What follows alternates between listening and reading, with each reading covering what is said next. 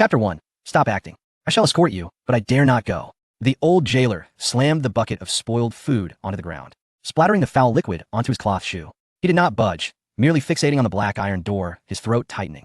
Inside is a living demon. I have not yet had my fill of life. I dare not provoke such misfortune. The newly arrived young jailer shrank back slightly, the keys in his grasp jingling anxiously.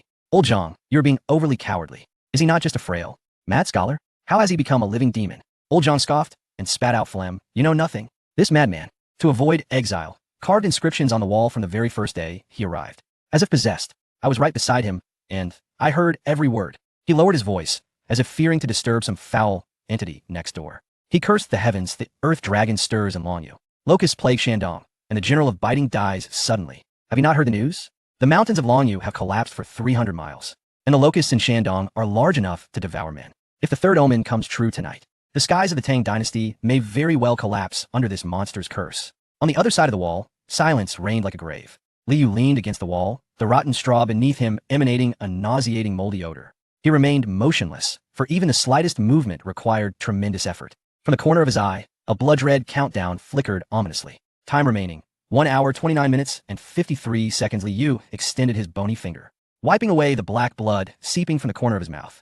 He was in the late stages of liver cancer. 10 days prior, he had been preparing to end his life in his rented room when an enigmatic system appeared, proclaiming that by signing a contract and traversing to the 8th year of the Tang dynasty to complete tasks, he could accumulate trust and travel between two worlds, prolonging his life and curing his ailment. Who could have anticipated that upon signing the contract, he would open his eyes to find himself in the Tang dynasty? His debut was disastrous, fell directly into the lotus pond of the Imperial Garden, startling Li Ji, who was feeding fish, to the point of soiling himself. According to Tang law, intruding into the inner palace and colliding with a prince warranted immediate execution.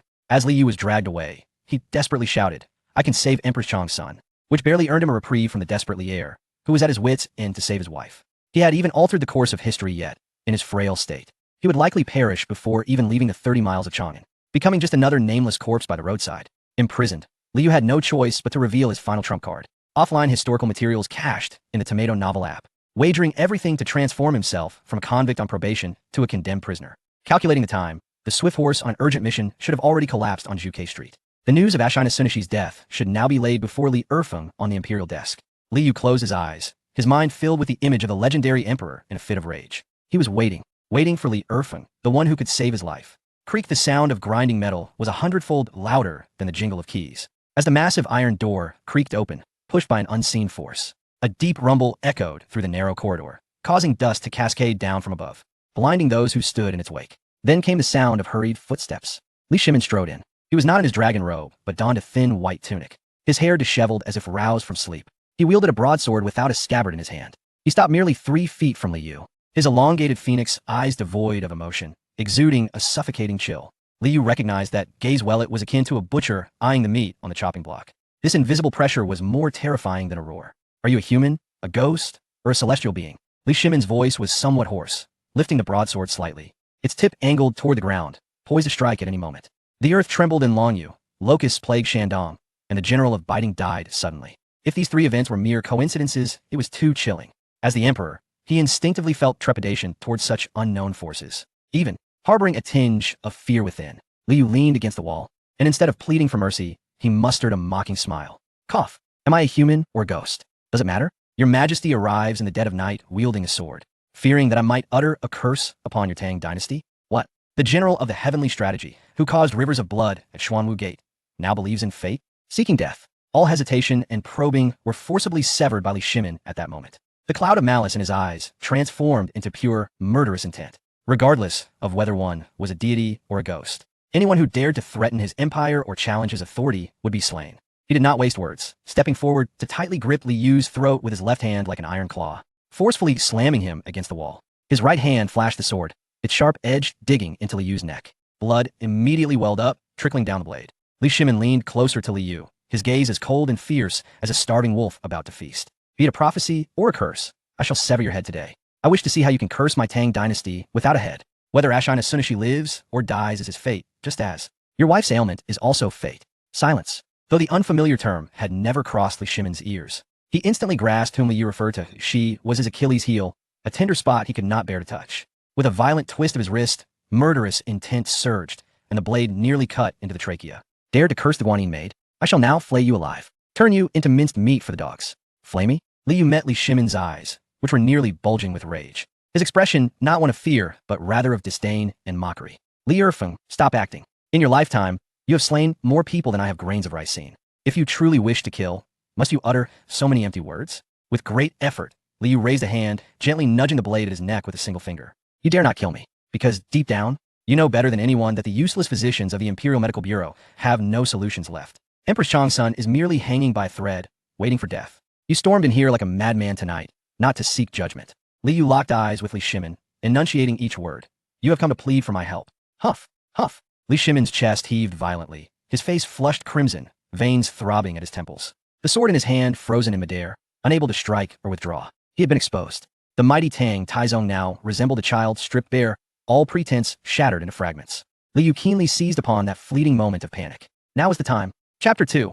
Ere he glanced past Li Shimin, where the old eunuch Wang De and several imperial guards stood in the shadows, not daring to breathe. If you wish for your wife to survive, then suppress that imperial demeanor of yours.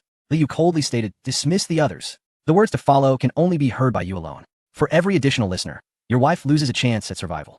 This is a matter of celestial secrets. Hearing too much can shorten one's life. Li Shimin fixed his gaze on Li Yu, his expression shifting between uncertainty and contemplation. After a prolonged silence, he abruptly turned, speaking coldly to those behind him.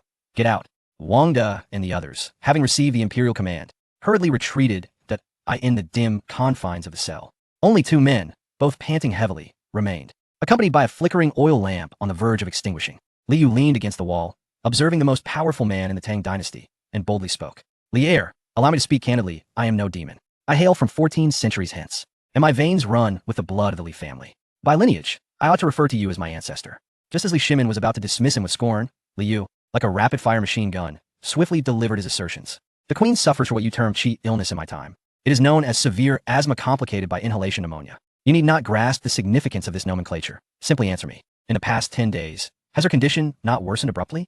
Is she unable to lie down at night, forced to sit and gasp for breath? Each breath, does it not sound akin to a whistle emanating from her throat?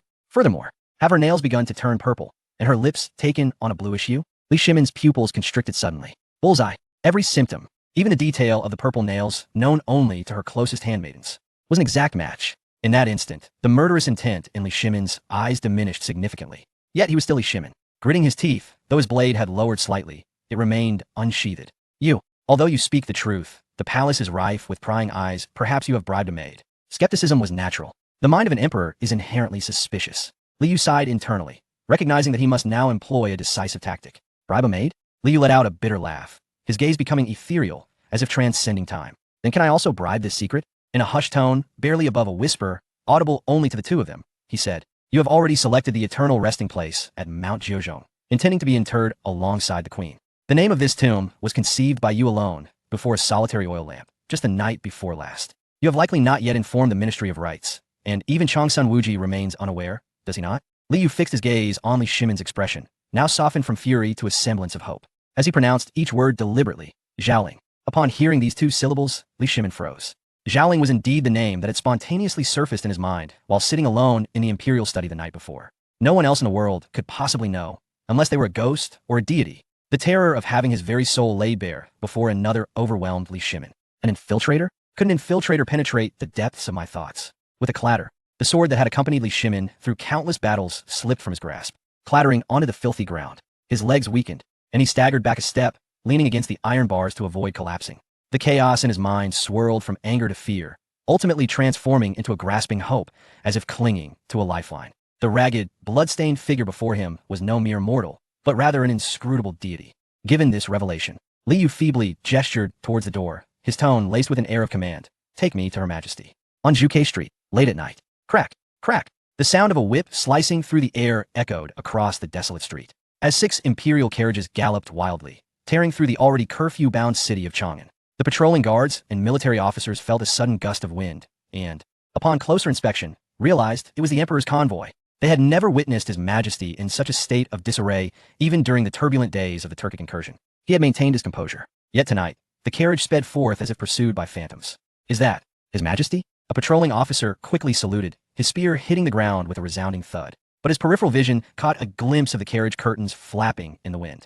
Within the carriage, the formidable Li Shimin, known throughout the realm, now resembled a cornered tiger.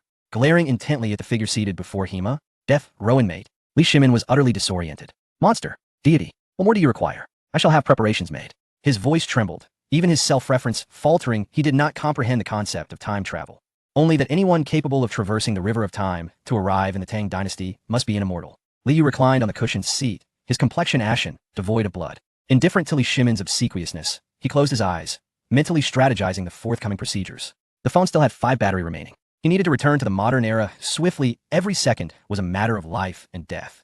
Whoa! The imperial carriage screeched to a halt before the steps of the Lijiang Hall, the hooves scraping against the bluestone, creating a shower of sparks. Before the carriage had fully come to rest, Li Shimin leapt out, turning to lift Li Yu. But Wang De, standing nearby, hastily stepped forward to carry him instead. A potent aroma of bitter traditional medicine permeated the grand hall. Dozens of imperial physicians knelt in a circle, deliberating over a warming remedy. Upon seeing the emperor return with a bloodied figure, the chief physician instinctively attempted to intervene. Your Majesty, the queen's health is fragile. She cannot bear the sight of blood. This. Before Li Shimin could erupt in anger, Li Yu, still on Wang De's back, interjected. If you cannot treat her, then step aside and do not obstruct my path. The chief physician stood, dumbfounded, pondering the audacity of this death row inmate. Just as he was about to retort, he witnessed Li Shimin kick over the nearby medicinal table. Did you not hear? All of you get out. The physicians, terrified, scrambled to flee the hall. In an instant, the side chamber was left vacant, save for a few close female attendants and Li Shimin. Li Yu was laid upon a couch adorned with soft brocade. He did not attempt to feel her pulse. Such advanced practices of traditional medicine were beyond his expertise. Instead, he pointed at the eldest female attendant. You come here. Chapter 3. Consultation. The female official knelt on the ground, trembling with trepidation. Listen carefully. I will ask a question, and you shall answer. Do not utter a single falsehood. Li Yu's voice was soft. Is the phlegm your ladyship coughs up yellow-green, and particularly viscous? The female official paused, instinctively nodding. Yes, yes. Is it true that by the latter half of the night, her temperature rises, and no amount of ice can bring it down? Yes. The tremor in her voice became more pronounced. When she breathes, does it feel as though a heavy stone rests upon her chest, making it difficult to draw in air? Yes. The female official gazed at Li Yu in terror, as if he were a deity. How could this condemned man, who had not even laid eyes upon her ladyship, be more accurate than the imperial physician who had taken her pulse for half an hour? Li Shimin listened closely.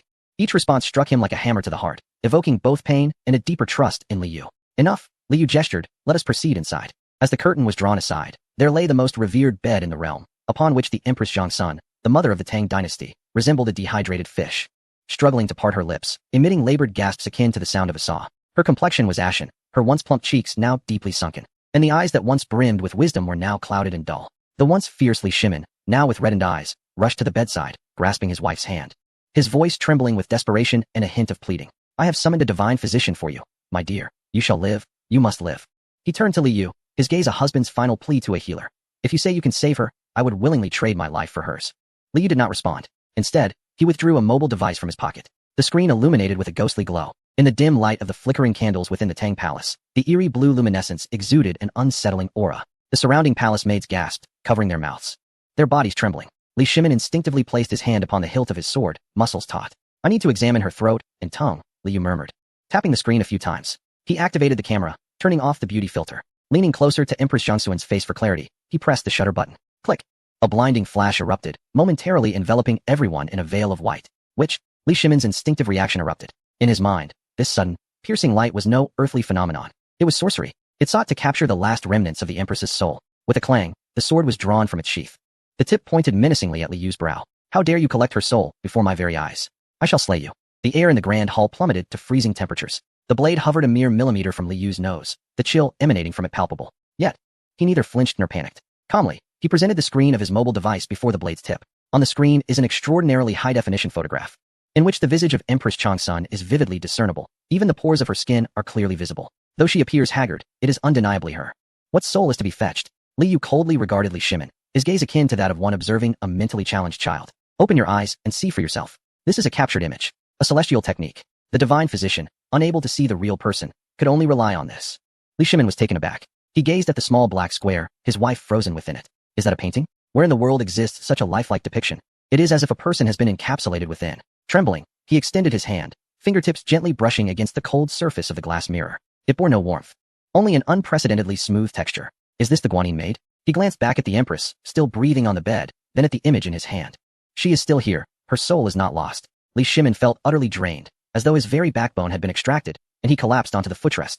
It was a misunderstanding, a mere misunderstanding. System notification, misunderstanding resolved. Awe achieved. Li Shimin's trust level increased. System reward, temporary time travel permission unlocked. Pain value reduced by 50. Protagonist lifespan extended by 3 days. Current remaining lifespan, 72, 49, 24. In that moment of successfully prolonging life, Li Yu felt as if the sickle that had been entrenched in his liver was finally withdrawn. Breathing became effortless. The excruciating pain that gnawed at his very marrow receded like a tide. He was alive. Taking a deep breath, Li Yu realized that with 3 days added to his lifespan, he need not rush back as if hurrying to be reborn. He could return to the modern world at his leisure, preparing ample antibiotics, a nebulizer, or even enjoying a hot pot meal. He stowed away his phone and adjusted his tattered prison garb, his movements graceful as if he were donning a dragon robe. He pointed toward the adjacent hall, speaking in a calm tone, "Find me a secluded room. I shall be gone for an hour to retrieve medicine from the future. The roots and barks of the Tang dynasty cannot save the Empress's life. Remember, within this hour, this hall is a forbidden zone. Anyone who enters shall meet their demise. If the celestial energy is severed, even a grand immortal would struggle to save the Empress." Li Shimin now bore no trace of imperial arrogance. He resembled the most loyal gatekeeper, personally standing guard at the door of the hall, eyes reddened as he declared, "I shall personally guard this. Not even a fly shall enter." Li Yu nodded, activating the time travel option in his mind, only to discover it required a minute's countdown. The atmosphere became awkward, and Li Yu, with a steely resolve, maintained his lofty demeanor, standing like a statue. Just as the countdown neared completion, Li Yu shouted toward the door, "Lier, prepare your treasury, await my return." No sooner had the words left his lips than a visible ripple spread through the air, followed by a gentle blue-white halo enveloping Li Yu. There was no smoke, no incantation. Outside, Li Shimin peered through the crack in the door, witnessing this scene with his own eyes. Under his astonished gaze, a living person simply evaporated into thin air. Only a faint, unpleasant odor lingered in the air, a testament to the fact that Li Yu had not bathed in 10 days. Truly, he was a remarkable being. With his palms pressed together, he faced the empty side hall, his lips quivering as he fervently chanted, "Oh, my dear deity, my little ancestor, you must return." Chapter 4. Procurement. As the disorienting sensation of warped time began to dissipate, the first scent to greet Li Yu was no longer the foul stench of the Tang dynasty's prison, but rather the artificial lemon fragrance of a cheap air freshener. Accompanying this were the musty odor of damp wallpaper typical of an old rental, and the enticing aroma of beef bone broth wafting from the eternally open door of the Lanzhou noodle shop downstairs. This melange of scents was far from pleasant. Yet to Li Yu at that moment, it was a fragrance akin to paradise. His knees buckled, and he sank to the luxurious carpet he had purchased for just 9 yuan on Pinduoduo. The dull ache of his kneecap striking the floor sent a jolt through his nerves, yet instead of wincing, he broke into a silent, cracked-lipped smile that shook his entire being. This was the hardness of 2025, the tactile sensation of a civilized world.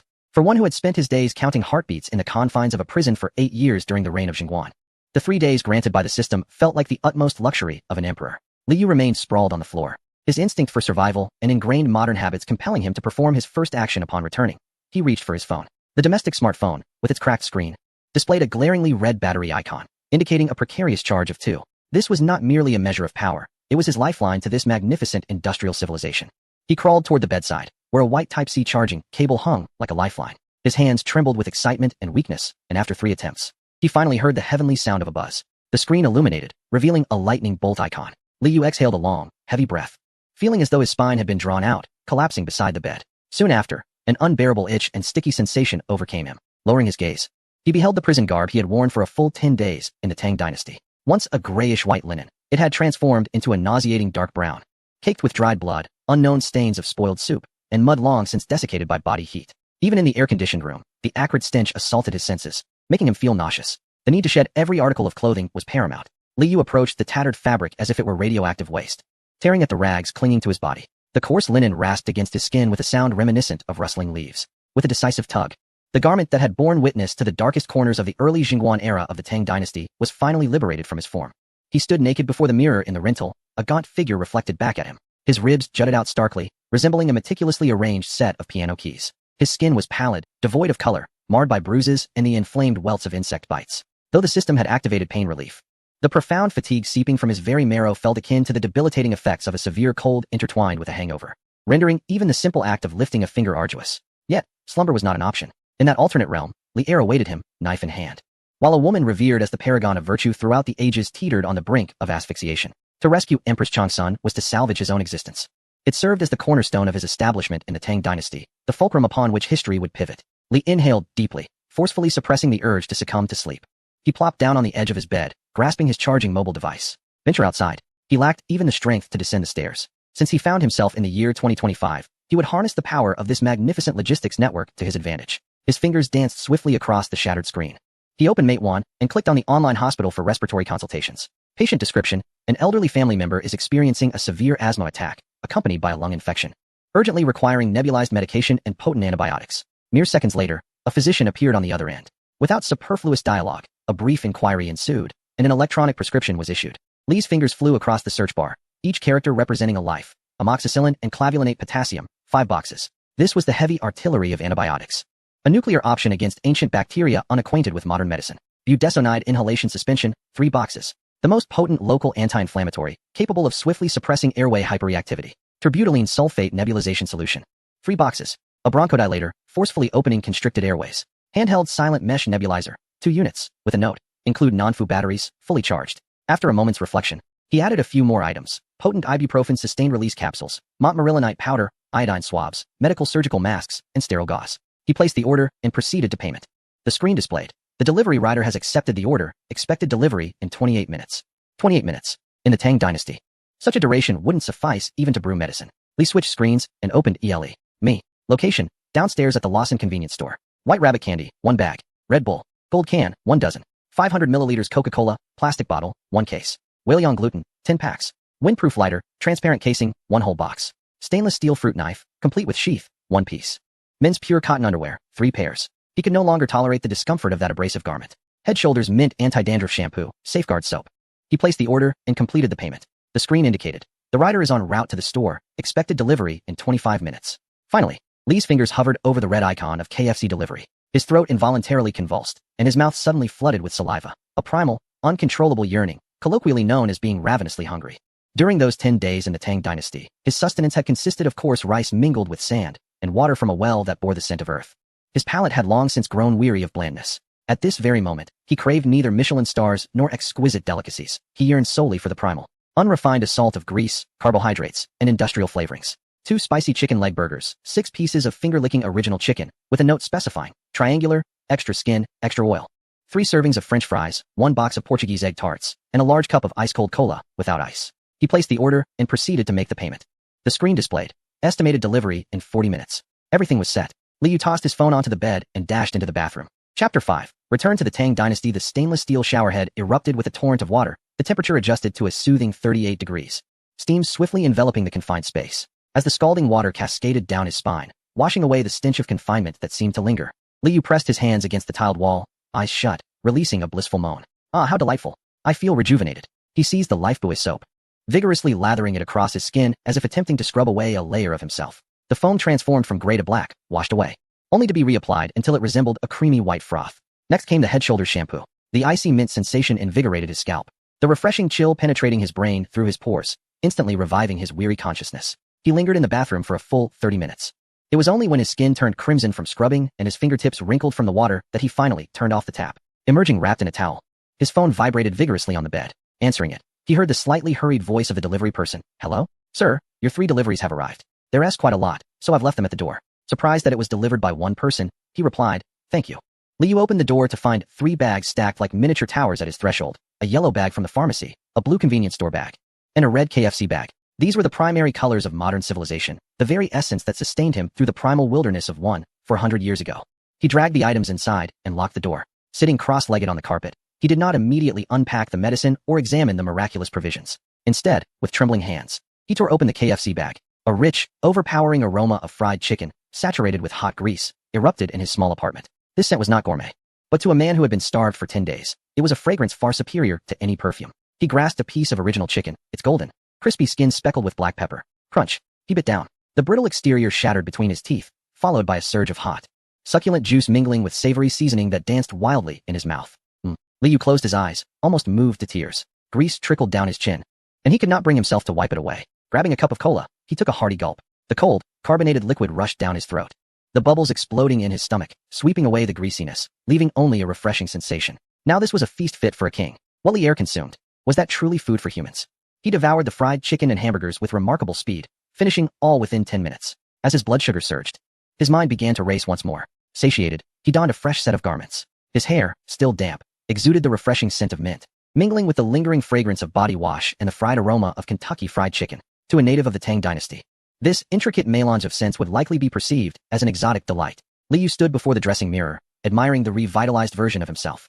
The weighty backpack rested heavily on his shoulders, a symbol of the Empress Changsuen's command, as well as his own means of survival in the Tang dynasty. He departed, holding a hamburger in his left hand while shoving the last spicy strip into his mouth with the right, chewing with red oil coating his lips. Then, with the free hand, he raised a middle finger at his reflection in the mirror, as if declaring war on the cruel feudal era. Li Erfeng, I have come to enlighten you with my Colonel Sanders. System command, initiate time travel, target anchor point, 8th year of the Tang Jingguan, side hall of the Liang Palace. The air began to distort violently, the lights of modern civilization stretching and fracturing, ultimately dissolving into nothingness. In the Tang dynasty, in the side hall of the Liang Palace, silence reigned, punctuated only by the sound of dripping water from the eaves. The red candles had burned down significantly, wax pooling atop the bronze candlesticks. Li Shimin paced back and forth, hands clasped behind his back. With each step, the soles of his thick boots thudded against the golden bricks, causing the chief eunuch Wang to feel his heart race in trepidation. After an hour, Li Shimin halted, his bloodshot phoenix eyes fixated on the incense stick, nearly burned out. Only 2 more moments remained. His right hand unconsciously caressed the hilt of his sword, his thumb pressing firmly against the guard. If that person did not return, if this was a ruse, a stalling tactic, or some arcane sorcery he could not comprehend, then Li Shimin would become not only the grieving lover of his beloved Guanyin maid, but also the laughingstock of the entire realm. Wangda, Li Shimin's voice suddenly cut through the tension, icy and resolute. I am here. If the incense burns out before the person arrives, deliver my edict, secure the palace gates. Dig 3 feet into the ground if necessary to unearth that charlatan. I shall make him understand the consequences of deceiving the sovereign. Just as the incense ash trembled on the verge of falling, and Li Shimin's murderous intent simmered to a boil, a sudden hum filled the air. Without warning, a violent ripple surged through the atmosphere, akin to glass shattering under the impact of a bullet. An indescribable sense of pressure enveloped the entire side hall. The once empty chamber transformed as shadows twisted, and the fabric of space was violently torn apart. Then, a figure materialized from thin air. Li Yu had returned. Li Shimin instinctively took a step back, hand instinctively resting on the sword's hilt, yet in the next moment, his motion froze. The ragged, foul-smelling corpse of a prisoner had vanished. In its place stood a young man clad in peculiar attire, emanating an intoxicating aura that captivated Li Shimin's senses. Gone is the previous acrid odor, replaced instead by a refreshing sensation akin to mint, mingled with the essence of rare herbs, combined with an overwhelming, savory aroma that tantalizes the palate with its rich, oily fragrance. The juxtaposition of these 2 distinct scents creates an olfactory explosion in the spice-deprived depths of the Tang dynasty night. Thud. Li Yu dropped his heavy mountaineering pack onto the table, producing a dull thud. He even held a half-eaten, peculiar dough stuffed with meat in his hand. I thought you wouldn't return, Li Shimin remarked, slowly loosening his grip on the hilt of his sword, his palm damp with cold sweat. He endeavored to maintain the dignity of an emperor, yet the tremor in his voice betrayed him. I will return after dinner, a promise kept. Li Yu swallowed the last morsel of food. Let us get to work, we can discuss other matters later. Chapter 6, Ancestor. The Tang dynasty has fallen for over 1,000 years. He did not grant Li Shimin the opportunity to inquire. Instead, he unzipped his backpack and produced several boxes of medicine along with a handheld silent nebulizer. Li Shimin gazed at the exquisitely colorful little boxes and the oddly matte-finished contraption. The words that were about to escape his lips swallowed back. This time, he cast aside the pretense of imperial authority and hastened to follow Li Yu into the inner palace, much like a subordinate carrying bags. Inside the inner palace, the air was stifling. Empress Changsuen's complexion was ashen, each breath sounding like the wheezing of a broken bellows, the rasping noise piercing the stillness. Li Yu remained composed, his movements swift and somewhat brusque. He first grasped a tablet of amoxicillin and clavulanate, expertly breaking the silver foil with a flick of his finger, allowing a pristine white pill to fall into his palm. Warm water. A palace maid promptly offered water. Li Yu directed her to pry open Empress Changsuen's mouth, placing the pill inside, followed by a sip of water to aid her breathing. Next, Li Yu picked up the nebulizer, deftly twisting open the small plastic bottle of budesonide suspension and squeezing the medication into the chamber. After securing the battery, he pressed the switch. Without any smoke or the sound of boiling water, the peculiar device, no larger than a palm, silently expelled a delicate mist as ethereal as clouds. This mist coalesced, yet did not disperse, gently wafting through the air, imbued with a faint medicinal scent. Li Shimin's eyes widened in astonishment, his mouth agape, utterly discomposed. Is this truly an otherworldly technique? No need for boiling or magical incantations, transforming liquid into mist seemingly out of thin air. Could this be the legendary ability to exhale clouds? Watch and remain silent. Li Yu gently placed the mask over Empress Changsun's mouth and nose. With each labored breath, the white mist was drawn deep into her lungs. 1 minute, 2 minutes. Li Shimin gripped the canopy of the bed tightly. A miracle unfolded. The distressing wheezing that had gripped her throat began to abate at a visibly discernible rate. The suffocating sensation that felt like a vice around her throat was receding. The furrowed brow of Empress Changsun gradually relaxed. Her face, previously tinged with a bluish hue from lack of oxygen, began to reveal a hint of color. The breaths became deeper and slower. After a quarter of an hour, she ceased her struggles and cries, succumbing instead to a tranquil, profound slumber. The rise and fall of her chest turned smooth and rhythmic. Li Shimin held his breath, trembling as he extended a finger to touch his wife's nose. Warm, steady, strong. She was improving. Truly improving. Such miraculous abilities indeed. His eyes instantly welled with tears as he turned to Li Yu. And the murderous intent and suspicion that once lingered had vanished, replaced by a burgeoning trust. Enough, Li Yu declared, switching off the nebulizer and carelessly tossing it into his bag as he turned to exit the inner chamber. This was merely a first aid, a means to preserve life. To address the root cause, meticulous nurturing was required. Upon returning to the side hall, Li Yu plopped down into a chair, nonchalantly crossing his legs. Li Shimin followed him out, and at that moment, despite still being clad in his thin garment, his spirit and vitality had returned. He regarded Li Yu with a complex gaze. If his previous belief had been coerced, now it had become an unavoidable truth. Li Yu casually retrieved a bottle of unfinished cold cola from his bag, although it had lost its chill since his arrival. The bottle was still adorned with glistening droplets of water. Here, have this to ease your nerves, he offered, extending the cola. Li Shimin accepted it with both hands. The bottle felt icy to the touch. Yet what astonished him more was the material of the bottle, transparent, pure, devoid of any impurities. The dark liquid inside was clearly visible, continuously bubbling with tiny effervescence. Is this flawless crystal? Li Shimin's voice trembled, its transparency making it priceless in the Tang dynasty. Plastic, Li Yu replied nonchalantly. It's disposable. Drink it and toss it away. Just twist it open and enjoy. Li Shimin cautiously twisted off the cap. With a soft hiss, a puff of white vapor escaped, startling him to the point of nearly dropping the bottle. Is it alive? Is this water alive? That's just gas, Li Yu said, tilting his head back to gulp from his own bottle, letting out a resounding belch. Give it a taste. It's delightful. Li Shimin mimicked him, tentatively taking a sip. The bubbles burst on his tongue, an unprecedented sensation shooting straight to the crown of his head, followed by a rich sweetness. Wow, Li Shimin's eyes widened. This beverage was assertive, stimulating. It was as refreshing as strong liquor, yet sweet as honey. Li Yu smiled softly, choosing not to respond. Li Shimin was utterly speechless. Clutching the bottle of this invaluable elixir, he glanced at his wife peacefully sleeping within the inner chamber. Everything indicated that this person before him did not belong to the mortal realm. Even as an emperor, a son of heaven, he felt a profound reverence in that moment. Li Shimin set down the cola, taking a deep breath, his expression taking on an extraordinary seriousness. He approached Li Yu, gesturing for Wang De to withdraw, even personally shutting the palace door. Then, he procured a chair and sat across from Li Yu, their knees nearly touching. This proximity was perilously intimate. Immortal. Li Shimin gazed intently into Li Yu's eyes, finally voicing the question that had been trapped in his heart for an entire hour. More crucial than a matter of life and death. You saved Guanin's maid. I believe in your abilities. But now, I demand the unvarnished truth. The voice of Li Shimin resonated with a deep authority, imbued with the unique oppression characteristic of an emperor. You previously claimed to hail from 14 centuries hence? Or are you a descendant of the Li lineage? Will the mighty Tang still exist in that distant future? How many generations has my empire endured? The side hall fell into an eerie silence. The flickering candlelight danced momentarily, casting elongated shadows of the two figures. Li Yu gazed upon this timeless emperor, perceiving the ambition lurking in Li Shimin's eyes, as well as the profound fear hidden beneath. Li Yu did not respond immediately. He picked up the bottle of cola, gently shaking it, observing the dark vortex within. Then, he raised his gaze, a meaningful smile gracing his lips, and uttered softly, Ancestor. The Tang has been fallen for over a millennium, and the very soil of Chang'an has been scorched thrice. Chapter 7. A lesson for Li Air. The cola bottle slipped from Li Shimin's grasp, crashing heavily against the golden brick floor, though the plastic vessel did not shatter. The cap burst open, unleashing a cascade of dark, effervescent liquid that flowed freely across the polished surface, inundating Li Shimin's feet. Yet, he remained unmoved. He did not erupt in a fit of rage like a commoner, nor did he collapse like a feeble monarch. He maintained his outstretched hand, frozen in midair. His phoenix eyes, accustomed to the vicissitudes of life, which had never flinched even in the face of 100,000 Turkish cavalry by the Weisha River, now narrowed slightly. The sense of oppression was suffocating. In the corner, Wang De felt as though his heart might cease to beat. He yearned to sever his own ears, or to strangle himself on the spot. The Tang had perished. Wang De curled into a ball, pressing his forehead firmly against the ground, deliberately holding his breath. He had served the emperor for half a lifetime, and understood all too well what such a deathly silence signified. It was the portentous stillness before the emperor's sword was drawn. After years of silence, Li Shimin spoke, his voice unwavering. He did not inquire as to why, nor did he exclaim disbelief. As a man who carved a bloody path through chaos, he accepted this harsh reality at once and began to demand the core data. Li Yu regarded this man before him, silently acknowledging that this was the demeanor befitting a timeless emperor. 289 years. Li Yu replied. Nearly 3 centuries. Li Shimin slowly withdrew his hand, the knuckles paling from the exertion. He quietly mulled over the number. It was neither short nor long. The Han dynasty flourished for 400 years, yet the realm that you, Li Air, established, lasted less than 300? Li Shimin felt a profound sense of shame. He raised his gaze, his eyes piercing into Li Yu's. What was the root cause? Was it the incompetence of your descendants? External invasions? Or natural calamities? Li Yu refrained from answering directly. He bent down, retrieving the still fizzing cola bottle from the ground, unbothered by its dirtiness, casually wiping it with his sleeve before squatting down. Ancestor, observe closely. Li Yu gestured to the pool of black liquid on the floor. Li Shimin silently returned to his seat, leaning forward, his gaze sharp as a hawk's.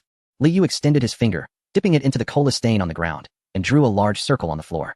The Tang dynasty did not fall due to external forces, but rather from within. His voice echoed throughout the vast hall. Within the circle, he sketched a character resembling a field. This represented the land. Next to it, he drew a simple figure holding a knife, symbolizing the soldiers. Liu lifted his gaze, his eyes deep with contemplation. Ancestor, the military strength of the Tang that you take pride in, the very foundation of sweeping across the realm, relies on the system of provincial soldiers. Farmers cultivate the land, tilling it in peace, and when war arises, they provide their own rations and weapons, allowing the court to avoid maintaining a standing army while still collecting taxes. This system, in your hands, is a flawless closed loop. Li Shimin nodded slightly, a flicker of pride crossing his eyes. This is the cornerstone of the nation, the integration of military and agricultural forces, concealing soldiers among the populace, strengthening the core while weakening the branches. Indeed, in the initial stages of establishment, this was a masterstroke. Liu scoffed, abruptly slicing through the character representing the field with his ink-stained finger. But what if the land were to vanish? Li Shimin's brow furrowed. His sharp political instincts immediately grasped the crux of the matter. Are you suggesting consolidation? Not merely consolidation, but a deadlock between population explosion and the finite amount of land. Liu articulated rapidly, adopting the perspective of a modern observer. In the early years of Jingguan, the population of the Tang was less than 20 million, with ample land to distribute among the citizenry. However, your governance has been too effective. Under a prosperous era, the population surged dramatically. 50 years later, the population could double, and in a century, it might reach 50 to 80 million. Yet, the land has scarcely been expanded, and the Guanzhong Plain has lost its fertility due to overexploitation. While the population multiplies, what will those surplus able-bodied men eat? What will they use to purchase weapons and bows to serve as provincial soldiers? Li Shimin's expression turned grave. He understood, this was a deadlock. Water can carry a boat, but it can also capsize it. What if there were no water to sustain their existence? Liu's finger, now dipped in black liquid, sketched a massive greedy mouth beside the character for the field. Accelerating this deadlock was the aristocracy. As those two characters were uttered, the temperature in the hall seemed to plummet several degrees. The 5 prominent surnames and 7 influential clans. Li Shimin clenched the armrest of his chair, realizing the inevitable harm that these parasites would cause. They are far more avaricious than you imagine. Liu coldly added, they exploit the privileges in their hands, evading taxes and labor duties. In times of disaster, they trade a bushel of rice for a peasant's acre of land. In prosperous years, they drive the populace to sell their children under the pressure of usury. Eventually, 70% of the Tang's land fell into the hands of the aristocracy, transforming the common folk into displaced persons and stateless individuals. The provincial soldier system collapsed because no one qualified to serve as a provincial soldier remained. Liu drew a jagged line on the ground. With no one to serve, the court could only resort to hiring soldiers, known as the mercenary system. But whom do these hired soldiers obey? They follow the commander, who pays them. The court lacks funds, and tax revenues dwindle, leading commanders to collect taxes and maintain their own troops locally. Thus, regional warlords emerged, and the military governors came into being. Liu drew a large circle, enclosing the character for soldier within it, inscribing the word and beside it. On Lushan, Liu gazed at Li Shimin, a hint of sympathy lacing his tone. Your great-grandson, Li Longji, displayed remarkable wisdom and valor in his early reign, yet succumbed to folly and despotism in his later years. He favored that rotund barbarian, granting him command over 3 military regions. This wolf, nurtured by the coffers of the Tang, ultimately severed the very spine of the dynasty. That conflict was known as the Ungshi Rebellion. Henceforth, the once prosperous city of Chang'an experienced its first bloodshed. The sovereign of your lineage was compelled to flee to Shu. With a sharp crack, a corner of the Zetan-wood armrest in Li Shimin's grip splintered under his force. Wood shavings pierced his palm, blood seeping forth. Yet he remained oblivious. He did not roar. Instead, his countenance darkened, as if it could weep. On Lushan, he whispered this name, his tone eerily calm. Good, very well. I shall remember it. These few simple words bore a weight more terrifying than any furious shout. Those familiar with him understood that this yet-to-be-born in Lushan, along with his entire clan, had already been inscribed on Li Shimin's death list. Should that tribe dare to emerge, they would be met with the ruthless blade of the general of heavenly strategy. Futile. Liu shook his head, suddenly seized by a violent fit of coughing. Cough, cough, cough. Bent over, he clutched his mouth in agony, pale fingers stained with blood. Yet he pressed on, his gaze intensifying as he fixated on Li Shimin, slain Lushan, along with Li Lushan and Wang Lushan. As long as the aristocracy continues to drain the life from the land, as long as land still consolidates, the blood of the Tang shall inevitably be drained dry. Gasping for breath, blood trickling from the corner of his mouth, he revealed a cruel and eerie smile. However, my ancestor, do not be too saddened. Though the Tang has perished, those who forced you into sleepless nights, incessantly recounting ancestral laws, those 5 surnames and 7 esteemed families, met a fate far worse than that of the Tang. Chapter 8. The city adorned in golden armor. Li Shimin immediately inquired, is this truly the case? How did they perish? Liu steadied himself against the table, wavering as he rose. In the dimly lit side hall, he envisioned the conflagration that would engulf the city 200 years hence. He took a few steps, his voice rising and falling, infused with a tempestuous aura of vengeance and sorrow. When autumn arrives on the 8th of September, my flowers bloom, and all other blossoms shall perish. The fragrance ascends, permeating Chang'an, the entire city adorned in golden armor. Li Shimin trembled. What a ferocious poem. What immense bloodlust. Liu turned to him, softly uttering the most sanguinary and vindicating annotation from history. That failed scholar, Huang Chao, upon invading Chang'an, committed one act. He trod upon the bones of the nobility. My ancestor, can you fathom this? Li Yu's voice heightened, tinged with a morbid ecstasy. Those you despise, the Cui family, the Lu family, the Wang family. Venerable houses that have persisted for millennia, those elite families that would meticulously select suitors for your daughter, were slaughtered by those landless peasants. Nearly to the last. The men were beheaded, the women exiled. Their corpses were treated as refuse, littering the streets of Zhuge, trampled by thousands of horses, reduced to mere pulp. A fire consumed their ancestral lineage, while a blade severed their legacy. From the onset of Huang Chao's rebellion, countless heroes rose to arms, ruthlessly extinguishing the noble clans. By the conclusion of the 5 dynasties and 10 kingdoms, the world was devoid of such families. Silence. In the corner, Wang De trembled so violently that he forgot to shiver. What had he just heard? The streets of heaven trampled over the bones of officials? Those lofty lords, who even the emperor had to regard with deference, had been annihilated. This was nothing short of a cataclysmic prophecy. How audacious! How outrageous! Wang De screamed internally, convinced the speaker was mad. Yet, Li Shimin sat there, his expression remarkably vivid. First came shock, followed by realization. Finally, his lips curled into an uncontrollable smile, revealing a sense of profound satisfaction. Ha! What a splendid proclamation. The streets of heaven trampled over the bones of officials. Li Shimin slammed the table, tears brimming in his eyes, not from sorrow for the turmoil of the Tang dynasty, but from sheer delight. Well done. Those parasites. Those butchers. Though I cannot act due to my reputation, divine justice will ultimately prevail. In that moment, he was no longer the emperor balancing various factions, but a warrior reveling in the demise of his adversaries. Cough, cough, cough. Suddenly, Li Yu's body went limp, and a violent fit of coughing seized him once more, far more intense than before. A spray of blood splattered onto the dark stain on the floor, a shocking blend of red and black. Li Yu's vision blurred, and he toppled backward. Li Shimin was jolted from his tumultuous emotions. Instinctively, he sprang up, catching the faltering Li Yu. At that moment, he shed all semblance of imperial grandeur, appearing instead as a terrified elder. Water. Wang De, quickly, fetch water. Li Shimin called urgently to the corner. Wang De soon approached with a teacup, the sound of the lid clinking against the bowl echoing in the air. Your Majesty. Water is here. Li Shimin snatched the teacup, disregarding Wang De's assistance, and personally brought it to Li Yu's lips. One hand supported Li Yu's back to ease his breathing, while the other carefully held the tea, though his movements were awkward. Take your time, sip slowly. Li Shimin observed Li Yu's pallid face and the blood at the corner of his mouth, his heart twisting in pain. Child, do not rush. We can discuss the matters of the Tang dynasty at a leisurely pace. I am no longer in a hurry, truly. Li Shimin felt genuine sorrow. Setting aside the mantle of a prophet, this young man before him was his only kindred spirit in the world, the sole one who understood his anxieties and dared to speak the truth to him. With Li Shimin's hand supporting him, Li Yu managed to sip a few mouthfuls of warm water, suppressing the metallic taste of blood. Leaning against the chair, he panted weakly, gazing at Li Shimin, who was close at hand. The concern in that man's eyes was genuine. The ancestor, Li Yu, wiped his mouth, offering a bitter smile, unmindful of propriety as he slumped into the chair, realizing the gravity of his revelations had brought about swift retribution. Nonsense. Li Shimin shot him a stern glance, then took the broad sleeve of his dragon robe to wipe the cold sweat from Li Yu's forehead. With me here, even the king of hell would not dare to claim you. The domineering and unreasonable words warmed Li Yu's heart. The atmosphere, once tense with the weight of national fate, gradually softened. Li Shimin returned to his chair but drew it closer, their knees almost touching. With the state affairs concluded and the truths understood, Li Shimin's gaze deepened once more. He recognized that land consolidation was a persistent ailment. However, armed with his wisdom and Li Yu's foresight of the future, he felt confident in unraveling this impasse. Yet, within him lingered another knot, one that troubled him far more than the fall of the Tang dynasty, robbing him of his sleep.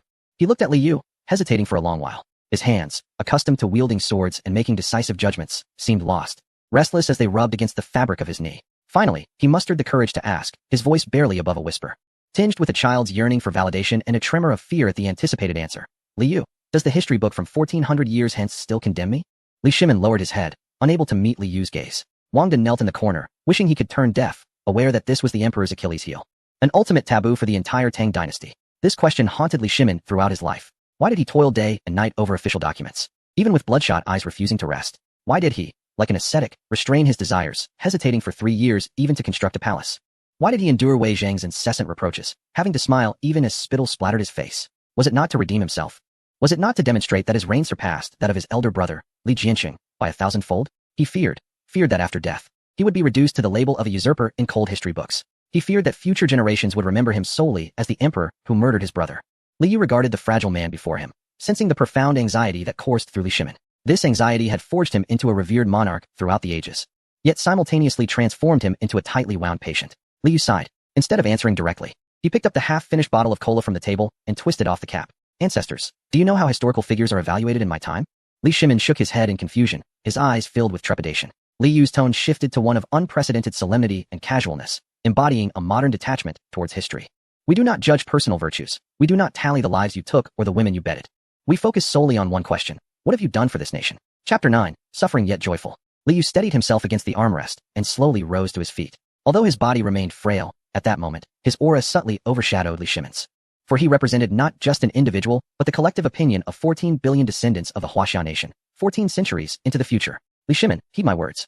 Li Yu's voice was soft, yet each word resonated like a mighty bell. Throughout the vast expanse of China's 5,000-year history, there have been over 400 emperors. But only 4 are frequently mentioned by posterity, even being referred to as great emperors. Li Yu extended 4 fingers, swaying them gently in the candlelight. Qin Shi Huang, Han Wu, Tang Zong, and Song Zhu. This Tang Zong is you, Emperor Taizong of Tang, Li Shimin. Li Shimin's body trembled, his pupils dilated, and his lips parted slightly. Although he held a disdainful view of Qin Shi Huang and Han Wu, considering them tyrants, he keenly realized that future generations would assess him based on his territorial expansions and the subjugation of foreign tribes. Thus, he calmly pondered, could it be that I am to be ranked alongside them? Li Yu did not grant him a moment's respite, continuing with fervor, not only that. Historians of the future have bestowed upon you an ultimate evaluation encapsulated in 8 characters. These 8 characters proclaim that you are unparalleled in history. A figure without equal to come. Leaning closer, his pale face nearly touching Li Shimin's, Li Yu's eyes burned with zeal, and in the eyes of the common folk. You are the eternal emperor, the heavenly Khan. If the previous remark about treading upon the bones of officials was shocking, then these words served as a redemption for Li Shimin. He stood frozen, his hands clutching his thighs, nails digging into flesh without his awareness, tears streaming down his face without warning. An eternal emperor? Like a child, he repeated the phrase, each utterance shattering the immense stone that had weighed upon him for half a lifetime. Indeed, Li Yu's voice softened, imbued with the clarity and reassurance of modernity. Ancestor.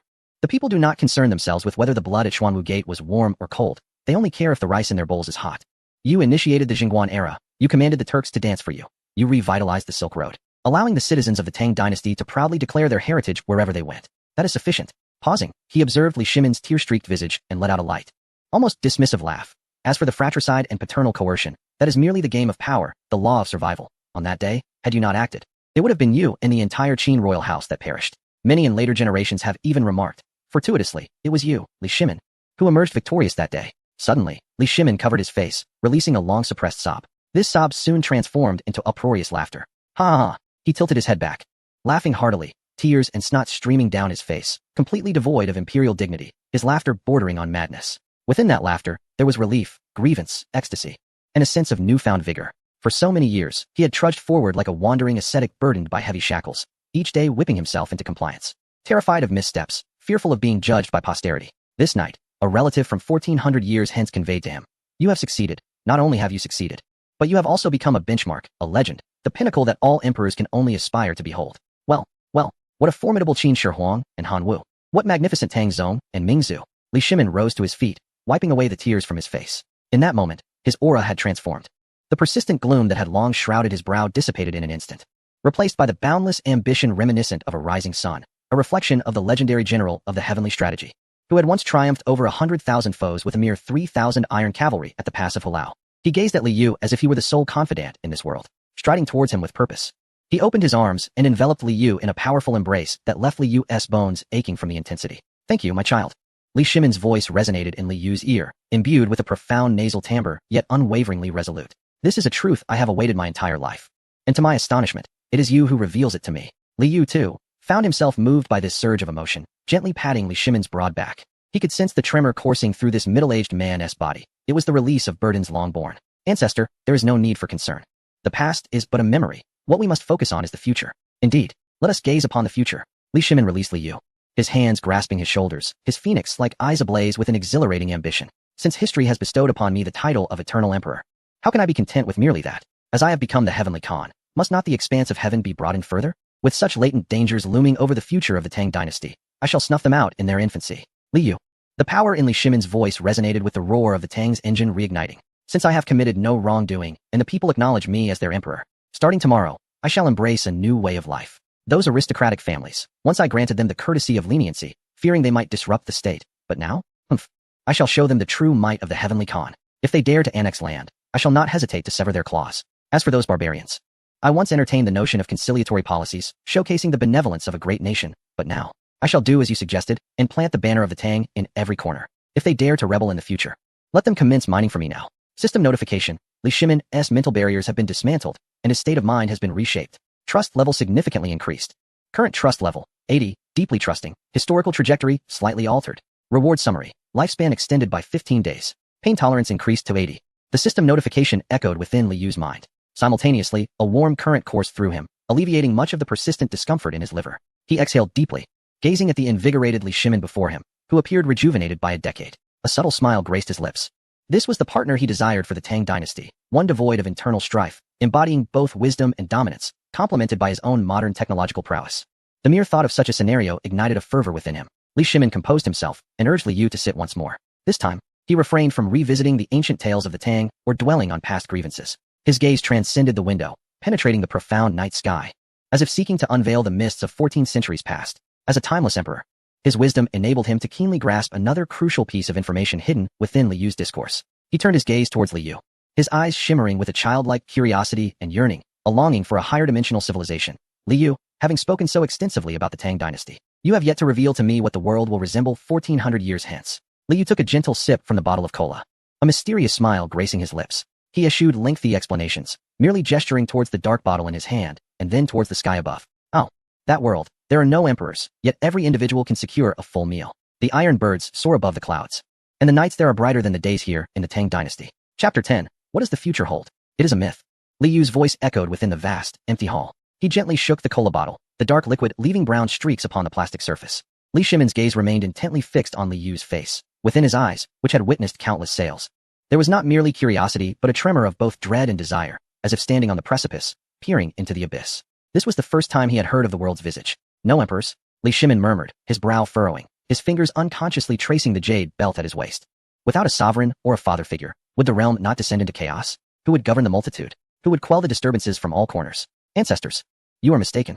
Li Yu chuckled softly, his body appearing somewhat weary from exertion, yet he straightened with resolve, his eyes gleaming with an extraordinary brightness. In that world, the greatest emperor is not an individual, but a system of rules, a set of regulations that every person, be they humble laborers or heads of state, must abide by. We call it the rule of law. Li Shimin pondered this notion. The methods of the legalists? Harsh penalties and strict laws? It is a contract, Li Yu replied, shaking his head. It is a covenant signed by every individual and the state. The state protects you, and in return, you contribute taxes to sustain the nation. Whoever breaches this contract shall be removed from power. This concept was far too avant-garde for Li Shimin, bordering on the radical. Yet he sensed within it an immense power, a balance that did not rely on bloodshed for its maintenance. And the common people? Li Shimin pressed. For this was his utmost concern. You assert that everyone can have enough to eat? How is that possible? Even in our prosperous Tang, there are those who perish from starvation. Natural disasters and man-made calamities are beyond human control. Quite simply, we achieve a yield of 1,000 caddies of grain per mu. In our world, a yield of 1,000 caddies is merely a baseline. Li Yu's voice resonated with profound pride as he began to paint a picture of that world. Akin to a celestial realm for the people of Tang, we possess iron oxen, as grand as palaces, which require no fodder and run on black oil. They can till all of the imperial fields of the Tang in a single day. We have vessels 100 times larger than your hall of governance, needing neither sails nor oars, capable of transporting tens of thousands of caddies of grain, traversing the seas faster than galloping steeds. We can even control the rainfall, transforming deserts into lush oases. In that world, allowing people to starve is an unforgivable scandal, the greatest disgrace for any ruler. Li Shimin inhaled deeply, a shiver coursing through his lungs. In the corner, Wang De buried his head lower, fearing that he might overhear secrets not meant for his ears and face dire consequences. Tilling the fields with iron plows? Controlling the rain? The shame of starvation? This was no earthly realm. It was a celestial world he dared not dream of. A wave of dizziness swept over Li Shimin, and his pride in the governance of the Jingguan era seemed utterly meager in comparison to such descriptions. Moreover, Li Yu appeared invigorated, gesturing towards the night sky that pointed towards the direction of Chang'an. We sit within an iron bird known as an airplane, soaring higher than the clouds. We could savor lamb stew in Chang'an in the morning and enjoy seafood by the sea, thousands of miles away, by noon. A journey of 1,000 miles in a single day? Li Shimin exclaimed, this being the pinnacle of his imagination regarding speed. Nay, a journey of 10,000 miles. Li Yu remarked casually. Li Shimin was rendered speechless. He gazed upon the resplendent, yet seemingly confined palace, a profound sense of disparity and insignificance enveloping him. Then there was the night. Li Yu pointed to the dim candlelight, stating, over there is no darkness. Our city at night is aglow, bright as day, illuminated by an invisible force called electricity, far exceeding the brilliance of 10,000 candles. A city that never sleeps, Li Shimin murmured, his eyes filled with longing, envisioning the splendor it must possess. An education? Li Shimin recalled Li Yu's mention of universal literacy. That is the simplest aspect. Li Yu smiled. In that world, education is compulsory. Should you deny your children the opportunity to learn, the authorities would imprison you. What? This time? Even Wang De in the corner could not suppress his astonishment. quickly covering his mouth thereafter. In the Tang dynasty, education was the privilege of the aristocracy. A luxury for the impoverished, a book was worth its weight in gold, an illiterate individual was a treasure. The notion of the government compelling people to read was beyond comprehension. 9 years of compulsory education, Li Yu gently articulated, his gaze softening. Regardless of your lineage. Whether you are destitute or wealthy enough to rival nations, the state provides for 9 years of schooling. A literacy rate of 100%. Li Shimin slumped in his chair, his eyes vacant. He envisioned a scene. Farmers in the fields reading the Analects, border soldiers writing letters home, street vendors performing arithmetic. What a formidable yet glorious era that would be. If such a populace existed, how could the Tang fail to thrive? How could foreign foes prevail? How wonderful. Li Shimin's voice trembled, his eyes glistening with moisture. I truly wish to see it, to witness firsthand the lives led by my descendants. You shall have the opportunity. Li Yu reassured him. Unbeknownst to them, the night outside began to pale. This night felt both interminable and fleeting. Li Shimin resembled a voracious student, eager to extract every word from Li Yu's mind. In turn, Li Yu poured forth the dazzling tapestry of modern civilization, revealing it piece by piece to this timeless emperor. The voice of the venerable ancestor, Li Yu, suddenly weakened, as the vitality he had been desperately clinging to, like a deflated balloon, dissipated with the dawn. Although the system had alleviated 80% of his pain, sparing him from the depths of despair he had previously endured, his body was, after all, in the late stages of cancer. The relentless intensity of traversing realms, saving others, and engaging in late-night discussions had thoroughly drained his energy. His eyelids felt as heavy as lead, and his mind began to signal an impending shutdown. I can't go on, Li Yu slumped, his body sliding down like a puddle of mud. Li Yu, Li Shimin exclaimed in alarm, rushing over to support him. The touch was not cold, but rather warm. Yet all movement had ceased. Quick, summon the imperial physician. Li Shimin panicked. Your Majesty, the young master seems merely to be asleep. Wang De, gathering his courage, leaned closer to listen to his breath, which came as a heavy snore. Li Shimin paused for a moment, then smiled bitterly. This lad. How audacious he is to sleep like a log even before me. Assist him to the couch. The two hastily helped Li Yu onto the soft couch in the side hall. He had scarcely touched the pillow before he fell into a profound slumber. Not even bothering to remove his shoes, Li Shimin stood by the couch, observing this young man, whose brow remained furrowed even in sleep, and his heart was filled with mixed emotions. Was this the price of revealing heavenly secrets? Was this the sacrifice of a descendant who risked his life for the sake of the great Tang? Your Majesty, dawn is approaching. It is time to return to the palace to change and attend court, Wang De gently reminded, his voice tinged with concern. For the emperor too had endured an entire night, the shadows of fatigue evident beneath his eyes. Li Shimin waved his hand lightly, as if to avoid disturbing the gentle breeze. No court today. We shall adjourn. Wang De was taken aback. A diligent ruler like Li Shimin had never adjourned court except when gravely ill. I shall go check on Guanyin maid. Li Shimin tucked in the covers for Li Yu, then turned and exited the side hall, his steps weary yet resolute. Within the hall of governance, the candles had extinguished. Li Shimin entered quietly, not disturbing anyone. He did not awaken the recently fever-free Empress Changsan, but instead laid a thick mattress by her bedside. Thus, the mighty emperor of the Tang dynasty prepared to sleep on the floor. He was utterly exhausted, yet it was only by remaining close to his wife, near that ethereal descendant, that he could find solace. In this slumber, Li Shimin dreamt a dream. He envisioned himself aboard a colossal ship, akin to a mountain, braving the winds and waves. Above him soared iron birds, while beneath his feet sprawled fields of golden wheat, with countless citizens clad in peculiar attire, their faces radiant with smiles, cheering for him and calling him the heavenly Khan. Beside him stood the healthy Guanyin maid and that descendant from the future. Chapter 11. The wrathful Li Shimin Erlang? A gentle call roused Li Shimin from his dream. Upon opening his eyes, he beheld Empress Changsun leaning against the headboard, a smile illuminating her face. Though her complexion remained pale, her eyes had regained clarity. Guanyin maid. Li Shimin sprang up, disregarding the chill of the floor, grasping his wife's hand. You are awake? How do you feel? Is your chest still tight? Much better.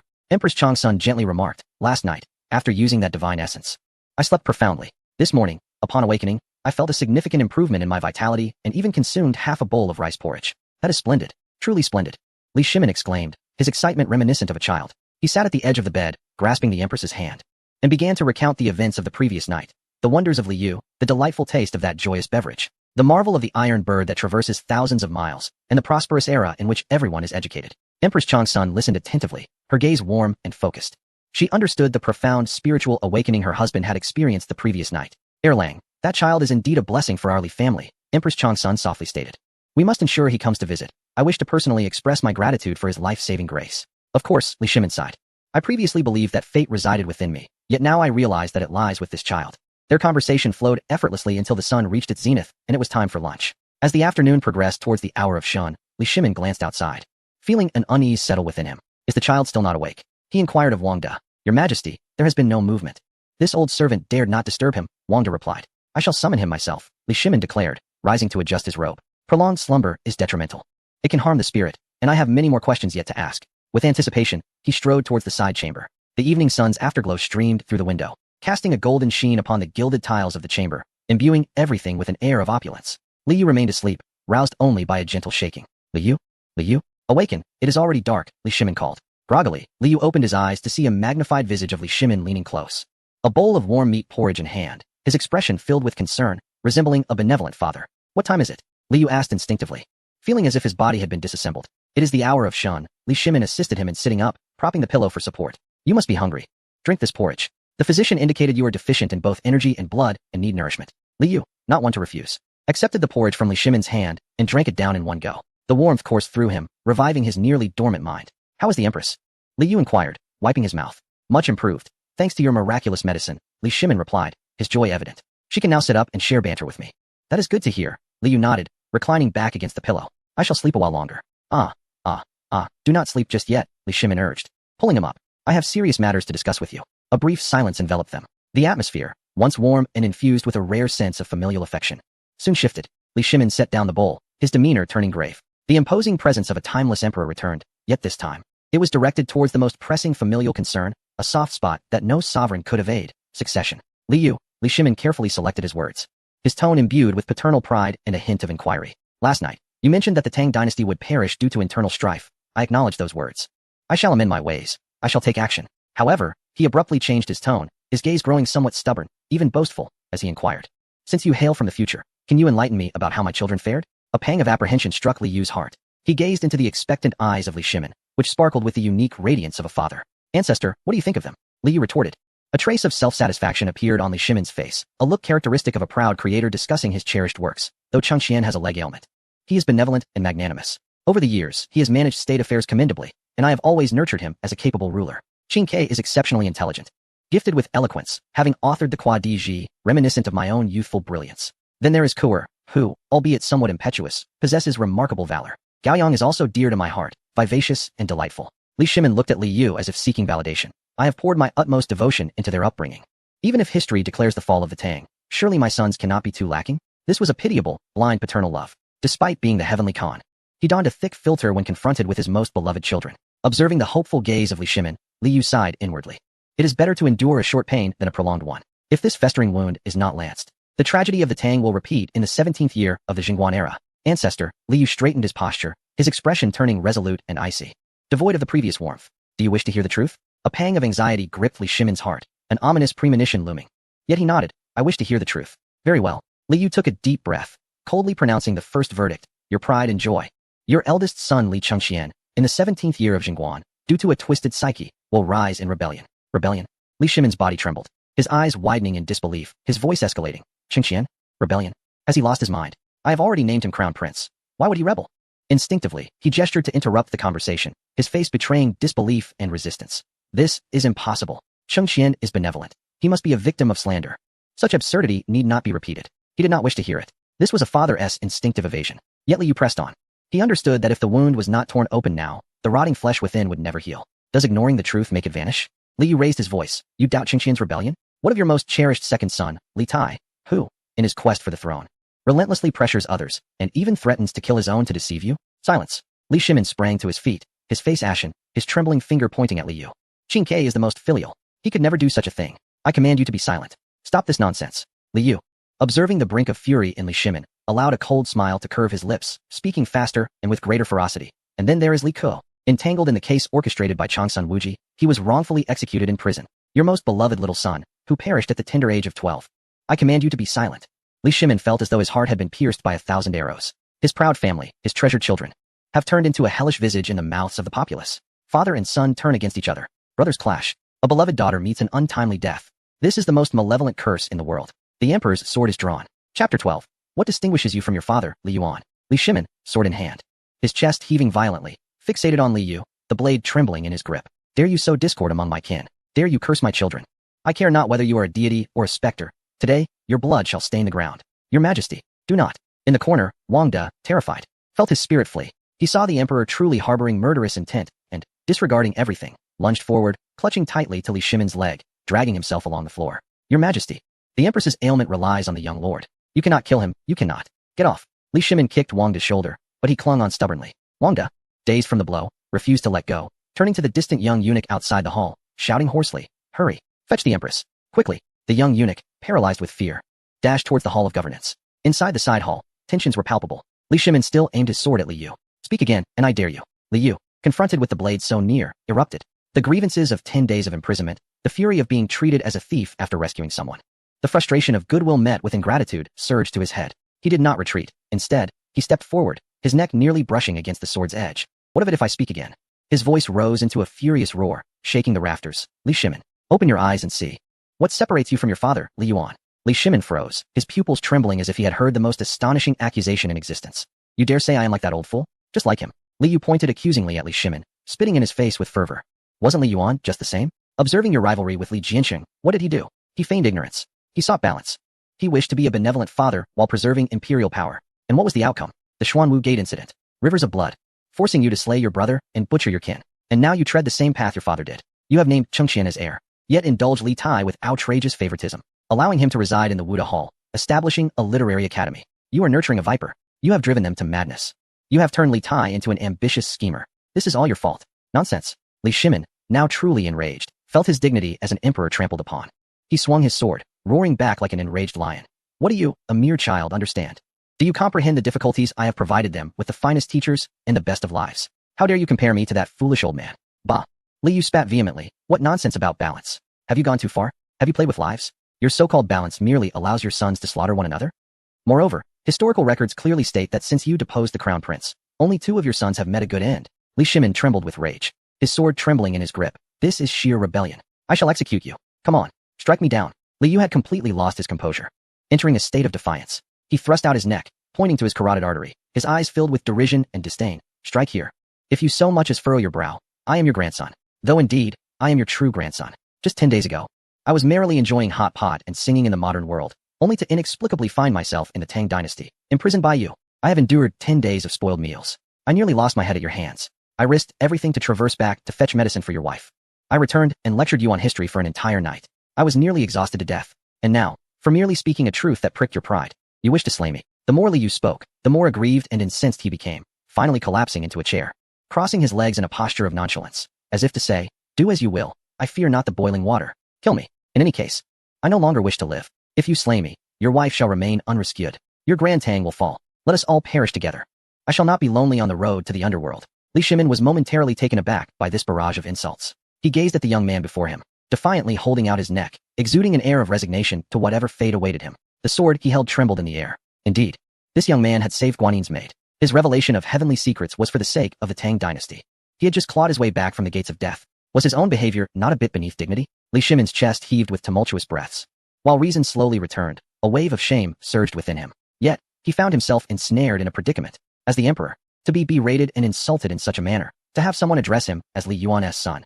If he were to cast down his sword now and admit defeat, what would become of the emperor's authority? He stood frozen, the sword still pointed at Li Yu. But his gaze shifted from wrath to embarrassment and confusion.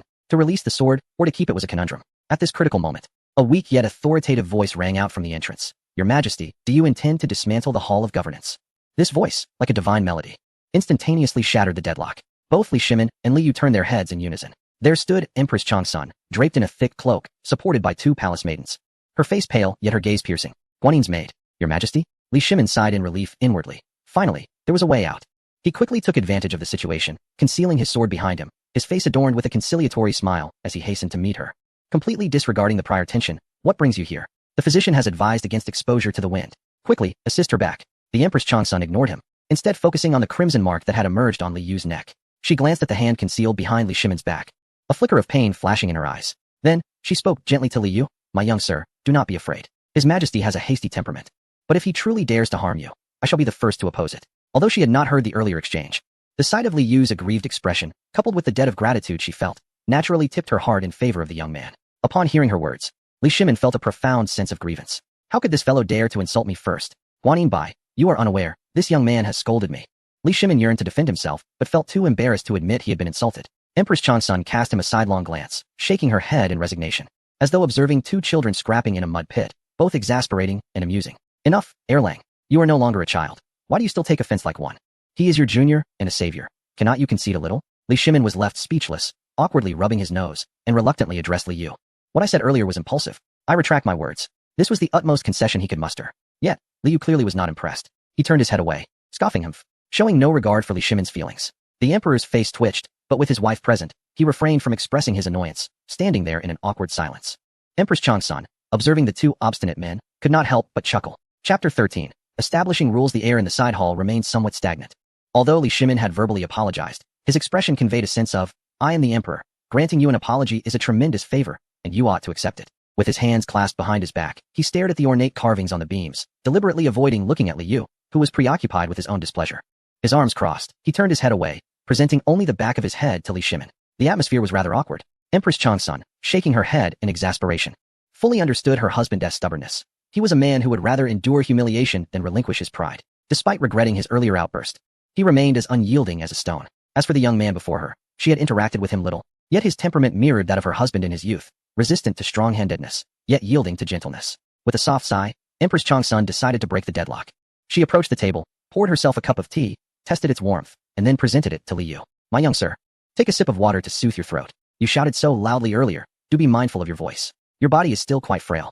Li Yu gazed at the delicate hand offering the tea, fair, gentle, radiating a maternal warmth. His heart softened. In this unfamiliar epoch, aside from the blood ties of this body, the woman before him evoked feelings reminiscent of his modern mother's, nurturing and concern. He accepted the tea and muttered, Thank you, Your Highness. The formality in his address carried an air of distance, causing a slight pang in Empress Changsun's heart, and it also caught Li Shimin's attention. The emperor began to feel a sense of impatience. He is a man of quick temper, finding this cold war more unbearable than death itself. He coughed twice, attempting to initiate a conversation to shatter the silence. Well, you have continually claimed to be a descendant of the Li family, originating from 400 years after me. Li Shimin, his gaze wandered, searching for words. Although you are privy to celestial secrets, mere words hold no weight. Do you possess any proof? The moment the words left his lips, the air in the side hall grew even colder. Wang De, nestled in a corner, buried his head lower, thinking, Your Majesty, why must you bring up such matters? Just as things were easing, you wish to probe further? Isn't that courting trouble? Li Yu set down his teacup, turning to look at Li Shimin with an expression of incredulity. Proof? I have traversed through 14 centuries. Do you expect me to carry a DNA report with me? And even if I had one, you wouldn't comprehend it. What is DNA? Li Shimin did not grasp the term, but felt a sting from the remark. Li Yu took a deep breath, suppressing his rising anger. He understood that the ancients placed great importance on familial lineage. If he did not firmly establish this truth, Li Shimin would forever harbor doubts about his legitimacy. Very well, you seek proof, he declared, retrieving his mobile phone from his pocket. I initially hesitated to show you this, fearing it might shock you. Yet, since you inquired, I shall clarify everything. Li Yu swiped through his device, opening his photo gallery. Before his journey through time, as a descendant of the Li clan, he had deliberately visited the ancestral hall of the Li family, capturing images of the meticulously restored genealogy and the numerous ancestral tablets within. Come here, Li Yu beckoned. Although Li Shimin deemed Li Yu's words and actions disrespectful, curiosity compelled him to approach, while Empress Changsun leaned in, intrigued. The photograph was of high definition, showcasing a solemn and ancient hall, filled with the fragrance of incense. At the center of the offering table, numerous tablets inscribed with golden characters on a black background were arranged in a pyramid, evoking the image of a formidable military formation. Despite the barrier of the screen and the passage of a millennium, the profound sense of ancestral connection surged forth. Li Yu magnified the image, pointing to the largest tablet at the top. Do you recognize the characters? Li Shimin focused intently, his pupils narrowing in shock. At the pinnacle, it boldly proclaimed, the divine seat of Emperor Yuan, the ancestor of the great Tang, Li Bing. Below it was a row, the divine seat of Emperor Gaozu, the holy and illustrious Emperor Li Yuan. Further down, the divine seat of Emperor Taizong, Li Shimin. A buzzing sensation filled Li Shimin's mind. There was his grandfather, his father, and himself. Even the posthumous titles were inscribed. Before he could fully process this revelation, Li Yu's finger slid downward, indicating the densely packed tablets below. This is your son, Emperor Gaozong Li Ji. This is your grandson, Emperor Zhongzong Li Xian, Emperor Ruizong Li Dan. This is your great-grandson, Emperor Xuanzong Li Longji. Li Yu's finger glided downward, traversing the grandeur of the flourishing Tang dynasty, the turmoil of the Lushan rebellion, the desolation of the late Tang period, all the way to the Republic and the modern era. That lengthy list resembled a flowing river of time. Finally, he opened another photograph, revealing the last page of the genealogy. Clearly inscribed above are the names. 64th generation descendant, Li Shanhe, grandfather Li Yu. 65th generation descendant, Li Jiangguo, father of Li Yu. 66th generation descendant, Li Yu.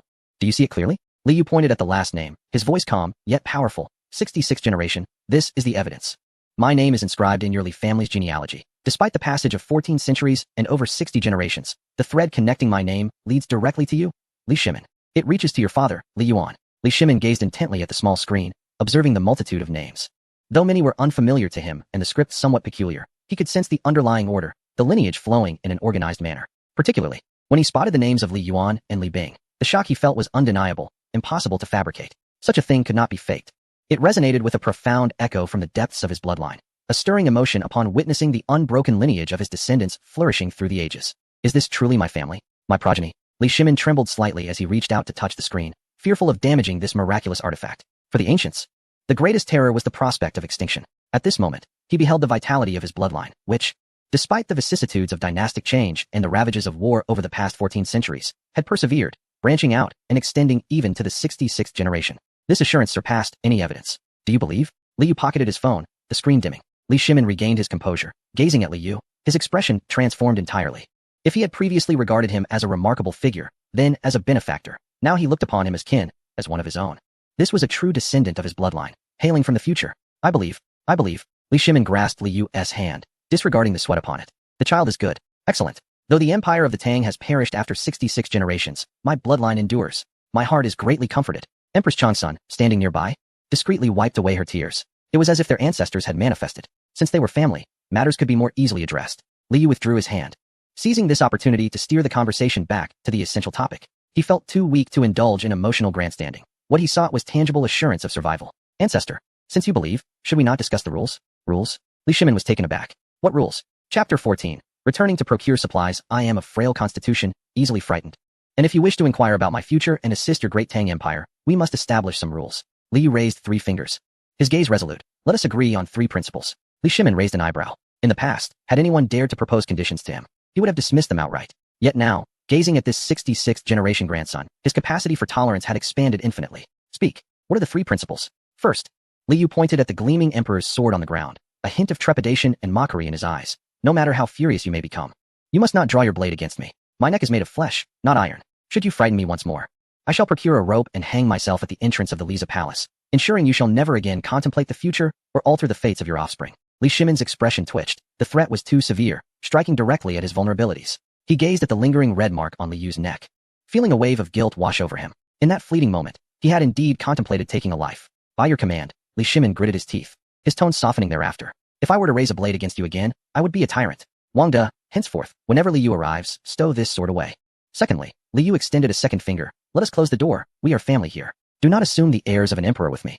I am a man of the modern era, one who kneels only to heaven, earth, and parents, not to living souls. Should you feel that I am lacking in respect, then let us cease our discourse. Li Shimin cast a glance at Empress Zhongsun, who nodded slightly, her eyes reflecting approval. This familial positioning would indeed facilitate Li Er's acceptance of his counsel. With a sweeping gesture, Li Shimin proclaimed, agreed.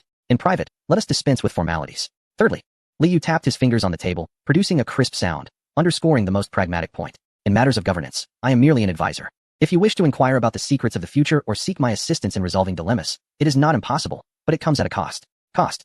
Li Shimin was taken aback, expecting Liu to demand power instead. Indeed, a cost, whether in gold or through antiquities, calligraphy, or jade artifacts. Liu spoke candidly. I seek to prolong my existence, a pursuit that demands considerable sacrifice. Thus, my counsel is not without charge. After a brief pause, his gaze turned somewhat languid and resigned. As for whether you choose to heed my words, that is entirely your prerogative. You are the emperor of the Tang. The decisions are yours to make, and the edicts you shall issue. Should you deem my words nonsense, you are free to ignore them. After all, should the Tang fall, you shall not witness it, but I am aware of the outcome. I do not insist you transform the Tang, nor do I compel you to decide who lives or dies. Trust me, and you shall act. Doubt me, and we may simply converse, share tea, and maintain a familial rapport. These words left Li Shimin momentarily speechless. He had anticipated that this descendant from the future would wield his prophetic status to dictate terms or even usurp power. To his surprise, Liu presented an attitude of indifference towards belief, suggesting that disbelief would be equally acceptable. This demeanor, paradoxically, instilled greater confidence in Li Shimin and garnered his respect. For it is only those with genuine conviction who are bold enough to speak thus. As an emperor, he detested being instructed on how to act, but relished being presented with options. Li Shimin regarded Liu with newfound appreciation, a smile gracing his face. Ah, I like your spirit. Very well, I shall abide by your counsel. As long as your methods prove effective, the wealth of the realm shall be yours to command. In that moment, Li Shimin felt as though he had returned to the early years of the Jingguan era, where he was open to wise counsel. However, with a cunning glimmer in his eye, he added, now that we have established these principles, you must no longer conceal your insights. What remarkable treasures exist, such as grains yielding 1,000 jin per mu, the iron plow, the flying iron bird, and the city that never sleeps? Although these marvels cannot be crafted at present, the methods of their creation must be elucidated. Liu rolled his eyes and offered a weak smile. That depends on the funding you are willing to provide. Funding? Li Shimin boomed with laughter, his voice reverberating through the hall. I possess abundant wealth. How much do you require? He rose and began to pace within the side hall, the vigor of his spirit returning. In his elevated mood, He found Li Yu increasingly agreeable. Since we are family, and you are indeed of the Li lineage, it would be improper for you to linger in obscurity at my side. Li Shimin halted, gazing intently at Li Yu. Recalling a tall figure that had lingered in his memory for half a lifetime, his unfortunate third brother, Xian Ba, Li Yuan Ba, whose name was altered to avoid taboo. He had perished young, leaving no offspring. This remains a lifelong regret for me. Li Yu, you possess divine strength and knowledge of the heavenly mysteries. Your character reflects a certain straightforwardness reminiscent of Xian Ba's. Henceforth, I shall adopt you as his heir. Li Yu was momentarily taken aback. To be adopted by Li Xian Ba, the greatest hero of the Sui and Tang dynasties? Was this not a rather rigid elevation in status? He would become the grandnephew of Li Shimin. Li Shimin did not afford Li Yu the opportunity to decline and called out to the door, Wang De, draft an edict. Wang De, who had been eavesdropping outside, rushed in at the summons, clutching a scroll of the decree along with ink and brush. Ever prepared, this is what one might call professionalism. Your Majesty, this old servant is here, Wang De said, wiping the cold sweat from his brow. Reflecting on how swiftly the tide had turned. With a grand gesture, Li Shimin declared, Li Yu, descendant of the Li family, endowed with exceptional talent, closely resembling my brother, the Duke of Wei, Li Xianba. I hereby adopt you as his son, bestowing upon you the title of Duke of Yu. You shall inherit the rank. With a fief of 3,000 households, a reward of 1,000 taels of gold, and be granted residence in the imperial palace.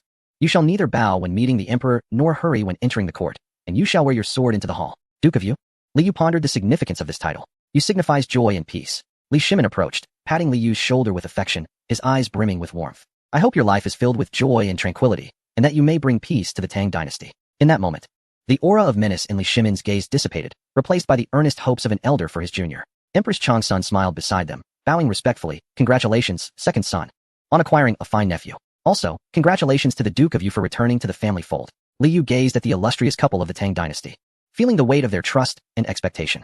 In this unfamiliar era, he was no longer a rootless drifter, nor a condemned prisoner awaiting execution. He had gained an identity, a family, and a sense of belonging. Taking a deep breath, Li Yu summoned his strength to rise, adjusting his somewhat ill-fitting yet clean sweatshirt.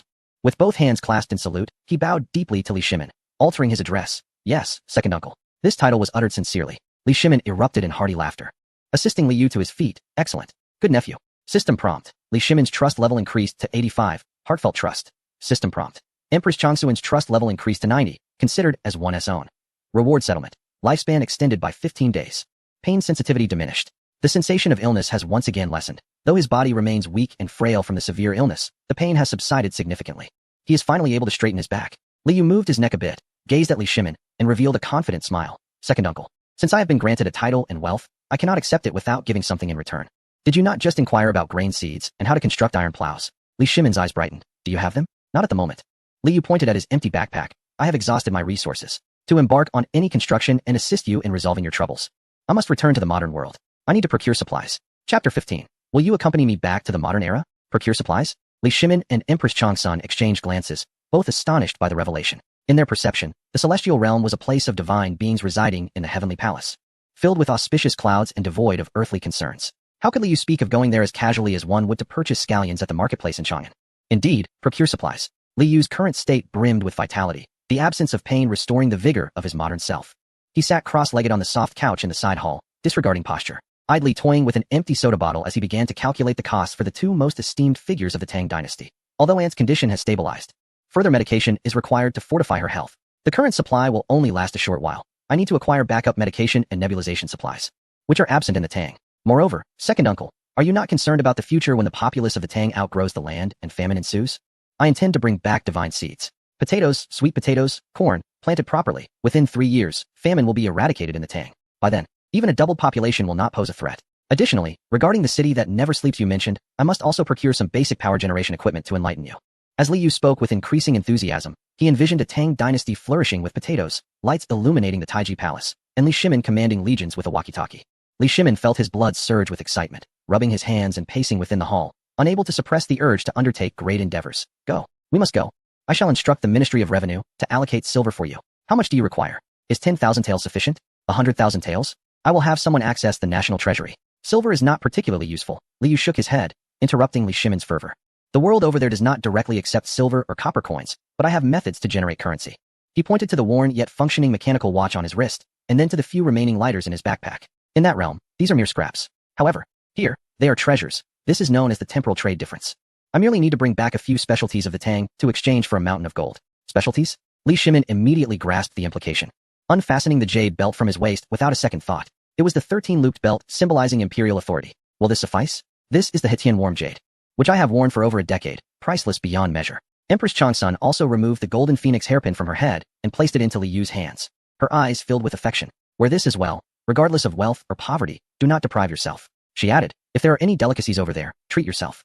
Li Yu accepted these two treasures, their weight substantial, radiating warmth. He weighed them in his hands, his brow slightly furrowed. His gaze fell upon the warm white jade ring on Li Shimin's thumb and then shifted to the double fish jade pendant tucked at Empress Changsun's waist. Second uncle, may I have that ring of yours? Aunt, I would also like that jade pendant. Such small items are easy to conceal and sell. Without hesitation, Li Shimin and Empress Changsun unfastened their treasures and handed them over. As long as it could save the future of the Tang dynasty, they would not hesitate to part with even the entirety of the imperial garden.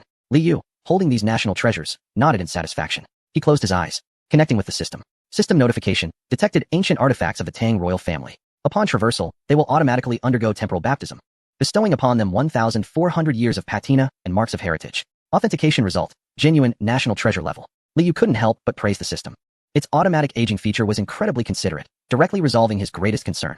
Just this one jade belt could fetch millions, enough to empty an entire supermarket. Suddenly, his gaze fell upon a Tang Sankai horse placed in a corner of the side hall. The horse stood about 60 centimeters tall, its form majestic, adorned with yellow, green, and white glazes, its colors shimmering brilliantly, an embodiment of the Tang Sankai that had just begun to flourish. Let us take that as well. Li Yu pointed to the Sankai horse, recognizing it as a hard currency in that era, perfect for impressing Quan Ge. Quan Ge?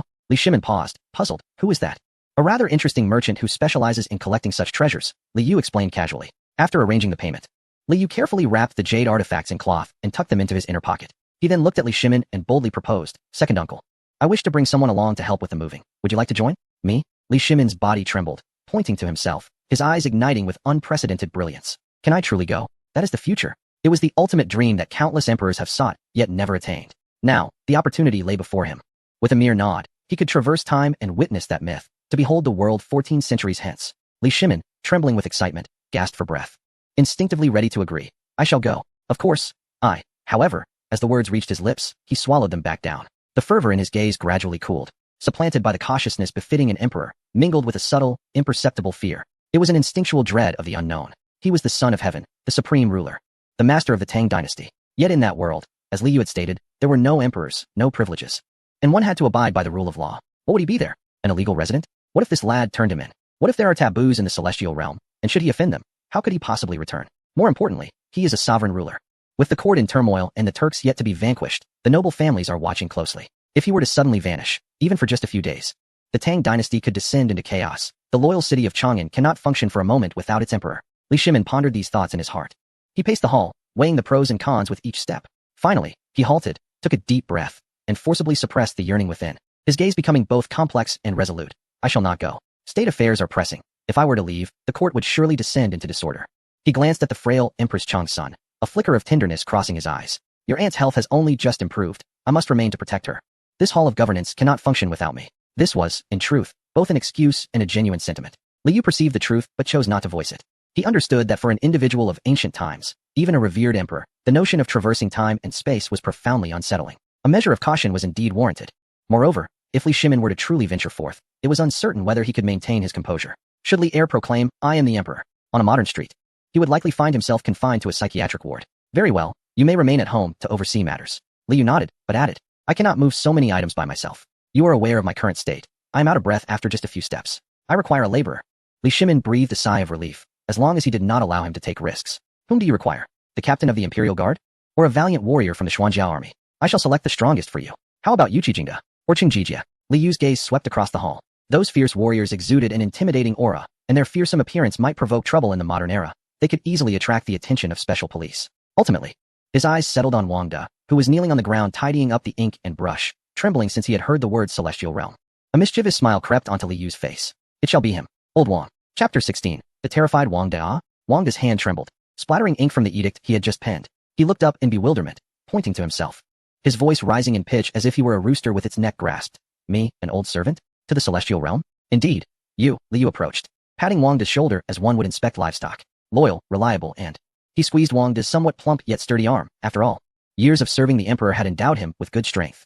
You appear capable, for I have many items to procure and require a laborer. Moreover, your fair complexion and gentle demeanor make you less likely to frighten others. And no, I cannot go. I fear heights. I suffer from seasickness. I am but an old man. My frail bones would not survive such a journey. Wang Da's face turned pale, and he shrank back in terror, repeatedly bowing his head until the floor echoed with the sound of his knocks. To the celestial realm? The books say one must die to go there. As an ordinary mortal, would he not be struck to ashes by heavenly lightning? Wang Da, Li Shimin's voice suddenly resonated with authority. This is an imperial decree. Wang Da was momentarily frozen, unable to move, with tears welling in his eyes, feeling as vulnerable as a child weighing over 100 pounds. Li Shimin regarded him with a serious demeanor, yet there was a hint of trust in his voice. The Prince of Yu has only just begun to recover. It is essential that he is attended by someone who understands his needs. You have served me faithfully for 2 decades, and I only trust you. Keep a watchful eye on him. Ensure that no one dares to bully the prince. Moreover, observe the world on my behalf. These words were not only a command, but also a heartfelt request, conveying the regret Li Shimin himself dared not confront, entrusted to this loyal servant. Wang Da, recognizing the hopeful gaze of his majesty, understood he could not evade his duty. As the foremost eunuch of the Tang dynasty, his loyalty was ingrained in his very being. With a resolute bite of his lip and a closing of his eyes, he wiped away a tear and bowed deeply, declaring with solemnity, "This old servant obeys. I shall protect His Highness, the Prince of Yu, with my life. Even if it costs me my life, I shall not bring shame upon the Tang." His demeanor was that of one prepared for battle rather than a mere journey. Enough of this melodrama. We are not embarking on a farewell, but rather a procurement mission. Li Yu jested, chuckling as he hoisted his backpack, cramming in jade belts, golden hairpins, jade pendants, and rings, finally asking Wang Da to carry the hefty Tang Sankai horse. Grabbing the collar of Wang Da's robe, he declared, "Uncle, Aunt, we are off. We shall return within half a day at the quickest, or a full day at the latest. System command. Countdown to transmigration commences. Relax, old Wang." At once he heard a bit, Li Yu ominously reassured, which only heightened Wang Da's trepidation. Transmigration countdown. 000005. Are you ready, old Wang? Take a deep breath, and don't soil yourself, Li Yu teased. Wang Da had yet to complete his sentence, still preparing to inhale deeply when, buzz. At the moment of transmigration activation, a series of crimson system prompts suddenly flashed before Li Yu's eyes. Detected host carrying a native of the Tang dynasty for transmigration. Triggering time-space dilution effect rules. Rule explanation. Bringing others during transmigration will consume temporal energy. The first round trip with another will place the transmigration ability in a cooldown period. Current cooldown duration, 72 hours. Next cooldown duration for bringing others, 144 hours. Warning, cooldown period increases exponentially with each additional person brought. Use this privilege with caution. Warning, each person may carry a maximum of a 24-inch suitcase of supplies. Exceeding this limit may result in unforeseen risks. What the hell? Their essay cooldown? And a limit on supplies? Li Yu was taken aback, but it was too late for regrets. The air twisted violently as the familiar blue and white aura erupted, enveloping the two. Li Shimin and Empress Changsun instinctively squinted as the light faded away. The side hall stood empty, save for a lingering trace of the peculiar fragrance that had accompanied Li Yu, the scent of Head Shoulders shampoo. Li Shimin grasped the hand of Empress Changsun, staring at the vacant hall, rendered speechless for an extended moment. In 2025, within a rented apartment in Xi'an, Li Yu was abruptly jolted from silence by the sound of a violent retch. Wang Da lay sprawled upon the floor, retching uncontrollably. Clutched tightly in his hands was a Tang Sankai horse, as if fearing it might be damaged. The disorienting sensation of temporal dislocation he had just experienced was 1,000,000 times more unbearable than the 3 days and nights of jostling in a royal carriage. It felt as though his internal organs had been crushed and reassembled by an unseen force. Enough already, stop vomiting. I can hardly bear to clean this carpet. I bought it for just 9 yuan on Pinduoduo, Li Yu remarked disdainfully, giving Wang Da a gentle kick on the backside. After turning on the lights, he sank into the sofa, gasping for breath. Although the system had numbed his sense of pain, the side effects of this transmigration were still overwhelming for him, particularly upon seeing the cooldown notification, which cast a shadow over his mood. He would need to prepare more supplies for the next 3 days. Wang Da struggled to lift his head, his face streaked with tears and remnants of vomit, lost in a state of utter bewilderment. In the next moment, he was petrified with shock. What had he just seen? Above him, a round fixture emitted a blinding yet non-burning white light, illuminating the entire room with such clarity that even the dust in the corners was visible. It was 100 times brighter than the luminous pearls of the imperial palace. The walls gleamed as white as jade, the floor smooth as a mirror, and a massive black glass ornament hung against the wall, reflecting his horrified, contorted visage. A peculiar scent permeated the air, not sandalwood, nor the fragrance of cosmetics, but a dry, fruity aroma. Outside the window, despite the curtains drawn, a distant roar could be faintly heard, a roar reminiscent of a colossal beast. Is this the realm of immortals? Wang Da trembled, his legs buckling as he knelt once more, bowing before the ceiling light, his forehead thudding against the floor with a resounding thump. Great immortal, spare me. Great immortal, spare me. I am but a mere eunuch. Please do not consume me, for I am not appetizing. Li Yu facepalmed in disbelief. This is quite pathetic. Old Wang, get up, stop kneeling. This isn't an immortal. It's just a light fixture. Didn't my uncle send you here to observe? How can you see anything while kneeling? Glancing at the wall clock, he noted it was 5:30 in the afternoon. Thankfully, it was not yet dark. The modern time was synchronized with that of the Tang dynasty. He moved to the window and swiftly drew back the curtains. Although it was evening, the sun had not fully set. The last rays of the sun bathed the glass facades of the towering buildings in golden light. For someone who had lived in a time where only tiles and wooden structures were visible, this scene was undoubtedly an explosive revelation. Wang De stared blankly at the skyscrapers reaching for the clouds, observing the swiftly darting beetles below, trembling in awe. Stop daydreaming, Li Yu urged, patting his shoulder. He rummaged through the wardrobe and produced an oversized hoodie and sweatpants he had previously bought, tossing them to Wang De. Hide your eunuch garb. It's more conspicuous here than a dragon robe. Tuck your hair into the hood. Remember, once we step outside, no talking, no wandering eyes, stay close to me. Wang De, shaking, changed into the unfamiliar attire, glancing at his reflection in the mirror, feeling as though he had been flayed alive. Li Yu sat on the edge of the bed, skillfully pulling out his phone and opening Douyin. He wished to connect directly with the treasure app, eager to liquidate the items in his possession. Time was of the essence. He required substantial funds to procure necessary materials. However, the moment his finger hovered over the avatar of the app, an icy dread surged from the soles of his feet to the crown of his head. Chapter 17. Connecting with the app, Li Yu's hand froze in midair, cold sweat instantly beading on his brow. He suddenly grasped the gravity of a dire and lethal predicament. In this era of big data, one devoid of any semblance of privacy, using his own phone to live stream from his rented room while showcasing these invaluable national treasures would expose his IP address. Facial recognition technology would lock onto him. Even the view from his window could be dissected by viewers scrutinizing the live broadcast, revealing the exact neighborhood and floor of his apartment. What was his current status? A terminally ill cancer patient, a destitute soul with no support. Yet, what did he hold in his hands? The jade belt buckle of Li Shimin, the golden phoenix hairpin of Empress Changsun, and that museum-quality Tang Sankai. Collectively, these items were worth at least several billion. What would he face if exposed? Not merely envious outlaws, but also formidable figures from the gray market, and even certain unspeakable forces. They would descend upon him like sharks sensing blood in the water. At that moment, saving the Tang dynasty would be the least of his concerns. His very life and that of his parents could be irrevocably jeopardized due to a momentary lapse in judgment. Slap. Li Yu struck himself sharply across the face. Li Yu, what were you thinking? It was one thing to dabble in the supernatural in ancient times, but to play such a dangerous game in the modern era? That is courting death. Wang De was startled by the sudden slap. Your Highness? What is this about? Quickly gather your belongings. Li Yu sprang to his feet, his gaze sharpened with unprecedented intensity and alarm. We must leave. Immediately. He hastily wrapped the treasures in layers of newspaper and stuffed them into an inconspicuous woven bag. He ensured his ID and bank card were secure. Old Wang, put on your mask. Pull your hat low. Yes, yes. Though Wang De was unaware of the reason for the urgency, he recognized the gravity of the situation from Li Yu's demeanor. The two rushed out of the rental apartment, even on the 20th floor. Li Yu dared not take the elevator, but instead pulled Wang De down the stairwell. Once outside the complex, Li Yu refrained from hailing a taxi at the entrance, opting instead to walk 2 blocks before finally flagging down a cab driver to the Electronic Commerce City. Quickly, as they sat in the car, Li Yu's heart raced. He needed to establish a secure firewall in the shortest possible time. Upon arriving at the electronic mall, it was already past 6 in the evening, and many shops were beginning to close. Li Yu and Wang De slipped into a concealed, seemingly unregistered mobile repair shop. Boss, I need a second-hand phone that can run the app.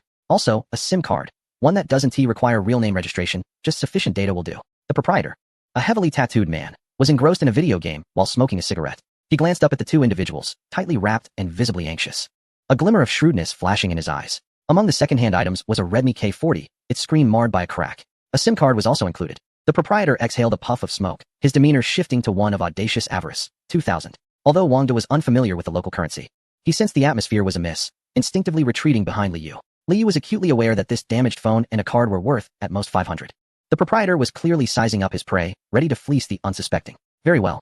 Without hesitation, Li Yu extracted a wad of cash from his pocket, money saved for emergencies. He counted out 20 bills and slammed them on the counter. The owner was momentarily taken aback, then broke into a grin. All right, please wait a moment.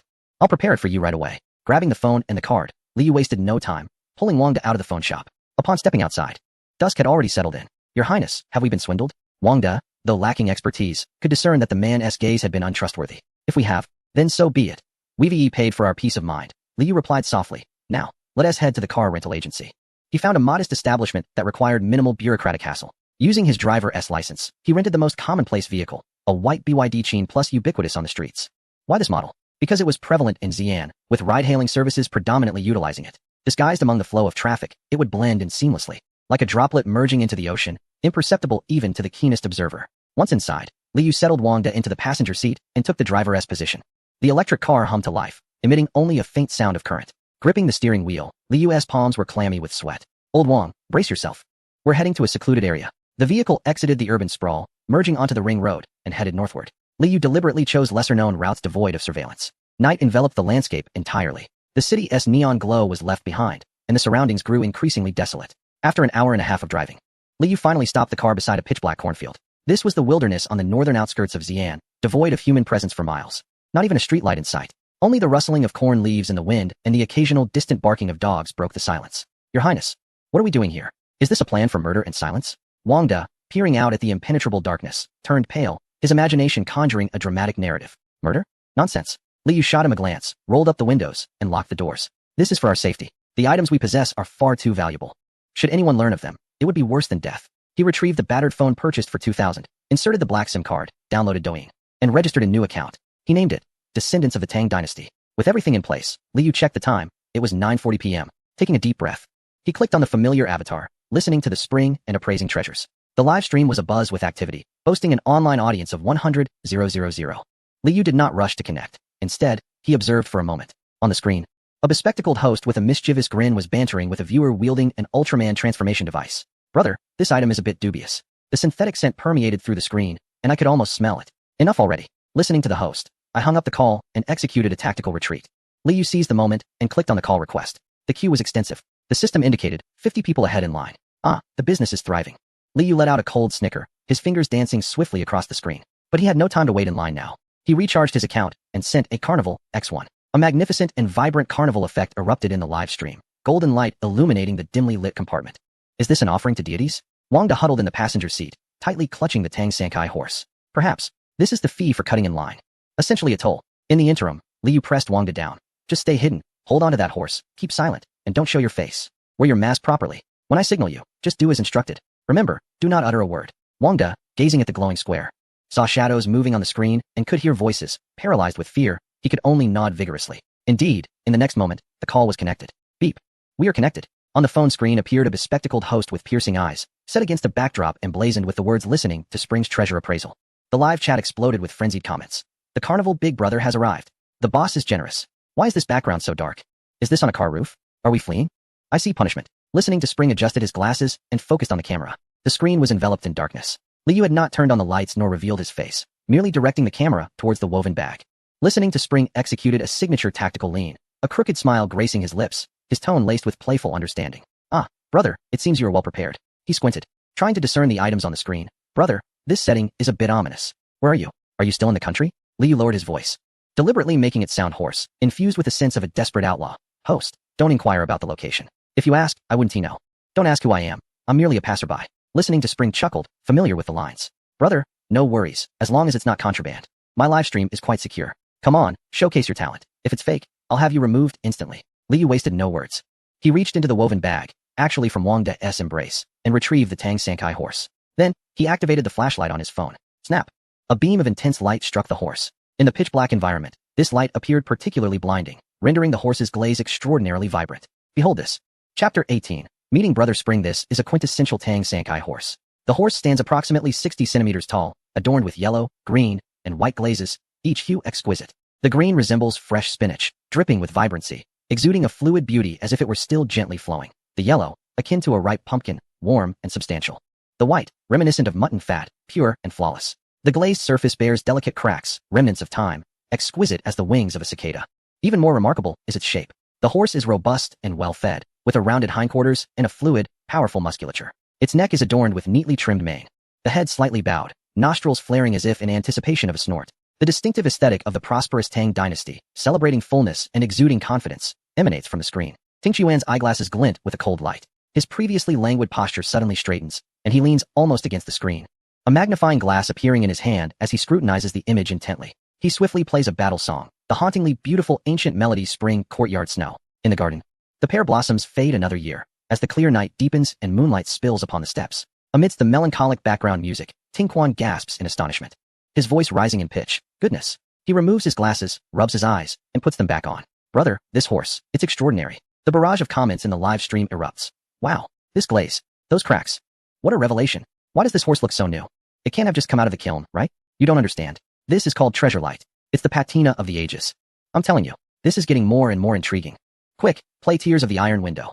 Li Yu remained silent, gently rotating the horse to showcase every detail, including the base beneath its hooves. The more Ting Quan observes, the more alarmed he becomes, his brow furrowing deeply. As an expert, he can discern the intricacies of this artifact at a glance. Nowadays, even the finest replicas cannot shake off that hint of counterfeit allure. And the signs of aging are unmistakable. Yet this horse, its glaze smooth as jade, carries a natural luster that speaks of time's passage. However, the issue lies in its remarkable freshness. This freshness is not that of a newly minted piece, but rather an item that has been impeccably preserved, as if it had just been unearthed from the tomb of a Tang noble. Moreover, the unique pink ceramic body is a hallmark of the Gongyi kiln in Hunan. Brother. Ting Quan swallows hard, taking a sip of water to steady his nerves. Where did you acquire this? It was passed down from my elders, Liu replies nonchalantly. Passed down from your elders? Ting Quan sneers, showcasing his classic expression of skepticism. Are your ancestors from the Tang dynasty? I can smell the earthy scent from this horse through the screen. This glaze, this fluidity, these cracks. This is museum quality. Suddenly lowering his voice, Ting Quan adopts a tone of mystery, tinged with fear. Brother, heed my advice. If this is genuine, you are not merely in trouble. You are on the brink of calamity. You aren't alone, are you? The comments in the live stream flood in. The classic lines are here. Ting Quan is about to start his ruse. This must have just been unearthed. This is a true connoisseur. Treasure hunting in the wilderness. Li Yu smiles, though hidden behind his mask, the coldness in his eyes betrays his amusement. Ting Quan, don't frighten me. I only ask you one thing. Are you willing to open the door? Listening to the spring. He took a deep breath and made a signature gesture, clasping his fists and bowing to the camera, open wide. A glimpse of the grand doorway.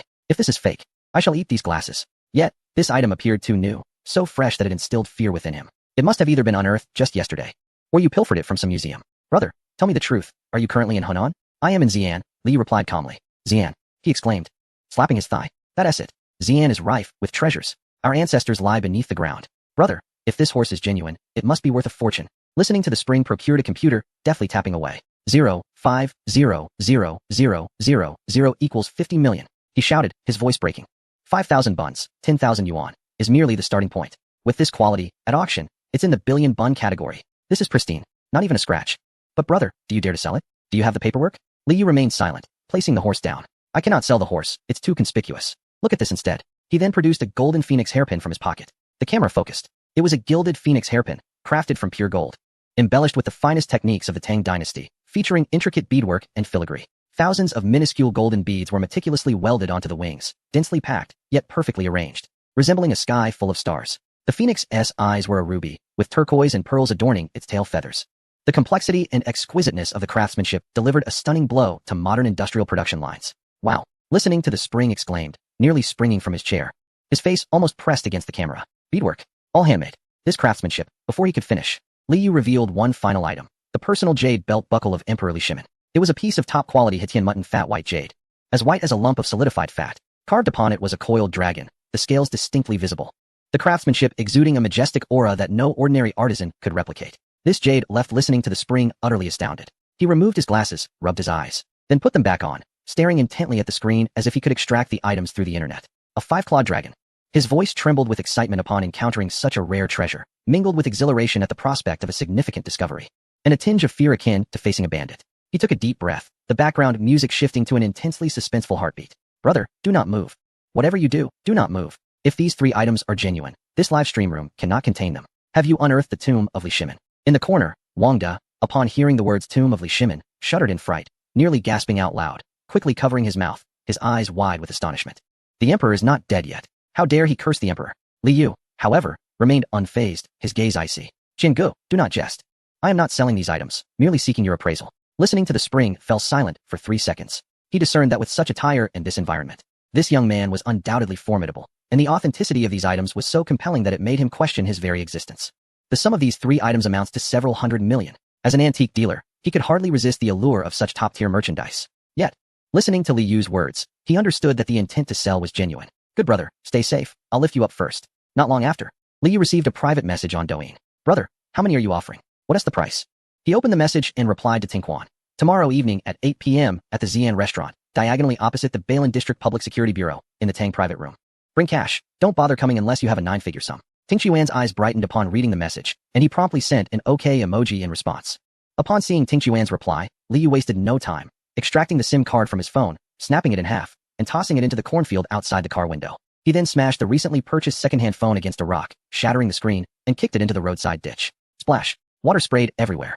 Wang De, watching in astonishment, shuddered with concern. Your Highness, that was 2001. Just thrown away? This is a desperate measure for survival, Li Yu replied, brushing off the dust from his hands. His gaze icy. If we don't dispose of it, we will be tracked tonight. Those who desire this batch of goods will swarm us like sharks sensing blood. He restarted the car, turned it around, and drove into the vast night. Let us go, old Wang, back to the city. I'll treat you to a nice meal to calm your nerves. Wang De swallowed hard. What are we eating? Heideleo, Li Yu smiled, the divine hot pot. The car sped through the night, heading towards the neon-lit district of Xi'an. Chapter 19. The veteran actor the white BYD Cheen plus blended into the traffic. Inconspicuous like a drop of water merging with the ocean. Li Yu was behind the wheel, yet his mood was exceptionally light. At present, he was merely a typical grandson taking his elderly family member into the city for medical care. Your Highness, where are we headed? Wang De, seated in the passenger seat, gripped the woven bag, which contained treasures worth billions, tightly, refusing to place it in the trunk even when Li Yu suggested it. We're going for Hadaleo. Li Yu maneuvered the steering wheel, merging into the luminous flow of the elevated highway. Since they had entered the celestial realm, not indulging in a meal at Hadaleo would be akin to visiting Chang'an without stepping foot in Pinkangfang, an utter waste. Hadaleo? Wang De pondered over the words, envisioning a scene of deities fishing in the depths of the Dragon Palace, instinctively retracting his neck. Your Highness, are we going underwater? What underwater? We're dining out. I'll let you experience what true service is. Half an hour later, the car parked in the underground garage of a large shopping mall. Li Yu, fully equipped, mask, hat, sunglasses, took the elevator straight to the 4th floor. Ding! As the elevator doors opened, a strong, domineering aroma, a blend of beef tallow, chili, and the sweet tangy scent of tomatoes, hit him like a wall. Delicious. Truly delicious. Wang De inhaled deeply, his stomach audibly protesting. This aroma was more enticing than lamb stew simmered all day in the royal kitchen. Welcome to Hadaleo. Before the two individuals could even reach the doorway, two impeccably dressed young ladies approached them with radiant smiles, their enthusiasm surpassing that of courtiers greeting an emperor. Are you dining with us? This way, please. Be careful of the steps. Wang De had never encountered such a reception. In the Tang dynasty, even the female officials from the imperial kitchen would bow their heads in deference upon seeing him. Never had he experienced such unabashed, direct smiles devoid of fear, filled instead with warmth. Startled, he instinctively bent forward, hands clasped within his sleeves, performing a standard courtly gesture, and in a high-pitched voice exclaimed, I wouldn't want to trouble you, young ladies. This old servant can manage on his own. Please, do not stand on ceremony. You honor me too greatly. Upon hearing his words, the two welcoming ladies froze, their expressions a mix of surprise and confusion. Nearby patrons also turned their heads, exchanging bewildered glances. Why is this gentleman speaking so oddly? Old servant. What era is he from? The atmosphere became decidedly awkward. Li Yu inwardly lamented the situation. It seemed old Wang had succumbed to his ingrained habits. In modern society, such behavior would undoubtedly attract unwanted attention. If a video were recorded and circulated online, all their efforts at evasion would be for naught. With a quick thought, he stepped forward, placing an arm around Wang De's shoulder, and offered the staff and onlookers a smile that conveyed both exasperation and affection. I apologize, everyone. My esteemed elder here is a seasoned actor. He just wrapped up a shoot in Hongyan, having played a eunuch in court dramas his entire life.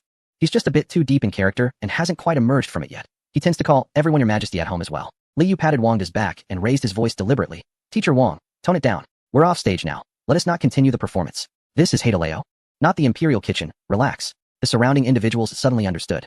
Ah, he is an actor. How dedicated. A true artist. No wonder his gestures are so refined. Look at his posture, that bend, those eyes, remarkable. Which esteemed teacher is this? It's hard to tell with a mask on. The service staff's eyes lit up, quickly adopting a cooperative demeanor, their smiles growing even sweeter and tinged with admiration. Oh, it's Teacher Wang. Thank you for your hard work. Please come in. We'll find you the most comfortable spot. Take your time. Although Wang De did not grasp the meanings of Hongyan or wrapped up, he understood that Li Yu was rescuing him from embarrassment and recognized the goodwill in the gazes around them. Gratefully, he glanced at Li Yu, thinking how clever his highness was to charm these young ladies so effortlessly. The two were escorted to a window-side table. As soon as they sat down, the attentive staff began their attentive ministrations. Teacher Wang, let me bring you a warm towel to freshen your hands. Here is an apron to keep your clothes clean. Your hair is a bit long. May I offer you a hair tie? And here is a phone pouch. Wang De felt utterly stiffened. The demeanor of these attendants was neither fearfully submissive nor sycophantically obsequious due to his status. It was a heartfelt, egalitarian, and even somewhat indulgent enthusiasm, akin to the treatment of one's own elders. What a spectacle this was. Wang De found himself at a loss. Torn between the urge to kneel in gratitude and the fear of doing so, his eyes pleadingly turned towards Li Yu. What on earth were they doing? Li Yu, while placing orders on his tablet, could barely suppress his laughter. Old Wang, just accept it. Here, the customer is akin to a deity. No, more like the supreme deity of the heavens. They are treating you like an emperor. Just think of it as a performance. Graciously accept their service. If you kneel again, it would be disrespectful. Treat an old servant as an emperor. Wang De gasped, nearly sliding off his chair, his face turning ashen. This was tantamount to a death sentence. Absolutely not. All right, enough of the theatrics, or we might ruin the act. Li Yu said as he handed the tablet to the waiter. A Yingyang hot pot, with extra spice and heat. Include beef tripe, duck intestines, and a generous portion of marbled beef, plus a big serving of cabbage and frozen tofu. Oh, and a bottle of Sprite for Teacher Wang. And I'll have a cola. The waiter smiled and retreated. Shortly thereafter, the pot arrived, one side gleaming with a vibrant red chili oil, the other a milky white bone broth. Teacher Wang, here is your Sprite, the waiter said, placing the drink thoughtfully before Wang De. He gazed into the transparent liquid, still bubbling and emitting a hissing sound, resembling some lively creature. Your Highness, is there poison in this water? Why is it bubbling? Could this be the fabled He Ding Hong? Wang De inquired, his expression shifting. Li Yu took a sip of his cola, letting out a loud burp. No poison here. This is a sibling of the happy drink, known as refreshing cool. Give it a try. It's sweet, not a poison. Would I harm you? Wang De, still skeptical, lifted the glass, cautiously licking the rim with his tongue. In an instant, his eyes lit up. Sweet, with a hint of lemony freshness, and the effervescence bursting on his tongue. Unable to resist, he took a hearty gulp. Burp. A resounding belch erupted, almost reaching the heavens. Wang De covered his mouth. His face flushed. This Sprite was indeed bold. It seemed to expel all the murky air from his stomach. Yet, the flavor was delightful. This is called carbonated beverage, Li Yu said, picking up a slice of marbled beef and swirling it in the spicy pot. Come on, old Wang, enjoy the meat. This is beef not commonly savored in the Tang dynasty. In the Tang dynasty, cattle were vital for plowing fields, and slaughtering them was a crime. Aside from the royal family occasionally feasting on the old or sickly cattle, the common folk would never taste beef in their lifetime. Wang De stared at the piece of beef rolling in the crimson oil, a wave of resistance swelling within him. But the overpowering aroma wafting up with the steam was like a hook, tugging at the cravings in his belly, pulling him fiercely. So enticing. The scent, a blend of fat, spices, and the essence of meat, was something he had never encountered in his life. Eat, Li Yu insisted, directly placing the beef into Wang De's bowl. Wang De looked at the slice, still dripping with red oil, swallowed hard, steeled himself, closed his eyes, and picked it up, shoving it into his mouth. As the tender beef entered his mouth, the numbing sensation of Sichuan peppercorns, the fiery heat of chili peppers, and the rich aroma of beef tallow detonated like a bomb within his palate. Wang De's face flushed instantly, beads of sweat cascading down his forehead. Gasping for air, he opened his mouth wide, tears streaming from the spiciness. Water, water. He seized a bottle of Sprite and gulped it down fiercely. The icy coolness of the beverage washed over his fiery esophagus, creating a delightful contrast that left his entire being invigorated. Ecstasy. Wang De, emulating Li Yu, let out a loud exclamation, entirely forgetting the decorum expected of him. Your Highness, what is this flavor? It's incredibly stimulating. 100 times more potent than the pepper from the western regions. Yet, this flavor. He picked up another piece, this time keeping his eyes open, his gaze brimming with fervor. This is what they call spicy and numbing. Li Yu chuckled, offering him a piece of frozen tofu, urging him to try this, cautioning that while he might be familiar with tofu, this particular variant had absorbed the broth, so he should be careful as it was hot. Wang De took up the piece of tofu, its surface pocked with holes. He had encountered tofu before, even in the Tang dynasty, but this frozen tofu was a novel experience. Delicately, he took a bite.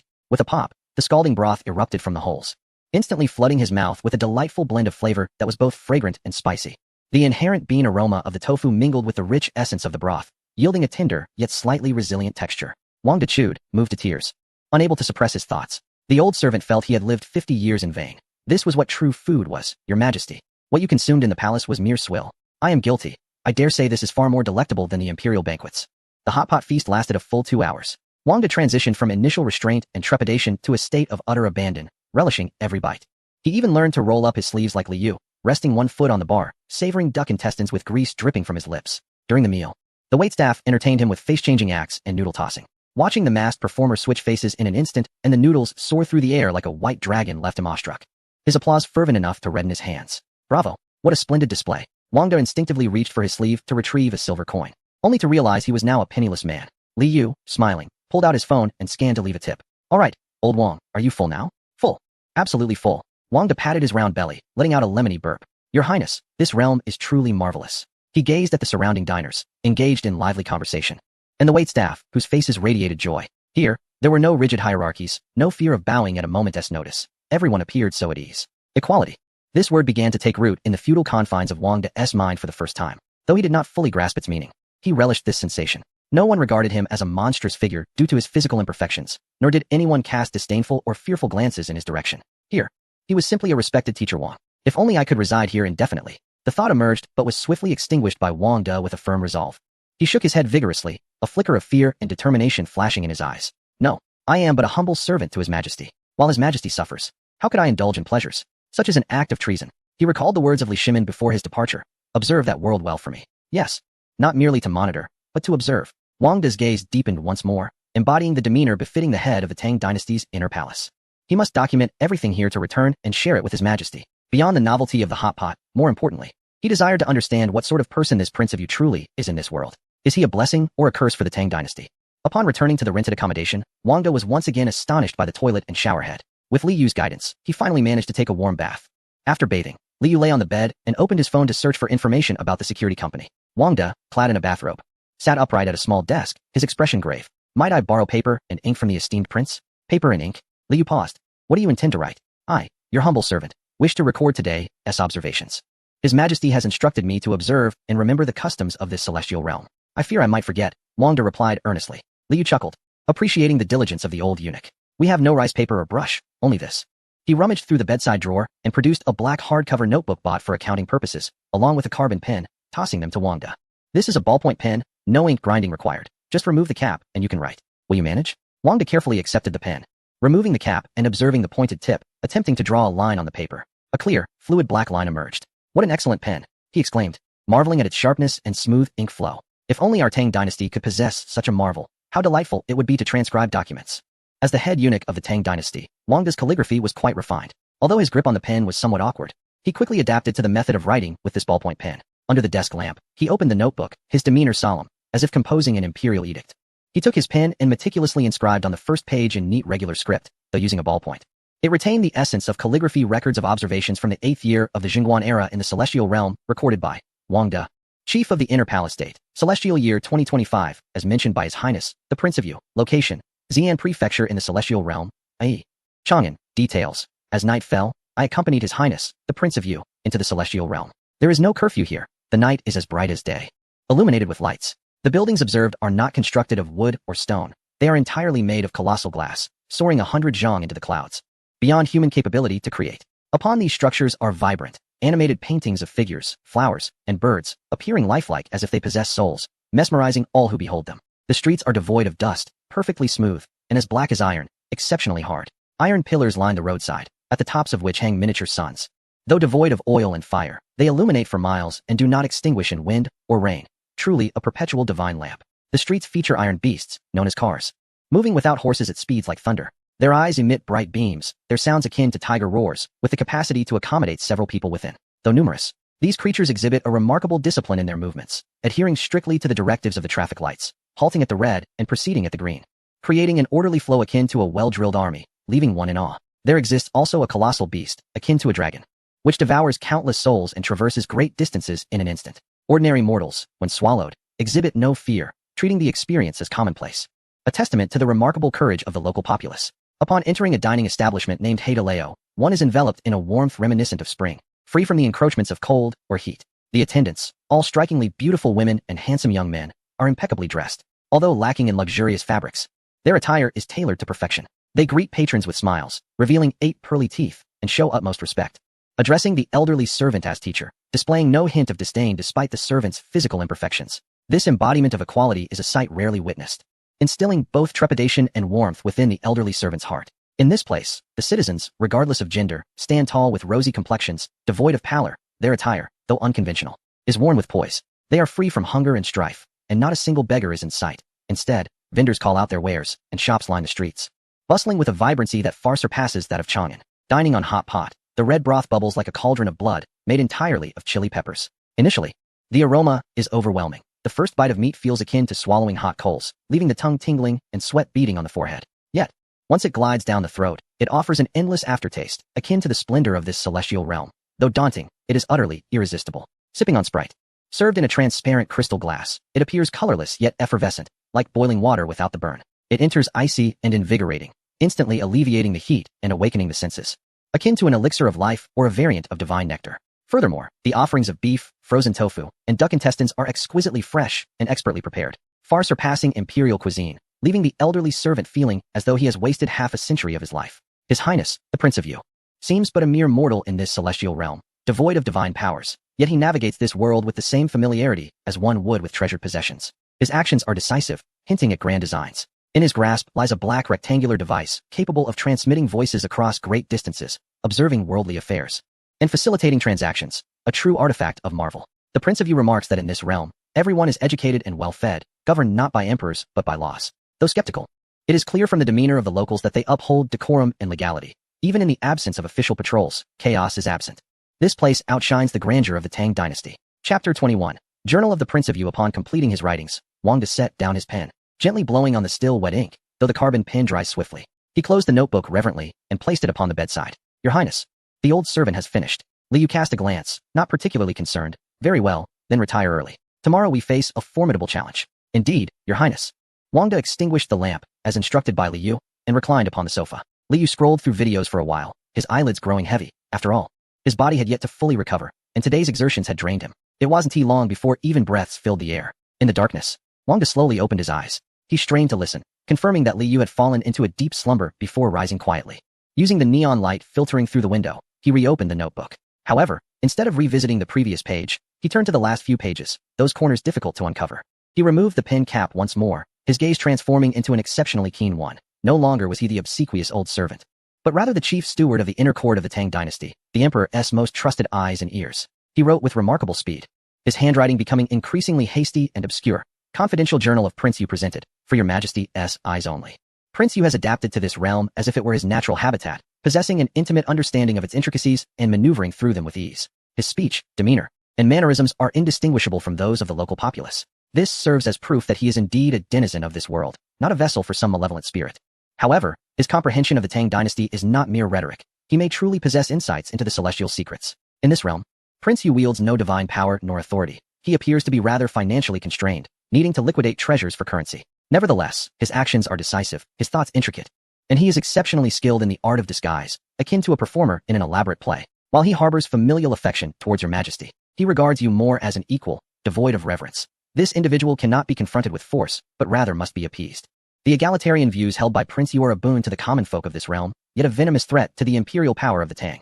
Should such notions infiltrate the Tang dynasty, they could undermine the very foundation of the state. Nonetheless, Prince Yu retains a profound affection for the Tang. And despite his verbal grievances, his actions consistently benefit the empire, be it in procuring medicine or seeds. At present, his heart seems pliable and devoid of dissent. The old servant believes that your majesty should bind him with familial ties and entangle him with benefits, never again exerting imperial authority upon him, lest it yield adverse effects. All things in this realm are divine marvels. If they could be introduced to the Tang, the strength of the nation would multiply 100-fold. Yet, Prince Yu speaks of money as the essence of this world, indicating that it is not a land free from vice. The desire for greed resides within all. Having completed the final line, Wang De exhaled slowly. He cast a furtive glance at the slumbering Li Yu on the opposite bed, a complex glimmer in his eyes. Your Highness, do not blame this old servant. Living off your grace and serving the Emperor, I act for the benefit of the Tang, for your Majesty, and for your Highness as well. He carefully tore out the pages, folding them into small pieces, and concealed them within the lining of his inner garment. Only after completing this task did he truly lie down and close his eyes. The following morning, Li Yu awoke to hunger. Despite having dined on hot pot the previous night, his metabolism seemed to have accelerated due to his recovery from cancer. He kicked awake the dreaming Wang De, who dreamt of driving to court and colliding with Wei Zheng. Old Wang rose to have breakfast. After washing up, Li Yu took Wang De to a nearby breakfast shop. Boss, 2 bowls of tofu pudding, 2 baskets of meat buns, 2 sticks of fried dough, and 2 tea eggs. Would you like the tofu pudding sweet or savory? The boss called out. Savory. Add extra chili, Li Yu replied. Turning to Wang De, do you prefer it sweet or savory? There are nuances to this dish. Wang De looked bewildered. Tofu pudding? What is that? It's tofu that hasn't tea fully set. Savory, I suppose. Wang De cautiously chose the same flavor as Li Yu. Being a man of the Tang dynasty, he was accustomed to savory fare, and sweet dishes were exceedingly rare, reserved for the nobility. He dared not overstep. Before long, a steaming breakfast was served. A bowl of silken tofu drenched in rich gravy, adorned with yellow soybeans, fresh cilantro, and a drizzle of chili oil trembled delicately. Akin to a flawless jade piece splashed with vibrant ink. Wang De scooped a spoonful and brought it to his lips. Ah, silky, tender, fresh. The texture was simply exquisite, surpassing even the frozen tofu from the previous night. The sensation of it melting in his mouth was reminiscent of swallowing a cloud, as the savory essence of the gravy perfectly complemented the tofu's delicate aroma, with the chili oil serving as the piece de resistance. Is this really tofu? Wang De marveled, whispering, the tofu in the palace is always hard and carries a hint of bitterness. How can this be so delectable? It's a different craft. This is soft tofu. Li Yu replied, taking a bite of a youtiao and suggesting, try this bun. It resembles your steamed bread, but it's filled. In the Tang dynasty, steamed bread indeed had fillings, though it was uncommon, with steamed cakes being more prevalent. Wang De picked up a plump, white meat bun and took a hearty bite. Juices oozed forth, scalding his mouth, yet he couldn't bear to wipe it away. The tender dough melded perfectly with the savory meat filling, offering an utmost indulgence of carbohydrates. Delicious, delicious, Wang De exclaimed, nodding vigorously as he thought. This celestial breakfast is remarkably refined. 100 times better than the steamed cakes from the imperial kitchen. I must ensure the royal chef learns this. The two devoured every morsel on the table with remarkable speed. After the meal, Li Yu wiped his mouth, his expression turning grave. Old Wang, are you full? Indeed. Your Highness, Wang De replied. Now that you are satiated, it is time to attend to serious matters. Li Yu glanced at the time. It was 9 in the morning. We have a challenging endeavor tonight. It won't suffice with just the 2 of us. We need to recruit some assistants. Assistants? Wang De nervously touched the windproof lighter concealed in his sleeve, the only weapon bestowed upon him by Li Yu. Are you planning to mobilize troops, Your Highness? Something along those lines. We need to hire some mercenaries. Li Yu produced his phone, opened a map, and navigated to the highest-rated security company he had discovered the previous night. Thundershield Security. Half an hour later, Li Yu and Wang De entered the Thundershield Security office. They were greeted by a brawny man in a tight-fitting t-shirt. his muscles straining against the fabric, exuding the aura of a veteran with sharp eyes. Good day, gentlemen. What can I assist you with? The muscular man assessed this unusual duo, a young patient dressed in modern attire, albeit with a somewhat ethereal demeanor, and an elderly man in a hoodie, whose peculiar gait and evasive gaze seemed out of place. Liu got straight to the point. I wish to hire personnel. From 7:30 to 9:30 tonight. 2 hours of personal security. The man raised an eyebrow. What is the situation? Is there any danger? Do the other party possess weapons? We do not engage in illegal activities. This is a legitimate business matter, Liu replied calmly, his tone steady. The location is at the Xian restaurant in Bailin District. Directly across from the Public Security Bureau. There will likely be 3 or 4 individuals involved. It's all business. My concern is that if negotiations falter, they may resort to violence. The aim is deterrence, not confrontation. Upon hearing the location near the Public Security Bureau, the muscular man chuckled. Understood. So, you're merely looking to assert presence. Given that position, a brawl is unlikely. He pulled out a price list. Since this was about making a show, it would be calculated on a per capita basis. For ordinary special agents, it was 500 per person per hour. For retired special forces, it was 1,000 per person per hour. How many do you require? Liu contemplated for a moment. He estimated that on the other side, there would likely only be an assistant and an appraiser, at most 3 or 4 individuals. His own side shouldn't appear too shabby, yet it shouldn't be overly extravagant either. Let's have 6, he decided. They should be somewhat intimidating in appearance, robust, and able to instill fear. No need for special forces. Ordinary ones would suffice. But they must obey commands. 6 individuals for 2 hours, which amounts to 6,000. The burly man pressed the calculator, but I'll give you a discount. 5,000. A half upfront deposit is required. 3,000. Liu directly countered, unwavering, stating a fixed price. Just sitting there to intimidate others during a meal, without any physical confrontation. And I'll even treat them to a lavish feast. The burly man was momentarily taken aback, then shook his head, looking at Liu as if he were an amateur. Brother, your bargaining is rather fierce. 3,000 is far too little. It's not easy for us to come out. We also need to don our gear and drive, not to mention the fuel costs. Not too little. Liu pointed outside. I know the current market. You're idle anyway. Wouldn't it be nice to earn some extra cash? Moreover, the location is exceedingly safe, with no risks involved. If you're unwilling to accept, I'll simply turn left and seek out Jean Dunn. 3,000 is truly unfeasible. The burly man gritted his teeth, seemingly making a great concession, declaring at least 4,000, no lower. We are a legitimate company with operational costs to consider. 3,500. The burly man still shook his head, his expression troubled. 4,000. Not a penny less, my friend. You must allow us to earn something as well. The two remained locked in a stalemate for a moment, the atmosphere growing quiet. Wangda observed from the side. Though he couldn't comprehend the terms of special agents or operational costs, he understood that His Highness was haggling. Finally, Liu sighed, feigning to walk away. All right. Let us each take a step back. 3,888, for the sake of good fortune. If it works out, splendid. If not, so be it. The burly man glanced at Liu's determined gaze, then at Wangda, who appeared bewildered yet alert. Finally, he smiled helplessly. All right. 3,888. Brother, you know how to conduct business. But let me be clear, the food better be substantial. My brothers have hearty appetites. Rest assured. I guarantee it will be more than enough. Liu readily paid a 2,000 deposit in cash. They arranged to meet at the entrance of the Xian restaurant at 7:30 p.m. What is the leader's name? He is called Brother Hubald, with a tattoo on his neck, easily recognizable. Having secured the Imperial Guard, a weight lifted from Liu's heart. In the following hours, he took Wangda to a shopping mall, purchasing a large pair of sunglasses for him and one for himself as well. Your Highness, what can one see through these dark lenses? Wangda remarked, donning the sunglasses, feeling as though the entire world had darkened, cautious of tripping as he walked. This is called presence. Liu adjusted the sunglasses for him and straightened his hat.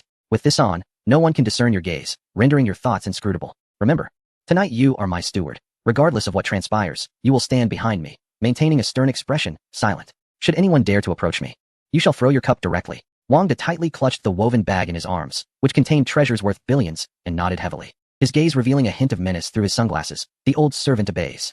At 5 o'clock in the afternoon, Liu and Wangda arrived early at the Xian restaurant in Bailin. He did not rush inside but instead led Wangda on a thorough reconnaissance of the surroundings, meticulously assessing the terrain. The restaurant's entrance faced the road, directly across from the Public Security Bureau, where blue and white lights flickered, instilling an overwhelming sense of security.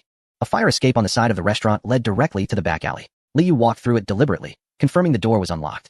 Should an incident occur, though the likelihood was minimal, this would serve as an escape route. Your Highness, are you strategizing?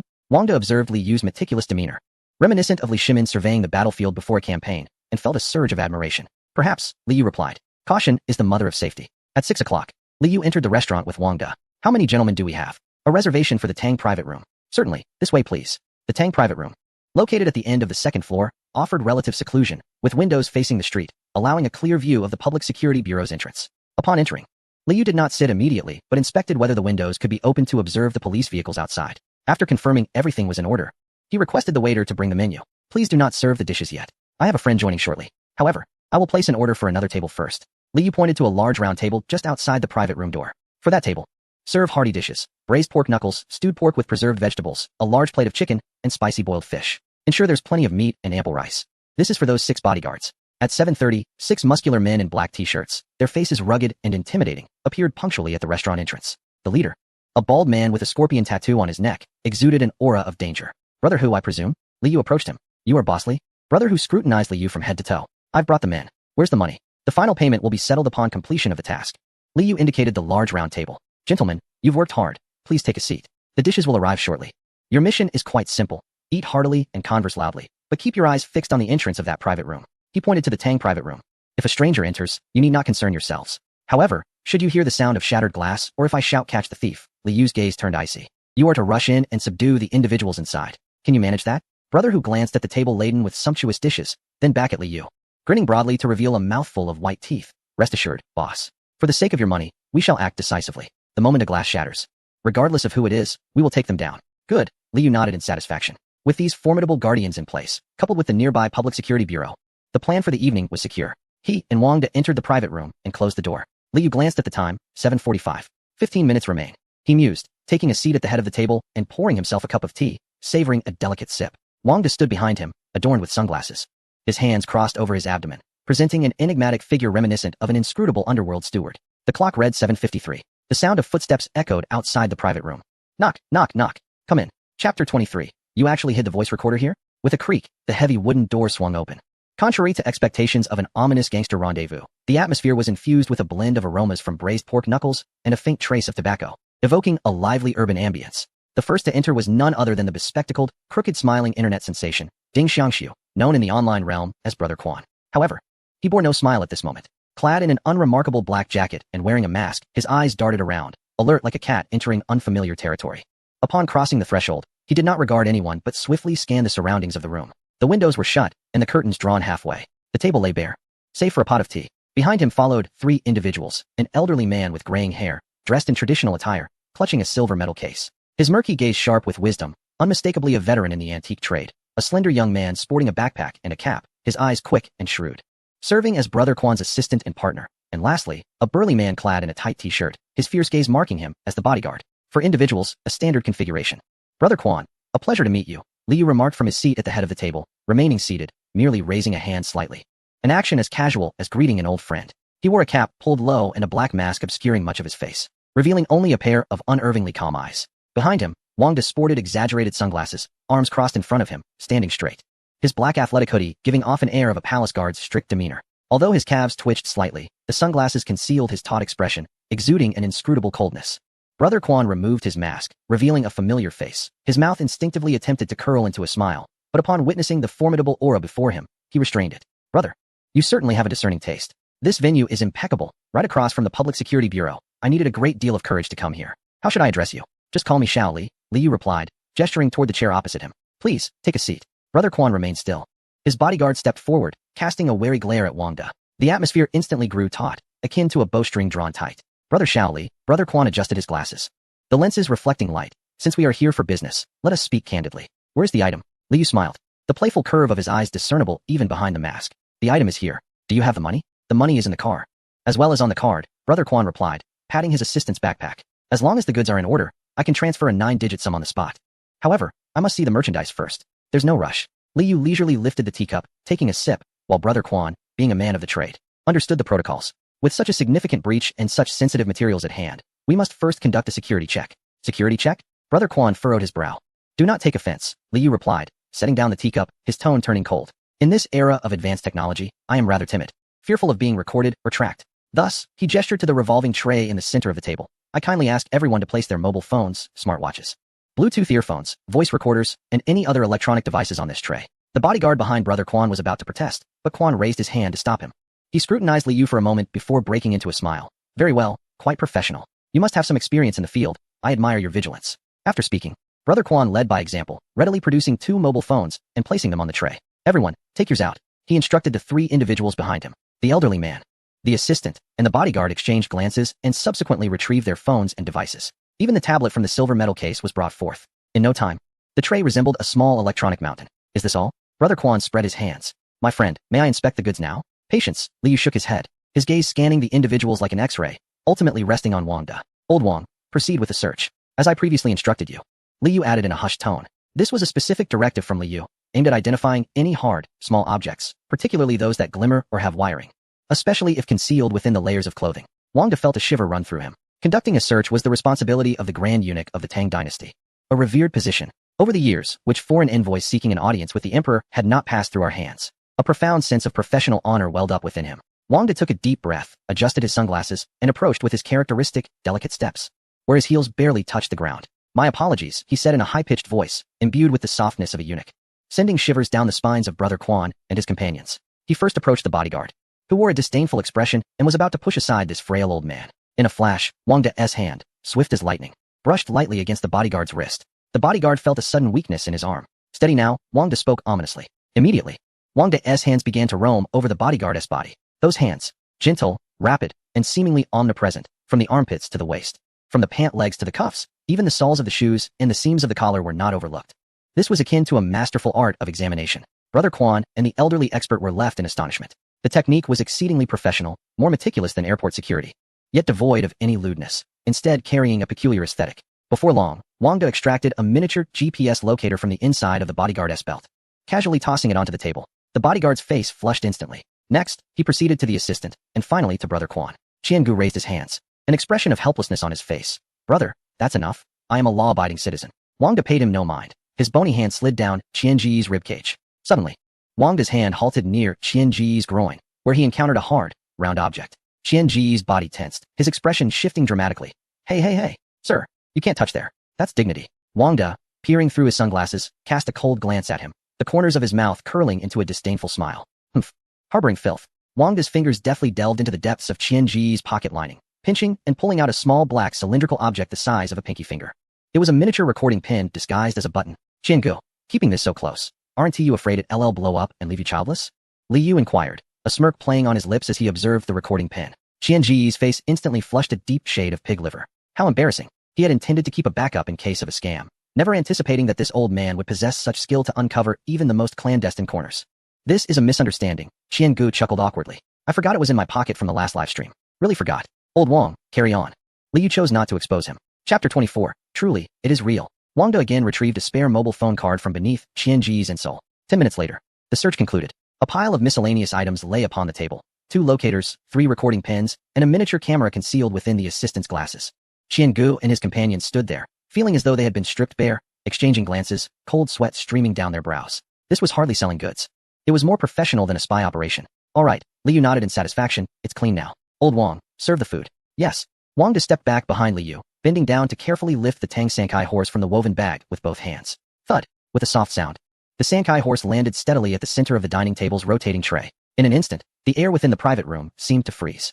The awkwardness and irritation that had previously clouded Qiangu and his companions vanished upon seeing the horse, replaced by a tremor that resonated from the depths of their souls. The warm yellow light in the room illuminated the horse, the yellow, green, and white glazes flowing under the light with a luster as gentle as jade. It was not a glaring, thieving light, but rather a treasure's radiance, accumulated over millennia. The horse's head was held high, its mane neatly arranged, muscles defined and powerful, as if it were about to rear up and neigh, shattering the illusions of this fleeting world. The elderly expert, who had been squinting, suddenly opened his eyes wide, a spark of brilliance emanating from them. He instinctively wanted to exclaim in admiration, but the words stuck in his throat. There are rules in every profession. Before a buyer, even upon witnessing a tremendous treasure, one must refrain from loud outbursts, lest it raise the price for the other party. The venerable expert inhaled deeply, forcefully suppressing the elation swelling within him, donning a facade of nonchalance that belied his excitement, though his trembling hands betrayed him. He retrieved a pair of white gloves from his pocket, donning them with the cautious reverence of a youth encountering his first love, and approached the table with measured steps. Brother Quan adjusted his glasses, striving to maintain a semblance of composure behind his crooked smile, yet his Adam's apple betrayed his agitation. It was breathtaking, 100 times more magnificent than viewed through the live stream. Brother Quan regarded Liu, his tone shifting to one of newfound respect. This is remarkable. May we handle it? By all means, Liu gestured graciously. The venerable expert promptly produced a powerful flashlight and a high magnification loupe, leaning almost reverently over the horse figure. Brother Quan leaned in closer. The 2 men, heads nearly touching, began a silent exchange, their eyes clashing in fervent dialogue. Without uttering a word, the expert pointed to the dripping glaze on the horse's hoof, his fingers illustrating a natural gesture.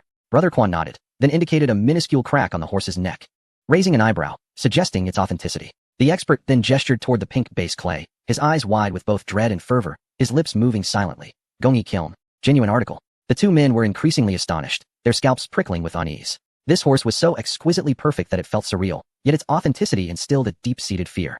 The aura it exuded, cold and regal, as if it had slumbered for a millennium in a grand tomb, was beyond the reach of any modern craftsmanship.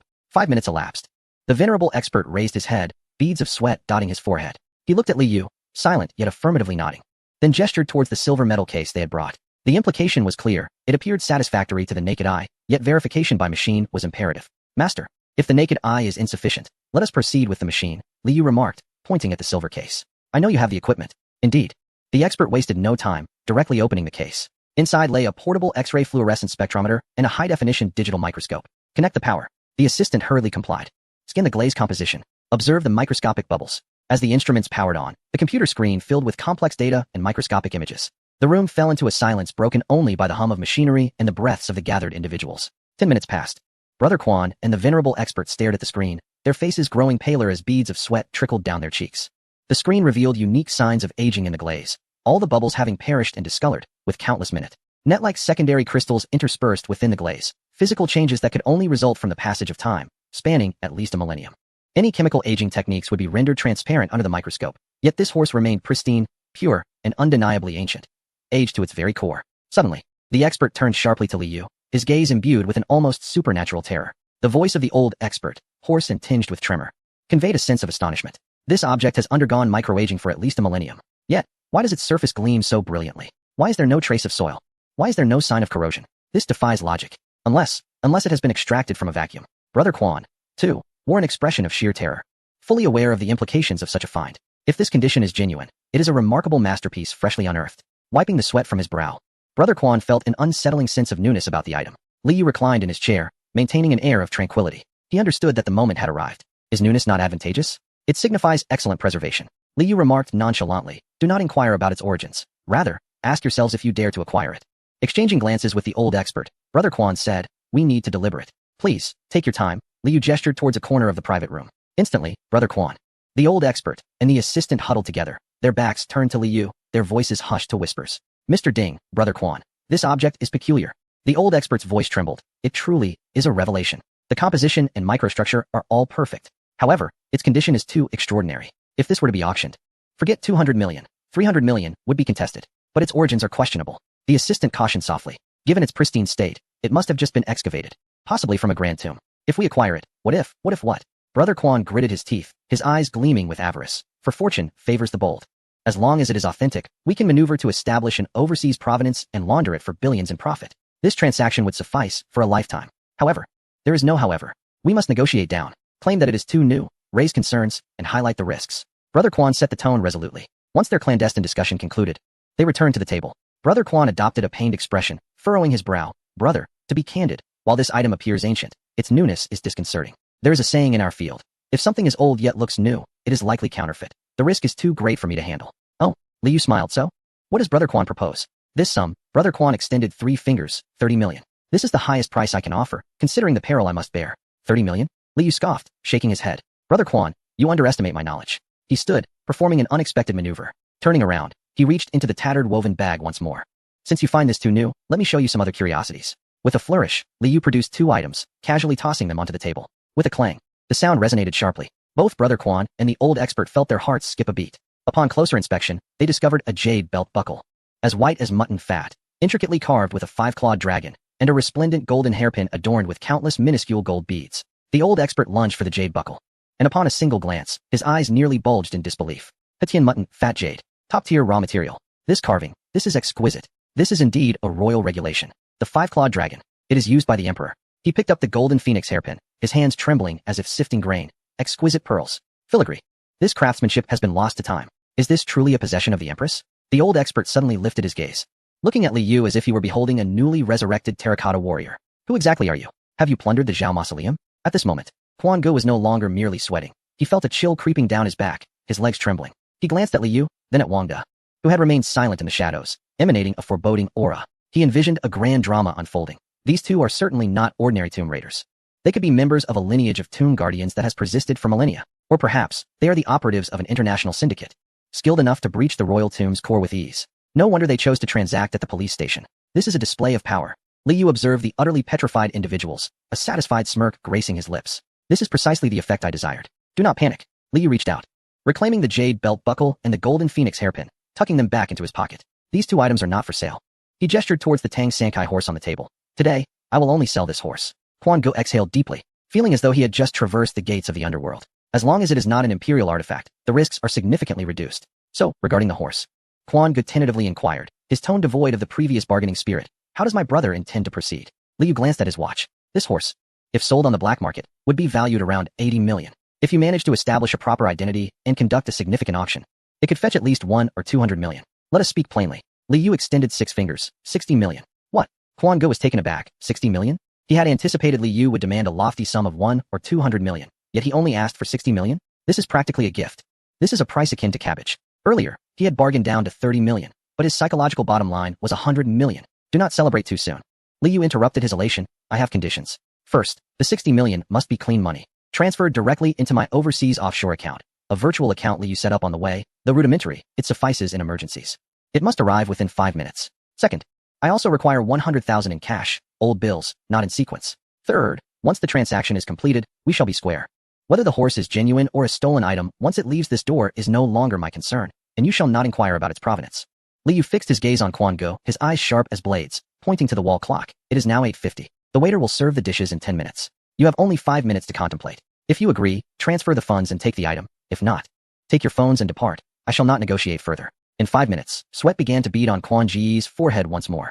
This is a high-stakes gamble. 60 million for a treasure of immeasurable worth, with enormous profit potential. Yet, the risks are equally substantial. The origins of this item are unclear, if it is tainted. However, fortune favors the bold. Qiangu gazed at the resplendent tricolored horse, his avarice ultimately triumphing over fear. He turned to the elderly expert, who, gritting his teeth, nodded emphatically, conveying through his gaze, this is a once-in-a-lifetime opportunity. Act now. Qiangu slammed his hand on the table. Brother, let us not hesitate. 60 million. I will pay. He immediately turned to his assistant and commanded, transfer the funds. Utilize the company's overseas acquisition channel. The assistant, flustered, hastily retrieved his computer and began typing furiously. Time ticked away. At 8:58, a notification chimed on Li Yu's phone. He glanced at it, revealing a message in English, account credited with 8,480,000 USD, approximately 60 million renminbi. The money had arrived. Li Yu spoke calmly, but his heart raced like a drum. Cash. Qiangu retrieved 10 stacks of vibrant red bills from the black box carried by his bodyguard and placed them on the table. Brother, this is 1 million. Li Yu gestured for Wang De to collect the money into a woven bag. Wang De stared at the crimson notes, uncertain of the exact amount, yet aware of the substantial thickness, his hands trembling with excitement. All right, the transaction is complete, Li Yu declared as he stood up. The horse is yours. Qiangu exhaled in relief and promptly instructed his bodyguard to secure the horse in a specialized shockproof case, fearing that any delay might cause Li Yu to reconsider. In that moment, Qiangu produced another 10 stacks of cash, totaling 1 million, and respectfully pushed them towards Li Yu. Brother, this is 1 million in cash as a token of appreciation. Qiangu donned a simpering smile, reflecting his respect and flattery towards the top-tier thief. Brother, I know you are a person of great importance, surely backed by a substantial boss. This money is for you and your brothers to enjoy tea. If there are similar items in the future, particularly those two from earlier, the jade belt and the gold hairpin, could you please consider me first? Here is my personal number, available 24/7. He presented a gilded business card, offering it with both hands. Li Yu glanced at him and smiled. This is the way of the world. As long as you possess strength, others will treat you with reverence. He casually accepted the card and the money, tossing them to Wang De. All right, seeing how accommodating you are, I will contact you first next time I acquire something good. Ah, thank you, brother. Thank you. Qiangu bowed and nodded. Let us go. With the items secured, Qiangu was eager to leave. Not wanting to linger in a location so close to the police station, feeling a sense of unease, the four of them hurriedly exited the private room, clutching the box as if they were thieves, swiftly disappearing down the corridor. Inside the room, only Li Yu and Wang De remained. Your Highness, Wang De, holding the woven bag brimming with cash, felt his legs weaken and plopped down onto the ground. Is this the military funding we acquired? Indeed. This is merely the first installment, Li Yu reassured him, patting Wang De's shoulder. Chapter 26. Grain varieties. The following morning, the air in Xi'an still carried a hint of coolness. Li Yu and Wang De stood at the entrance of Xi'an's largest agricultural wholesale market. Having just received tens of millions the previous day, they had become overnight millionaires, yet they exhibited none of the ostentation often associated with sudden wealth. Instead, they appeared somewhat furtive. Wang De's eyes, concealed behind sunglasses, surveyed this still unfamiliar world with both curiosity and trepidation. Your Highness, what brings us to this vegetable market? He inquired, observing the bustling trucks laden with produce and the pervasive scent of earth and decaying greens. He felt a sense of bewilderment, even a hint of disdain. Weren't they supposed to be procuring an iron bull? The iron bull was too cumbersome to transport, and moreover, It consumed fuel, something they lacked, rendering it mere scrap metal. Today, however, they sought something far more significant, something pivotal to the destiny of the Tang dynasty. Li Yu skillfully navigated through the noisy vegetable wholesale district, indifferent to the mud splashing onto his shoes, making a beeline for the seed specialty area. Old Wang, what do you think the Tang dynasty is most lacking at present? Li Yu queried as they walked. Is it money, horses, or weaponry? Wang De ventured, believing these to be the crux of national affairs. Wrong, Li Yu replied, halting at the entrance of a large store adorned with a sign proclaiming high-quality seeds. He gestured towards the mountain of woven sacks stacked inside. What is lacking is grain. Money cannot be consumed, horses cannot be gnawed upon, and weaponry cannot be turned into sustenance. Only grain can sustain life and prevent chaos in the Tang dynasty. As long as the common people have rice in their bowls, disorder shall not prevail. A full stomach brings a settled heart. Upon entering the shop, they encountered a middle-aged proprietor still enjoying his breakfast, a fried dough stick in hand. Noticing the customers, he hastily placed it down and wiped the oil from his mouth. Good sir, I wish to purchase some seeds, Li Yu announced. What would you like? We have wheat, corn, potatoes, sweet potatoes, and vegetable seeds. Take your pick. The proprietor warmly welcomed them. I intend to bring them back to my hometown, which is impoverished and lacks fertile soil, fertilizers, and pesticides, purely natural and unpolluted. Li Yu stated earnestly, articulating a highly specialized request that he had diligently studied the previous night. I am not seeking the extreme yields from chemically induced crops. I require varieties that are resilient to poor soil, robust against pests and diseases, and exhibit slow degeneration when replanted. I need crops that can be sown generation after generation in the mountains, understand? Ideally, they should be hardy enough to thrive with minimal care. Upon hearing this, the proprietor's eyes sparkled with excitement. Ah, connoisseur. Nowadays, everyone opts for hybrid seeds. While they yield high, they are delicate and necessitate yearly purchases. One season and they are done. You are advocating for sustainable development, are you not? Indeed, even if the yield is slightly lower. Stability is paramount, Li Yu affirmed with a nod. Then you have come to the right place, the proprietor beamed, proudly pointing to a pile of sacks at the entrance. As if introducing his own children. This potato, the Phyretia virus-free microtuber, may be small, but it is a pure strain. Its disease resistance is unparalleled, and its vitality is extraordinary. If you cultivate it, you will yield first-generation quality seeds that can be propagated for several years. Although it may not match the extraordinary production of today as genetically modified potatoes, in typical soil, it can yield about 5,000 pounds per acre. 5,000 pounds. Wang De, who had been standing behind Li Yu trying to blend into the background, suddenly emitted a sharp, startled cry, reminiscent of a rooster being throttled, startling the proprietor. He rushed forward, clutching the bag of potato seeds tightly, his eyes wide with disbelief and his breath quickening. Sir, please do not mock this old servant's ignorance of agriculture. 5,000 pounds per acre. Do you not realize that the crime of deceiving the emperor warrants execution? In the illustrious Tang dynasty, the finest arable land was diligently tended, and during favorable weather, the yield of millet and wheat per mu reached a mere 3 to 4 stones, approximately 300 to 400 jin. 5,000 jin. That would require multiple harvests. The proprietor was taken aback by the eccentric old man wearing sunglasses and a mask, yet he patiently explained, Sir, I assure you, I am not deceiving you. Do you not understand the modern age of scientific agriculture? This 5,000 jin is a conservative estimate, should the irrigation be adequate. Yields of 6 to 7,000 jin are not merely a dream. And what about this? Wang De trembled, pointing at the sweet potatoes nearby. Sweet potatoes? I can provide you with seedlings, complete with roots and soil. They thrive easily. The proprietor casually remarked, this is the newly cultivated commercial variety, Shanshu 19. High in starch and drought resistant. It is a veritable gem of sweet potatoes, simply planted in the soil, and it can yield 3 to 4,000 jin per mu, possibly exceeding 5,000 jin during peak production. Hearing this, Wang De felt his legs weaken, as if he could no longer stand. What about corn? Li Yu pressed on. The Zhongdan 808 variety, an old breed, resistant to lodging and poor soil. Crucially, it is suitable for seed retention. Although it does not yield as much as modern hybrids, it can still produce nearly 2,000 jin in hilly terrain. 2,000 jin, 2,000 jin. Wang De could no longer bear the weight of this revelation.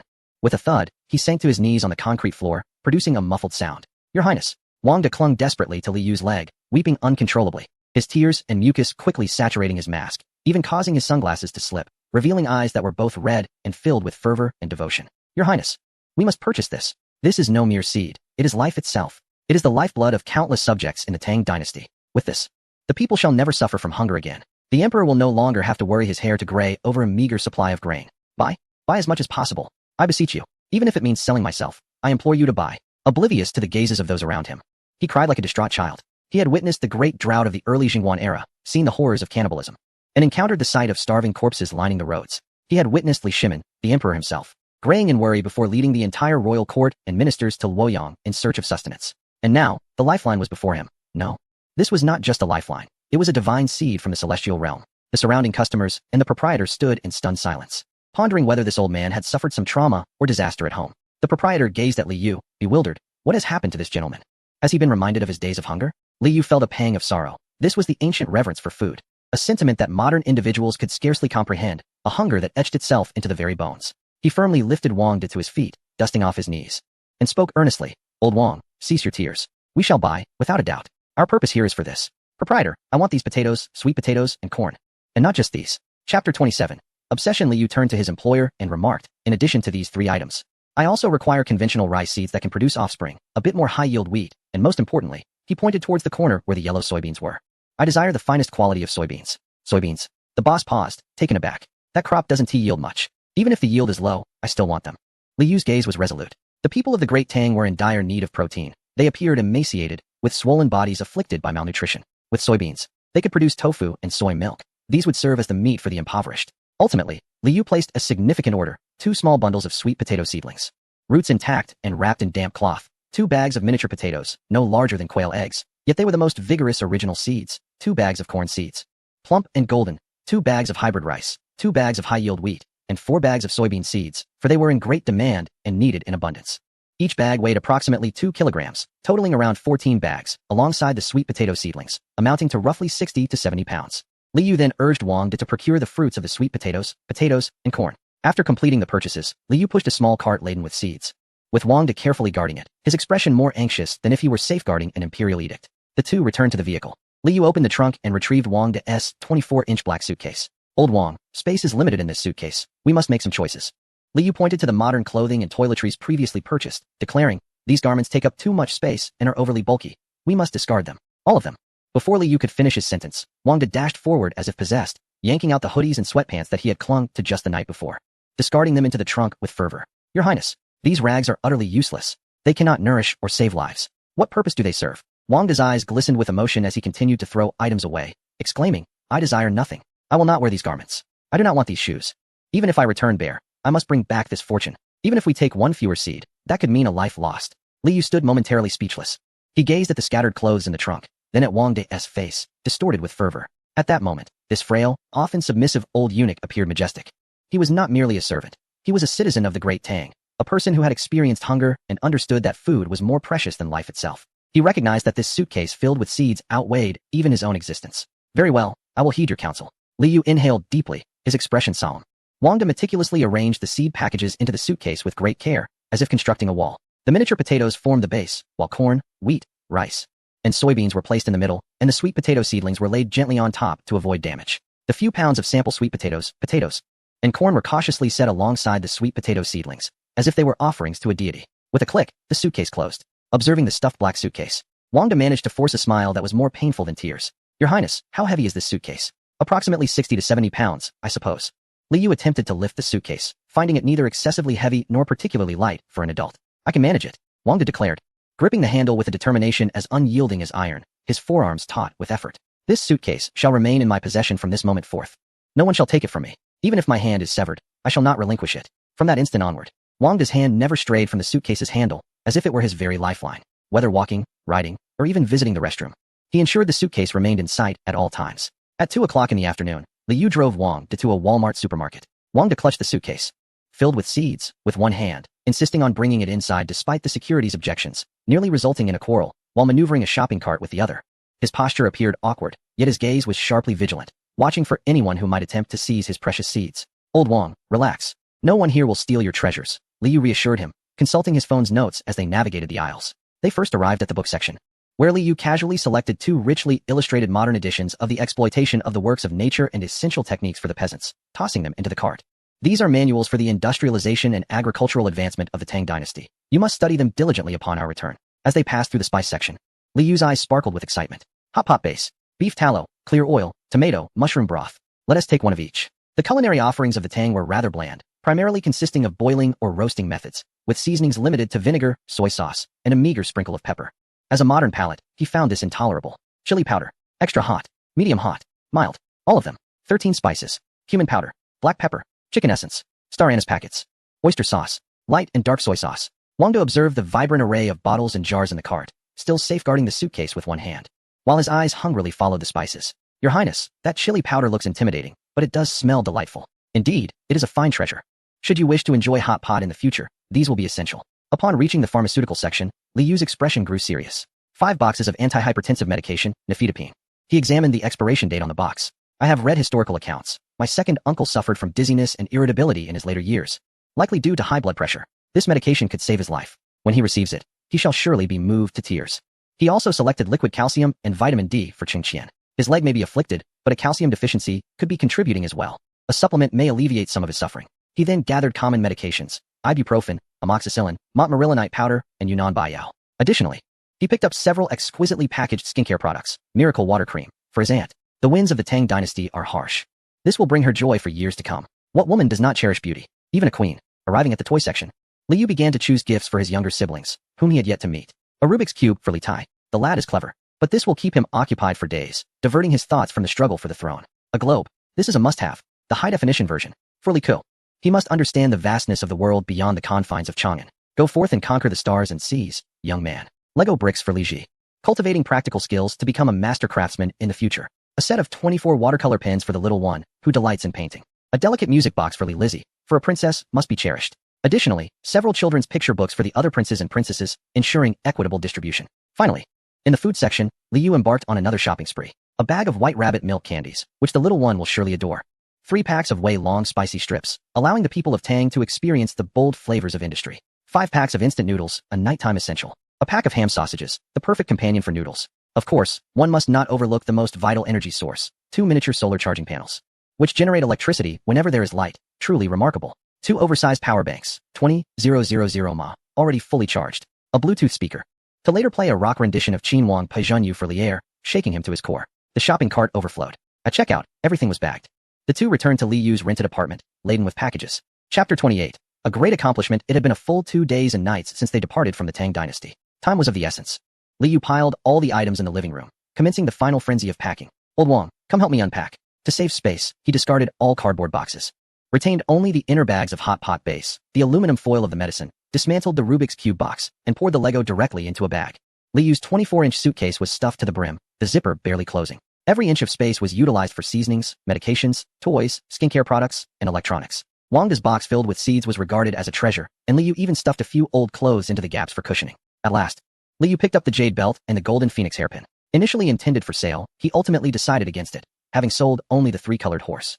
After some contemplation, he fastened the jade belt around his waist. This item belonged to his second uncle. Selling it would be inappropriate. Returning it would reflect well on his character. He then took the golden phoenix hairpin, glanced at Wang De's unkempt hair, previously uncombed for disguise, and with a mischievous grin said, "Old Wang, this hairpin has no place to rest. I'll borrow your hair for a moment." With that, he casually inserted the priceless golden hairpin into Wang De's gray-streaked hair. There. It was done. Li Yu donned a heavy hiking backpack filled with personal belongings and snacks, pulling along the suitcase brimming with technological gadgets. Wang De clutched the seed box's handle tightly with one hand, while holding a woven bag filled with cash in the other.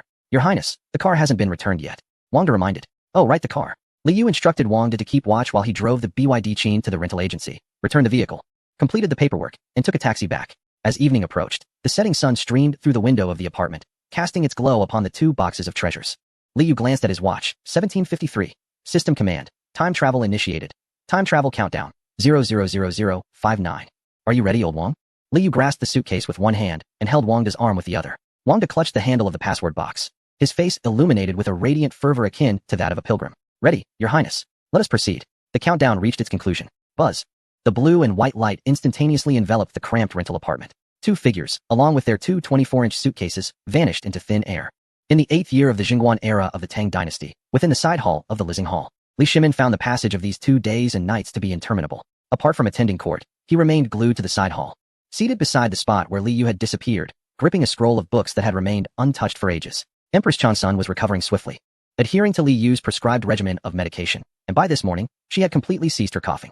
Sitting beside Li Shimin, she engaged in needlework, her demeanor calm, yet her eyes concealed a profound worry. "Erlang, have some tea," Empress Changsun gently suggested.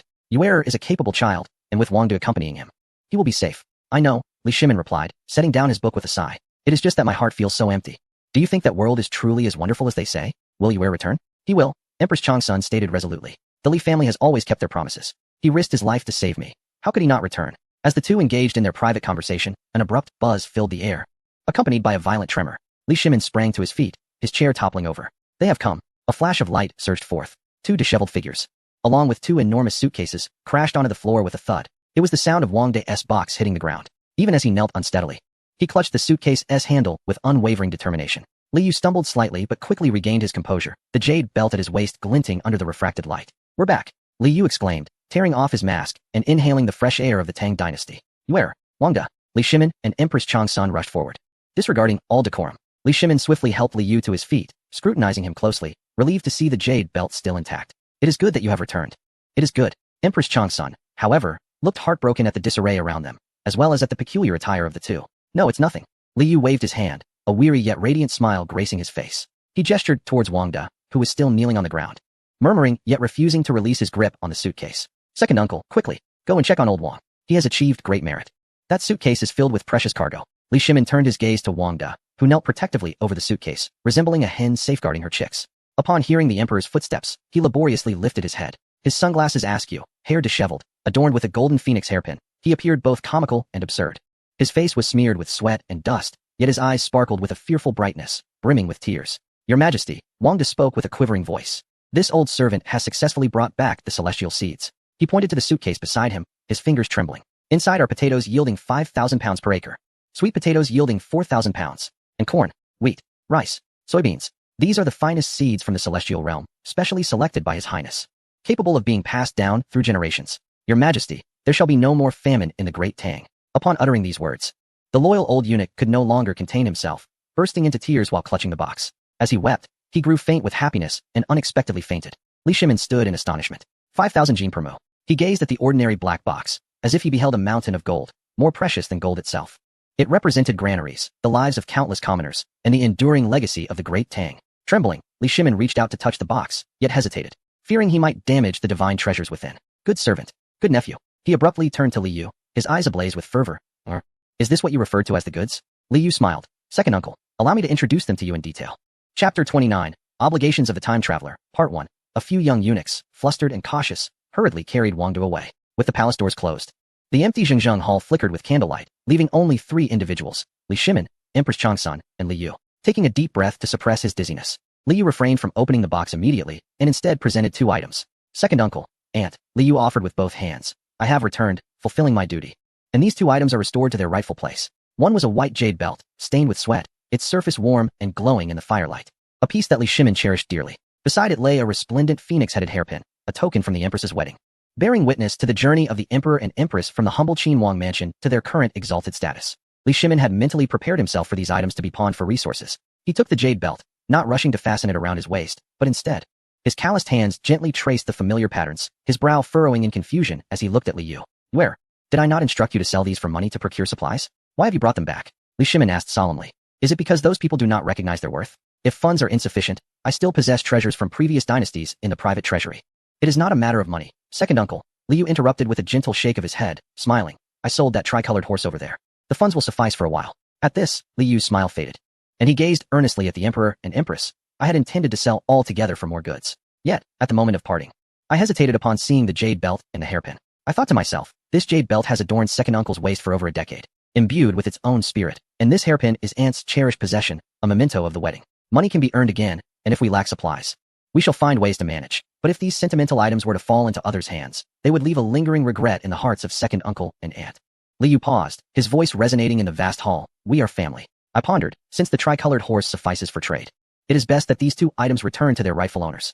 This is also my selfish desire, to let second uncle and aunt know that our family is more precious than gold. His words, though simple, shattered the hard shell surrounding the hearts of Li Shimin and Empress Changsun. In the days preceding this moment, although a collaborative bond had been established, the insidious nature of suspicion and testing lingered like an invisible barrier among the 3 individuals. At this instant, that barrier was shattered by Li Yu's earnest display of familial affection. Li Shimin's hand trembled slightly as he gazed at the jade belt in his possession, then turned his attention to the young man before him. A good child, he uttered, his voice hoarse yet laden with profound significance.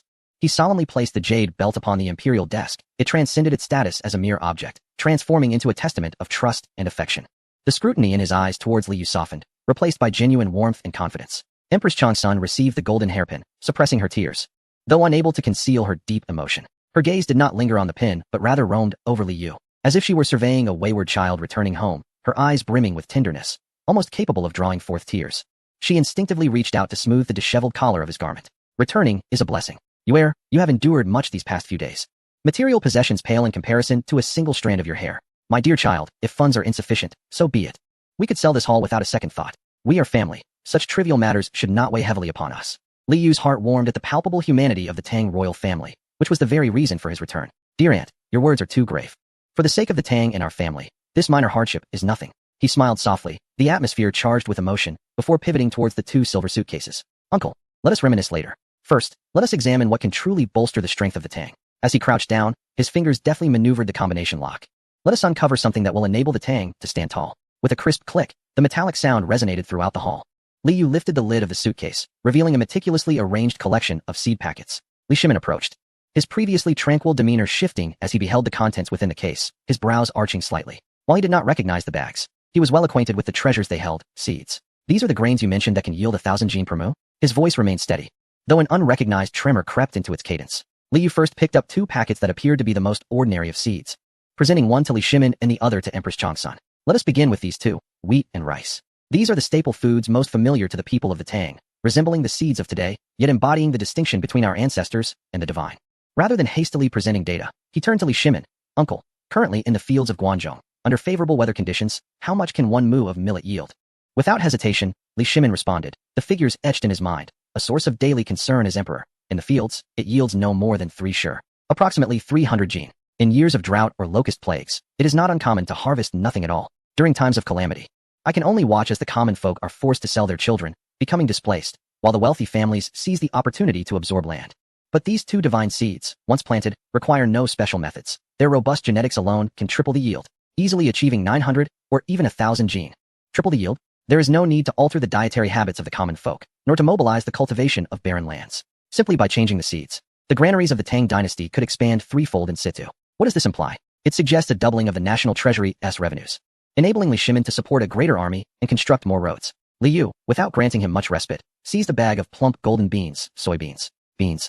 Such fare is typically consumed by the impoverished and is known to cause bloating. Li Shimin furrowed his brow, clearly skeptical of the strategic significance of beans. Cousin, these beans are not the same as those you envision. In later times, they are referred to as the meat that grows in the fields. Li Yu spoke earnestly, entering a mode of enlightenment. They contain a remarkably precious substance known as protein. You may not be familiar with this term, but to put it simply, its nutritional value is second only to that of meat. Consuming these can enhance strength and build muscle, yielding effects comparable to eating mutton. Li Yu fixed his gaze upon Li Shimin's eyes. Can the soldiers of the Tang dynasty afford to eat mutton daily? Certainly not. However, if they were to consume tofu, drink soy milk, and eat dried tofu daily, that is within reach. If the Tang army could partake of this plant-based meat at every meal, would their physiques not rival those of the robust Turks who feast on meat daily? Li Shimin's expression transformed in an instant. His gaze upon the bag of beans shifted from viewing it as the food of the lower class to perceiving it as a vision of an invincible iron army, each soldier brawny and powerful. Gripping the bag tightly, he mused, if this can be widely promoted, what concerns could I have for my 16 guards? Next, he turned to the sweet potato. Li Yu presented a red, spindle-shaped tuber to Empress Changsun. Aunt, please feel its weight. This is known as sweet potato, or yam. It is the finest supplementary grain. Supplementary grain? Empress Changsun remarked, feeling its substantial heft. Indeed, it possesses a delightful flavor, is soft and palatable, adored by both the elderly and children. Most importantly, it grows in any soil, whether in muddy fields, hilly terrain, or sandy soil. It can thrive with merely a vine planted. Its yield is astonishing, often yielding 2,000 to 3,000 pounds per acre. In years of disaster, when staple grains fail, this tuber can survive buried underground, serving as the last line of defense against starvation for the populace. Finally, Li Yu held up a potato and a golden ear of corn, his expression turning grave. As for these two, they are strategic dominators. Li Yu extended the earthy potato to Li Shimin. This is called potato, or malinger. In later times, it is revered as a miraculous solution to famine. Li Yu nodded, extending 3 fingers. This potato is resistant to cold, drought, and poor soil. It can be cultivated in sandy areas, on slopes, and even in newly reclaimed barren lands. With proper care, it can yield a starting harvest of 3,000 pounds per acre in the lands of the Tang. Most importantly, it can serve as a staple food. Li Shimin stood there, cradling the potato, his thoughts racing. The burgeoning potential was not merely in sustenance, but in the very strength of the Tang dynasty. 3,000 pounds. Li Shimin murmured, then suddenly raised his head, speaking rapidly. Does this mean it can be cultivated in Daizhou, Yunzhou, and even in the frigid northern territories? Li Yu was momentarily taken aback, then praised inwardly. Indeed, potatoes thrive in cooler climates, flourishing even better in the north. Excellent, excellent, excellent. Li Shimin repeatedly uttered 3 words of approval as he paced anxiously within the grand hall, his robes billowing with the breeze. If this were indeed true, it would signify more than mere military provisions. He gazed at the ethereal map before him, envisioning the vast expanse of the Tang Empire stretching infinitely. Firstly, I could implement a system of agricultural settlement in the northern territories. In past campaigns against the Turks, transporting 10 stones of grain to the front lines often resulted in the loss of 7 or 8 stones along the way. Should I cultivate this miraculous crop along the borders, my supply routes would be secure. At that time, my iron cavalry could advance all the way to the Han Sea, reaching the very heart of the Turks. The demise of the northern steppes is not far off. Secondly, Li Shimin turned, his gaze piercing as it fell upon Empress Changsan. Do you comprehend the implications of this? Why do the 5 surnames and 7 families wield such influence over the court? Because they possess land and grain. In times of disaster, they hoard resources, compelling the court to concede and forcing the populace into servitude. If the court held these miraculous resources, I could suppress grain prices entirely. No matter how vast their granaries, could they rival this heavenly gift? With it, the common folk would have ample provisions, understanding propriety. With it, the displaced would have food and would not rebel. With it, my authority would be truly fortified. My subjects of the Tang would no longer suffer from famine. This is the vision of a timeless emperor. A potato, in the eyes of the ordinary, is mere sustenance, yet to Li Shimin, it is a weapon against the Turks, a hammer against the aristocracy, and a stabilizing force for the people of the realm. Li Yu felt his blood surge with fervor. Seizing the moment to present another kernel, second uncle, this is maize. Its yield, while slightly inferior to the potato, is around 1,500 pounds per acre.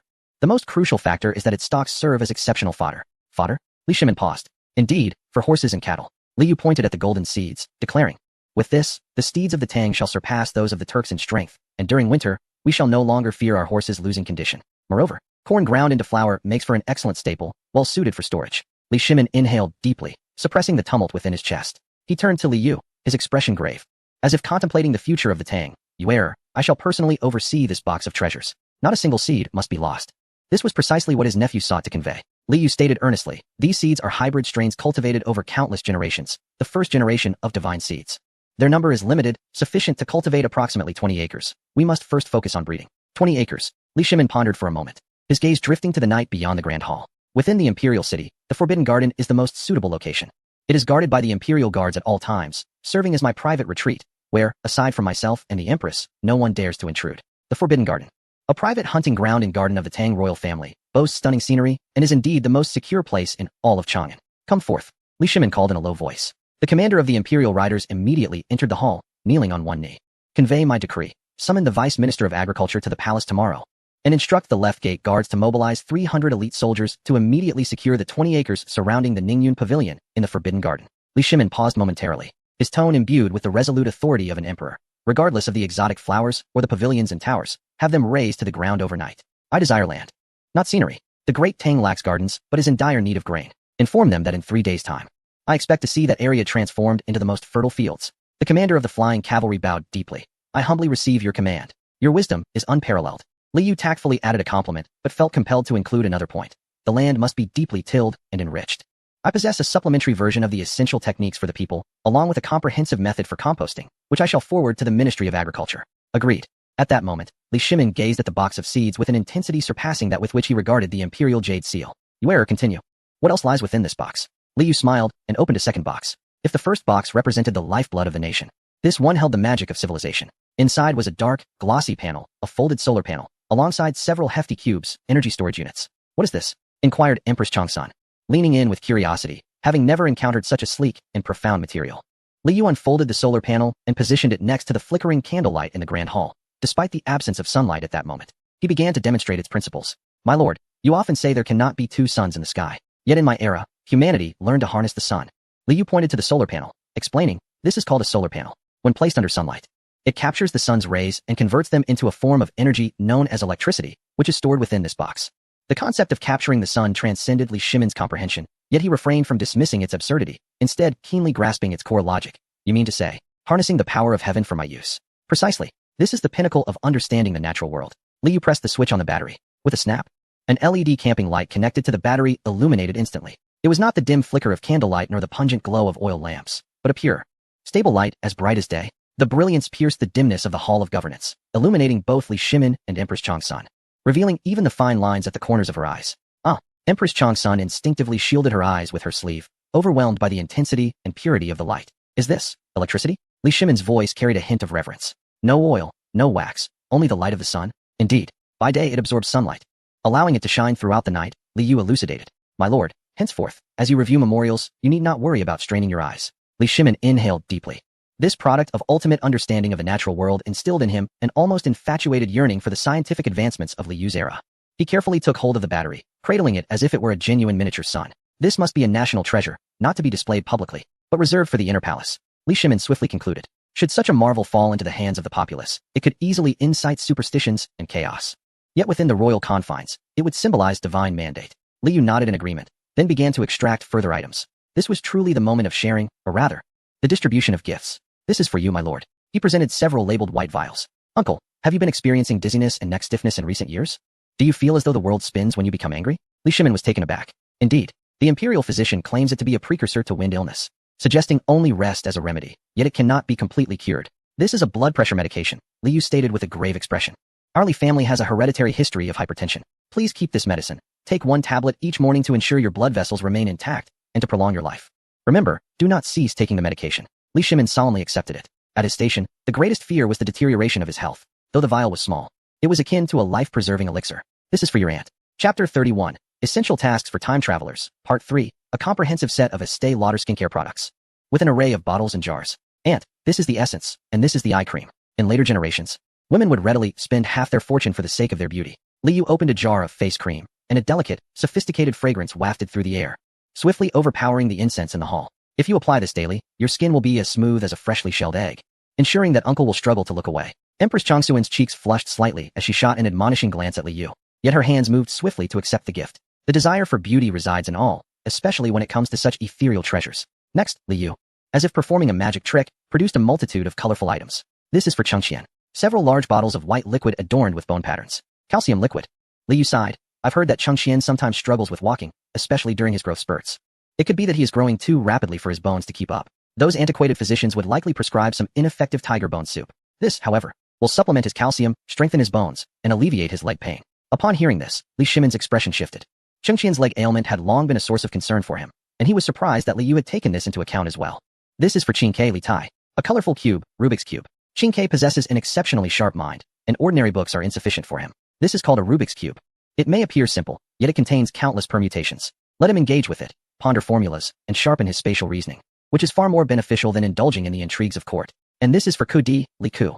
Liu unveiled a globe, roughly the size of a soccer ball, covered in vibrant patterns. He gently flicked the globe, setting it into a spin. Uncle, this represents the earth beneath our feet. It is round, round.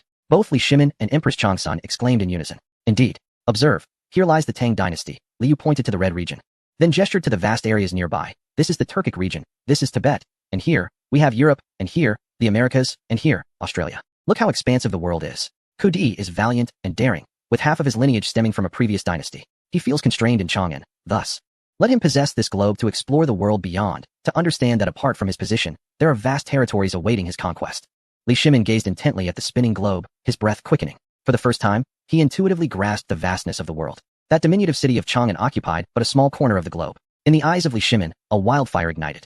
If the world is so vast, my sons, why must you fight to the death over a mere position? Go seize it. Go claim it. I shall provide them with soldiers. Liu chuckled.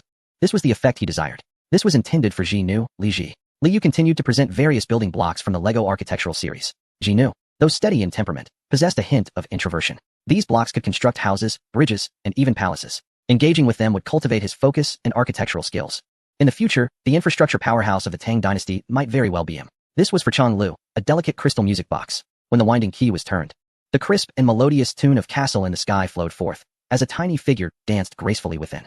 This was for Xiao CZ, a set of 24 vibrant watercolor pens. CZ loved to draw, yet the soft brush and monotonous ink did not suffice. With these vivid colors, she could portray the grandeur of the Tang dynasty in a spectrum of hues. The remainder comprised children's picture books for his other younger siblings. Liu gestured towards the thick stack of books, filled with stories and illustrations, ensuring they would learn from an early age that the moon does not harbor Chang'e, but merely bears rugged stones, and that the heavens do not contain Lei Gong and Dianmu, but rather positive and negative charges. Finally, Liu retrieved several books from the bottom of the box, his expression turning unusually solemn. Uncle, these books are classified. Fundamentals of Physics, Introductory Chemistry, The Barefoot Doctor's Manual, A Friend to Dual-Use Talent, and Militia Training Manual. Lowering his voice, he continued. These books must not be seen by anyone outside of your most trusted confidants. Trusting Liu, Li Shimin swiftly removed his outer robe, wrapping the books securely. He glanced towards the direction where Wang De had been taken away, already formulating a plan. I have made my calculations regarding this matter, murmured Li Shimin, his tone chilling. Once Wang De awakens, I shall command him to select a few unblemished eunuchs from the Yeting Bureau to meticulously transcribe these texts within the secret chamber of Ganlu Palace. These individuals shall never set foot outside that chamber for the rest of their lives. The originals shall be sealed. No one is permitted to touch them, except for me. After distributing the gifts, gazing upon the collection of rare treasures and the carefully prepared offerings for each child, Empress Changsun could no longer contain her tears. She looked at Li Yu's youthful yet slightly haggard face, recalling every word he had spoken to provide calcium to Cheng Qian, to entertain Xin Ke, to guide Ko Er, to amuse Ji Nu, and to extend life to Erlang. He truly held this entire family in his heart. Suddenly, Empress Changsun turned toward Li Shimin, who was engrossed with a globe, her voice choked with emotion, laced with an uncommon fierceness and accusation. Erlang. Look closely. Really look. Li Shimin was startled, nearly dropping the globe in his hands. Guanyin maid, what is the matter? Yue has risked everything for this family, for the Tang dynasty. He even thought of CZ's paintbrush and remembered your headaches. As she wiped her tears, her tone filled with sorrow and indignation, she pointed at Li Shimin. But what about you? Just a few days ago, within this grand hall, you had your sword pointed at him. You were ready to take his life. As an elder, do you not possess a heart of flesh and blood? Can you fathom how desolate Yue felt at that moment? As she spoke with deep emotion, tears streamed down Empress Changsun's face like a broken thread. This was not merely a moment of sentiment. It was also a profound sense of dread. Had Li Shimin truly acted on that impulse, the myriad miracles before them, the future of the Tang dynasty, and the warmth of this family would have all dissipated into mere illusions. Li Shimin was taken aback. He gazed at the scattered gifts, then at his weeping wife, and finally at the somewhat bewildered Li Yu standing nearby. A wave of shame overwhelmed this illustrious emperor. Indeed, how could he have been so foolish? How could he have been so filled with doubt? He prided himself on his wisdom and martial prowess, yet he nearly extinguished the life of his own nephew, jeopardizing the hopes of the Tang dynasty. Slowly, Li Shimin set down the globe and approached Li Yu. After a prolonged silence, he took a deep breath, extended his hands, and firmly rested them on Li Yu's shoulders. You the tremor in Li Shimin's voice was palpable, and his eyes glistened with unshed tears. It was the fault of your second uncle. I was blinded by foolishness. I never anticipated that you possessed such a pure heart. He fixed his gaze intently upon Li Yu's eyes, speaking with deliberate weight, swearing to the heavens. Today, I declare before the heavens and the earth. From this day forth, you, Li Yu, shall be regarded as my own son. In this Tang dynasty, no one shall dare to wrong you except for me. Even Chao and the others must treat you with the respect due to an elder brother. This solemn vow resonated powerfully within the hall. Li Yu felt a swell of emotion, his nose tingling. Yet, he dreaded such emotionally charged moments, so he sniffed and feigned nonchalance, teasing, a son? Second uncle. Why does that sound so familiar to me? He recoiled slightly, a mischievous grin on his face. Please, don't emulate grandfather. If you were to pull a Xuanwu gate on me, I fear my frail form could not withstand it. If that were the case, it would be safer if you regarded me as a distant nephew rather than a son. At this remark, the atmosphere instantly froze.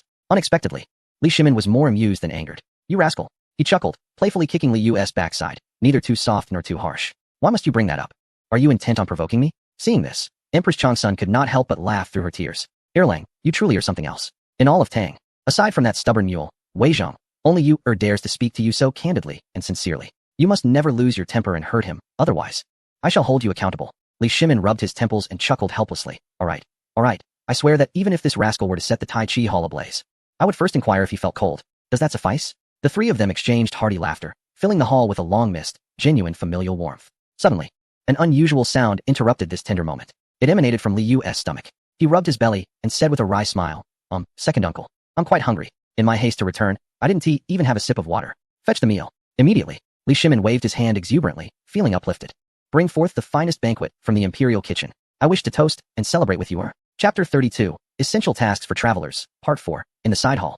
2/4 of an hour later, a grand round table made of mahogany was adorned with an array of dishes purportedly representing the grand banquet of the Tang dynasty. Li Yu surveyed the spread before him, his brows knitted together in dismay. Was this truly the imperial feast? Steamed lamb, boiled mutton, roasted lamb chops, and lamb soup, everything was lamb. The most concerning aspect was the odor. Before even picking up his chopsticks, an overpowering, pungent smell assaulted his senses. The Tang dynasty did not have the custom of castrating rams, nor did it employ the wonders of cumin or chili to mask the gamey aroma. The so-called seasonings were merely numbing Sichuan peppercorns, cinnamon, and bitter coarse salt. Due to the lack of culinary refinement, even the royal kitchen could not procure quality salt. Yet, Li Shimin was in high spirits, personally serving Li Yu a piece of the most esteemed lamb tail fat. Do give this a try. This is the small-tailed sheep tribute from Longyu, tender and juicy. I seldom indulge in it myself. Li Yu gazed at the quivering, glistening fat, his stomach churning uncomfortably. He forced himself to take a small bite. It was rich, gamey, salty, and bitter, a sensation akin to having a mouthful of raw lamb fat. So greasy it made him want to crash against a wall. Unable to contain himself, he turned away to retch quietly.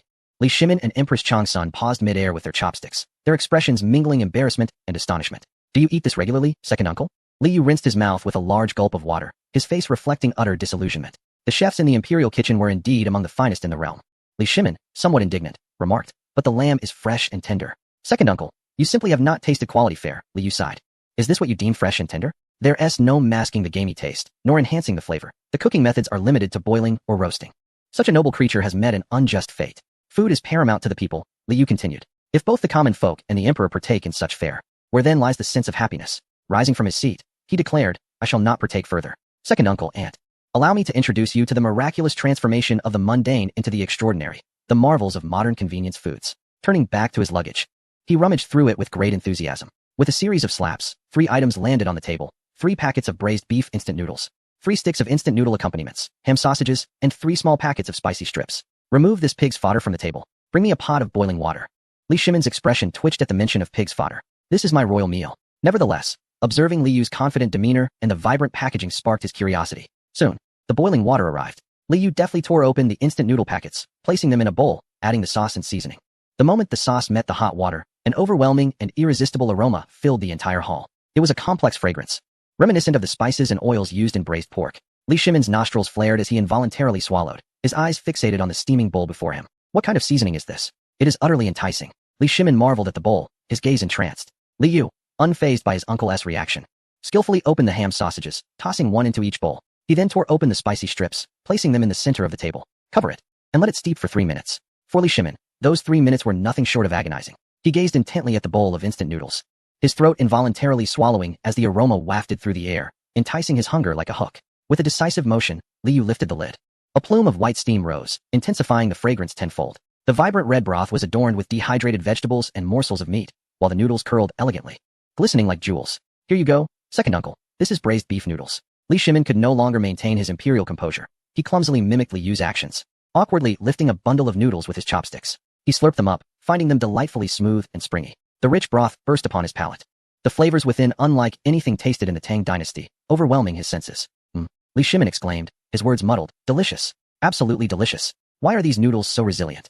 This broth is even more exquisite than mutton soup. He took another bite of the ham sausage, its soft and savory texture a sublime union of starch and meat, an epitome of fine sausage in the Tang era. Next, he seized a vibrant red spicy strip. Crunch. Sweet.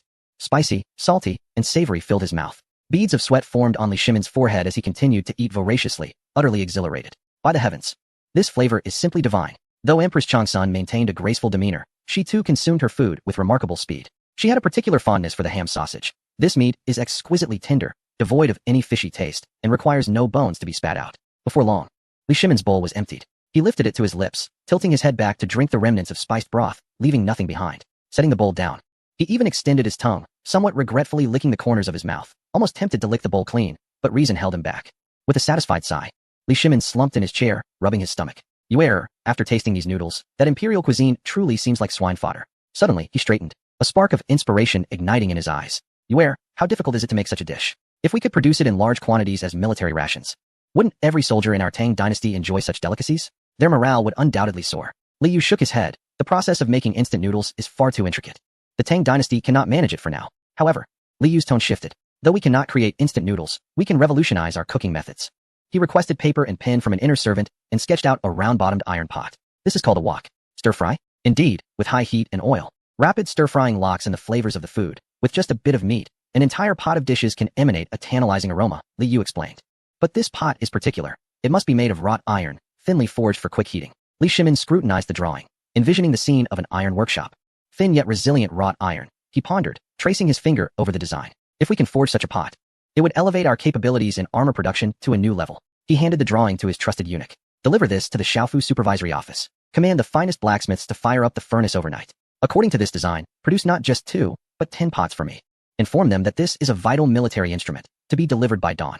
Li Yu chuckled. Such was Li Shimin, elevating even a pot to the status of a national treasure. Second uncle, having the pot is not enough. Tomorrow, I shall personally take to the kitchen and prepare a truly celestial feast for you, ensuring you savor every bite. Really? Li Shimin and Empress Changsun's eyes sparkled simultaneously, radiating the light of gourmands. Mark my words. Very well. I shall seek you out after tomorrow's morning court, Li Shimin exclaimed, laughter echoing as he felt an unprecedented exhilaration.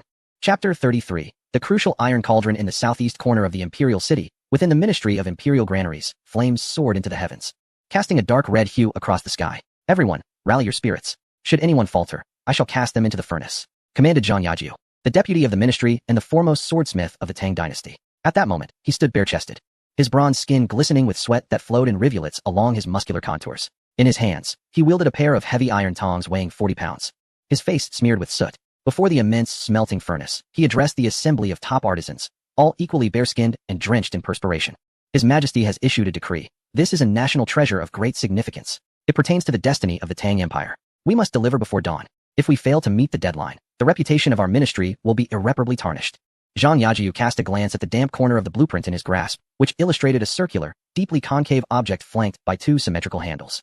The design was simple yet profound. Master, a young craftsman wiped the sweat from his brow. Puzzled, this looks like a shield, but why is it so thin? Moreover, if this curvature is meant to deflect blades, it seems ill-suited to absorb impact, resembling more of a bag. You know nothing. Zhang Yajiu smacked the apprentice on the forehead, his eyes wide with intensity. If His Majesty declares it a crucial artifact, then it is indeed so. This is the very design drawn by the newly appointed Prince of Yu. It cannot be an ordinary item. He pointed at the annotations on the blueprint, his gaze penetrating as if he could see through the fog of war. Observe the specifications. It must conduct heat rapidly, be thin yet resilient, and distribute flames evenly. What does this imply? It signifies that this object is intended to withstand fire assaults. Perhaps it serves as a divine shield mounted on chariots, designed to repel enemy incendiaries. This is to be equipped for the Xuanjiao army to charge into battle. In his mind he envisioned a fierce confrontation. The Tang soldiers wielding this round-bottomed divine shield, charging through flames while repelling enemy oil back upon them. For the Tang dynasty. For His Majesty. Bring forth the celestial meteorite iron we intend to use for crafting the imperial sword. Incorporate it. What? Master. That is what you have preserved for a decade to forge the legendary sword. Enough of your prattle. Good steel must be utilized for the blade.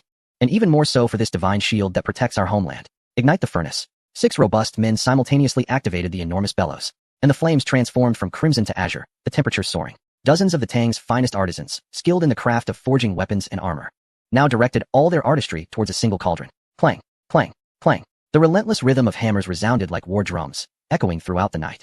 This curvature must be smooth, like the vault of the heavens. Even the slightest imperfection would cause boiling oil to splatter and injure. This thickness must be uniform, as delicate as a cicada's wing, yet as hard as rock. Even if it were but the thickness of a single sheet of paper, it must withstand relentless forging. Through the entire night, the flames blazed on, and the sound of hammers never ceased. As the first light of dawn graced the east, 10 blades shimmered with a cold, ethereal azure hue, their surfaces adorned with exquisite cloud patterns wrought by meticulous hammering. Indeed, a testament to the artistry of intense forging. The sound they produced was as crisp as the melodious notes of a dragon's song, heralding the birth of a divine shield. Zhang Yajiu caressed the smooth, mirror-like surface of the shield's base, his fingertips brushing against the metal's frigid resilience, his eyes brimming with a fervent obsession and pride. What a splendid shield. Should it rest upon my breast, it would surely withstand 1,000 arrows and defy the elements. Truly, the wisdom of His Majesty shines forth, and the talent of Prince Yu is unparalleled. In the Tai Chi Hall, the morning bell tolled, summoning the officials to court. The atmosphere of today's audience felt somewhat peculiar. Li Shimin, who typically relished engaging his ministers in spirited debates about the state and the world, now seemed restless, shifting uncomfortably upon the dragon throne as if a thorn pricked his seat. The lingering taste of instant noodles from the previous night clawed at his stomach, reminiscent of a beguiling sprite that had tormented him throughout the night. At long last, dawn arrived. Yet his mind remained ensnared by the vision of the grand feast depicted by Li Yu. Your Majesty, regarding the relief funds for the drought-stricken Hunan province, Fang Xianling began, holding his tablet aloft, his expression serious as he prepared to deliver an extensive discourse. Li Shimin, however, swiftly interrupted, his words tumbling forth with astonishing speed, tinged with a hint of impatience. Fang, I have full confidence in your capabilities. Approved. The Ministry of Revenue shall immediately allocate the silver. No further discussion required. Next. Fang Xianling stood dumbfounded, his mouth agape, unable to close it for a considerable time. Typically, such matters would prompt the emperor to meticulously extract details, often scrutinizing the allocation of every single coin. Why this sudden decisiveness today? As the Minister of Rites began to step forward, Your Majesty, concerning the ceremonial vessels for next month's sacrifice to heaven, everything remains as it is. The ancestral laws must not be altered. Do not change it. Next. Li Shimin waved his hand dismissively, as if swatting away flies. Wei Zheng furrowed his brow, his renowned, keen gaze scrutinizing Li Shimin. He sensed that the emperor's demeanor was off, restless, overly restless. As an emperor, how could one be so distracted? Your Majesty, Wei Zheng stepped forward, his voice resonant as a temple bell, evidently prepared to commence a fervent admonition. A ruler should be as steadfast as a mountain, even when faced with calamity. His countenance must remain unperturbed. Your Majesty, today's restlessness betrays a trivialization of state affairs. Li Shimin felt a shiver run down his spine. Here it comes. The torrent of Wei's admonishments. Under normal circumstances, he would humbly accept counsel, even feigning a demeanor of acquiescence, despite inwardly cursing. But today? No. He could not afford to delay. His hunger emanated from the very core of his being. Minister Wei, Li Shimin surged to his feet, exuding a righteous fervor. His gaze resolute as if prepared to storm a fortress. I know what you intend to articulate. However, I have pressing matters today, matters of utmost significance. I must inspect the newly forged military apparatus by the Xiaofu supervisor. This concerns the safety of the realm, for one cannot govern without nourishment, and my urgency is palpable. Delay could mean losing our advantage. Military apparatus? Wei Zheng hesitated. Since the matter had escalated to a national level, he could not impede it. After all, the emperor was indeed a proponent of martial affairs, and last night's activities at the Xiaofu supervisor were undeniably significant. Very well, your majesty should prioritize state matters.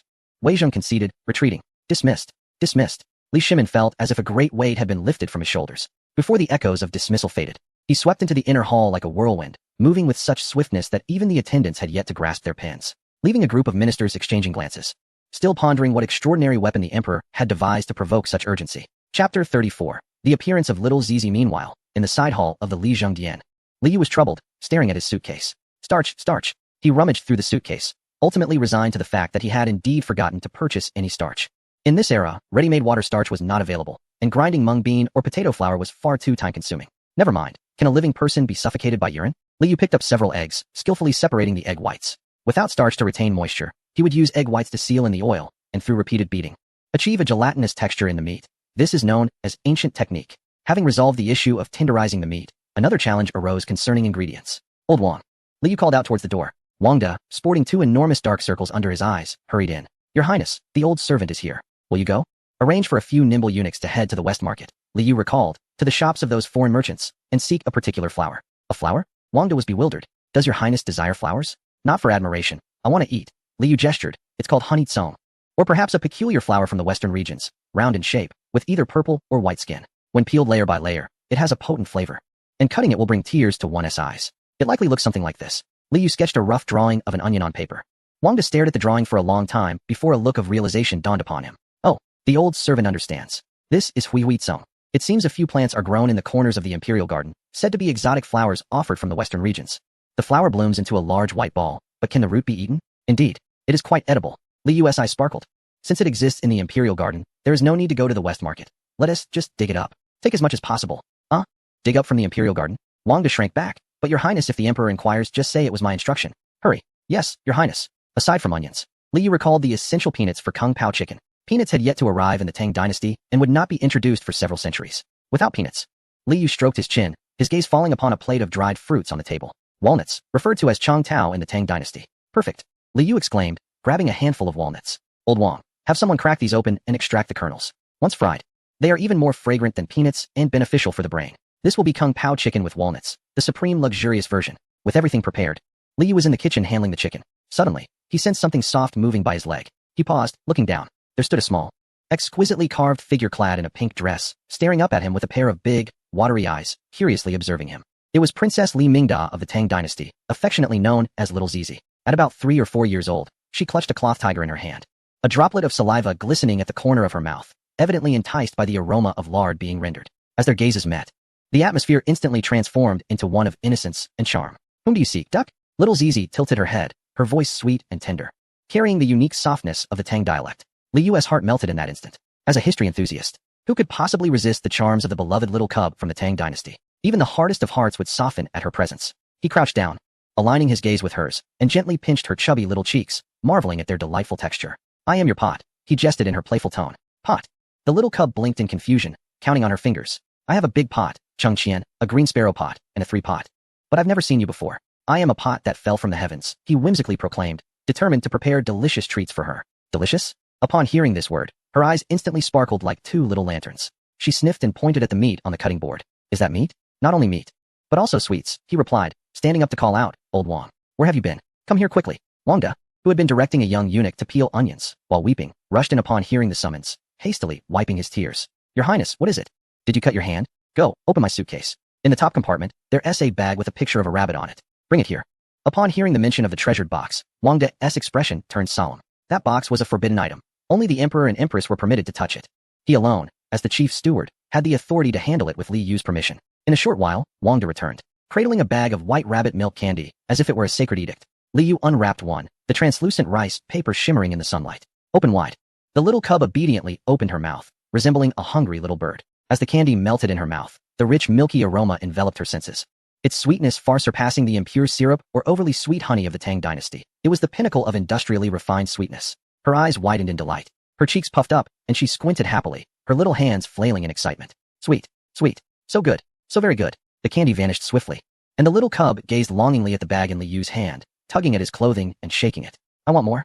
Her pitiful demeanor could soften even the hardest of hearts. Yet, Li Yu tucked the bag away. maintaining a stern expression, though a smile lingered at the corners of his mouth. No, you must be good. This candy is delicious, but if you eat too much, it will harm your little teeth. You can only have one a day. With a pout, the little cub looked ready to unleash a flood of tears. However, Li Yu quickly added, but if you call me something sweet and make me happy, perhaps tomorrow you can have an extra piece? Instantly, her tears receded, and she embraced Li Yu's leg, exuberantly exclaiming, Pot. Good pot. The best pot in the world. Ah, what a good girl. Li Yu lifted the little cub and placed her on his shoulders. Let us go. The pot will take you to cook. You shall be my general and command me while I stir fry. Hooray. Charge. Charge. The little one treated Li Yu's head as if it were a horse's mane, her tiny hands clutching his ears as she squealed with delight. At that moment, at the entrance of the side hall, the elegantly adorned Empress Changsun stood quietly, observing this playful scene. Rather than intervening to put an end to this unruly behavior, a smile graced her lips, her gaze soft and gentle like a serene spring brook. Meanwhile, in the distance, the recently arrived Li Shimin halted in his tracks. He gazed at his audacious daughter, who dared to ride on the neck of a prince, and at his nephew, who laughed foolishly without a hint of pretentiousness. The tension that had gripped his face all morning finally melted away. This young lad certainly knew how to charm children. Li Shimin let out a hum, though his tone was laced with a tinge of envious acidity. Even the little one had never ridden upon my neck. Chapter 35. Once again reducing Wang de Terre's uncle. Aunt, you've arrived just in time, Li Yu exclaimed, bearing the weight of the little one. Not bothering with formalities, as per their agreed-upon terms, he pointed toward the stove. Have the pots arrived? Yes, yes. Several craftsmen, their faces flushed, entered carrying 2 grand cooking vessels. Li Yu gently set the little one down and entrusted her to Empress Changsun. Aunt, please keep an eye on this little rascal. The smoke is quite thick at the moment. We wouldn't want her to get burned.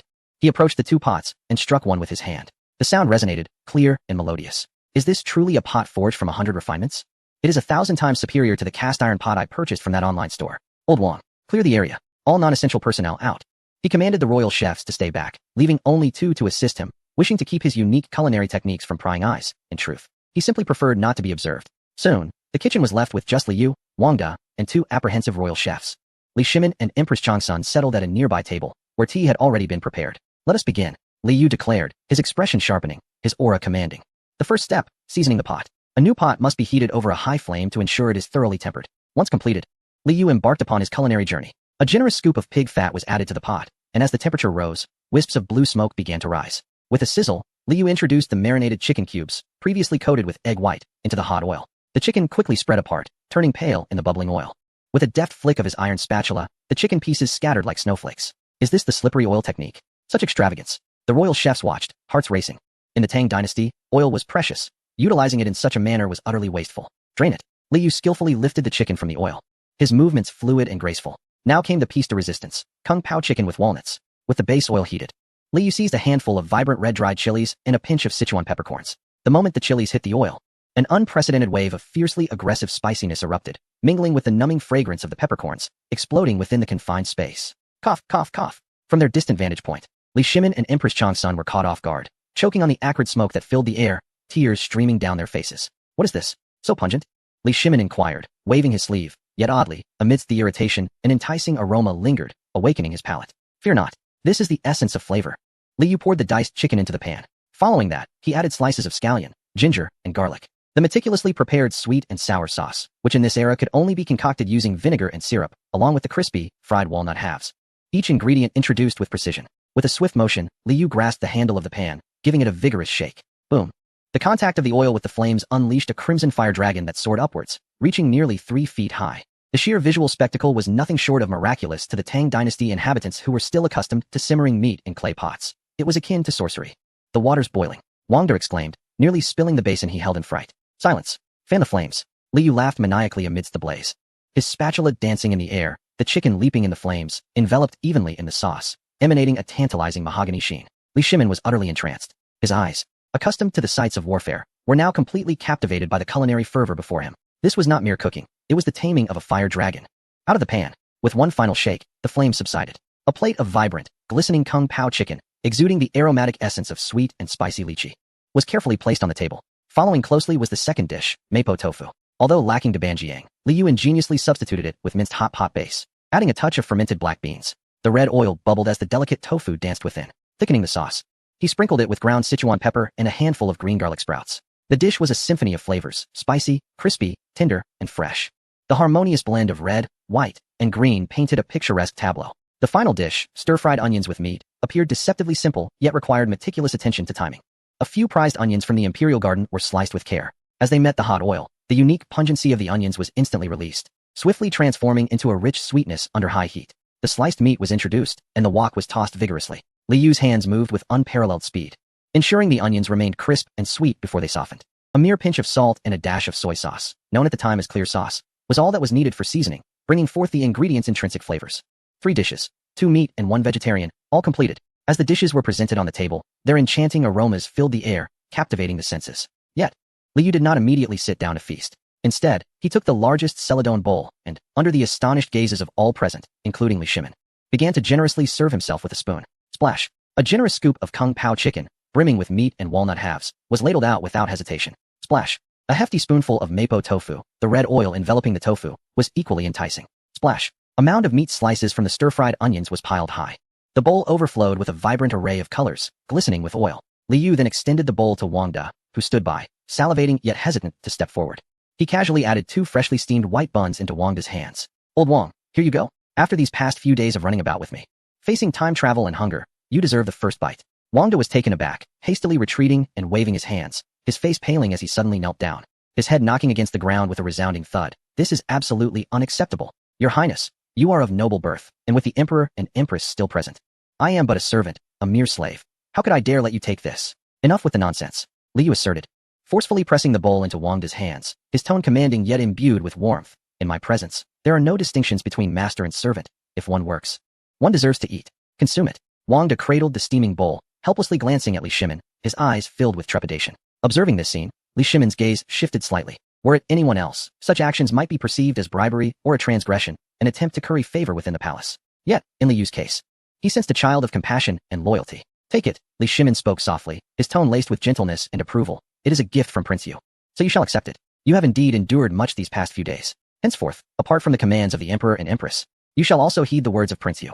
Wang De trembled all over, tears welling in his eyes as he stammered. Thank you, Your Majesty. Thank you, Empress.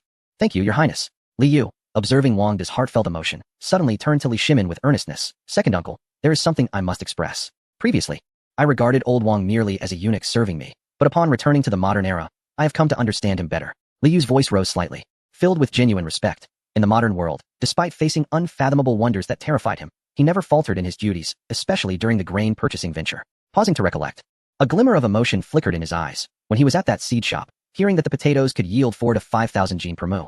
You should have seen him, second uncle. In that bustling market, before so many strangers, he knelt down. He clutched my legs, weeping uncontrollably, imploring me to buy. He vowed that even if it meant selling himself or sacrificing his life, he would ensure the grain seeds returned to the Tang. Li Yu inhaled deeply, looking earnestly at Li Shimin. I have never known hunger, and thus cannot fathom its bitterness. Yet, old Wang's kneeling enlightened me to the plight of countless citizens of the Tang who are struggling on the brink of starvation. Second uncle, this old Wang is not merely your head of personal guards. He embodies the spirit of a true Tang citizen who cares deeply for the people. His words resonated powerfully. With a resounding clap, Li Shimin struck the table, his gaze piercing as he regarded the kneeling Wang De, slowly nodding with admiration. Excellent. A true son of the Tang. Wang De, I have not misjudged you. Your kneeling embodies the fortitude of the Tang. To Wang De, this affirmation carried far more weight than any material reward. Trembling, he held the bowl tightly, kneeling fervently before Li Shimin and Li Yu, his forehead striking the ground with a forceful thud, the sound echoing with determination. Blood seeping from his skin. Your Majesty, the tears streamed down Wang De's face, mingling with his runny nose, rendering him a picture of utter disarray. Yet, his sincerity was profoundly moving. I am but a flawed man, devoid of children or family in this lifetime. Yet today, Your Highness has recognized my contributions, and Your Majesty has praised me as a loyal subject of the Tang dynasty. My heart, oh my heart. Wang De pointed to his chest, weeping like a child yet smiling radiantly, a manifestation of his soul's redemption. My life has been worth it, truly worth it. Even if I were to die now, I would depart with a smile. I am willing to sacrifice my very being for Your Majesty, for Your Highness, and for the Tang dynasty. A scholar dies for a true friend. In that moment, Wang De's loyalty to Li Yu crystallized, reaching its zenith. He was not merely a vassal of imperial power, but also the most steadfast and devoted ally of Li Yu in this era. Chapter 36, The Eternal Emperor? Clearly, a bandit. With Wang De's loyalty secured, the feast commenced. The little girl, little Zizi, could hardly contain her excitement, perched upon a specially crafted high chair, her tiny feet swinging, clutching a spoon, saliva pooling. Hot. I want to eat meat. Li Yu chuckled as he served her a piece of non-spicy chicken, carefully selected. Blowing on it gently, be cautious, it's hot. Li Shimin, however, was less courteous. He had already set his sights on the dazzling plate of fiery mapo tofu. With deft precision, his chopsticks snatched a quivering piece of tofu. Upon tasting, he exclaimed, hot, hot, hot, hot. The heat made Li Shimin gasp. Yet he was reluctant to spit it out. Instantly, the numbing and spicy flavors exploded in his mouth. Boom. Li Shimin's eyes widened in astonishment. The sensation was overwhelmingly invigorating. Compared to the mildness of Tang cuisine, this bold and spicy flavor was a visceral assault on his palate. What an exquisite mapo tofu. Despite sweating profusely, he relished the experience. The numbing sensation made his tongue dance, igniting a warmth throughout his body. How delightful. This was the fare deserving of a man. He then grabbed a bite of stir-fried onions with meat. Crunch. The onions were crisp and tender, imbued with a natural sweetness, while the meat was succulent and juicy. Is this the miraculous flour from the western regions? Li Shimin marveled. How was I unaware of such deliciousness before? Those imperial chefs treated this delectable dish as mere decoration. Although Empress Changsun could not tolerate excessive spice, she praised the Kung Pao chicken with walnuts. The contrast between the walnut's crispiness and the chicken's tenderness was simply exquisite. Where? This dish is perfectly balanced in sweetness and acidity, most agreeable to my palate. For individuals, 3 plates of food. It was hardly sufficient. Li Shimin, as the emperor, devoured his meal with astonishing speed, as if a tempest had swept through. Although little Zizi had a small mouth, her appetite was formidable, consuming bite after bite. Midway through the feast, Li Shimin suddenly halted, his gaze sweeping across the dishes. Only the remnants of the stir-fried onions with meat remained, while the Kung Pao chicken and mapo tofu were nearly depleted. Stop! Li Shimin bellowed suddenly. Li Yu, poised to grab the last large piece of meat, was startled. His chopsticks suspended in midair. Second uncle, what's wrong? Is it poisoned? Li Shimin's expression turned grave, imbued with a sense of righteous authority. Wang De, in a corner. While crying and eating, Wang De, moved to tears, hurriedly wiped his face and approached. Your Majesty, bring the largest food box. Li Shimin pointed at the 3 dishes on the table. Pack all of these. What? Li Yu was taken aback. Uncle, we haven't finished eating yet. I'm only half full. Enough with the eating. All you do is eat. Li Shimin exclaimed, a look of profound sorrow on his face. Look at you. You must be stuffed. Cheng Qian, Qin Ke, Ku Er, and Chang Le have yet to taste anything. Li Shimin sighed, adopting a paternal demeanor. As a father, how can I indulge myself here while my children have yet to sample the feast? How can I be at peace? How can I bear it? Take all of this. Let them have a taste. Li Yu watched as Li Shimin donned an expression of selfless paternal love, his lips twitching uncontrollably. This is utterly shameless. Uncle, that is what's left over. And so what? Leftovers are still divine cuisine from the celestial realm. It is also a token of affection from your elder brother. Li Shimin retorted with conviction. Wang De swiftly fetched the food box. Li Shimin personally directed. This chicken, pour it in, and be careful not to spill. The tofu.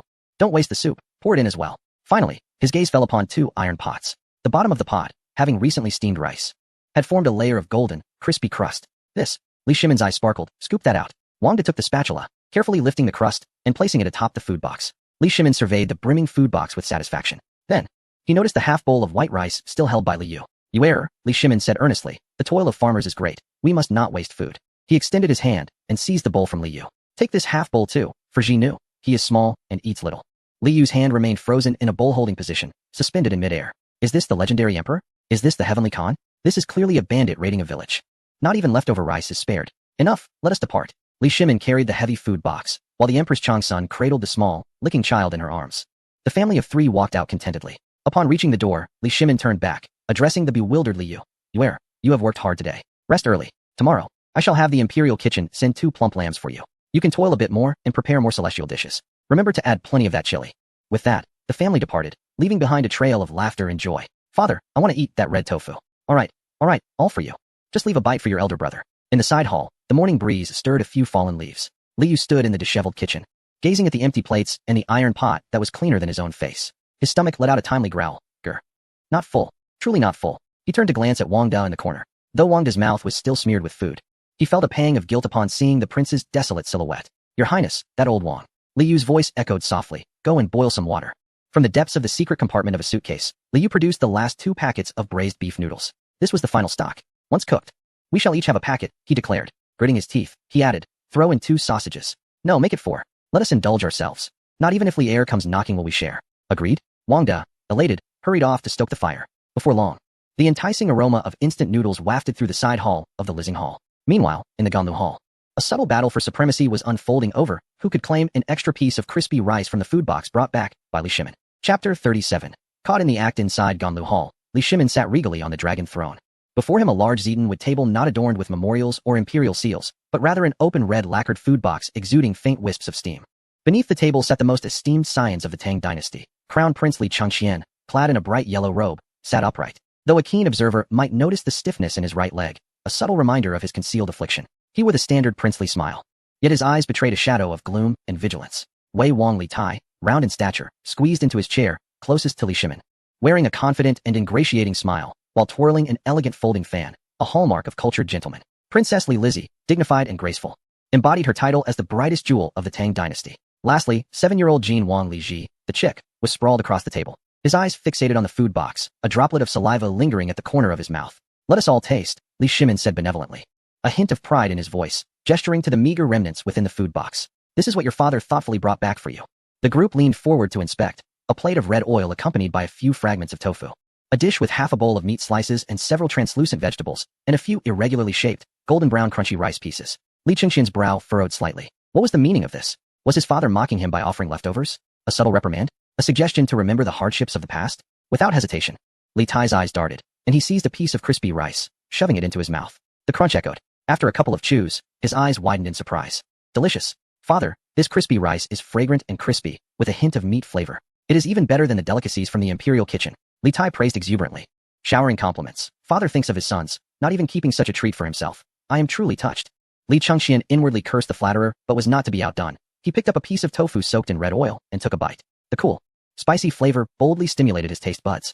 He coughed slightly, caught off guard, but soon succumbed to the unique savory delight. It was spicy yet not overwhelming. With a tender texture, indeed, a culinary marvel. Li Lizzie and Li Ji also shared the remaining stir-fried meat with onions. Father, this vegetable is surprisingly sweet, Li Lizzie exclaimed. And this meat, even cold, lacks any fishy or tough texture. How is this possible? The few plates of leftovers were rapidly devoured under the dexterous chopsticks of the princes and princesses. Li Tai had thoroughly wiped the plate with a steamed bun before consuming it. Once finished, the guests still felt unsatisfied. The Empress, Li Lizzie, set down her chopsticks and dabbed her mouth with a handkerchief, her intelligent eyes filled with curiosity. This dish was novel and bold in flavor, far exceeding the culinary skills of the imperial kitchen. The chefs there would not dare to incorporate such a plethora of spices for fear of offending the nobility. Only someone audacious or unafraid of the emperor could create such a dish. Li Tai quickly seized the moment to speak, subtly observing the emperor's expression. Emperor Li Shimin nodded in satisfaction, gazing at his clever second son with affection. Indeed, Qin Ke is astute, and Lizzie is meticulous. He surveyed the assembly and revealed the name. This dish was crafted by none other than your brother, the Prince of Yu. The Prince of Yu? The children exchanged glances. Recalling the recently bestowed title to the rumored royal uncle, Wei Huai Wang, Li Xuanba, son of Li Yu. Li Chengxian spoke up, a hint of sourness in his tone. Recently, rumors had circulated in the palace that the emperor had acknowledged a nephew and was lavishing him with attention, even granting him the title of prince and spending all his time together, neglecting morning court sessions. Indeed, Emperor Li Shimin confirmed, by lineage, he is your cousin. However, he has been raised abroad, acquiring extraordinary skills. This dish is merely a trivial creation of his. A warning bell rang in Li Chengxian's mind. A favored cousin who could cook and was so esteemed by the emperor posed no direct threat to his position as crown prince, yet the shared affection made him uneasy. As the crown prince, he felt compelled to exhibit the demeanor expected of a future ruler and assert his sovereignty. Li Chengxian rose, straightening his attire, and bowed respectfully to Emperor Li Shimin, speaking earnestly. Father, if he is a royal brother, then he is family. As the crown prince, it is my duty to lead my younger siblings in paying our respects, to express the bonds of kinship, and to make our brother feel the warmth of home. His words were impeccably timed, affirming his status as crown prince while demonstrating kindness and subtly undermining Li Tai. The smile on Li Tai's round face faltered, and he tightened his grip on his folding fan. Emperor Li Shimin observed his two sons, his thoughts as clear as day. In a good mood, he chose not to dwell on their underlying tensions. Chengxian speaks wisely. He nodded. It is indeed time to meet him. However, his expression turned serious. Remember this. Although Li Yu has lived among the common folk for many years, he carries the blood of the Li family and possesses remarkable talents. When you meet him, you must extend both brotherly and respectful greetings as a mentor. Do not let his recent arrival lead to any disrespect. Anyone who dares to show him disrespect shows disrespect to me. Such words were weighty. The notion of offering respect to a mentor elevated Li Yu's status above their own as princes. Li Chengxian and Li Tai felt a jolt of shock, quickly bowing their heads in agreement. Their initial curiosity about the unacquainted Prince of Yu transforming into deep-seated apprehension. Enough. I shall summon him myself. Emperor Li Shimin rose, dismissing any attendants, and strolled towards the side hall with his hands clasped behind his back. The doors and windows were tightly shut, yet a more overpowering fragrance seeped through the cracks. Inside, Li Yu and Wang De crouched in the corner, each cradling a large bowl, their heads buried within, emitting slurping sounds. It was the last 2 packets of braised beef noodles. Li Yu was genuinely famished. Earlier, while he was preoccupied with preparing and sharing the feast with Wang De, he barely had a chance to eat before Li Shimin cleared the table. Slurping, Li Yu took a massive bite of noodles, the heat causing him to gasp, but the satisfaction of the carbohydrates made him unable to suppress a moan. Old Wang, hurry up, don't dawdle, he urged between mouthfuls. If you catch a whiff of this, we won't even have broth left to drink. Rest assured, your highness, I shall indulge at once. It's so hot. Wang De, disregarding all decorum, was sweating profusely as he ate. Just as the two were about to savor the last sip of broth, the door creaked open. Chapter 38. The second generation of the great Tang Li Shimin stood at the threshold, backlit, his nose twitching twice, his expression darkening. Aha, he exclaimed, pointing at Li Yu as if he had caught a rat pilfering rice from his pantry. I knew it. You little rascal are sneaking noodles. Just moments ago, you lamented about having nothing to eat. What is this? Startled, Li Yu instinctively guarded his meal. He tilted his head back and gulped down the remaining broth in one go. Cough, cough, cough. It was scalding, bringing tears to his eyes. Beside him, Wang De was even more audacious. Being a professional eunuch, his swallowing ability was well trained. He tilted his head back, swallowing the remaining half bowl of noodles, broth and all, then discreetly concealed the bowl behind him, feigning innocence while a piece of red chili skin lingered at the corner of his mouth. Burp. Wang De let out a resounding belch. Li Shimin, feigning anger, made his beard tremble. You too. There's none left. Li Yu turned the empty bowl upside down and shook it. A look of helplessness on his face. Uncle, you arrived too late. It's truly gone. This was the last stock. Li Shimin gazed at the two gleaming bowls. A mix of amusement and sadness washing over him. The esteemed prince and the chief eunuch, caught sneaking noodles in a corner, by none other than their own emperor. Enough of the charade, Li Shimin said, pulling out a chair to sit down. I come with an important matter. Chengqian and the others are waiting for you at the Ganlu Palace. I wish for you to meet them. Li Yu wiped the broth from the corner of his mouth. His expression darkening. I want to go, he replied decisively. Why not? Li Shimin furrowed his brow. Uncle, do you truly not understand, or are you pretending not to? Li Yu's gaze sharpened as he looked at Li Shimin. What does it matter for me to go? Li Chengqian is the crown prince, and Li Tai is the prince of Wei. Those two are at each other's throats. If I show even a hint of camaraderie to either, it will be interpreted as choosing sides. I've just returned. I don't wish to be entangled in this mess. Unless, Li Yu paused, glancing at Wang De beside him. Wang De, ever astute, immediately set down his bowl and bowed. Your Majesty, Your Highness, this humble servant shall guard the door. I overindulged earlier. I shall work off the meal. With that, he deftly exited, ensuring the door was securely shut behind him and driving away all living beings within a 50-meter radius. Inside, only the uncle and nephew remained. Li Yu was no longer the carefree glutton he once was. He sat upright, embodying a scrutiny that spanned 14 centuries. Unless you provide me with a definitive answer, second uncle, to whom do you intend to bequeath the throne? Li Shimin fell silent, caught off guard by Li Yu's forthright and piercing inquiry. Of course, it should be Chengqian, Li Shimin replied in a low voice, acknowledging him as the legitimate eldest son, despite his physical ailment, for he possessed a kind and benevolent nature. But if it is Chengqian, Li Yu interjected, why then do you afford Li Tai such extraordinary privileges? Why allow him to establish a literary academy? Why exempt him from managing a fief? Why create the illusion that he, too, has a chance? His voice turned icy. Second uncle, you are committing a grave error. You are enticing Li Tai towards treachery while simultaneously driving Chengqian to madness. Li Yu paused, opting for a more tranquil tone reminiscent of familial concern rather than the heated disputes of recent days. During our last quarrel, I expressed all that needed to be said. You are aware of the course of history that follows. If you wish to avoid repeating past mistakes and witnessing their downfall, change is imperative. Li Shimin's complexion paled as he lowered his gaze to caress the teacup, a long sigh escaping him. You err, he murmured, his voice frail, imbued with profound fatigue. Indeed. After our last confrontation, I contemplated this. Am I not aware that this is a perilous tightrope? Yet, Qin Kai does indeed please me. His talent is remarkable. And I cannot bear to see him relegated to a distant fief, suffering in obscurity. This was the selfishness of a father, as well as the vulnerability of an emperor. Li Yu regarded the powerful yet fragile man before him and sighed inwardly. If you trust me in this matter, then leave it to me. He reached out, placing his hand upon Li Shimin's. We shall collaborate. I will assure Chengqian of his stable position, and I will extinguish Qin Kai's ambitions for the throne. Yet I shall provide him with a new path to channel his excess energy and talent. Li Shimin lifted his gaze, a glimmer of hope flickering in his eyes. Do you truly possess such assurance? You must have faith in me, Li Yu replied, locking eyes with Li Shimin. I act for the sake of this family. Taking a deep breath, Li Shimin clasped Li Yu's hand in return. Very well. I trust you. I shall grant you 3 months. Should circumstances improve, I will thereafter heed your counsel in guiding them. Li Shimin regained his imperial resolve. By the way, second uncle, Li Yu stood, I need to relocate. Residing in the side hall is no longer suitable. As a grown nephew, it is inconvenient to remain too close to aunt. He continued, moreover, I must reform these princes. Hence I require proximity to them. Let me consider, Li Shimin mused. The northeastern corner of Taiji Palace has an empty hall nearby. It is close to the East Palace and not far from the Wuda Hall. He decisively made arrangements. That is the former site of Hongyi Palace.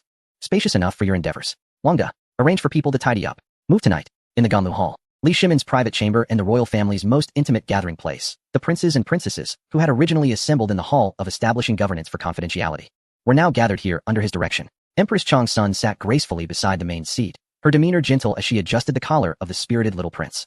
Her health recovering remarkably under the nourishing effects of divine elixirs. Within the grand hall, the princes and princesses gathered together. The crown prince, Li Chengqian, occupied the foremost position on the left, his posture impeccably straight, bordering on rigidity, as his hands tightly gripped his knees. His gaze occasionally darted toward the entrance, a blend of anticipation and the reserved vigilance expected of an elder brother. On the right sat Prince Li Tai, plump yet lively, his small eyes darting about as he fanned himself, seemingly pondering how to best exhibit his talents before the esteemed Prince of Yu. In a corner, Prince Li Ku appeared dignified, his youthful visage marred by an incongruous gravity, perhaps even somberness, aware of his own precarious lineage from the previous dynasty. As such, He habitually shrouded himself in shadows. Princess Li Lizzie, however, presented a stark contrast, animatedly holding the hand of Princess Yuzhong, whispering curious conjectures about their royal brother's appearance. Meanwhile, the youngest, Prince Li Ji and the little Prince Li Mingda, could hardly contain themselves, frolicking around the table, their laughter ringing out like chimes. As the voice of Wang De resounded, the hall's doors swung open, silencing the earlier clamor. Li Yu, clad in a finely tailored purple princely robe, strode confidently into the room. Eschewing the traditional modesty of ancient courtiers, he exuded the self-assuredness of a modern individual, as though he were stepping into his own living room rather than a royal palace. This vibrant demeanor instantly captivated the assembled royals. Greetings, elder brother. The princes and princesses rose in unison to pay their respects, even Li Chengqian inclining slightly, granting due homage. No need for formalities. We are all family here. No need for such politeness, Li Yu replied grandly, dismissing the formalities with a wave. He did not sidle to the side, but rather summoned a chair, boldly seating himself at the center, facing the finest assembly of the Tang dynasty's elite offspring, as if he were the very host and leader of this youthful gathering. Observing this scene, Empress Changsun stifled a laugh, leaning toward Li Shimin and whispering, "Look at our son. He truly embodies the essence of a big brother. It has been ages since our palace has witnessed such liveliness." Li Shimin, smiling, stood with his hands clasped behind his back, choosing to quietly watch Li Yu's performance unfold. Once seated, Li Yu surveyed the room and clapped his hands. "Old Wang, bring forth the goods." Wang De hurriedly approached, bearing an enormous, lacquered red box, its lid closed, exuding an air of mystery. The size of the box was enough to leave the younger ones wide-eyed in astonishment. Chapter 39. Dividing the spoils. Li Yu, comfortably seated, addressed the standing princes and princesses. "As I am new here, I haven't brought much. Just a few tokens of our first meeting." He smiled warmly, his tone relaxed. "However, my eyesight isn't the best, and I might not recognize everyone. Therefore, let us play a game. One by one, introduce yourselves, your name, your rank, and your interests. If you do well, gifts will be given. If not, well, you shall receive an empty box." This novel approach left the princes momentarily taken aback, but soon their expressions brightened with intrigue. It was the first time someone had engaged them in such a manner, rather than testing their studies. I'll go first. The most impatient among them was Li Tai. He believed himself to be the most favored and felt compelled to seize every opportunity to shine. With a lofty self-regard, he pondered what gift could possibly challenge him. Stepping forward, fanning himself with confidence, he proclaimed in a booming voice, "I am Qin Ke, Li Tai, the fourth in line. My interests include reading, writing, and the pursuit of knowledge. In this world of wonders, there is nothing that I, Qin Ke, do not recognize." Li Yu nodded, a smile dancing on his lips. "Such bravado is commendable. Indeed, you are a cultured individual. Since you revel in the pursuit of knowledge, allow me to present you with a challenge." He reached into a brocade box, rummaged for a moment, and extracted a colorful cube, a three-dimensional puzzle known as a Rubik's Cube. He casually twisted it a few times before handing it to Li Tai. "Here, this is an advanced version of the Luban lock, called the Rubik's Cube. It is said you are well-versed in mathematics and the principles of the world. This contraption contains billions of variations. Should you manage to restore it within the time it takes to burn a stick of incense, I shall be in awe of you." Li Tai, dismissively accepting the cube, scoffed, "A mere trifle of clever tricks." He twisted it a couple of times, yet the once orderly colors devolved into chaos. His expression shifted as he turned it again, desperately attempting to restore order, only to find it growing increasingly disordered, the logic entirely unlike that of the Luban lock. How is this possible? Li Tai's eyes widened, beads of sweat forming on his brow. Unwilling to accept defeat, he plopped down on a nearby brocade stool, fixated on the cube, his fingers moving rapidly, entirely oblivious to the need for formalities or the presence of others. Li Yu smirked slightly, having successfully ensnared one. Next was Li Chengqian. He hesitated, glancing at Li Tai, who was engrossed in the puzzle, then at Emperor Li Shimin. Noticing his father nodding with approval, he took a deep breath, adjusted his robe, and stepped forward with somewhat stiff legs. "I am Chengqian, the eldest." His voice was low, tinged with an imperceptible sense of inferiority and the weight of being the eldest brother. "My interests include horseback riding, archery, managing state affairs, and alleviating my father's burdens." Such a quintessential response from a crown prince, flawless yet imbued with a poignant maturity that stirred empathy. Li Yu regarded him without mockery, his smile fading as he approached. "Eldest brother, you have worked hard." Just 5 simple words made Li Chengqian's heart quiver. "You have worked hard?" No one had ever uttered those words to him. All he ever heard were praises of his brilliance and admonitions to be diligent. Li Yu patted his shoulder, the pressure neither too light nor too heavy, conveying a support understood only between men. From the box, he produced a large bottle filled with a white liquid. "This is for you." Li Yu pressed the bottle into Li Chengqian's hands, not loudly proclaiming its medicinal purpose, but leaning closer to whisper in a tone meant solely for him. "Take a spoonful every day. Your leg pain is not your fault. You have grown too quickly for your bones to keep pace. With this, the pain will subside. Remember, as long as your mind remains sharp, you stand firmer than anyone else. Stand tall, do not falter. You are the eldest brother. You must provide shelter for your younger siblings." Li Chengqian trembled at his words. He looked up abruptly, meeting Li Yu's clear and encouraging gaze. For many years, apart from their mother, everyone had scrutinized his legs, some with pity, others with scorn, and many with schadenfreude. Yet this person alone reassured him. "It is nothing to fret over. You are still the eldest." A warm surge of emotion welled up within, dispelling the long-standing gloom. Li Chengqian tightly clutched the vial of medicine, his eyes slightly reddening. He took a deep breath, stepped back, and performed a solemn bow to Li Yu, softly uttering, "Thank you, elder brother." With Cheng Qian and Qin Ke settled, it was time to address the third brother. Li Yu turned his gaze towards the corner, where the silent and downcast youth, Prince Li Ku, stood. "Come forth. You handsome lad hiding in the shadows," Li Yu beckoned. Li Ku hesitated for a moment before stepping forward. "Greeting, I am Li Ku, the third in line. I enjoy horseback riding and hunting." His response was succinct, even somewhat dismissive, as he was acutely aware of his status as an outsider within this family. Li Yu regarded him in silence before turning to retrieve a globe, the size of a soccer ball, from a chest. "Wow!" exclaimed the surrounding princes and princesses in unison. The globe was magnificent, adorned with vibrant colors and peculiar patterns. "Li Ku, lift your head," Li Yu urged. Li Ku raised his gaze, filled with wariness and insecurity. With a flick of his finger, the globe began to spin, presenting a kaleidoscope of colors before his eyes. "Look, this is the Tang dynasty." Li Yu pointed to a small red region, no larger than a palm. "And this is the world." He gestured towards the vast expanses of ocean and land beyond. "I know you feel stifled in Chang'an, but the world is vast, so much so that Chang'an is but a grain of sand." He indicated the distant Americas and Australia. "There lies glory. Take this to study. When you are ready, your second uncle will provide you with a ship and soldiers to conquer those nameless lands and reign as their king." Li Ku caressed the globe's smooth surface, gazing at the unfamiliar mountains and rivers. The clouds of doubt dissipated in his eyes, replaced by the flame of ambition. He cradled the globe as if it were a treasured possession and bowed deeply to Li Yu. As the atmosphere lightened, Li Yu approached Princess Li Lizzie of Chang'an, the first princess of the Tang dynasty. She blinked her large eyes in curiosity as she regarded him. "Li Lizzie, is it? You are truly beautiful." Li Yu complimented with a smile. He produced an exquisite crystal music box. "This is for you." With a gentle twist of the key, the enchanting melody of Castle in the Sky flowed forth, pure and celestial. Inside the crystal sphere, a delicate ballerina danced gracefully to the music. "Wow!" Li Lizzie gasped, covering her mouth, her eyes sparkling with delight. Such intricate craftsmanship and pure music felt like magic to a girl of the Tang dynasty. "Thank you, Prince Yu. This is simply beautiful," she exclaimed, taking it with joy, her cheeks flushed with happiness, even unable to resist humming along with the tune. Next was Li Ji. Li Yu observed this future Emperor Gaozong of Tang, currently a snot-nosed child, drooling over the magic cube in Li Tai's hands, and glancing enviously at Li Lizzie's music box. "Ji Nu, stop staring. That belongs to your brother and sister," Li Yu admonished. He then unveiled a massive bag, pouring its contents onto the table with a flourish, countless colorful plastic pieces of Lego. "What is this?" Li Ji inquired, picking up a piece with curiosity. "This is called a building block." Li Yu was capable of constructing houses and bridges, manifesting everything one could desire. He picked up 2 blocks, clicking them together with a satisfying sound. "How delightful it is to play with building blocks. In the future, I shall build the most magnificent palace for the Tang dynasty. And remember, do not always think of competing with your sister for food, or I shall spank you," he joked. Suppressing the urge to act on his impulse to do so, being mindful of his ancestral respect, he affectionately ruffled the boy's hair. Li Ji, clutching his Lego set, beamed with joy, his previous grievances forgotten as he plopped down on the ground, eagerly beginning to assemble his creation. The other princes, Li Jun and Li Shan, each received exquisite hardcover illustrated books, akin to the comic books of the era, a rare source of entertainment for children in the Tang dynasty. Then there was little CZ, who could hardly contain her excitement. Observing her siblings with their gifts, she stomped her feet in impatience and dashed into Li Yu's embrace, clinging to his leg while pouting. Brother, what about mine?" Li Yu chuckled, lifting her into his arms and planting a kiss on her chubby cheek. "How could I forget our little CZ?"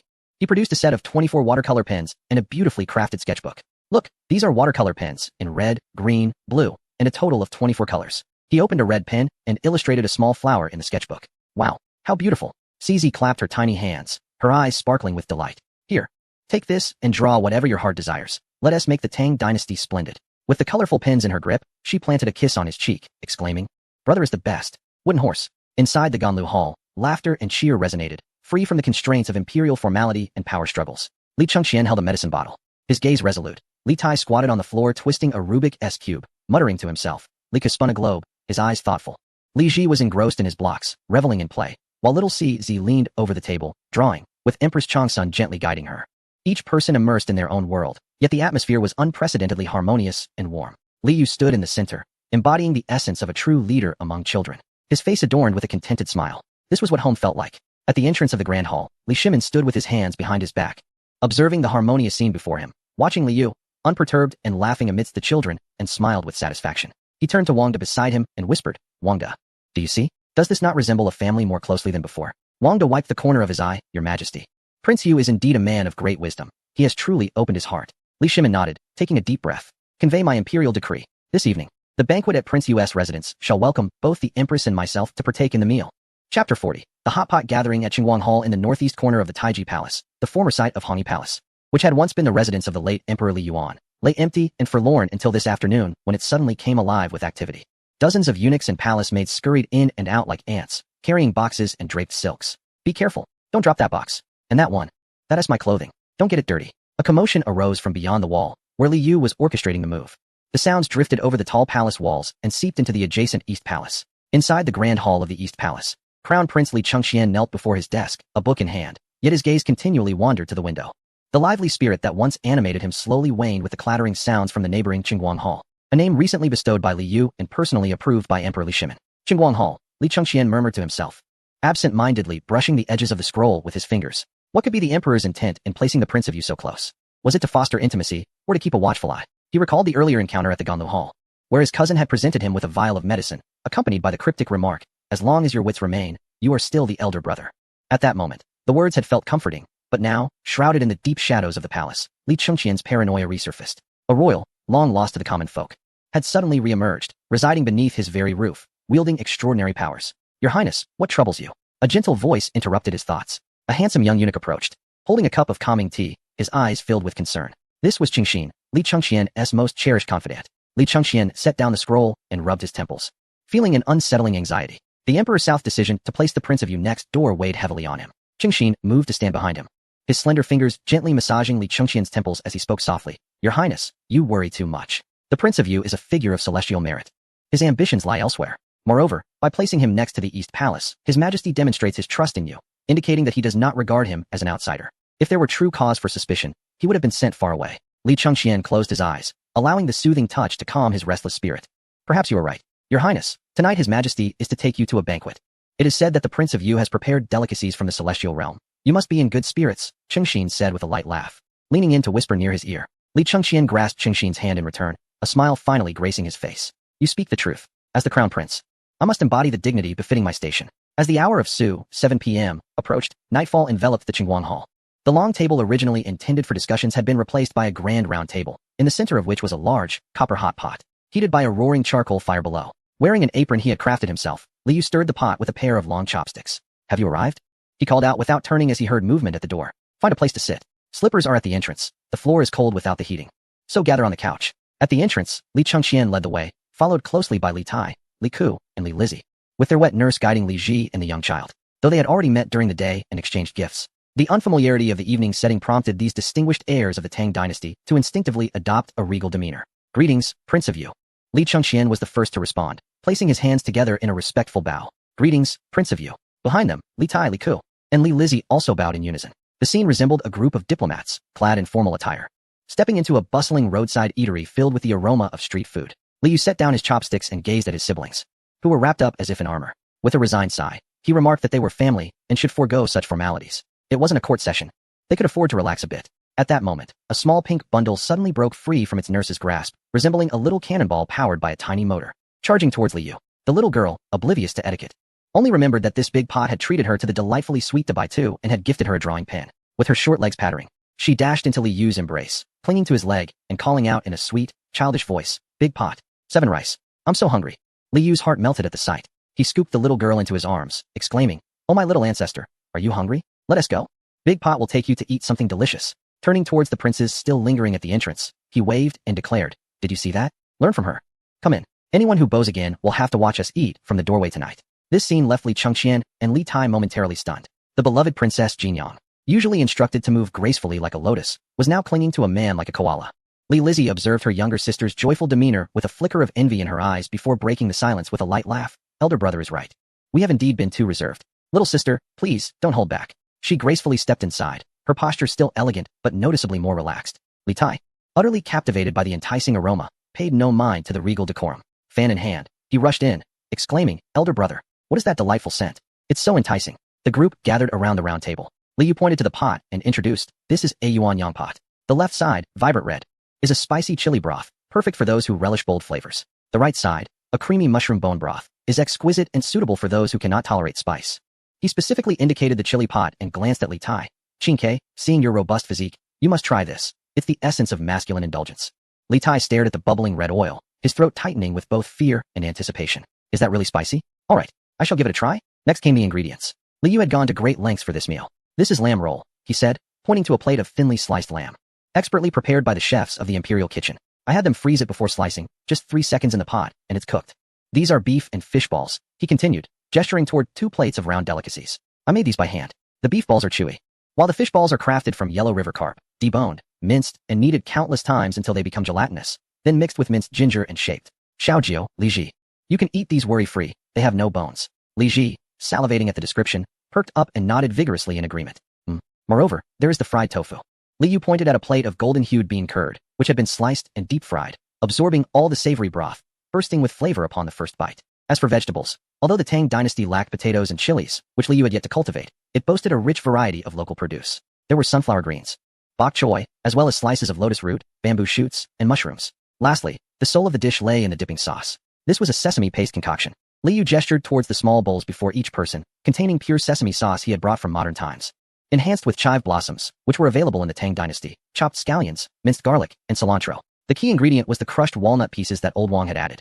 Enriching the aroma further, Li Yu demonstrated, adding a splash of soy sauce, a dash of vinegar, and for those who preferred spiciness, a spoonful of chili oil. Voila! The allure of hot pot lies in its ability to swiftly bridge the gap between individuals. When the first slice of lamb transformed its color in the bubbling oil, and the first spoonful of hot broth was savored, all pretensions of nobility and pride dissipated in the steam. Li Tai was a true foodie, enticed by Li Yu's words. He eagerly plunged his chopsticks into the pot of red oil. Chapter 41. Conscription. A piece of marbled lamb was cooked to perfection, enveloped in the fragrant embrace of beef tallow, Sichuan peppercorns, and chilies, and dipped generously in the rich sesame sauce before being devoured. Li Tai's eyes widened, and his entire chubby face flushed crimson. Gasp! He opened his mouth, desperately inhaling, as if his tongue had been set ablaze. Spicy, so spicy. A fine sheen of sweat broke out on his forehead, and tears nearly spilled from his eyes. How is it? Want to spit it out? Li Yu mischievously offered him a cup of sour plum drink. No, absolutely not. Though Li Tai was panting from the heat, his hands remained in motion. The flavor was simply delectable. It was 100 times better than the bland steamed lamb. This fire seemed to have ignited his very soul. Exhilarating. He reached for his chopsticks once more, this time grabbing a larger portion of meat to toss into the spicy broth. Li Chengqian, on the other hand, exhibited a more genteel approach, primarily attacking the clear broth pot. He picked up a fish ball and popped it into his mouth. Fresh. The sweetness of the fish melted upon his tongue, devoid of any fishy taste, with a delightful, bouncy texture. Brother, your culinary skills are indeed exceptional. Li Chengqian set down his chopsticks, dabbed his mouth, and glanced at the perspiring Li Tai, casually remarking, Qingke, while this spicy pot is delightful, one must also know their limits. Should you suffer from an upset stomach, it could hinder the important task of compiling the book, and father will surely hold you accountable. Li Tai, thoroughly enjoying his meal, paused momentarily at the remark, then swallowed the meat in his mouth, responding with a grin. Thank you for your concern, elder brother. Although the spiciness is overwhelming, once accustomed, it reveals endless layers of flavor. The tedium of compiling books calls for a bit of stimulation to invigorate the spirit. As for you, elder brother, while the clear broth is safe, it does tend to be rather bland. Their eyes met momentarily in the air before they nonchalantly diverted their gazes. Li Yu, meanwhile, was busy cooking meat while observing the scene. Secretly amused, these two brothers could never enjoy a meal in peace. Li Ku remained silent throughout, bowing his head as he consumed the meat that Li Yu had placed into his bowl, bite after bite, as if to swallow all his emotions along with the food. As for the other princes and princesses, they were completely oblivious to the playful banter exchanged between the two. Li Ji was struggling with a beef meatball that was far too slippery to grasp. Clumsy indeed. Li Yu effortlessly picked it up with his chopsticks and placed it into Li Ji's bowl, admonishing him gently, use a spoon, you silly boy. Li Ji chuckled, stuffing the meatball into his mouth, his cheeks puffing out like a hamster's. Little Zizi sat in Li Yu's lap, unable to reach the table, pointing eagerly at a plate of fried tofu. Big pot. I want that one. The yellow one. Li Yu picked up a piece, blew on it to cool it down, and fed it to her. Delicious. Little Zizi's eyes squinted in bliss. Just as the atmosphere reached a delightful crescendo, an announcement echoed from the entrance. His Majesty has arrived. Her Majesty has arrived. A startled hush fell over the room as they had yet to rise when Emperor Li Shimin, clad in his ordinary attire and holding the hand of Empress Changsun, strode in with purpose. Upon entering, he wrinkled his nose and exclaimed, well, I hurriedly dealt with the memorials, and you all have already begun dining? Feigning anger, he pointed at the steaming hot pot laid out before them. You didn't even wait for me? Is there no regard for your father? The princes, taken aback, instinctively set down their chopsticks to bow in apology. Forgive me, father. I, began Li Chengqian, but Li Shimin waved his hand dismissively. Enough. Everyone stay put. His demeanor was far from that of an emperor. He appeared more like a neighbor who feared missing out on a meal. I could smell it from the Ganlu hall. With all this red oil and sesame paste, you've made my mouth water. Li Shimin approached the table, surveying the chaotic spread with gleaming eyes. To everyone's astonishment, he took a seat on the edge of the couch and began to remove his boots. He then sat cross-legged between Li Yu and Li Tai, creating a snug spot. Come, let me have a taste. Is this still that instant noodle flavor? This action shattered the invisible barrier that separated the emperor from his sons.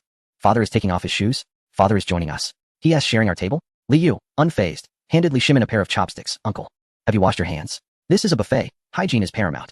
I have. I washed at the door, Li Shimin replied, taking the bowl and pointing to the sticky sauce in front of Li Yu. Is this what you call sesame sauce? Yes, the sesame sauce dish. It contains sesame paste, chive flowers, crushed walnuts, along with cilantro, minced scallions, and garlic, Li Yu explained, an essential for hot pot.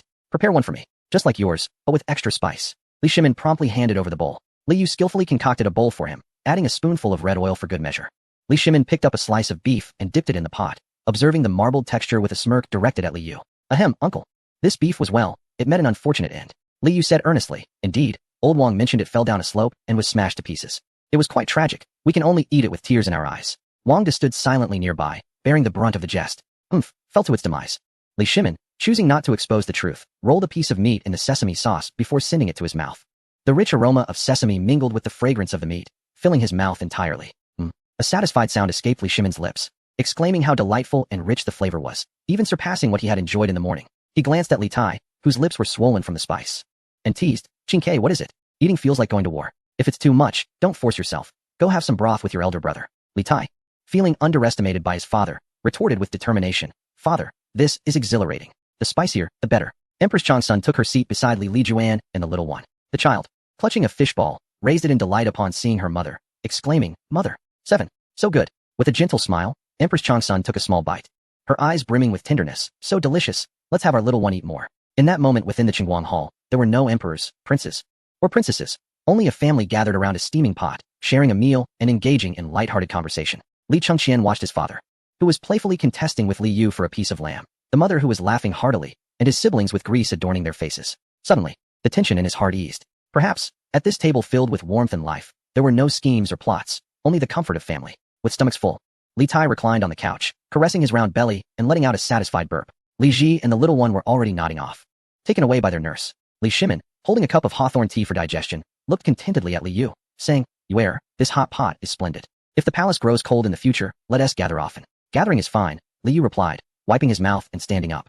Surveying the rosy-faced princes in the room, a capitalist smile creeping onto his face. But there is no such thing as a free lunch, nor a free dinner. You all dined on my food tonight, a divine meal, infused with energy. Li Tai felt a sudden chill of foreboding. Elder brother, what are you planning? Li Yu gestured towards the dark night outside, and then pointed at a suitcase filled with seeds. Tomorrow morning, at the third watch, 7:45 a.m. Everyone must gather in the Forbidden Garden, including the Crown Prince, the Prince of Wei, and the Prince of Wu. What do you intend, brother Yu? Li Chengqian inquired. Li Yu grinned, revealing a set of white teeth, to plant auspicious seeds. Tomorrow, I want you to personally sow these hopes into the soil of the Tang dynasty. Li Tai let out a cry of despair. Brother, I still have books to compile. Compile books? Li Yu sneered.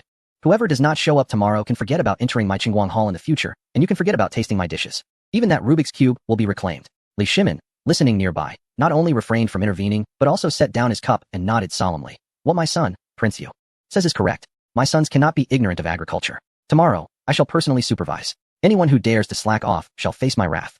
The princes collectively thought, this meal has come at a high price. Gazing upon Li Yu's vibrant visage and recalling the warmth of the recent meal, their hearts were no longer filled with resistance. Chapter 42. 3 Little Lolas at the third watch of the morning, before the Lingyun Pavilion. A royal sanctuary usually graced by the songs of birds and the fragrance of flowers, tranquility was abruptly shattered. Li Yu, clad in modern work attire that resembled a fitted uniform, with tightly rolled sleeves and pant legs, stood upon the freshly tilled ridge, engaging in chest-expanding exercises. His feet adorned with sturdy layered cloth shoes and a gleaming shovel in hand. 1, 2, 3, 4, 2, 2, 3, 4. Before him lay the land, meticulously leveled overnight by the imperial guards, the original exotic flora and ornate pavilions replaced by rich fields exuding the earthy scent of freshly turned soil. The air was imbued with the morning's coolness, mingled with the refreshing aroma of freshly cut grass. Everyone's here? Li Yu paused, turning to observe. In the distance, a sparse group approached. Leading the way was Crown Prince Li Chengqian, donned in a practical narrow-sleeved outfit, striving to maintain an air of dignity, though his disheveled hair and sleepy eyes betrayed him. Following closely was Prince Li Tai, breathless from exertion. The chubby lad, normally lost in dreams at this hour, now trudged to the fields, his face resembling that of someone on the verge of tears. Prince Li Ku, on the other hand, appeared quite spirited, dressed in robust attire and remarkably wielding a hoe with a semblance of expertise. Trailing behind were a retinue of cheerleaders and child laborers, including Princess Li Lizzie, Prince Li Ji, Prince Li Zhen, Prince Li Shan, and Princess Xiazizi of Jinyang. However, to Li Yu's surprise, the group included 3 unfamiliar little Lolas. 1, approximately 10 years old, had gentle features and donned a pale green dress, exuding a quiet elegance. Another, of the same age, held a small booklet and pen, her demeanor serene. The youngest, around 6 or 7, was clad in a vibrant red riding outfit, her royal lineage evident in her noble countenance. "Greetings, esteemed Wang brother," the young princes and princesses said in unison as they approached, bowing in reverence. "Please, there's no need for such formality," Li Yu waved his hand, curiously pointing towards the three newcomers. "Who might these ladies be?" Responding to my elder brother, Li Lizzie, the eldest sister, smiled as she assumed the role of spokesperson.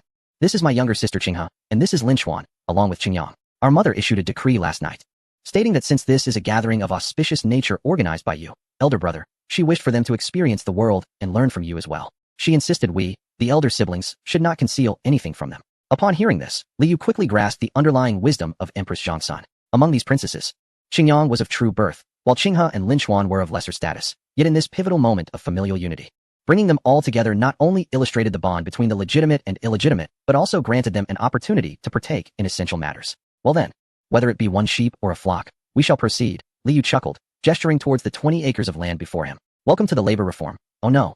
I mean, the labor practice base of the Tang dynasty." Princess Qingyang blinked her large eyes at Li Yu and inquired with a bright voice, "Wang brother, I have heard tales of the many amusements and delicacies here. Is it truly so?" Li Yu gazed at the little girl, offering a smile as he crouched down. "There are delightful treats and fun, but those are reserved for those who work. Here, if you do not labor, you shall not eat." Qingyang paused for a moment, then nodded earnestly. "Qingyang can work," Mother said to heed the elder brother's words. "Excellent. Such ambition," Li Yu commended, giving a thumbs up. Meanwhile, in the nearby floral pavilion, the atmosphere was somewhat delicate. Empress Changsun sat at the head of the table, cradling a cup of warm tea with an expression of calm composure. Before her sat a group of elegantly dressed concubines, led by Concubine Wei and Concubine Yin. Each held a delicate fan, their faces adorned with polite smiles. "Your Majesty," sighed Concubine Yang, the mother of Li Ku, as she dabbed her lips with a handkerchief. "The Emperor has sent the princes to till the fields?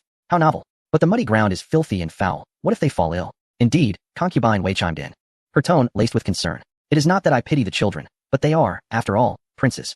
Their noble bodies are at risk in such damp soil, teeming with insects. What if they were to suffer irreparable harm?" Empress Changsun frowned slightly, aware that these concubines were expressing their worries for their sons, while also seeking to test her.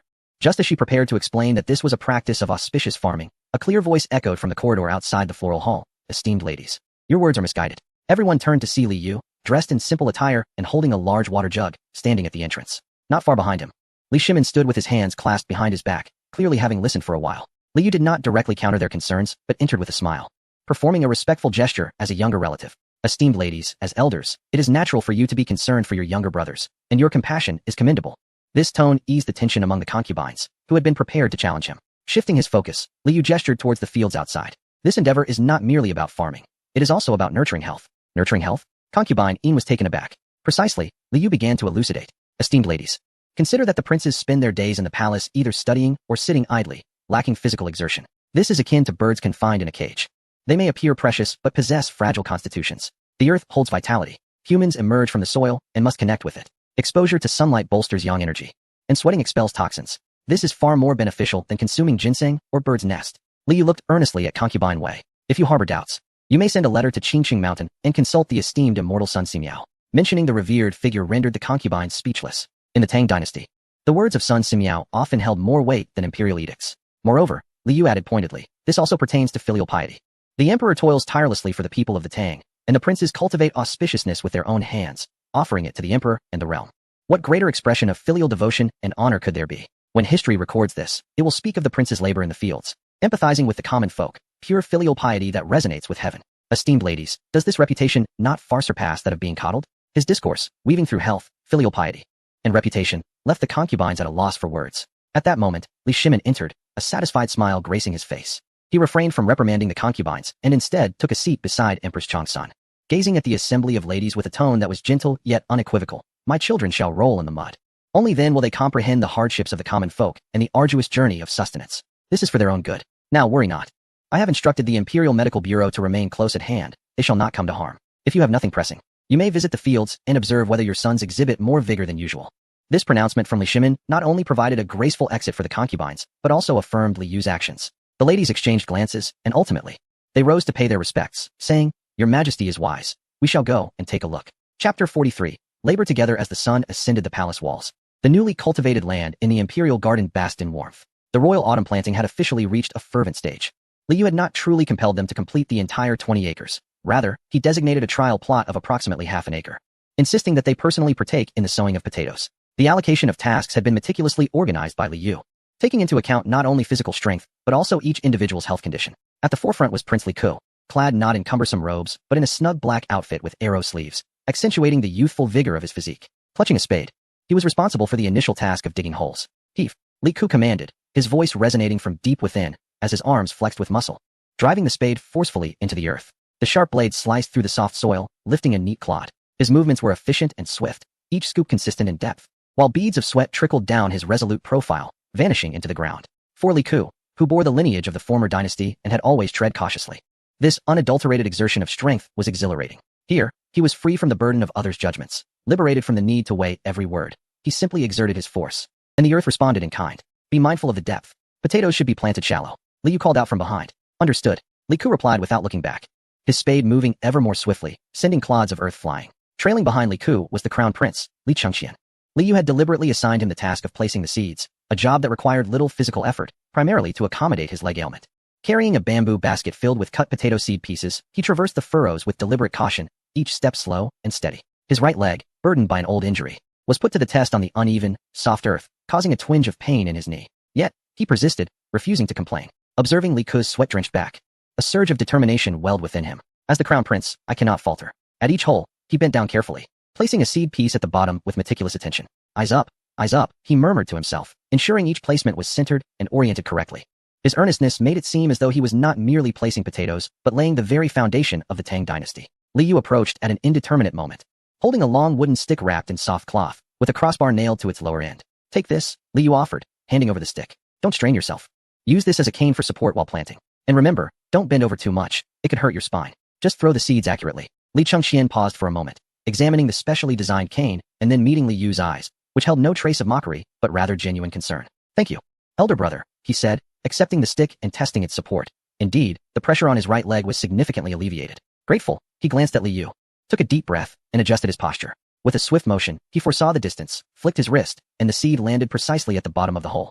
The sprout eyes facing upwards as Li Yu had instructed. Well done. Your skills in throwing have not gone to waste. Li Yu praised, eliciting a smile from Li Chengqian. If Li Chengqian was battling illness, then Prince Li Tai was engaged in a struggle for survival. For a man burdened by excessive weight, who typically required a sedan chair for even a few steps, traversing the soft, muddy ground was a torment in itself. Heaving heavily, Li Tai shuffled his plump form like a penguin. His task was to cover the soil over the seeds that Li Ku had placed, using his feet to push the earth back and compact it. While this might seem a simple task, every step for Li Tai caused his center of gravity to sway violently. Why is this ground so soft? He grumbled, beads of sweat trickling down his rounded chin, soaking his expensive silk garments. He felt as though his lungs might burst, his legs weighed down as if filled with lead. Ouch! At last, while turning, he slipped, losing his balance. Plop! He landed squarely in the freshly filled hole, half of his body sinking in like a giant radish planted in the earth. Laughter erupted around him.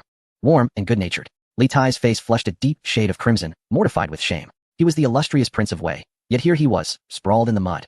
Just as he was about to express his indignation and call for assistance, he felt a firm grip under his arms. Li Ku, usually reticent yet remarkably efficient in his tasks, set down his tools and approached. Having trained in martial arts for years, he moved with grace even in the muddy terrain. Without uttering a word, he grasped Li Tai's arms and bellowed, up. A surge of strength lifted Li Tai from the ground. Be careful, the ground is unstable. Tread firmly before moving, Li Ku advised, brushing the dirt off Li Tai's back with an uncommon smile. If you're truly tired, take a break. I can help you cover a few rows. Li Tai stood momentarily bewildered. Typically, he and Li Ku engaged in subtle rivalries for favor, each looking down upon the other, Li Tai despising Li Ku's lineage, while Li Ku disdained Li Tai's favoritism. Yet, in this muddy field, during his most humbled moment, it was this third brother who extended a hand. Thank you very much, third brother, Li Tai murmured, the heat of embarrassment fading slightly from his face.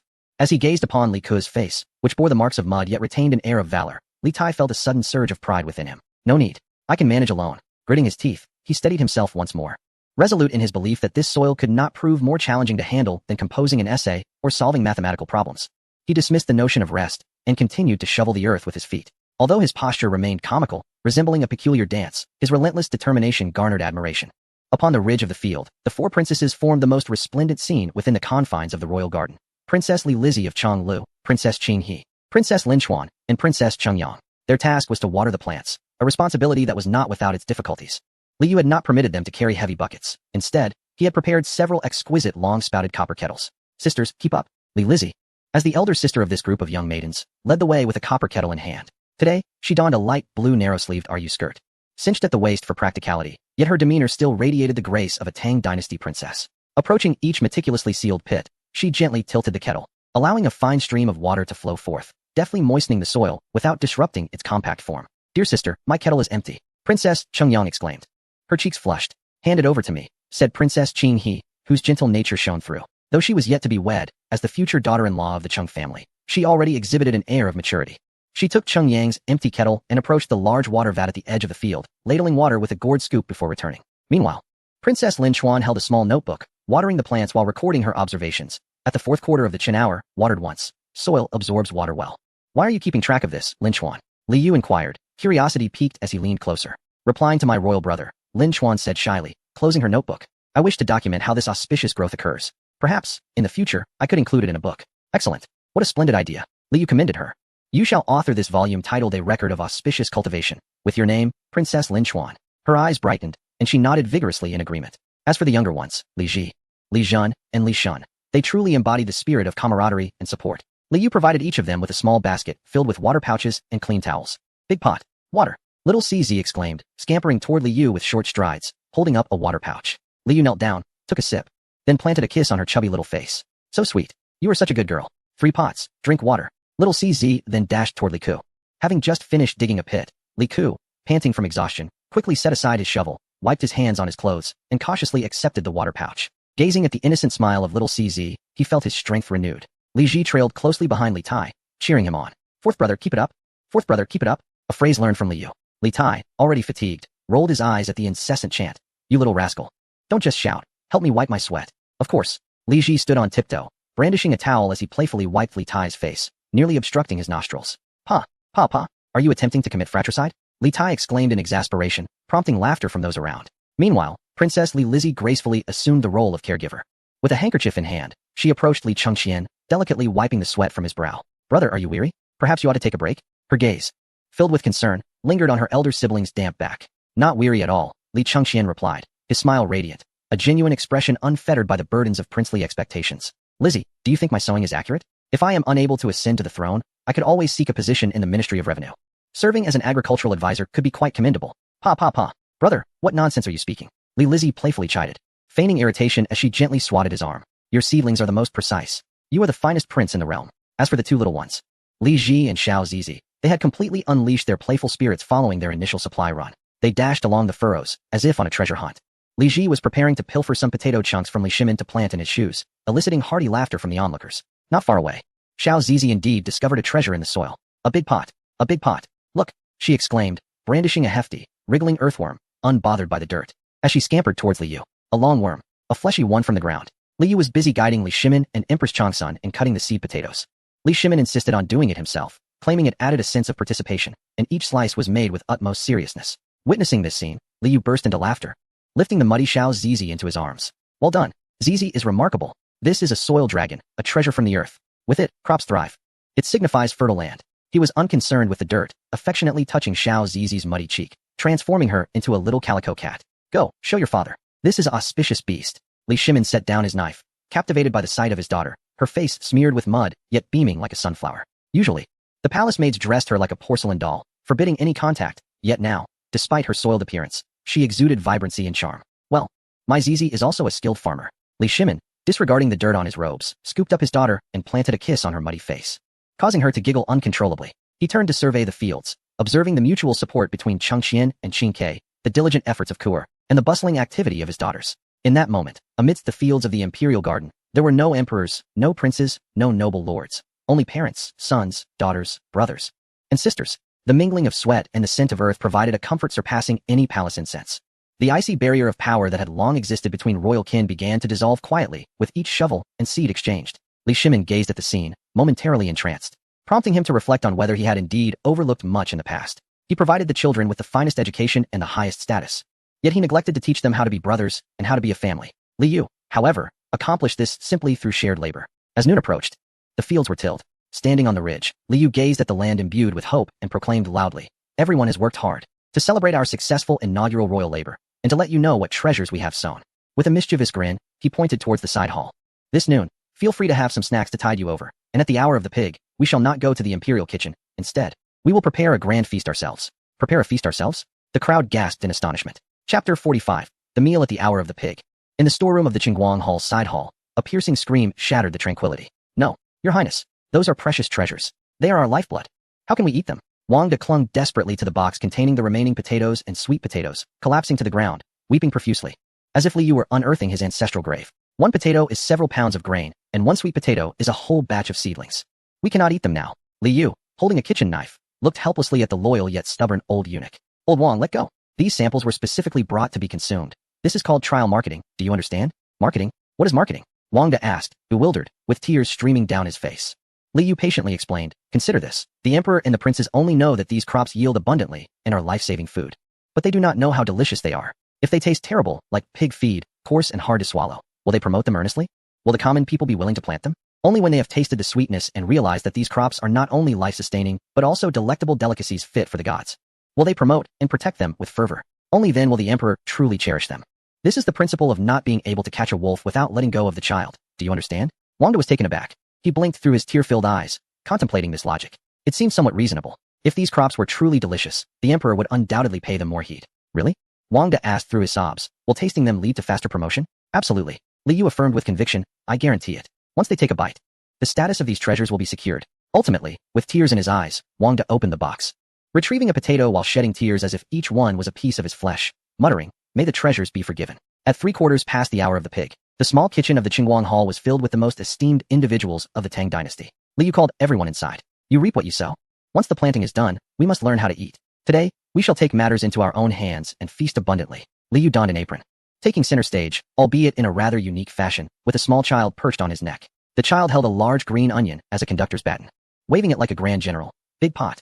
Charge. Stir fry. All right. We heed the general's command. Li Yu teased, eliciting joyful laughter from the child. Everyone follow orders. Prepare the ingredients. Li Chengqian stood before the chopping board, wielding a kitchen knife. Although he was initially somewhat clumsy, his meticulous nature compelled him to slice the potatoes with deliberation, each strip uniform in thickness, reminiscent of a scholar meticulously reviewing official documents in pursuit of perfection. Big brother, your knife skills are commendable. With such focus, you could become a chef if you ever find yourself unemployed, Li Yu teased while chopping meat. Li Chengqian smiled faintly, his gaze unwavering, beads of perspiration forming on his forehead. You jest, brother. Yet, watching these potatoes transform under my blade brings a sense of tranquility, almost akin to zen. I need not ponder the troubles of the court, but rather how to execute this cut flawlessly. It is quite a delightful feeling. Li Yu, at a loss for words, gently patted Li Chengqian's shoulder in consolation. Meanwhile, Li Tai had developed a keen interest in the large iron wok. He found it imposing and befitting of his stature. Brother Yu, allow me to give this frying pan a try. I saw the fire you created yesterday. It was magnificent. Li Tai rolled up his sleeves, grasping the spatula with eager anticipation. All right, Qingke, you shall handle the spicy sour shredded potatoes. Pour in the oil. As Li Tai ladled in a spoonful of lard. The oil heated rapidly, sending up wisps of smoke. Add the meat slices. Sizzle. The meat hit the wok, unleashing a surge of smoke and a thunderous sound as flames leapt up nearly half a meter high. Ah! Li Tai leaped back in fright, nearly dropping the spatula. His round face paling as he exclaimed, what a commotion! Is it exploding? Guard! Guard! Fear not. That is merely the sound of water vaporizing. Stir fry, quickly, or it will burn. Li Yu shouted from the side. Gritting his teeth, Li Tai focused on the flames, mustering the courage to dive in, eyes shut, stirring haphazardly. The clattering of the spatula echoed as the meat changed color, and a rich aroma of savory meat mingled with a hint of char wafted into the air. His fear transformed into exhilaration. Delicious. Truly delightful. Haha, I can cook. I am the god of food. Li Tai exclaimed, his face flushed with excitement, as if he had just won a great battle. Li Ku, meanwhile, crouched beneath the stove, tasked with chopping wood and tending the fire. With each swing of his axe, he struck with precision, the firewood splitting readily. He adeptly controlled the flames, seamlessly transitioning between high and low heat, demonstrating an innate mastery over fire befitting a commander. Third brother, the fire is too fierce. Tone it down a bit. Li Yu called out. Understood. Li Ku skillfully withdrew a piece of firewood, instantly stabilizing the flames. Though covered in soot, he wore a radiant smile and even wiped the sweat from his brow, further smudging his face. Li Lizzie sat with the three princesses of Chengyang, Qinghe, and Lin Chuan, chatting as they husked corn, golden kernels piled high before them. Sister, this is quite sweet, Qingyang remarked, having snuck a raw kernel, her eyes sparkling with delight. Little glutton, brother Yu says it tastes even sweeter when cooked. Li Lizzie chuckled, playfully tapping her nose. But we must save the corn silk. The emperor says boiling it in water can reduce swelling. Emperor Li Shimin strolled through the kitchen, occasionally offering guidance. Chengqian, slice those finer. Don't make them into strips. Qingke, stir vigorously. Don't burn my auspicious ingredients. Finally, unable to contain himself any longer, he rolled up his sleeves. Step aside. Allow me to demonstrate my skills. He pushed past Li Ku, squatting before the stove where he was roasting sweet potatoes. In my days within the military, I was quite the adept at grilling. When it comes to roasting sweet potatoes, allow me to take charge. The timing is paramount. They must be crisp on the outside and tender within. The family huddled together in the smoky kitchen, devoid of hierarchy, united solely by the warmth of the flames and the shared effort for a single meal.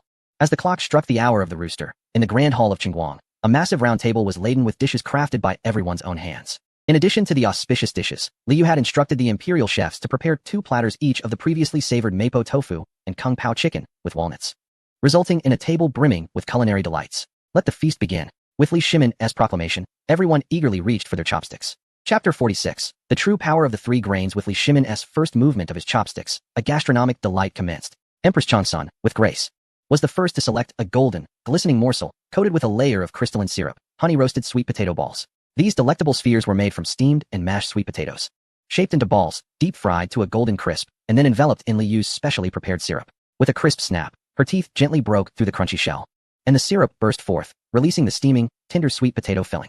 The natural sweetness of the sweet potato combined with the caramelized aroma of the syrup erupted in her mouth, delivering an unadulterated sweetness that evoked immense joy. Empress Changsun's eyes sparkled as she covered her mouth with a handkerchief, exclaiming, "How could something be so soft and fragrant? This sweetness is not cloying like candy. It feels as if the warmth of autumn's sun has been encapsulated within." Little Zizi perched on Li Yu's specially crafted high chair, clutching a freshly made, pan-fried corn cake. The corn cakes shimmered with a golden hue, each kernel resembling yellow gemstones embedded in a golden platter, crisped by the frying oil, and sprinkled with a dash of brown sugar, no white sugar. Crunchy and sweet. As little Zizi took a bite, the delightful sound echoed, and her tiny feet danced excitedly in the air. This is even better than candy. Li Ji, a true carnivore, had a clear target: beef stewed with potatoes. The beef, sourced from a specially designated fallen cow as instructed by Li Yu, was simmered in an iron pot until tender and flavorful. The potatoes absorbed the rich meat juices, becoming soft and creamy, melting effortlessly on the tongue. "Brother, you must try this potato," Li Ji exclaimed, his mouth full. "It's even tastier than the meat. The potato has absorbed all the flavors. It's so tender and fluffy." Li Tai had little time for conversation. Before him lay a generous plate of sour and spicy shredded potatoes. While this dish is commonplace in modern times, it offered an unprecedented texture in the Tang dynasty. The potatoes were cut into fine shreds, soaked in water, and quickly stir-fried with dried chili and Sichuan pepper in hot oil, retaining their ultimate crispness. Li Tai eagerly picked up a hefty portion, stuffing it into his mouth. Slurp. Sour. Spicy. Crunchy. The tang of vinegar instantly stimulated his salivary glands. The heat of the chili ignited his appetite, and the crisp texture of the potato shreds produced a delightful crunch between his teeth. "Refreshing," Li Tai exclaimed, reveling in the exquisite sour and spicy flavor. These unassuming potatoes, when shredded, become such a delightful accompaniment to the meal. "Bring me another bowl of sweet potato and corn porridge." The sweet potato and corn porridge, simmered to a golden, thick consistency, featured tender chunks of sweet potato and fragrant cornmeal. A sip of it warmed both the stomach and the heart, perfectly alleviating the spiciness of the sour and spicy shredded potatoes.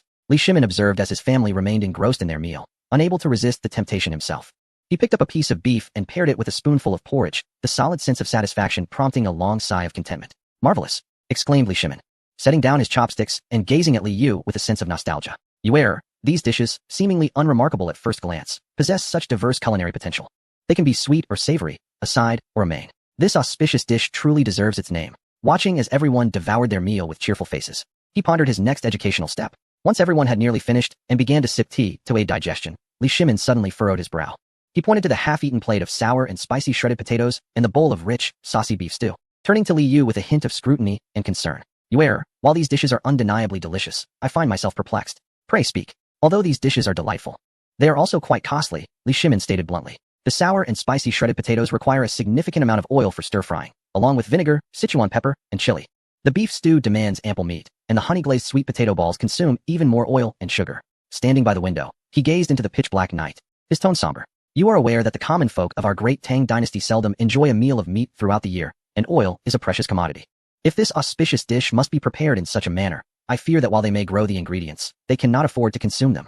As these words left his lips, the joyful atmosphere in the hall abruptly shifted to one of solemnity. Li Chengxian, Li Tai, and Li Ku paused in their actions, contemplating the gravity of the issue presented by Li Yu. It was a pragmatic concern. The promotion of new grains could not rely solely on royal methods.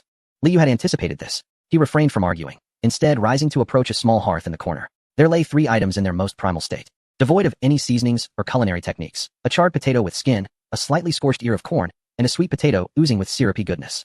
Using a pair of tongs, Li Yu placed these 3 items onto a plate and presented them to Li Shimin. "Uncle, the answer to your question lies here." He picked up the roasted potato, gently blowing off the ash before breaking it apart. A fragrant aroma of pure starch, imbued with the essence of earth, wafted forth, revealing the white, soft flesh within. "Try this." Nothing added, not even salt. Li Shimin hesitated briefly before accepting it, taking a bite. Dry, yet fragrant. Surprisingly palatable. Though it may lack flavor, it is quite filling. He then reached for the sweet potato that Liu offered. As he peeled back the skin, golden-hued flesh emerged. His fingers coated in sticky syrup. With one bite, the natural sweetness flooded his mouth. Sweet. This sweetness. Li Shimin exclaimed in delight. It is even purer than that of the honey-glazed version. Finally, he turned his attention to the corn. Li Shimin took a bite of the roasted corn.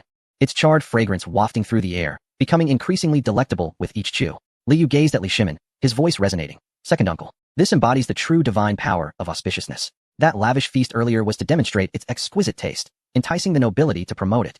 While this platter of roasted fare represents its promise to the common folk. No oil, no meat, not even a pot is required. Just a heap of fire. Toss it in, and it's ready to eat. Furthermore, it provides sustenance, vigor, and even a hint of sweetness. For the common people, deliciousness is a luxury, but survival is paramount. Yet, these three elements offer them the foundation for life, along with a morsel of sweetness that doesn't require expenditure.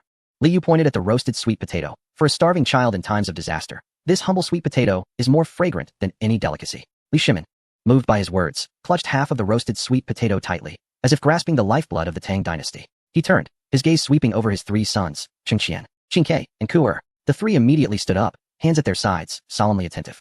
Chapter 47. Inquiry into governance. You have all tilled the land today and partaken in this auspiciousness. I wish to inquire how we might promote this bounty across the realm. This is not merely agricultural policy, it is a matter of state. Speak freely. This was an unexpected inquiry into governance, a silent contest of wits. Crown Prince Li Chengqian was the first to step forward. After a moment of contemplation, he spoke with a measured tone, embodying the steadiness characteristic of a future monarch. Your Majesty, I believe this auspiciousness is indeed commendable, yet the populace is often uninformed and resistant to change. A sudden promotion may incite doubt. We must prioritize stability. I suggest we first trial it in the imperial farms for a year. Once a bountiful harvest demonstrates its remarkable yield, the Ministry of Revenue can issue directives for local governments to allocate public lands for trial cultivation. Additionally, Your Majesty could decree that all who plant this auspicious crop be exempt from taxes for a year, thus incentivizing them. Though this approach may be slow, it is prudent and will not provoke civil unrest, allowing the people to witness its benefits firsthand. This exemplified a typical Confucian approach to benevolent governance, steady and methodical. Devoid of fault. Li Shimin nodded slightly, neither affirming nor denying. The conservative approach is acceptable. Li Tai, unable to contain himself, fanned himself with a folding fan and stepped forward, his chubby face alight with shrewdness and calculation. Father, elder brother's method is far too slow. The Tang dynasty is in dire need of grain. Time is of the essence. I propose a strategy that could spread this crop throughout Guangzhou within a year. Oh, pray, enlighten us. Li Shimin expressed his interest. Merchants, Li Tai declared, I believe we can sell the seeds of this auspiciousness at a premium to major trading houses while promising to purchase their harvests. Merchants, driven by profit, will undoubtedly strive to promote it among tenants. Simultaneously, I could compile a recipe for auspiciousness, sharing today's delightful dishes, allowing the taverns and eateries of Chang'an to use it as a marketing gimmick. If the wealthy take a liking to it, prices will soar, and the common folk will eagerly rush to cultivate it. This is what I call leveraging strength against strength. Liu, listening from the side, raised an eyebrow. This little chubby fellow showed signs of market economics, albeit with a somewhat mercenary attitude, yet his efficiency was undeniably impressive. Li Shimin chuckled. Clever ideas abound. But what if merchants hoard and monopolize, harming the farmers? Li Tai paused, scratching his head, and remarked, it appears we require the oversight of the authorities. Finally, it was Li Ke's turn. In his eyes, reminiscent of Emperor Li Shimin, sparkled a certain brilliance. He clasped his hands and spoke with a resonant and forceful voice. Father, I believe that auspicious omens should first be introduced into the military camp. The army is the nation's sharpest weapon.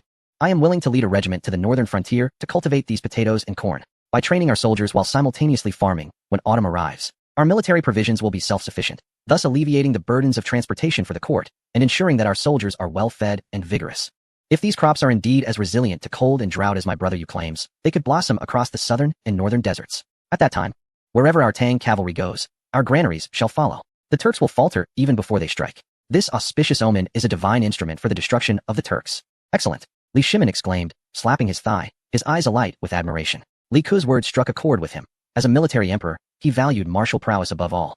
Cultivating land to sustain troops, and waging war to sustain war. Your words resonate deeply with me. Witnessing their father's praise of the third son, Li Chengqian and Li Tai both exhibited discomfort. Suddenly, Liu began to applaud. Clap, clap, clap. The sound echoed resoundingly in the quiet hall. Marvelous, truly marvelous. Liu rose and stepped between the three brothers, his face adorned with genuine admiration. He felt compelled to balance the scales before Li Shimin's favoritism grew more pronounced.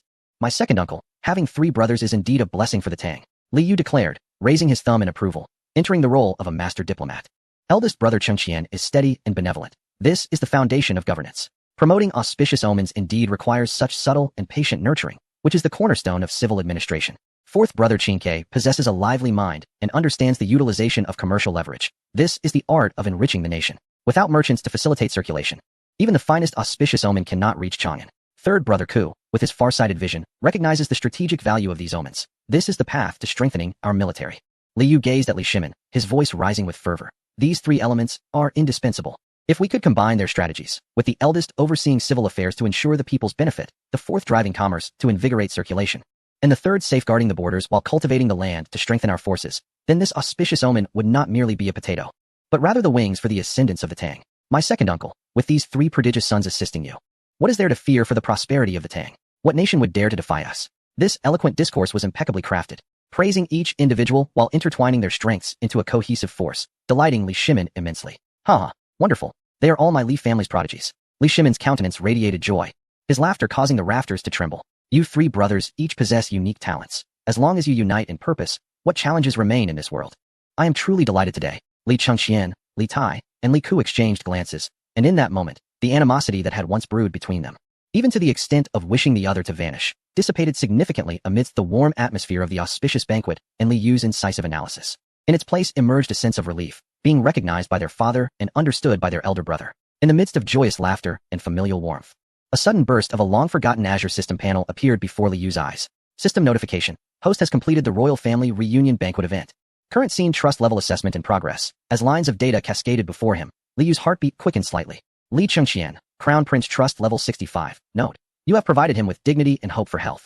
Li Tai, King of Wei Trust Level 58. Note. The overwhelming culinary delights and intellect have compelled his admiration. Li Ku, King of Wu Trust Level 62. Note. The world map has ignited his ambitions. Li Lizzie, Princess Chong Lu Trust Level 68. Note. Aesthetic resonance and the romance of the music box. Li Ji, King of Jean Trust Level 55. Note. Lego blocks and delectable meatballs. Li Mingda, Princess Jinyang Trust Level 85. Note. You are her beloved candy big brother. New additions. Princess Qingyang, Princess Linchuan, Princess Qinghe. Average Trust Level 52. Note. An unprecedented familial warmth. Congratulations, host. All core royal members have surpassed a trust level of 50. Achievement unlocked. Navigator of the Heavenly Family. Rewards granted. Lifespan extended. 120 days. Current remaining lifespan significantly increased. Pathological correction. Cancer pain reduced by 50 after stacking. The pain is merely a remnant of 10, hardly affecting daily life. Physical function. Physical fitness restored to a level of 80, no longer easily winded. Material limitation. Each traveler may carry a 24-inch suitcase of goods. Personnel limitation. The limit for round-trip travelers increased to 7. Note. Traveling with any individual whose trust level is below 50 will incur an additional 72 hours of cooldown time. In that instant, Li Yu felt an unusual lightness in his body, and his breathing steadied with newfound strength. Taking a deep breath, he clenched his fist, his knuckles firm. This long-lost sense of control brought an involuntary smile to his lips. Well, what is the matter? Li Shimin keenly sensed the shift in Li Yu's aura and inquired with concern. Chapter 48. The Old Man Nothing, Second Uncle. Li Yu relaxed his brow, revealing a brilliant smile that dazzled as he continued. Seeing our family so harmonious fills me with joy, invigorating my spirit. Good. Feeling invigorated is excellent. Li Shimin laughed heartily. Seizing the momentum, Li Yu stepped forward, surveying the gathering, and raised his voice slightly. Second Uncle, since everyone is feeling energized, and as we aspire to be the pillars of the Tang dynasty, we must not only rely on our intellect, but also possess robust physiques. As I mentioned earlier, the eldest requires rehabilitation for his mobility, and the fourth is in need of weight loss. Even you, Second Uncle, though soon to be emperor, have you not felt a touch of breathlessness when climbing stairs these past years? Li Shimin instinctively touched his slightly protruding belly, feeling a twinge of embarrassment as he cleared his throat. Ahem, national affairs are pressing, leading to neglect in equestrian skills. Therefore, Li Yu snapped his fingers. I propose the formal establishment of the Royal Tang Dynasty Sports Committee, beginning tomorrow, at the hour of Chun. All princes are to assemble at the entrance of the Qingguang Hall. We shall practice our exercises, engage in running, and partake in ball games. Who is in favor? Who is against? I am in favor. Li Ku was the first to leap forth, for such matters suited him perfectly. I shall join as well. Li Chengqian, motivated by the condition of his leg, exhibited unwavering determination in his eyes. Li Tai, with a pained expression, gazed at the half-eaten sweet potato in his hands. Yet under the stern gaze of Li Shimin, he could only feebly raise his hand. I shall join too. Excellent. It is settled then. Li Shimin declared with a resounding finality, brimming with confidence. I shall arrive after the morning court.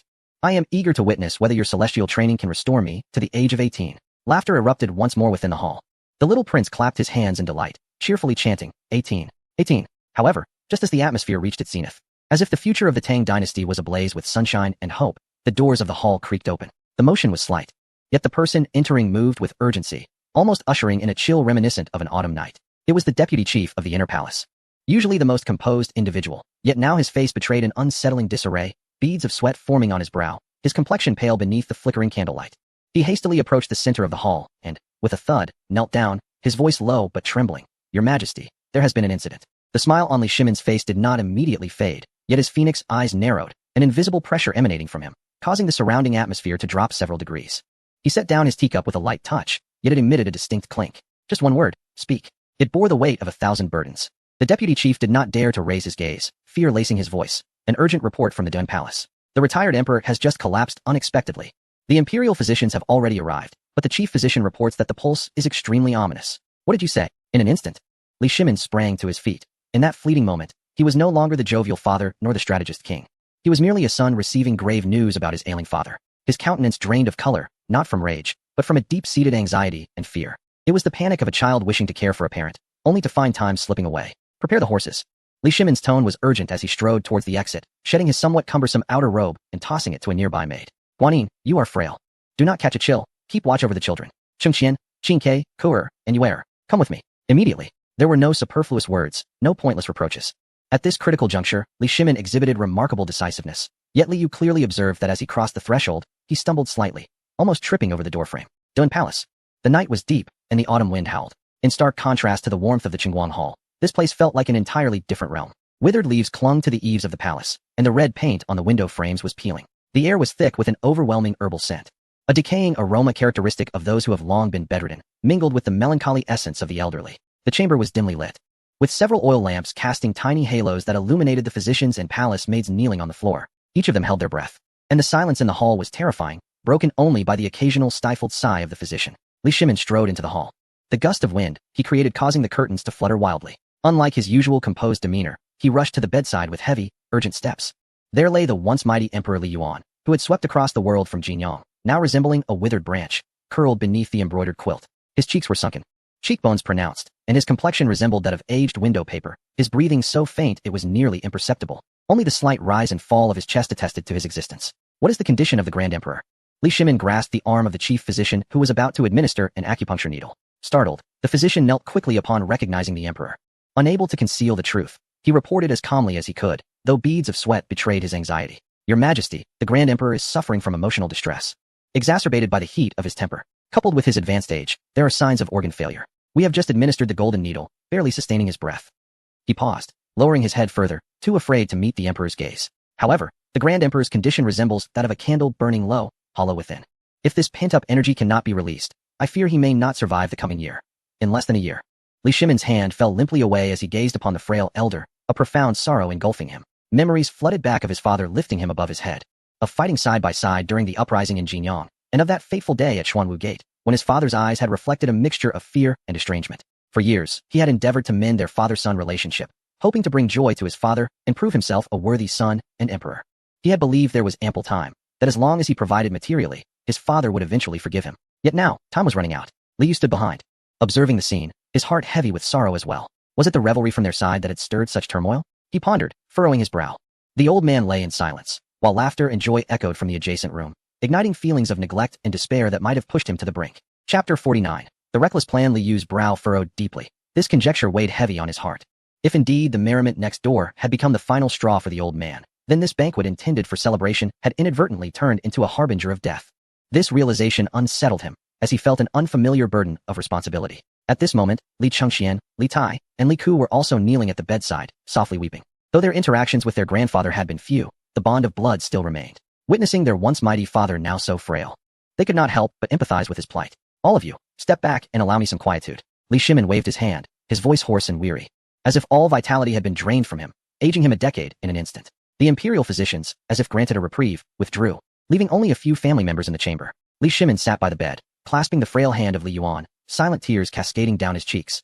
He wept quietly. After a considerable pause, Li Shimin seemed to recall something and abruptly turned his head. His gaze scanned the room, passing over his three kneeling sons, before locking onto Li Yu with the intensity of a searchlight. Yuer, Li Shimin beckoned, his voice somewhat rasping. Come here. Li Yu stepped forward. Li Shimin pulled him into a corner behind the screen, away from the three princes. In the dim light of the corner, illuminated only by a solitary lamp flickering against the wall, their shadows elongated and distorted. Li Shimin drew Li Yu closer, his hands, usually wielding a sword, now gripping Li Yu's shoulders. Yuer, I ask you, he began, you heard what the physician said. What is your perspective? Li Yu looked at Li Shimin, hesitating to respond as he organized his thoughts and assessed the risks. Second uncle, he sighed, lowering his voice to a calm tone. The physician speaks the truth. It may even be worse. Why? Li Shimin pressed. This ailment has not arisen overnight. It stems from the natural decline of bodily functions, which is merely one aspect. The second, and most fatal, is a malady of the heart. Li Yu pointed to his chest, harboring a pent-up frustration, a resentment towards both the palace and the solitude. Today's fainting spell was likely due to the overwhelming joy on our side contrasting with the desolation here, creating an unbearable psychological disparity that caused his blood to stagnate. I know everything, Li Shimin lamented. But what can I do? I have given him the finest of everything, yet he remains unhappy. He still resents me. I wish to be filial, yet at times he does not even allow me to enter. Yuer, do not analyze the illness for me. I merely wish to know what to do. Faced with Li Shimin's pressing inquiries, Li Yu fell silent for a moment. He cautiously proposed a conservative solution. Second uncle, if it is a matter of conservative treatment, I may be of some assistance. How? We could relocate our royal exercise group, Li Yu suggested, gesturing outside. From tomorrow I, along with Cheng Qian and Qin Ke, will come to the entrance of Dan Palace every morning to exercise, chant slogans, and bring Xiao Zi and Ji Nu to dance before him. I even had a sign made, called playing cards, to entertain the old master. By using familial affection and lively activities, we may alleviate his loneliness, perhaps improving his spirits and prolonging his days. Upon hearing this, the flicker of hope in Li Shimin's eyes extinguished in an instant. He shook his head, his voice hoarse. It is futile, utterly futile. This method may have been effective years ago, but now the physician has stated that he is hollow within. Mere flattery cannot save his life. He could depart at any moment. Li Shimin suddenly raised his head, his gaze sharp as a blade, piercing Li Yu's heart. Yuer, you come from the future. You possess miraculous medicines and extraordinary skills. Do not offer me these trivial remedies. I seek to save a life. I wish for him to endure. Is there no other way? This was a son's desperate plea. Li Yu gazed at Li Shimin, inhaling deeply. He understood the necessity of speaking the truth. Closing his eyes, he contemplated for several seconds. This decision was utterly insane, fraught with tremendous risk, and once uttered, there would be no turning back. When he reopened his eyes, Li Yu's expression had transformed, becoming solemn and resolute. Second uncle, Li Yu spoke in a hushed tone, each word seeming to emerge with great effort. There is indeed another method. However, Li Yu emphasized, this approach entails considerable risk for both you and the Tang royal family. It could even be deemed a gamble. Speak. Li Shimin commanded without hesitation. Li Yu nodded slightly and slowly articulated, the medical conditions here cannot save a life. To force an extension of life, we must seek another place. Return to the modern era. Take the old man to that world. What? Li Shimin's mind was engulfed in chaos. Although he had anticipated Li Yu would mention that world, hearing the notion of transporting the Emperor Emeritus there still left him in shock. Li Yu did not afford him time to recover from his astonishment. He spoke rapidly, like a machine gun. In that world, we can access the finest hospitals. Enter the ICU, utilize ventilators, and employ the most advanced medications and equipment. Only the technology there can forcibly pull the old man back from the brink of death. Moreover, Li Yu continued, merely treating the body is insufficient. We must also address the heart. In Chang'an, he is always the Emperor Emeritus, your shadow wherever he goes. Once there, no one will recognize him. He will merely be an ordinary old man. Allow him to experience a world devoid of emperors, to play mahjong, to engage in chess with common folk. A change of environment will sever the ties of sorrow here, enabling his heart to heal. Li Shimin was rendered speechless. Taking his father to the future? To a world without emperors? This was simply inconceivable. Yet Li Yu was not finished. Second uncle, since we are returning to the modern era, there is an even more pressing concern. Li Yu looked intently at Li Shimin and proposed an even more audacious plan. Since we are to treat, we cannot focus solely on the old man. What do you mean? Li Shimin was taken aback, struggling to grasp the concept. Li Yu counted on his fingers, his demeanor serious. Consider this. Father has hypertension. You have hereditary risks for hypertension. Cheng Qian requires examination and treatment for his leg ailment. Qin Ke is showing early signs of severe obesity complications. And although Ant's respiratory condition is stable, a comprehensive lung CT is necessary. Moreover, little Zizi has a weak constitution and needs to enhance his immunity. Li Yu even pointed to himself, stating, I too am a patient.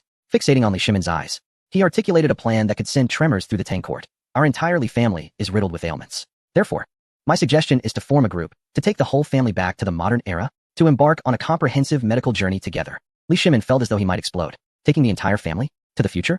This was tantamount to uprooting the Tang royal family altogether. If something were to go awry, if one were unable to return, the Tang dynasty would truly face its demise. Chapter 50. The tour guide hearing Li Shimin's lips trembled as he inquired, Yuer, this is exceedingly perilous. How many individuals will accompany you? What is the means of travel? Is the destination safe? Li Yu calmly analyzed. Due to the constraints of the Celestial Realm's regulations, I am permitted to escort a maximum of 7 individuals, including myself. The places are indeed precious. I have already formulated the list. You, me, the old man, and my aunt. That accounts for 4. 3 slots remain. Designated for Cheng Qian's leg treatment, Qingqiu's weight loss, and Xiao Zizi's vaccination. That makes exactly 7. Upon hearing this enumeration, Li Shimin's heart raced. This meant taking away all that he held dear. He fell into a deep silence, embroiled in an internal struggle. He paced in a small corner, his steps heavy and slow. His brows knitted together in a furrow, and he unconsciously twirled the ring on his finger. This was a high-stakes gamble. The stakes involved the lives of his entire family, as well as the fate of the Tang dynasty. Yet, listening to the faint breaths of Li Yuan beyond the screen, recalling the recent recovery of Empress Changsun, remembering Qing Qian's slightly limping gait, and pondering Qing Chue's labored breathing, his rationality as an emperor urged him to remain steadfast and not take reckless risks. However, his instincts as a son, husband, and father compelled him to acquiesce. After a prolonged moment, Li Shimin halted his pacing, lifted his head, and found his thoughts tumultuous and conflicted. Allow me a moment to ponder. Li Yu did not press him further, merely stating, "Second uncle, take as long as you need to decide." But the old man's health is of utmost urgency. Outside the screen, Li Chengxian, Li Tai, and Li Ku remained kneeling. Although the specifics of the conversation behind the screen were inaudible, they could vaguely discern the fervent expressions on their father-s and Prince Yu's faces.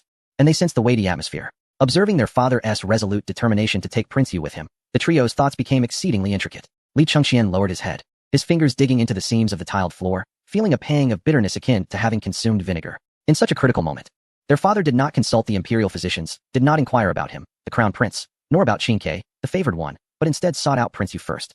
It appeared that in their father's heart, the significance of Prince Yu had surpassed that of all his biological sons, and he regarded him as the last beacon of hope. Stealing a glance at the shadow cast upon the screen, Li Chengxian gradually transformed his feelings of bitterness into acceptance and reverence. Very well, as long as it can save grandfather, I harbor no jealousy.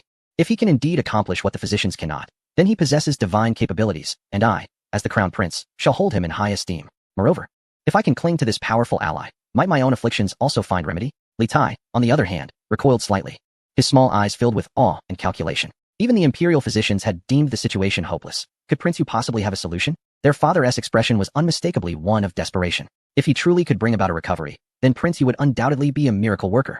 I must conduct myself with utmost propriety moving forward, never to challenge such divine prowess. This powerful ally, I, Li Qingke, shall steadfastly rely upon. Not only shall I cling to him, but I shall also ensure my attachment is unbreakable. Li Ke clenched his fists, a glimmer of determination flashing in his eyes. Indeed, Prince Yu possesses an unfathomable depth. The trust bestowed upon him by our father surpasses that of any of us. This may, in fact, be a fortuitous circumstance, as he harbors no ill intentions towards his brothers. On the contrary, he consistently provides support, and by aligning myself with Prince Yu, I might truly realize my aspirations. Though each of the three harbored distinct thoughts, they collectively entertained a singular notion, the necessity of clinging tightly to Prince Yu's formidable influence, never to loosen their grasp. As night fell, the Taiji Palace enveloped in solemnity, while the physicians at the Dan Palace busied themselves with the last flickers of life of the retired emperor. In stark contrast, the Ganlu Hall remained eerily quiet. This hall served as the epicenter of power in the Tang dynasty, the abode of Emperor Li Shimin and his consort. At this moment, all extraneous individuals had been dismissed. Li Shimin reclined upon the central soft couch, his brow furrowed and fingers drumming nervously against his knee. Producing a muted sound, Empress Changsun sat beside him, clad in a simple, unadorned dress. Although she had not applied any cosmetics and her complexion bore the pallor of recent illness, her regal bearing and fierce maternal instinct cast a heavy atmosphere upon the hall. Almost suffocating, Li Yu stood at the foot of the hall, appearing composed, yet internally he felt a twinge of anxiety, fully aware that the forthcoming conversation would determine the fate of the Tang royal family. Wang De remained hunched in the shadows of the hall, ears perked attentively. Where?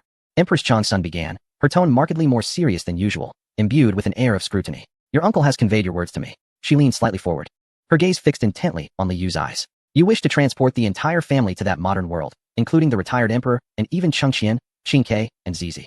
This endeavor is of monumental significance. A single misstep could lead the Li family to utter ruin. While I trust you, I bear the weight of responsibility for the lives of this entire family. Taking a deep breath, her tone intensified further. Now, within these walls, it is only our family present. I require the details, the most authentic details. Explain to me meticulously, what will our family eat? What will we wear? Where will we reside? Where will we sleep? Should illness arise, how will the physicians of that world treat us? If we are discovered, what will transpire? Li Shimin also raised his head, his gaze piercing. Indeed, you must relay every minutiae. I wish to understand the nature of our future. Li Yu nodded, gathering his thoughts, and began the most pivotal briefing of his life. Uncle, aunt, I shall address each element of our journey, from sustenance to shelter. Li Yu gestured, outlining his plan. First, regarding transportation and accommodation, our party consists of 7 individuals, a considerable number. I assure you, upon our arrival, we shall not linger. I will immediately procure an SUV, a spacious vehicle capable of accommodating all 7 of us. Its tinted windows will conceal our presence from the outside. Once we enter the vehicle, we shall become a mobile fortress, rendering our identities a mystery to anyone outside. Then we shall not reside in my modest dwelling. Instead, I will utilize my identity to rent a detached villa in the suburbs. A villa? Li Shimin raised an eyebrow. Indeed, it is a spacious house with a garden. Entirely private, featuring 7 or 8 rooms, ample enough for each of us to have our own. Moreover, it is fully equipped with air conditioning, television, and large beds, everything one could desire. Living there would be akin to residing in this Ganlu palace. We could shut the doors and lead our lives without interference.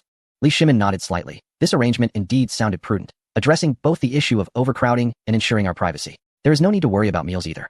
Li Yu chuckled. Over there, cooking does not require fire. We utilize natural gas and electricity. With the flick of a switch, the flame ignites. Furthermore, if we prefer not to cook, there exists a miraculous service known as takeout. Li Yu produced his phone from his pocket, though it had no signal. He gestured with just a few taps on this glowing little square, whatever one desires, be it Haidaleo hot pot, KFC fried chicken, or even the exquisite Huayang and Cantonese cuisine surpassing that of the Imperial Kitchen, will arrive at our doorstep within half an hour, delivered by riders clad in yellow or blue, mounted on swift steeds, electric bikes. Empress Changsun exclaimed in astonishment. So with just a click, food is delivered? This truly is a divine life. Over there. This is the ordinary existence of the common folk.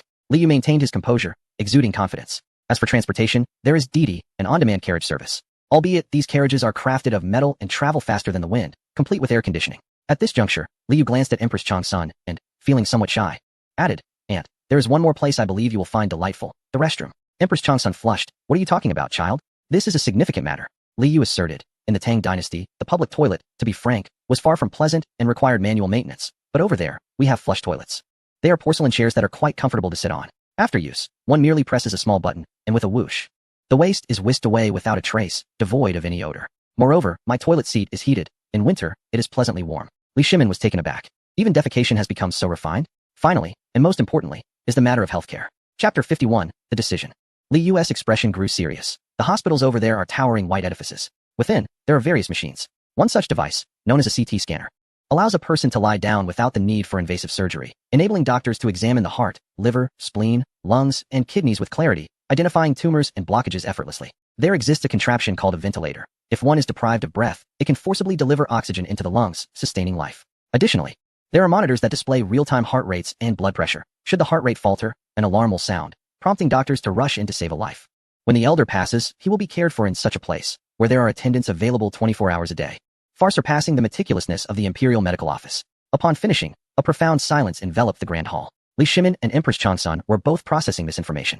The descriptions were remarkably specific and vivid, far exceeding their imaginations, while simultaneously constructing a world that was comfortable, secure, and extraordinarily efficient. It was a realm of mortals that even emperors could not relish. The worry in Empress Changsun's eyes dissipated considerably, replaced by a sense of longing. Erlang, she softly called. Li Shimin took a deep breath, gazing at Li Yu. Yuer, I have one final question. Is there truly no emperor over there? None. Li Yu replied decisively. There, everyone is equal. You need not kneel even before the highest official. Each person fulfills their role, bound by the law. Li Shimin nodded, his expression complex. Then if I were to go, would there be no one to attend to me? Uncle, Li Yu chuckled, I shall be there. Besides, we are going to heal, not to parade. Once you shed the dragon robe, you are merely an ordinary wealthy man. Would it not be delightful to experience a few days of a commoner's life, free from memorials, without the need to guard against ministers, and devoid of border worries? Li Shimin paused for a moment, then burst into laughter. Excellent. I too wish to savor the taste of being a wealthy man. Very well. You may take your leave now. Li Shimin waved his hand. Yes, Li Yu bowed and withdrew. As the palace doors closed, only Li Shimin, Empress Changsun, and the ever-cowering Wang De remained inside. The smile on Li Shimin's face instantly vanished, replaced by an air of utmost seriousness. He turned his gaze, sharp as lightning, towards Wang De. Wang De, this servant is here. Wang De hurriedly scampered forward, kneeling before the emperor and empress. You heard the words of the Prince of Yu just now? Empress Changsun inquired. This servant heard them. Then speak the truth to me. She leaned forward, fixing her gaze on Wang De's eyes, representing the final bastion of a mother and a wife. Did Yuer speak any falsehoods? Is the toilet, the air conditioning, and the food delivery truly as he described? Wang De raised his head, his expression solemn, devoid of any flattery, only earnest truth. Your Highness, Your Majesty. Every word spoken by the Prince of Yu is absolutely true. In fact, the prince was quite conservative. That food delivery, I witnessed it with my own eyes. That night, the prince merely tapped on that small square several times, and before long, several bags of delicious food were delivered. There was fried chicken called KFC, and hot pot from a place named Haidaleo, all piping hot. As for the toilet, Wang De's face flushed slightly, yet he gestured earnestly. This servant has used it. It is truly remarkable. That white porcelain seat is pristine, without a hint of odor. One press, and with a resounding splash, everything disappears. It is faster than magic. Moreover, the seat itself is genuinely warm. When I sat down, I had no desire to move. And the air conditioning. A hint of nostalgia crept onto Wang De's face. In that room, it truly feels like spring all year round. When I arrived, it was somewhat warm outside. But stepping inside was a refreshing coolness that made my bones feel at ease. Upon hearing Wang De's first-hand testimony, Empress Changsun finally felt completely at ease. She glanced at Li Shimin and nodded slightly. However, at that moment, Wang De suddenly prostrated himself, his tone wavering. Yet, Your Majesty, Your Highness, This servant has a heartfelt sentiment that I am uncertain whether I should express. Li Shimin's gaze sharpened. Speak. What I desire to hear are the truths concealed within your heart. Wang De took a deep breath and articulated the gravest concern he had unearthed in that world. Although that realm is splendid and comfortable, it harbors two critical vulnerabilities, which are also our greatest challenges upon arrival. What are they? Li Shimin pressed on. First, it is identity, Wang De replied gravely. Your Highness is correct. The celestial realm is replete with celestial eyes, those omnipresent watchers. As we traverse the streets, every action of ours is scrutinized. Without the small card known as an ID, we would be considered stateless, unable to venture anywhere, not even to find lodging. Thus, when I first arrived, I could only hide in your small chamber or accompany your movements. Wandering aimlessly would risk capture by those iron chariots flashing red and blue lights. Li Shimin nodded. I understand.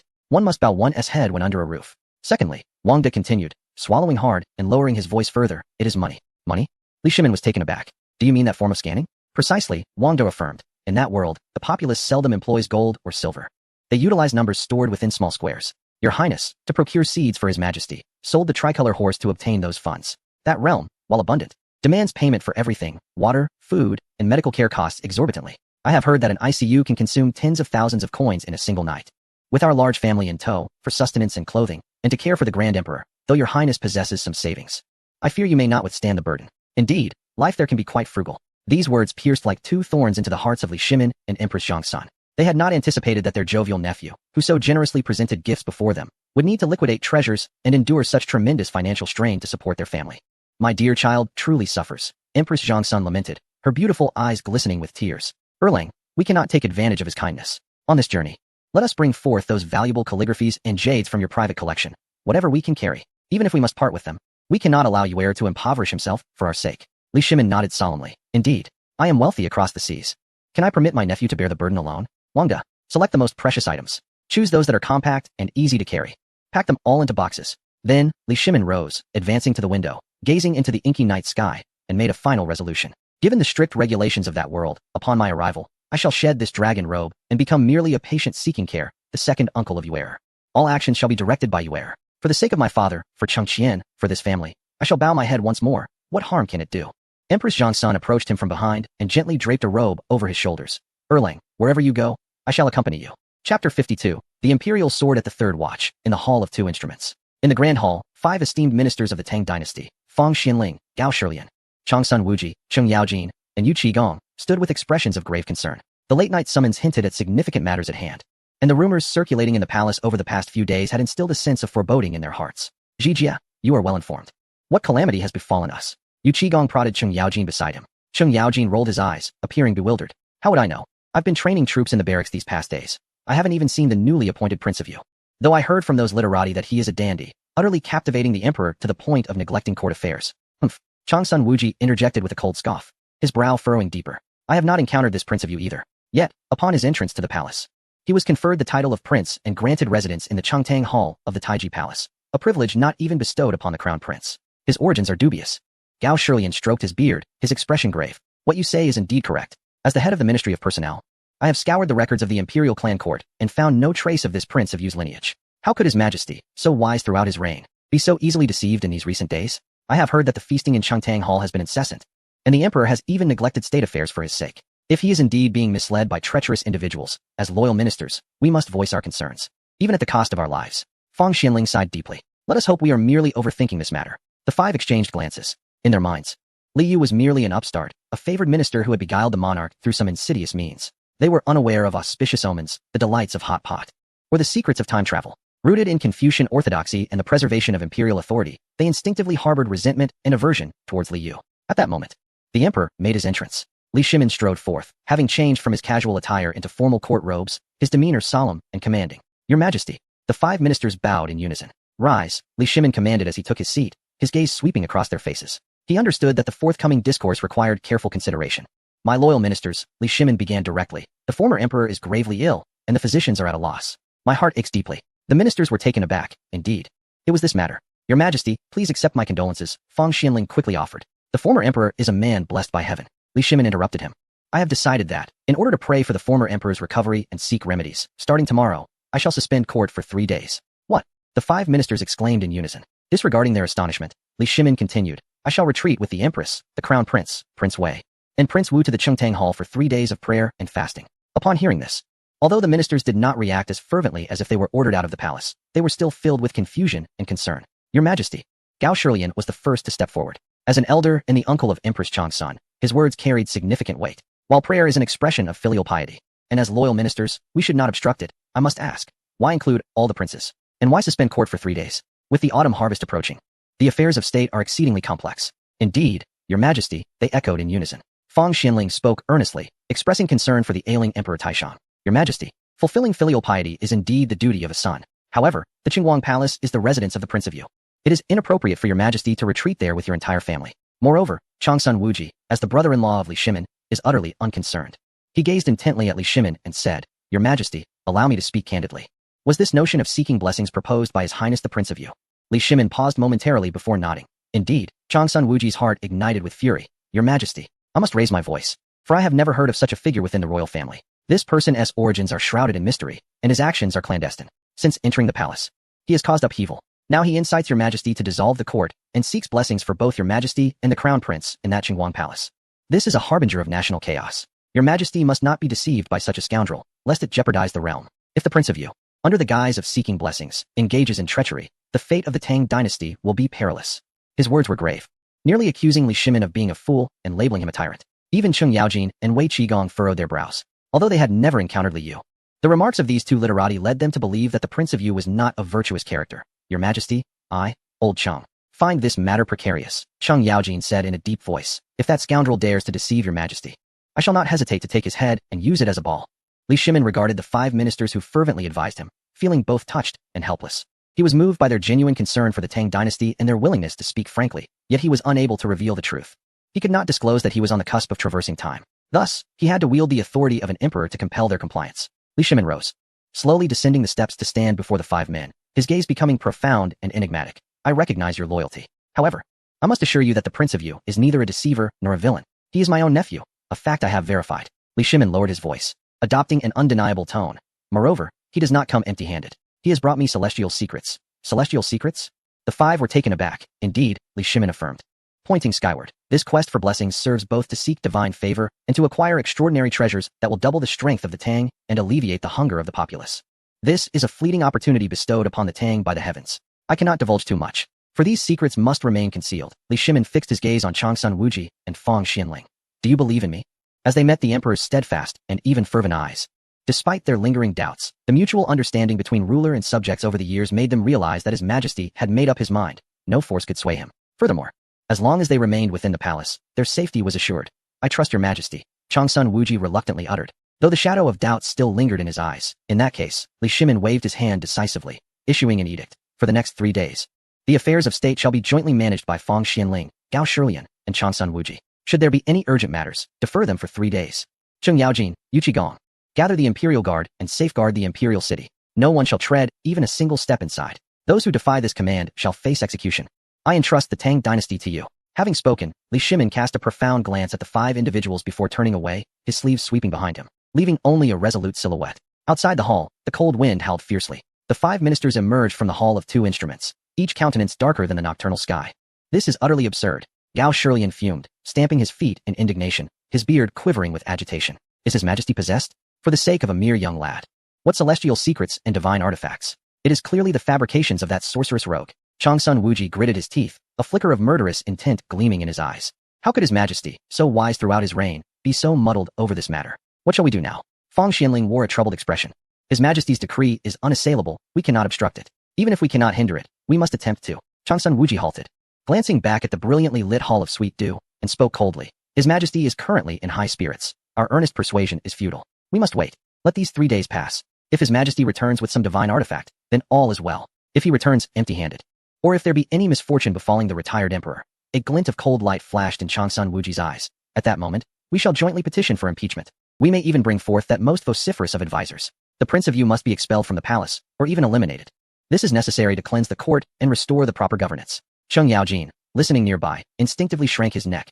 Goodness, Changsun is truly harboring murderous intentions. The Prince of Yu is bound to meet with disaster. Chapter 53. Li Shimin's PUA technique in the early morning at the Hall of Sweet Dew. The oppressive atmosphere of the past was replaced by a tranquil serenity. Li Shimin stood before an unfurled map of the Tang Empire, scrutinizing the vast expanse with a vermilion brush in hand. Li Yu lounged beside him on a soft couch, peeling an orange with an air of ease, as if the conversation to come was merely a casual affair. Yet, his occasional glances toward the doorway betrayed a sense of anticipation. He awaited the moment when fine steel would be forged into shape, announcing the arrival of Prince Wu, Li Ku. Wangda's voice, sharp and elongated, resonated as Li Ku strode into the hall. Today, Li Ku donned a deep purple royal robe, cinched with a jade belt, exuding a striking presence. However, the caution deeply ingrained in him remained unshakable. As a prince of a previous dynasty's bloodline, he was accustomed to moving through shadows, ever mindful of the need for self-reflection. Even amidst commendable actions, "Son, I pay my respects to father, and greet my brother, the Prince of Yu." Li Ku performed the customary salute, executing the motions flawlessly, without a hint of error. "Sailing, come here." Li Shimin did not turn around, but merely beckoned with a hand, his voice lacking the usual authority, exuding an uncommon warmth. That of a father. Li Ku paused momentarily, then stepped forward, halting 3 paces behind Li Shimin, an appropriate distance for a subject. "Come closer." Li Shimin turned to regard his cautious son, a flicker of tenderness in his gaze. "Stand beside me." After a moment of hesitation, Li Ku took a step forward, standing shoulder to shoulder with Li Shimin for the first time, close enough to discern the traces marked by the vermilion brush on the map. "Behold this realm." Li Shimin pointed at the map, his finger gliding over Guangzhong and Jiangnan, finally pausing at Chang'an. The vast empire appeared as solid as a fortress, yet beneath the surface, currents of unrest swirled. Aristocratic families were watching, the Turks were lurking, and the court was rife with hidden intentions. Li Ku held his breath, uncertain why his father chose to share these thoughts with him. "I must embark on a distant journey." Li Shimin suddenly turned his head, his gaze piercing into Li Ku's eyes. "Take your elder brother, along with Qin Ke and the queen. We are bound for a faraway place, in search of a remedy, and to secure a future for the Tang." Li Ku's head jerked up, disbelief etched across his face. All of them, the crown prince, the Prince of Wei, the legitimate princess, and the queen, all core members, will leave? What will become of Chang'an? What of the Tang's very foundation? His voice trembled. "If you and my elder brother depart, then what will happen to Chang'an?" "Indeed, what of Chang'an?" Li Shimin countered, his hands pressing heavily on Li Ku's shoulders. In that moment, Li Ku felt the weight of 2 mountains bearing down upon him, yet it sent shivers through his entire being. Although Gao Ming was the crown prince, his frail constitution and increasingly morose demeanor rendered him incapable of shouldering this great responsibility. Qin Ke, though clever, was too restless and lacked the composure needed to manage those cunning old foxes. Li Shimin's voice resonated deeply, each word striking like a hammer upon Li Ku's very soul. "Only you, Kuer, you resemble me not just in appearance, but within your very essence lies the fortitude I once possessed. You wield the thunderous might and possess a compassionate heart. You understand the nuances of advance and retreat. You grasp the larger picture. Among all the princes, you alone are the one I trust the most, yet also the one I worry about the least." Tears of emotion welled in Li Ku's eyes. For 15 years, he had been attacked by the officials due to his lineage and ostracized by the aristocracy, believing himself to be merely a talented yet morally deficient backup in his father's eyes. Yet today, his father proclaimed him as the one most akin to himself. "If there is no prince I trust in Chang'an, I cannot sleep at night."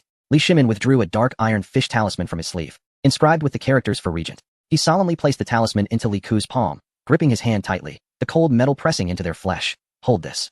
From tomorrow onward, I shall publicly declare that I am in seclusion at the Qingguang Hall for 3 days. During this time, you are the regent of the Tang. I entrust you with the 16 guards, the safety of Chang'an, and my very life. This is not merely regency, it is me entrusting my back to you." Li Shimin's eyes brimmed with unreserved trust. "Sailing, are you not my Qilin child? Can you protect this door for me and for our family?" A wave of immense joy surged through Li Ku, igniting a fervor that made him tremble. The most trusted prince, the Qilin child. His father had entrusted his back to him. What a glorious honor. What profound trust. This was more fervent than the edict of the crown prince. All grievances and doubts vanished in that moment. For this trust, he would gladly shatter himself into pieces. Thud. Li Ku knelt heavily, cradling the fish talisman in his hands, his forehead bowing against the golden bricks, producing a muffled sound. "Your son acknowledges the decree." Li Ku's voice trembled with emotion. "Father, do not worry. As long as I draw breath, this Chang'an shall remain undisturbed. Whoever dares to stir chaos during your prayer, I shall make them aware that the blade of the Li family remains sharp. I will not tarnish the bloodline of the Li family." "Excellent. My good son." Li Shimin bent down to assist him, firmly patting his sturdy shoulder. "Go forth, hold your head high. Let those ministers witness the indomitable spirit of my son." Li Ku wiped the tears from the corners of his eyes, his gaze transforming into one of unwavering resolve and sharpness. He bowed deeply to Li Shimin and then to Li Yu, before striding away with purpose. His back no longer bore any hint of hesitation or gloom. As he watched Li Ku depart, the fervent expression on Li Shimin's face gradually softened into a smile of satisfaction. "What do you think?" He turned to Li Yu. Li Yu spat out an orange seed, his face filled with admiration. "Second uncle, your mastery of persuasion is truly unparalleled.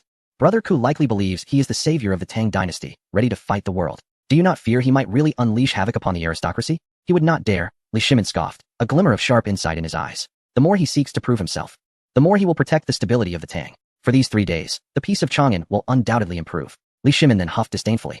If he does not envision a grand future, how would he dare to offend those old foxes of the aristocracy? "Wangda, at your service. Proclaim the edict. For 3 days, I shall pray for the former emperor, and Wang Liku shall govern in my stead. Summon concubine Wei into the palace to oversee the inner court affairs, and seal off the Qingguang Hall. Furthermore, Li Shimin paused, a hint of amusement flickering in his eyes. Go to the East Palace and Wei Wang's residence. Summon the Crown Prince and Wei Wang to the Dan Palace for an audience. Remind them that the former emperor will only meet with those of humble attire. They must shed their dragon robes and don the simplest of garments. I understand, Wang De replied, bowing as he retreated, silently lighting a candle for the two princes in his heart. Crash! A vase shattered on the ground, scattering fragments that grazed the face of a kneeling young eunuch, who dared not make a sound. Li Chengxian sat in his wheelchair, his chest heaving violently, his once handsome face now contorted in anguish. Governing in place of the third prince? Li Chengxian gripped the pruning shears tightly, his knuckles turning white from the strain. I am the crown prince. I am the heir of the Tang dynasty. During father's prayer, it is I who should govern. Why grant that position to a remnant of the previous dynasty? Why? Just 15 minutes prior, a young eunuch sent by Wang De had delivered that thunderous decree. Li Chengxian's mind was now a chaotic whirlwind. His leg ailment had long been the greatest thorn in his heart, making him sensitive, suspicious, and irritable. Today, this thorn had been ruthlessly extracted by Li Shimin, leaving a trail of blood and flesh. Your Highness, please temper your rage, a trusted eunuch trembled. Perhaps it is only due to your leg's inconvenience that His Majesty is being considerate. Considerate my foot, Li Chengxian roared, driving the shears forcefully into the Zetonwood table before him, embedding them deep. Being considerate of me will only allow the third to claim that position. This is a test. This is a precursor to my deposition. Father is signaling to the entire court that I, the crown prince, am to be discarded. I am deemed unworthy. The Tang is about to undergo a transformation. As Li Chengxian spiraled into a delusional frenzy, a sharp voice from the eunuch outside pierced through his tumultuous thoughts. The emperor has issued an edict summoning His Royal Highness, the crown prince, to the Great Palace to meet with the Grand Emperor. Li Chengxian abruptly lifted his head, a glimmer of hope flashing in his eyes. To meet with grandfather? Could it be that father intends to clarify matters before him? However, the eunuch's next proclamation plunged him into the depths of despair. His Majesty decrees. The Grand Emperor longs for familial connection and does not wish to see the grandeur of the imperial family. Therefore, His Royal Highness the Crown Prince is to remove his dragon robe and jade belt, donning coarse hemp garments to fulfill the duty of filial piety. Li Chengxian felt the world around him dim, a buzzing echoing in his ears. Chapter 54. Let His Majesty address the Crown Prince. Coarse hemp garments? In the Tang dynasty, who wear such attire? Commoners. Criminals. What does this signify? This is an affront to strip me of my princely robes. This is to stand before the Grand Emperor, before my ancestors, and to have my dignity torn away. Ha ha. Suddenly, Li Chengxian erupted into laughter, a chilling and dry sound, tears streaming down his face in a frenzy. Ah, splendid. He gazed at his disabled leg, his eyes filled with the hollow silence of despair. So this is the plan laid for me. First, to elevate the third prince as regent, to create a spectacle, and then to lure me to the Great Palace, stripping me of my attire, reducing me to a commoner. Such a well-executed combination of tactics. Father, you are truly ruthless. Your Highness. The loyal Qingxin rushed forward in fear, clutching Li Chengxian's leg. Please, do not act this way. Perhaps it is not as you perceive. Perhaps it is truly for the sake of filial piety. Filial piety? Li Chengxian forcefully pushed Qingxin away, his gaze terrifyingly vacant. What kind of filial piety requires one to appear as a beggar before his grandfather? This is a deposition. This is humiliation. He is poised to personally slay his own son. With trembling hands, Li Chengxian slowly grasped the scissors from the table. In that moment, he even contemplated plunging them into his own neck, yet he lacked the courage. Changing clothes, Li Chengxian closed his eyes, two streams of tears cascading down his cheeks. His voice gravelly. Bring me the most tattered hemp garments. I shall go. I must see if Li Shimin truly possesses a heart of stone. Intent on forcing the death of his legitimate heir before the Grand Emperor, in stark contrast to the chaos within the Eastern Palace. The atmosphere at the Wei Wangfu was eerily charged with excitement. Li Tai's massive form moved agilely within the study, clutching the recently transcribed edict. The glimmer of shrewdness sparkled in his small eyes. You all may leave. Li Tai dismissed those around him, retaining only his trusted advisors. Gentlemen, what is your interpretation? Li Tai gestured towards the edict. The third prince is to be regent, yet father summons me to don coarse garments for the Great Palace. What profound meaning lies within this? The advisor pondered for a moment, stroking his beard. Your Highness, this is an auspicious sign. Oh, speak quickly. Li Tai rubbed his hands in anticipation. Your Highness, consider this. It is widely known that the crown prince suffers from a leg ailment and has lost the emperor's favor. Now, His Majesty seeks blessings, yet appoints the Prince of Wu as regent. It appears to be an act of elevation, but in reality, it places the Prince of Wu on a precarious precipice. The Prince of Wu, with his dubious lineage, once appointed as regent, will inevitably face resistance from the noble families and incite public ire. This is the emperor utilizing the Prince of Wu as a whetstone to pave the way for you. Li Tai nodded vigorously in agreement. Quite reasonable. Quite reasonable. Then what of this journey in coarse garments? Ah, this is even more exquisite. With a resounding slap on the thigh, the advisor exclaimed, Emperor Wen of Han once donned simple cloth attire, a testament to his timeless virtue. The retired emperor, hailing from the Guangzhou region, cherishes old ties and detests extravagance. Your Majesty's command for you to wear humble garments before the retired emperor is a test of your character. It subtly suggests that only by embracing poverty can one firmly secure the throne. This is a nurturing of you as the heir apparent. An epiphany struck Li Tai, causing his plump body to tremble with excitement, his face radiating blissful realization. So that's how it is. The third brother serves as a shield, attracting fire. The eldest is a sacrificial piece, destined to be discarded, and I, Li Tai, am the true heir destined for the core examination. Wear humble attire? That is an honor. It embodies my father's highest expectations of my virtue. Quickly, fetch me some clothes. Li Tai bellowed, only to wave his hand dismissively. No. What is brought must not appear insincere. He strode heavily into the inner chamber, rummaging through to find a coarse linen garment worn by servants. Displeased by its lack of tattered appearance, he seized a pair of scissors and, with a swift snip, cut a large hole in the sleeve. And patches. Yes, it needs patches. Like a clumsy tailor, Li Tai awkwardly cut a piece from another ragged cloth and haphazardly stitched it onto the linen shirt. The uneven stitches were grotesque. Yet to Li Tai's eyes, it was his ceremonial robe leading to the throne. Standing before a bronze mirror, he gazed at the reflection of a plump figure resembling a refugee, satisfied as he patted his belly, donning a smile that conveyed mastery over his fate. Oh, elder brother. Are you still weeping over appearances? Unbeknownst to you, this realm is already within my grasp. Ha! In the Dian Palace, a scar upon the city of Chang'an. The atmosphere was dark and damp, permeated by the potent scent of traditional Chinese medicine mixed with a vague aura of decay. Li Shimin had changed into a simple round-collared robe, seated by the bedside, tending to the frail elder with water. Li Yuan lay upon the bed, his consciousness slightly hazy. His murky eyes half open, mumbling, I crave meat. Empress Changsun cradled the young prince, Li Mingda, on a nearby stool. The young prince appeared feverish, his cheeks flushed. Nestled against his mother's bosom, drowsy with heavy breaths. Prince Li Yu, leaned against a pillar, idly toying with a powerful flashlight brought from 2025.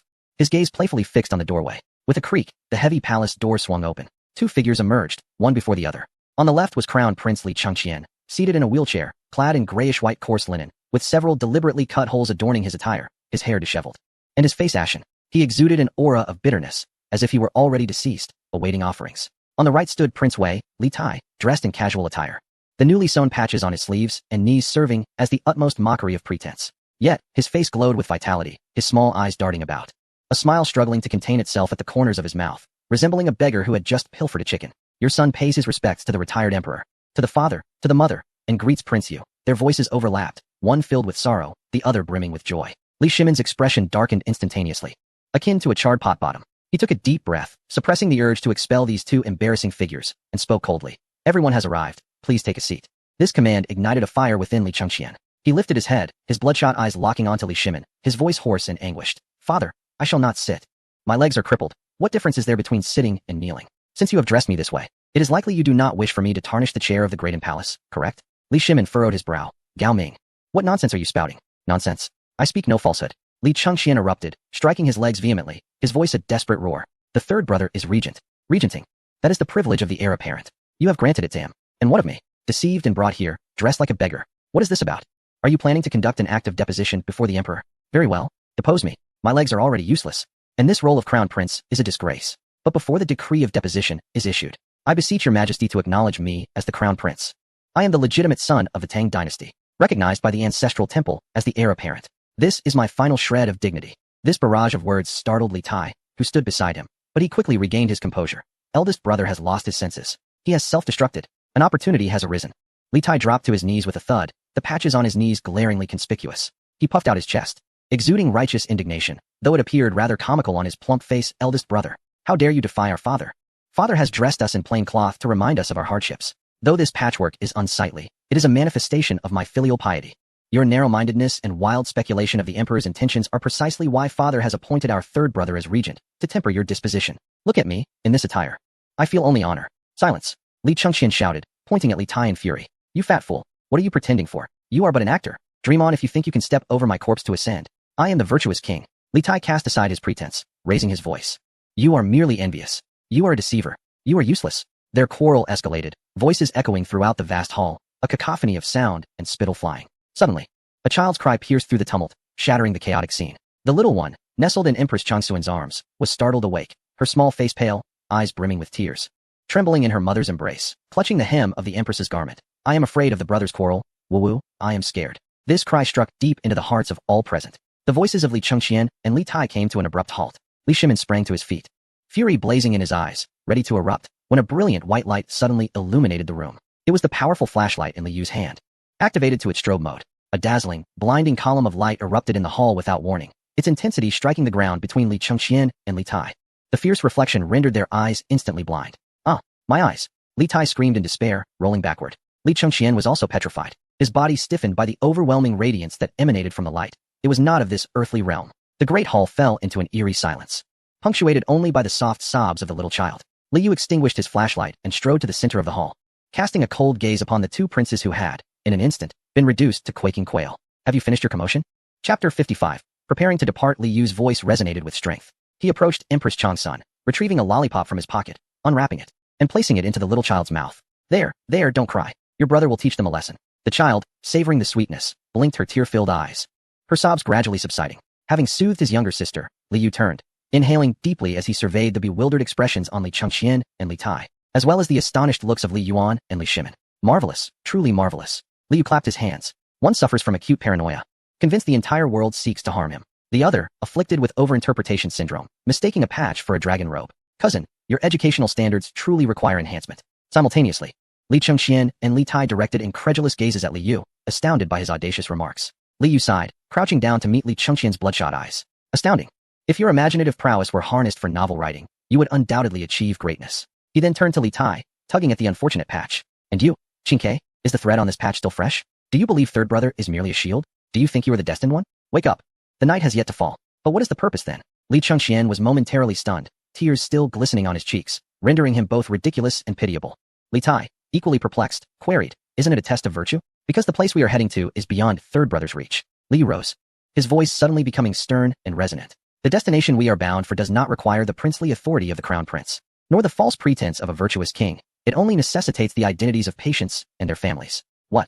Li Yu spread his arms wide, revealing a smile of resignation and understanding, the kind that emanated confidence from 2025. Let me reintroduce myself. I am Li Yu, neither a descendant of the Prince of Yu nor the posthumous son of the Prince of Wei. He pointed at Li Shimin, then at Li Chengqian and Li Tai, and finally at himself. I am a direct descendant of your Li family, 1400 years hence. What? Li Tai's eyes bulged like copper bells, his mind short-circuited by the revelation of 14 centuries. Li Chengqian, too, forgot his tears, gazing blankly at Li Yu as though he were a madman. Even Li Yuan, who lay in bed, struggled to sit up, his cloudy old eyes wide with disbelief. Grandson? Indeed. At this moment, Li Yu no longer concealed his essence. A profound transformation enveloped him as he produced several items from his attire, revealing each in turn. Astounding. Did you think I was a divine physician? Incorrect. He held forth a box of amoxicillin. This is an antibiotic, a medication that will only emerge a millennium later. Your leg, in my era, will be treated, preparing you to frolic freely in the future. Li Chengqian's mouth hung open in a Na shape, large enough to accommodate a light bulb. Qingke, do you not have an affinity for auspicious signs? This potato, which hails from the Americas, could not even be transported to the Great Tang Dynasty. It yields thousands of pounds per acre. In my era, it was primarily used to feed pigs, or rather, to make fries. And as for His Majesty, Li Yu turned to Li Yuan. The lamb you desire is known there as hot pot. Over there, winter is filled with warmth, and summer is graced with air conditioning.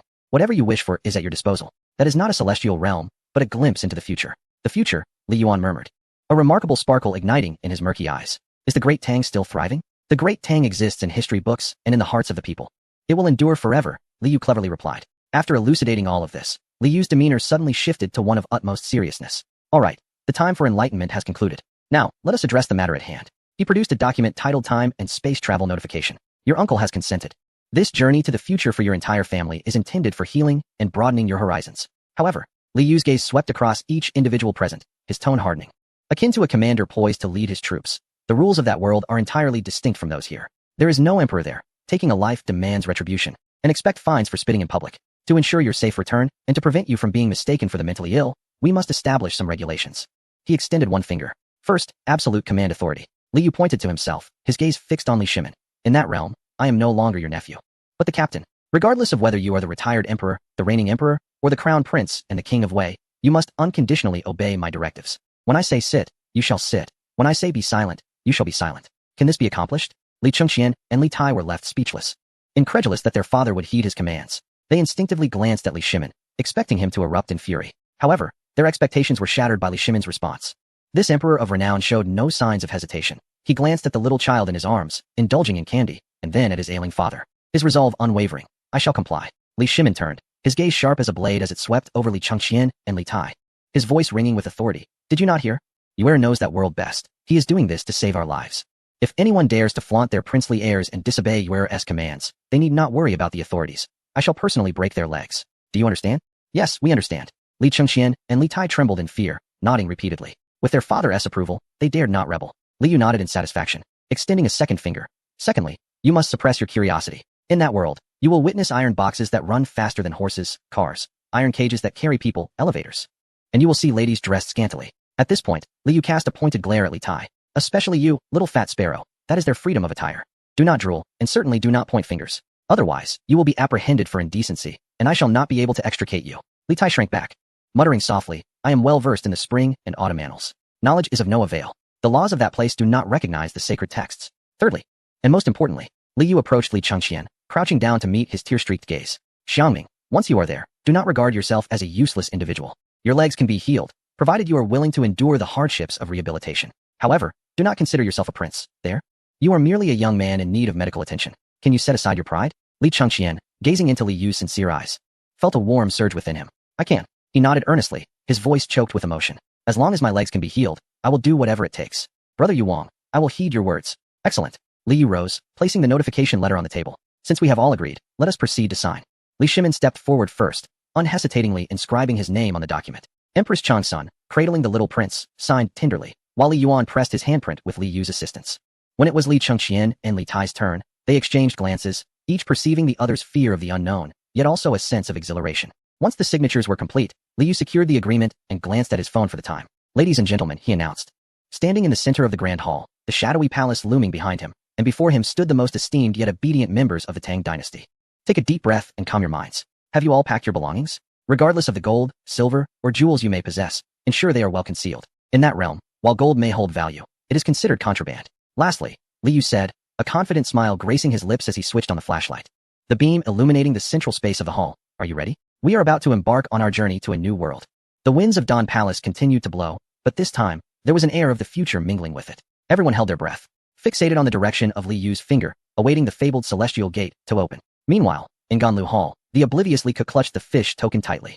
His eyes reddened as he stared at the map, preparing to commence his regency as entrusted by the emperor. Father, rest assured, your son will not fail in his duty. Chapter 56. First impressions of Xi'an. At 10 in the morning in Weiyang district of Xi'an, the morning sunlight was a golden sword, piercing through the thin gauze curtain of Li Yu's rented room without restraint. True to his reputation as a conqueror, Li Shimin stumbled upon arrival, yet instinctively assumed a defensive posture. His right hand instinctively reached for his waist, only to find it empty. The sword he bore before the transition had long been confiscated by Li Yu. Calm down, uncle. We have arrived. Li Yu's languid voice floated in as he bent down to place the flashlight, which had proven invaluable, upon a white wooden cabinet. Breathless, Li Shimin took in his surroundings. The room was peculiar. The walls were an unnatural shade of white, devoid of any signs of paint or wallpaper seams. As if carved from a single piece of white jade, the ceiling was devoid of beams, smooth as a mirror, with a circular object emitting white light at its center, illuminating every corner of the room without the flicker of flames. Where's this? The retired emperor, Li Yuan, was reclining in a soft, gray object, utterly relaxed. Li Yuan reached out to grasp the armrest of the sofa. Its exterior was coarse like hemp, yet the interior was as soft as clouds. Could it be filled with the silks from the heavenly silkworms bestowed by the western regions? Erlang, this celestial abode boasts such opulent seating. At this moment, however, the true shock came from the balcony. Wei Wang Li Tai, seeking fresh air, stumbled towards the balcony. It was a grand floor-to-ceiling sliding door. Li Tai rushed to the railing and peered down. A chilling scream shattered the morning tranquility. Li Tai, like a bouncing ball of flesh, recoiled.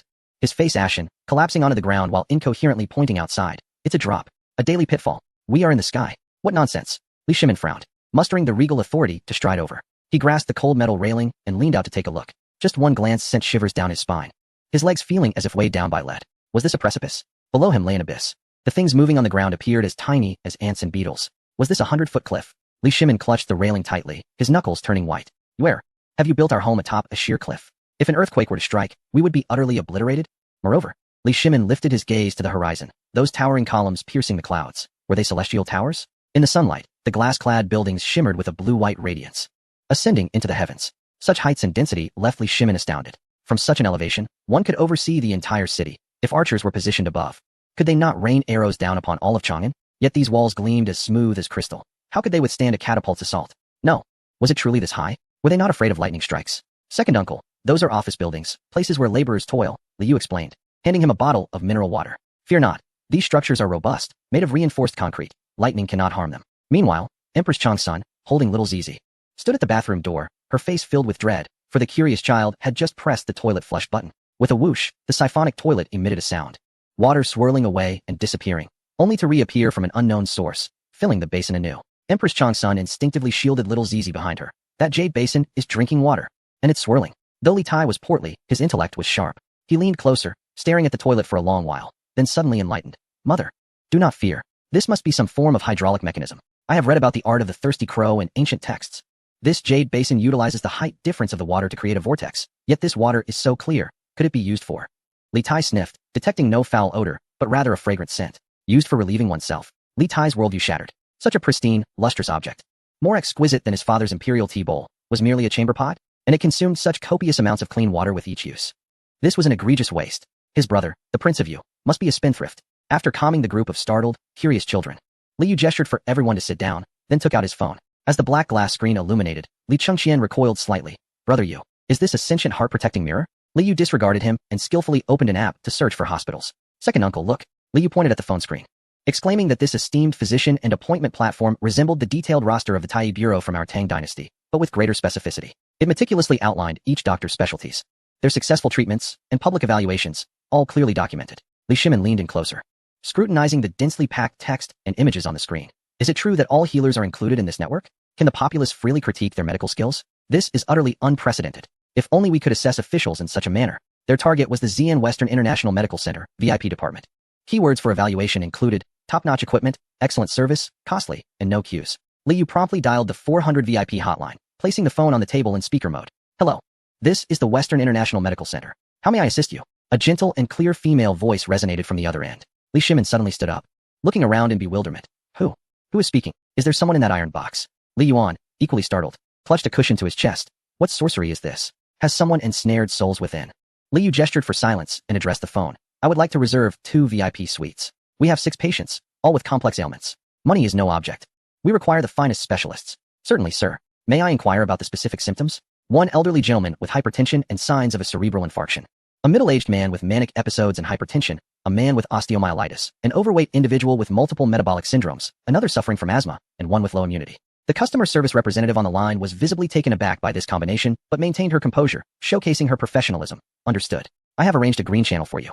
May I have your name? Li. After hanging up, Li Shimin pointed at the phone, his fingers trembling. Where? What on earth is this? How can it convey human voices?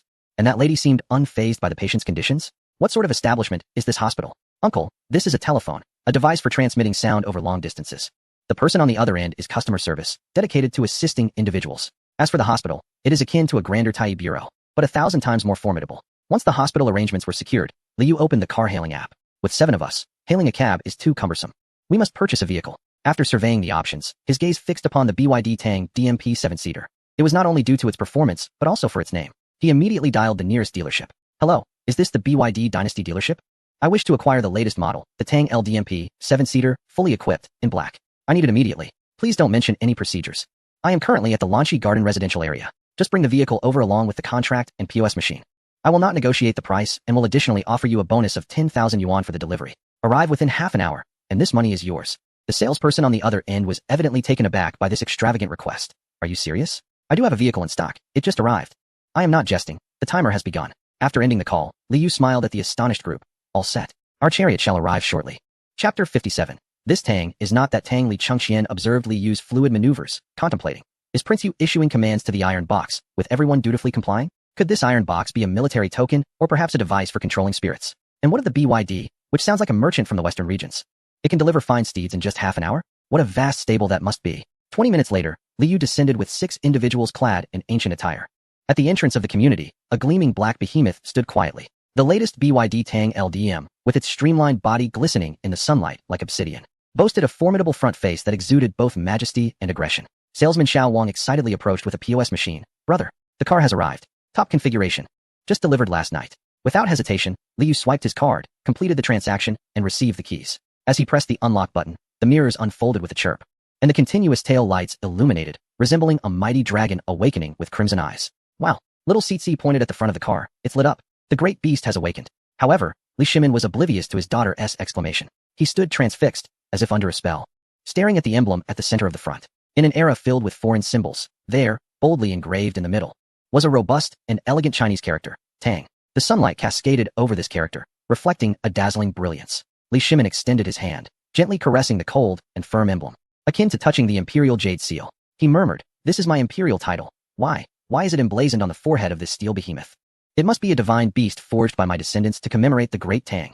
This is not merely a vehicle. It embodies the soul of the Tang dynasty. It seems my Tang still commands great renown in later generations. Even steel must bow to the character Tang. Uncle, Li Yu approached, patting the engine hood. In this era, Tang represents strength, speed, and the confidence of Eastern civilization. This car is the pride of our nation, named Tang because it aspires to be the sovereign of the world, much like the Tang dynasty. Excellent, excellent, excellent, Li Shimin exclaimed thrice, smiting his thigh. My Tang has transformed into this steel giant, still galloping forth. I shall claim this vehicle. It was meant for our family all along. Li Yu opened the car door, and the aroma of genuine leather wafted in. Get in.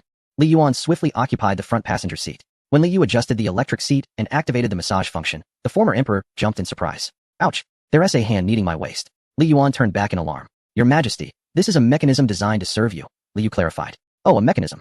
Li Yuan cautiously shifted his body. How delightful. The pressure is far superior to that of Wang Deqiang, and this leather is incredibly soft.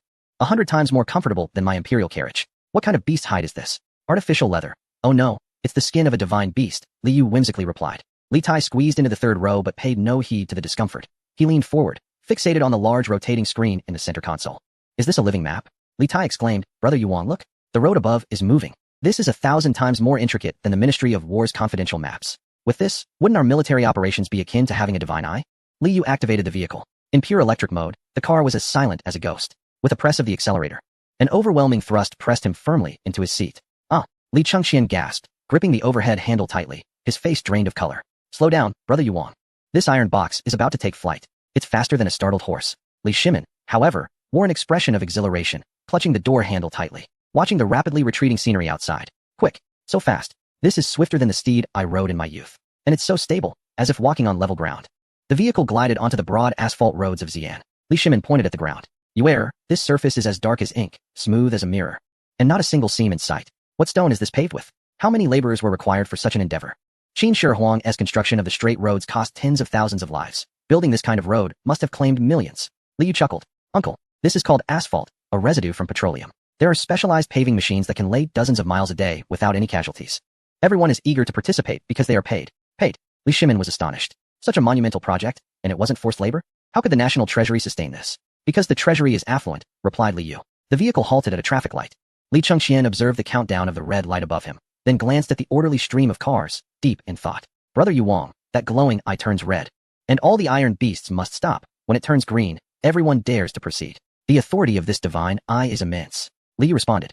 That is called a traffic signal, not a deity. It is a rule. In this era, the greatest deity is the law. Whoever runs a red light incurs a fine. A fine. Li Tai interjected. No corporal punishment? Monetary penalties are more disheartening than corporal punishment. Little Zizi was hungry.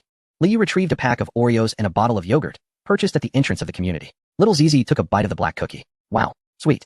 So sweet. Sweeter than rock candy. Empress Changsun tasted the yogurt, and her eyes lit up. Is this curd? Yet it is even more delicate and tangy than the curd in the palace. Furthermore, this bottle is as light as a feather, transparent as ice, yet it has elasticity. What a treasure is this? This is plastic, Li Yu explained, a substance quite difficult to decompose. The vehicle entered the commercial district. It was summer, and the heat was stifling. On the streets, young women donned shorts and skirts, along with crop tops and tank tops, radiating youthful exuberance as they walked with their long, fair legs shimmering in the sunlight, dazzling the eyes of onlookers. Silence enveloped the vehicle. Empress Changsun immediately covered little Zizi's eyes, her face flushed with embarrassment, whispering, such indecency must not be seen. What is the world coming to? Have these women suffered such misfortune that they cannot afford proper attire? Li Tai gazed in disbelief, his eyes nearly popping out of their sockets, his mouth agape, drool trickling down to his chin, murmuring to himself against the car window. This is utterly disgraceful. Yet those legs are so fair. They are bolder than the courtesans. Whose daughters are these? Li Chengxian, his face flushed, lowered his head, unable to meet the gaze of others, yet could not resist stealing glances through his fingers, his heart racing. How outrageous. How preposterous.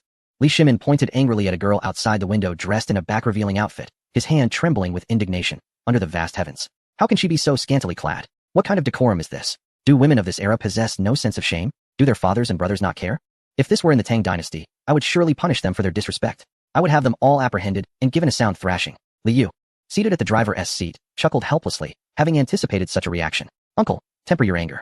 This is what they call freedom of dress. In this age, women hold up half the sky. They earn their own money and spend it as they please. If they choose to bare their arms and legs, it is both refreshing and fashionable. He continued, pointing at the girls. And do you see any signs of timidity or seeking approval on their faces? Li Shimin was taken aback. He had to admit that although these women were scantily clad, their confidence and spirited demeanor, walking tall with heads held high, were qualities rarely seen among many women of the Tang dynasty. They exuded vitality, their eyes bright. even daring to meet the gazes of passersby. Li Shimin was speechless. Though lacking in modesty, they possessed a certain spirit reminiscent of the grandeur of the Tang. As they passed a Huawei-authorized experience store, Li Yu parked the car. Let us go in and buy a treasure. Chapter 58. Diagnosis. Upon entering the store, the staff, mistaking this group of ancient garbed figures for a team of internet celebrities, greeted them with enthusiasm. Li Yu waved his hand grandly. Bring me 6 Mate 80 RS Extraordinary Masters, in red. Yes, the most expensive ones. When Li Shimin held the red ceramic phone, he marveled at its smoothness and considerable weight. Is this made of red jade? He gasped, astonished by its flawless surface and exquisite craftsmanship, akin to divine artistry. Back in the car, Li Yu began his tutorial. This device is called a phone. Though it cannot make calls without the internet, it can take photos and videos. Look, press this circle. He snapped a picture of Li Tai. Li Tai, gazing at the screen, was horrified to see his own face in such detail. Every pore visible. Even the remnants of vegetables stuck between his teeth. He screamed in terror, nearly tossing the phone away. My soul has been sucked in. Brother Yuang, you have doomed me. This iron box contains a soul-snatching trap.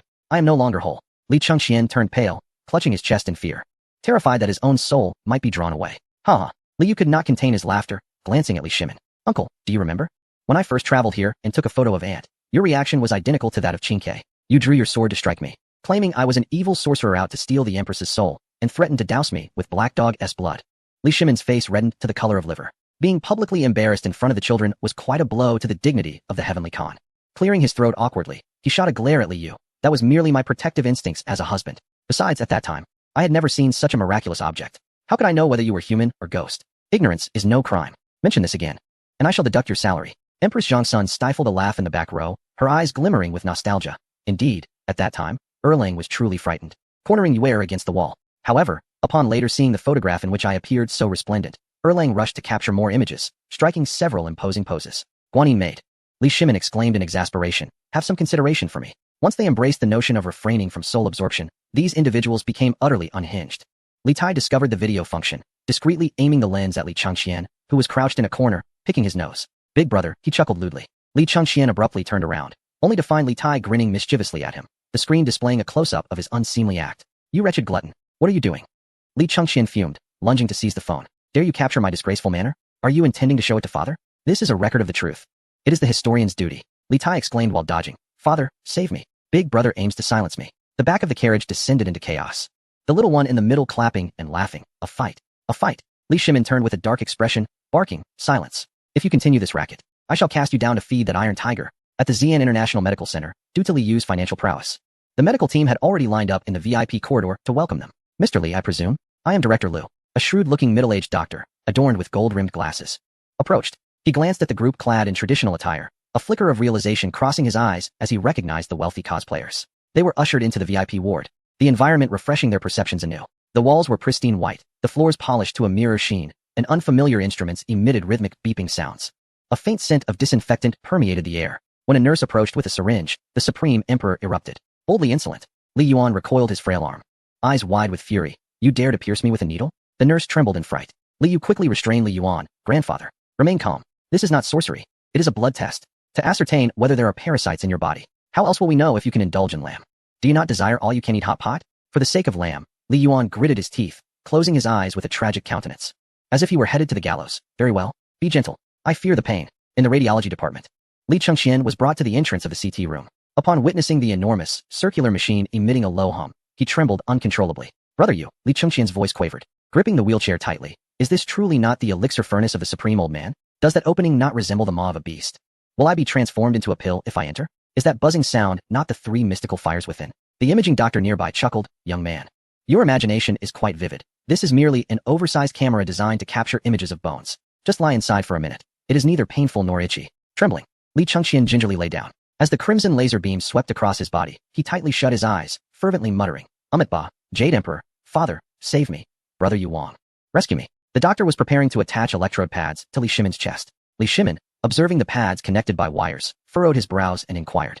Is this a thunderous technique? Are you attempting to summon heavenly lightning into my heart? I am the true dragon of the heavens, unafraid of lightning strikes. The doctor interjected. My dear sir, please refrain from dramatics. This is merely to monitor your heart's rhythm. Relax and take a deep breath. 2 hours later, in the VIP conference room, Director Liu held a thick stack of reports, his expression growing grave. Adjusting his glasses, he initiated his dual role as a professional physician and commercial promoter. Mr. Li, esteemed family members, he gestured to the various graphs displayed on the screen. The situation is more complex than anticipated. He first pointed to Li Yuan, Li Shimin. And Li Tai, your family's genetic predisposition is remarkably potent. This is a classic case of familial hypertension syndrome, essentially a precursor to a stroke as per traditional Chinese medicine.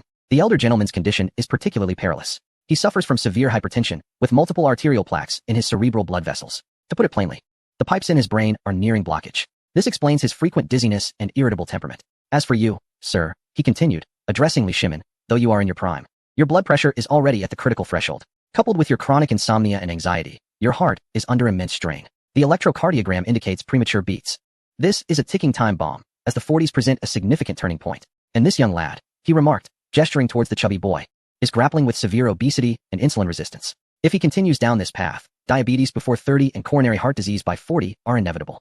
His blood vessels are already clogged with fat. Li Shimin, drenched in cold sweat, realized that this was the so-called wind disease, the nightmare that had plagued the Li family for generations, now laid bare before them. After delivering this disheartening news, a professional smile re-emerged on Director Lu's face. However, since you are here at our center, these issues are surmountable. My recommendation is to enroll in our comprehensive VIP inpatient program. We offer a Royal Supreme Life Management package, lasting 1 month, with all-inclusive care. This encompasses imported thrombolytic medications and hyperbaric oxygen therapy, tailored meals by professional nutritionists, and personal trainers for weight loss. The cost, while steep, is $180,000 for all 6 individuals. Yet, health is priceless, wouldn't you agree? Li Yuan's eyes sparkled with intrigue. Rejuvenation? A decade younger? This is the work of celestial beings. Erlang, let us proceed. Bring forth the treasury. No, the funds must be gathered. Li Shimin, too, felt tempted. 180,000? While unsure of the currency's value, it sounded formidable. If it could save a life, he would spare no expense. Li Yu, seated in a swivel chair, tossed a segment of orange into his mouth and spoke with a calm demeanor. Director Lu, the theatrics are excessive. Let us cease. We have no time to waste. We have only 3 days. After 3 days, we must depart Xi'an and return home. Therefore, I require no rehabilitation plan nor extensive examinations. What I seek is a diagnosis followed by management. The surgery must be minimally invasive, performed today, with a discharge tomorrow. The medication must be of the highest quality, sufficient for 6 months, and portable. Regarding my brother, Li Chengqian's leg, there is a special request. We absolutely cannot use steel plates. Due to the lack of conditions for a secondary extraction surgery, I urge you to perform the most meticulous minimally invasive debridement, thoroughly cleansing the necrotic tissue, and then applying the finest imported external fixation, one that is lightweight and breathable, and can be removed by ourselves after 3 months. As for the payment, I am willing to pay double the VIP standard. Is this feasible? Chapter 59. The entire Li family, our patient's Director Lu was momentarily taken aback. He had not anticipated that this young man was so knowledgeable and forthright. He quickly calculated in his mind, although the hospitalization fee was reduced by 1.8 million. The double treatment fee, along with the premium imported medications and surgical costs for 6 individuals over 6 months, along with consumables, still amounted to several $100,000, a substantial order. With a short cycle and quick returns, it can be done. Director Lu immediately became decisive. Since Mr. Li was pressed for time, we will utilize the emergency green channel and make special arrangements. Now, I will provide a detailed interpretation of the diagnostic results. Please prepare yourselves mentally. He picked up the laser pointer, illuminated the screen, and commenced a physical examination that transcended millennia. First, let us discuss the hereditary illnesses within this family. Director Lu directed the laser pointer towards Li Yuan, Li Shimin, Li Tai, and Li Chengqian. This is a classic case of familial hypertension syndrome, commonly referred to in traditional Chinese medicine as a stroke-prone constitution. Your vascular walls are more fragile than those of the average person and are more susceptible to the accumulation of debris. Old master, this is your carotid artery angiography. Director Lu pointed to several prominent bulges. Observe here and here. These are atherosclerotic plaques. To put it simply, the supply pipes in your brain are on the verge of being clogged by sediment. Li Yuan trembled with fear, his beard quivering. What will happen if they become clogged? Should you experience emotional agitation or a spike in blood pressure, the plaques may dislodge, leading to a cerebral infarction. If a blood vessel ruptures, it would result in a cerebral hemorrhage. Your frequent dizziness, numbness in your hands, and irritable temperament are manifestations of insufficient blood supply to the brain. Li Yuan's complexion turned pale, his teacup trembling in his hand. Does this mean I am beyond saving? There is hope. Director Lu presented a plan.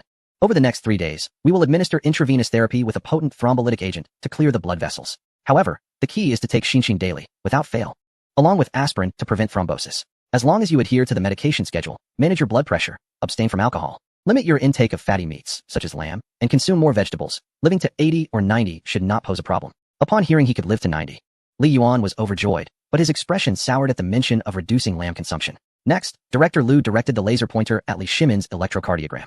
Sir, although you appear young and energetic, your heart is already under significant strain, teetering on the brink of hypertension, accompanied by notable arrhythmia. This indicates that your heart has been operating under high load for an extended period. Do you often stay up late? Are you anxious? Easily angered? Do you have a penchant for sweets? And do you insist on handling everything yourself? Li Shimin's body tensed. You are spot on. This is a ticking time bomb.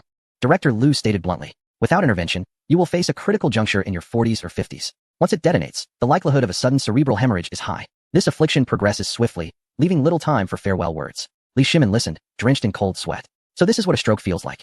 This is the nightmare that has haunted the Li family for generations, claiming the names of many beloved relatives. It turns out that it is not some curse from the supernatural, but rather an issue within the blood vessels. Dr. Li Shimin's voice was somewhat hoarse. Can I still be treated? He asked. Yes, nodded Director Lu. With medication, we can manage it. The disease may not be eradicated, but with lifelong medication, one can live as normally as anyone else. The most crucial aspect is one's mindset. Avoid anger, refrain from staying up late, and do not shoulder all burdens alone. You are a human, not a deity. Li Shimin fell silent. Avoiding anger? Not shouldering responsibilities? Such notions are exceedingly difficult for an emperor. Yet, gazing at his wife and children beside him, he nodded solemnly. As for this little chubby one, Director Lu shook his head, pointing at the lab report. Severe obesity, insulin resistance, elevated uric acid levels. This is a classic case of metabolic syndrome. Though he appears lively now, if he continues this way, he will certainly face diabetes before turning 30, and by 40, coronary heart disease. His blood vessels are already clogged with fat. Li Tai recoiled in fright. What should we do? Medication? Medication is merely an aid. Director Lu chuckled lightly. The key is to control your diet and exercise. When you return, I will provide you with a weight loss meal plan, consisting entirely of vegetables. You must run 5 kilometers daily, or prepare to be in a wheelchair by 30.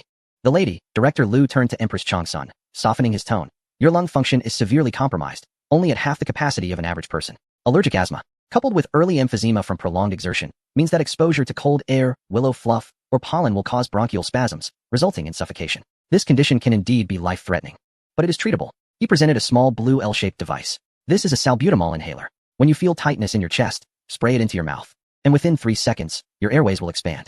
This is a life-saving tool. Additionally, there is this budesonide, to be inhaled twice daily for lung health. Empress Changsun accepted the lightweight vial as if it were a precious treasure. The respiratory affliction that had troubled her for years, causing her immense suffering akin to drowning during episodes, could be alleviated by this diminutive item. At this moment, however, Li Shimin was most concerned about his youngest daughter. He interjected anxiously. Doctor, what about my daughter? Does she have hypertension? Any heart issues? Director Lu glanced at the report and smiled. This is quite peculiar.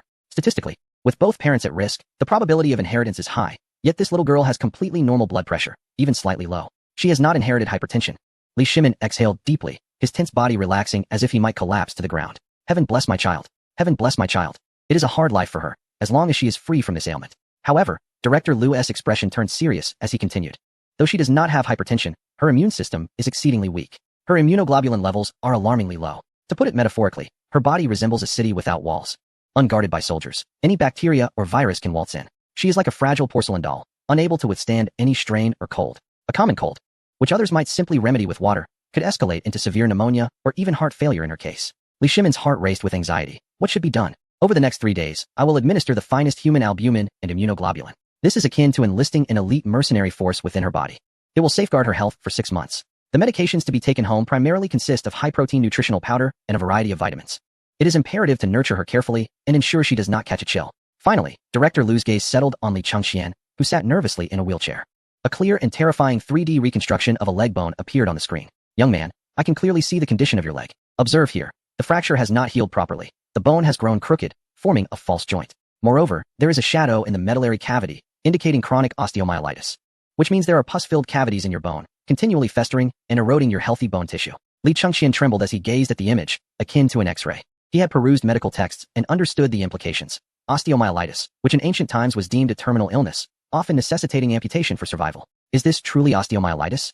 Li Changxian's voice quivered. Yes, but in medical terminology, this is referred to as a routine orthopedic procedure. Director Lu replied casually, as if discussing the weather. He produced a pen and gestured on the screen. We need to incise the entire leg. I will create 3 small openings here, here, and here. A miniature camera and curette will be inserted to cleanse the pus and necrotic bone. Then, we will implant artificial bone powder and realign the bone. Given your circumstances, we will avoid internal fixation and instead use domestically produced polymer plaster for stabilization. Polymer plaster? Li Tai's eyes brightened as he interjected. What is that? How does it compare to traditional plaster? It is 100 times lighter than clay sculpture, and once dried, it is harder than ordinary plaster while being breathable and waterproof. Director Lu casually explained before continuing to Li Changxian. The surgery will only take 2 hours. We will perform it this afternoon, observe you tomorrow, and you can be discharged the day after. After discharge, you will need to take antibiotics for 6 months and use a wheelchair for 3 months to allow the bone to heal. After 3 months, you may use a blunt object or scissors to gently break apart or cut the plaster. By then, your bone will have healed, and you will be able to stand, walk, and even jog. Director Lu paused, gazing into Li Changxian's eyes, filled with longing, and solemnly made a promise. While you may not be able to compete as a professional athlete in a marathon, playing soccer and horseback riding will be entirely feasible. You will lead a normal life. Really? Li Chengqian lifted his head, gripping the armrests of the wheelchair tightly, oblivious to his nails breaking. Tears blurred his vision as he trembled, repeatedly confirming, I really won't need to have my leg amputated? Just 3 days? I can really ride a horse? Indeed. Director Liu affirmed with a nod. This is a procedure that has been perfected, with a success rate of 99%. In that moment, the once gloomy and tempestuous crown prince of the Tang dynasty burst into tears like a child, covering his face as years of pent-up grievances and despair erupted. All right, enough with the tears. Li Yu approached, gently patting Li Chengqian on the shoulder, offering him a tissue. Gao Ming, I have told you, this is nothing. Wipe away your tears, you still need to sign later. Witnessing this scene, Li Shimin felt his eyes welling up. He abruptly rose, adjusting his attire, and bowed deeply to Director Liu, expressing the most sincere gratitude of a father and the highest respect of an emperor towards a masterful physician. Doctor, you are a miraculous healer. If you can restore Gao Ming's legs and save Guanyin Bai and IS lives, I shall reward you handsomely. Please no? Director Liu hastily supported Li Shimin. Brother, you mustn't do this. It overwhelms me. This is science, not sorcery. We are merely craftsmen repairing the body. A craftsman, Li Shimin murmured, his eyes filled with astonishment. To be able to mend the creations of nature is indeed to be a divine craftsman. All right, Director Liu, Li Yu interjected, pulling out a black card and placing it on the table. Let us proceed with the payment. I desire the finest of all medications. All surgical supplies must be top tier. 6 individuals, a 6-month supply, fully prepared. Director Liu accepted the card, his eyes narrowing into a gleeful slit. Certainly, I will arrange everything for you. The surgery is scheduled for 2 o'clock this afternoon. Chapter 60. The golden robe of black BYD Tang sauntered into a tranquil upscale villa area amidst the hustle and bustle, shaded by verdant trees. The villas nestled within lush gardens, with Nanhu Park not far off, the air infused with the moistness of the lake and the fragrance of foliage. The car came to a steady stop before the ornate wrought iron gate of a 3-story villa. Li Yu was the first to alight from the vehicle. He walked to the back seat, carefully unfolded the wheelchair, and assisted the immobile Li Chengqian, whose legs were encased in a high polymer cast, as he descended.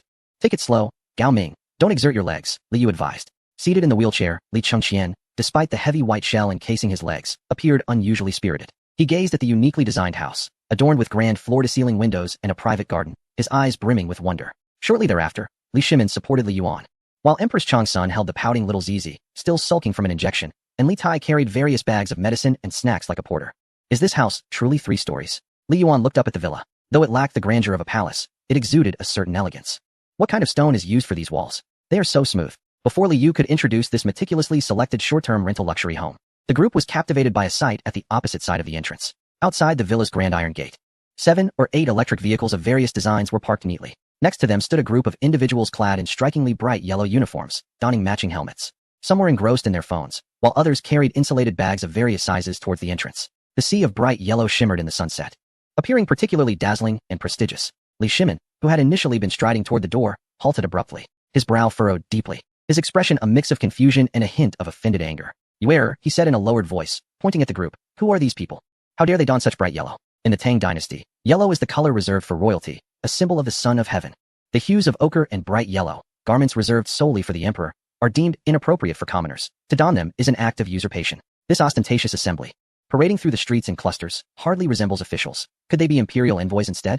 Li Tai edged closer, murmuring softly. Or perhaps they are the private soldiers of some influential figure. Li Yu, preoccupied with verifying his mobile orders, let out a bemused laugh upon hearing this. He approached and accepted the heavy bag handed over by the delivery rider, chuckling. Dear uncle, relax a bit and turn off your imperial radar. This is a Matewan delivery person, essentially a modern-day steward for meal deliveries. I've mentioned before, we live in contemporary times. There are no stringent dress codes anymore.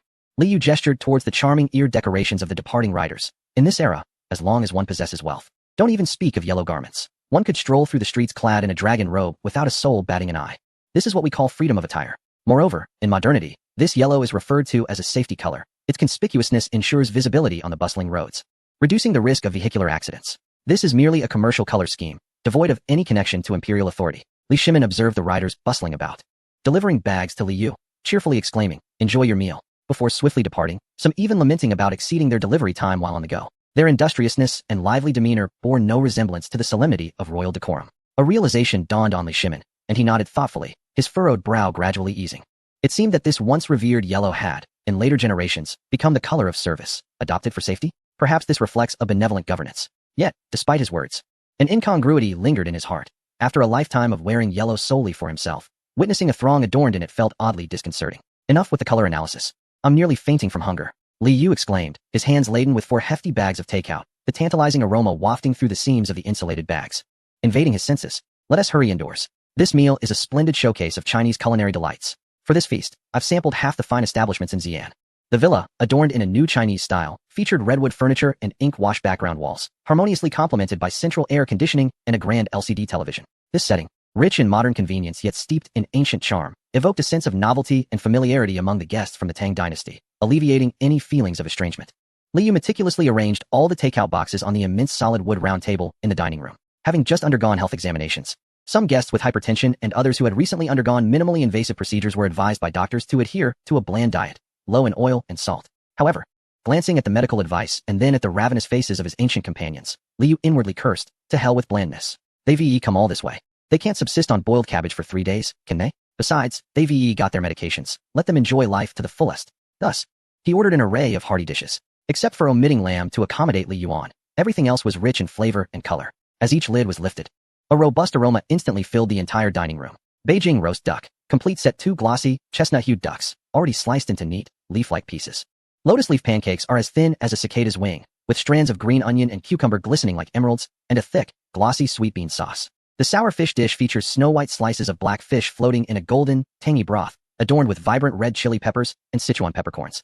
Its aroma tantalizing the senses and making one's mouth water. The crispy fried pork, golden and crunchy, is enveloped in a sweet and sour sauce, exuding an enticing vinegar fragrance. The Xinjiang big plate chicken, though not ordered with extra spice, still boasts a rich broth, bright red chilies, tender potatoes, and wide belt noodles, embodying the bold spirit of the western regions. The mapo tofu, swimming in a pool of red oil, features tender tofu and fragrant minced beef, topped with a sprinkle of Sichuan pepper, making it a delightful accompaniment to rice. The stir-fried lettuce and baby cabbage, the only mild representatives on the table, are nonetheless sautéed in pork lard, imparting an irresistible aroma. A large platter of cold vegetarian dishes, bean curd sticks, kelp strips, boiled peanuts, and marinated lotus root, was specially ordered by Li Yu as a snack, despite the absence of alcohol today. Most notably, Li Yu bought a large bag of snacks exclusively for the little one, filled with an assortment of fish-shaped treats, Wangzai steamed buns, strawberry pocky, zizalong jelly, and a bottle of AD calcium milk with a straw. The little one, having received an injection earlier in the afternoon, was sulking, pouting her lips in discontent as she sat on a high stool, her arms crossed defiantly,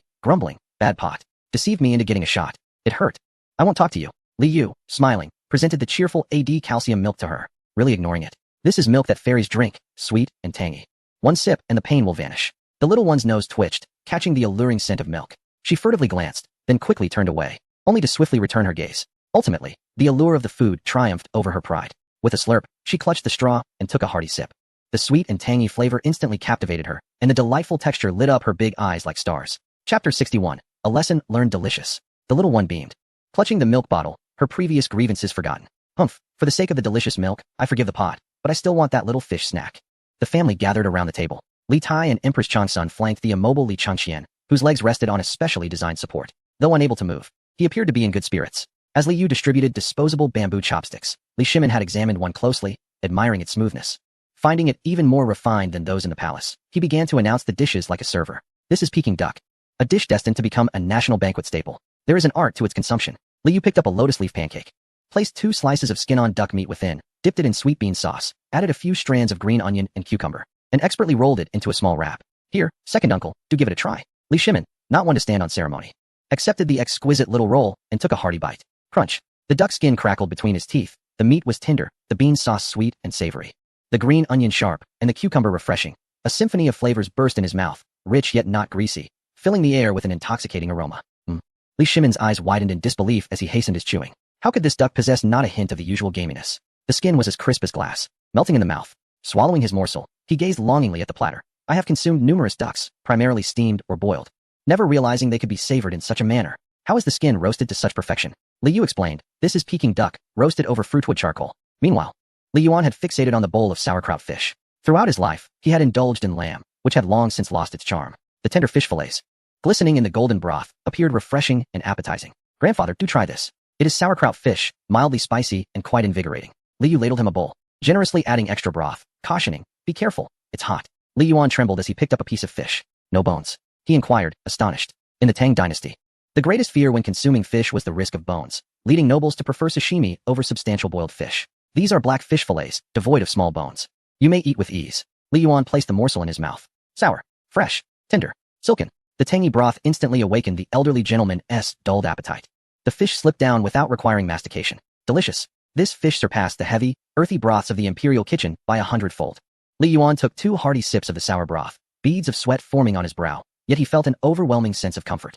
Setting down his bowl with a deep sigh, he looked at Li Shimin and remarked, "My dear Erlang, I once believed that the finest delicacy in the world was a whole roasted lamb. Now, having tasted the exquisite flavors of this era, I realize I was but a frog at the bottom of a well. If I could savor such delights daily, I would gladly forego lamb forever." Grandfather speaks truly. Li Tai, engrossed in devouring sweet and sour pork, stuffed his cheeks to the brim, resembling a chipmunk. This meat is sweet. A delightful tang. How is it that our great Tang only knows to use vinegar and salt? The exterior is crispy, and the interior is juicy. Oh, what bliss! Though Li Chengqian's legs were immobile, his appetite was robust. Empress Zhang Sun attentively served him a piece of potato from the large plate of chicken. "Try this potato, my dear.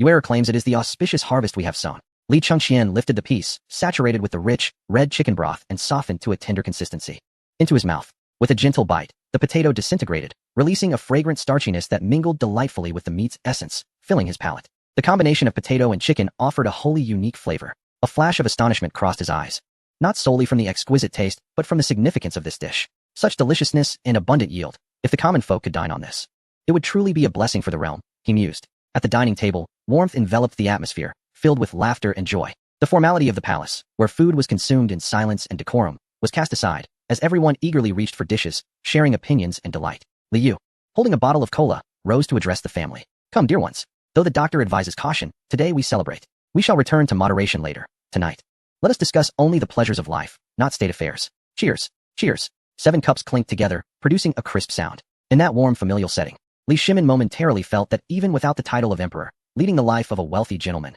cherishing his wife and children by the warm hearth, could indeed be a splendid existence. Time flowed swiftly. An hour later, the sumptuous dishes had been nearly devoured. Even the broth from the sauerkraut fish had been used by Li Tai to soak rice, and the plate of big chicken had been wiped clean by Li Chengqian with steamed buns. However, a dilemma arose. Li Yu, concerned that everyone might not be satiated. After all, the people of the Tang dynasty had substantial appetites, had intentionally procured an abundance of staple food. He had purchased 6 bowls of rice and 12 northern steamed buns. Now, the dishes were gone, yet 3 bowls of rice and 2 buns remained. This was rather commonplace. In contemporary dining, staples often play a supporting role. As Li Yu began to clear the table, he casually picked up the remaining 2 buns and 3 boxes of cold rice, preparing to toss them into the trash. These leftovers could not be taken home. Having turned cold, better to discard them than let them spoil. This was the mindset of modern individuals. Wasting a few coins on food was no great concern. However, suddenly stop. A sharp exclamation startled Li Yu, causing his hand to tremble. He turned to see Li Shimin standing up, his eyes, still glistening with oil, filled with seriousness. "What do you intend to do?" Li Shimin pointed at Li Yu's hand. Li Yu, bewildered, replied, "I'm throwing away the garbage. There's no use for these leftovers. Throw them away." Li Shimin strode over and snatched the bun from Li Yu's hand. He cradled the plump, albeit slightly cold, bun and glanced at the 3 boxes of white rice. "Do you comprehend what this is? This is food. This is fine flour. This is polished rice. How many citizens of the Tang dynasty struggle for a year without even a morsel of coarse bread? How many children are sold into servitude for a single meal? During the great drought in the early years of Jingguan, I witnessed the starving corpses by the roadside, their mouths filled with dirt. And you wish to dispose of such exquisite buns?" Li Shimin's heart ached, his voice echoing in the villa's hall. "I understand that in later generations, the nation is prosperous and food piles high. But this is no justification for your wastefulness. Every bowl of porridge, every grain of rice, should remind us of its hard-earned origins. Do I need to teach you this principle?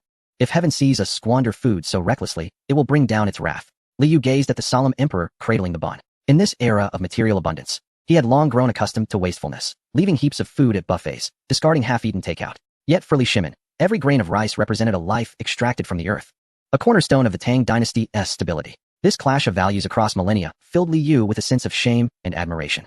Such was the mark of a wise ruler. "Uncle, I was wrong." Chapter 62. Military arrangements. Li Yu lowered his head, sincerely admitting his fault. "I will change. I want to throw it away. Let us put it in the refrigerator." He pointed toward the kitchen. "Tomorrow morning, I'll slice the bun, coat it in egg, and fry it to make golden bun slices. The leftover rice, with some ham and eggs, will be transformed into golden fried rice. Not a single grain will be wasted."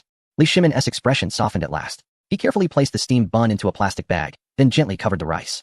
His movements tender, as if cherishing a rare treasure. "Let it be," murmured Li Shimin. "How could one waste such fine flour? The next meal, warmed, shall serve as my breakfast." This scene imparted a profound lesson to all the princes present.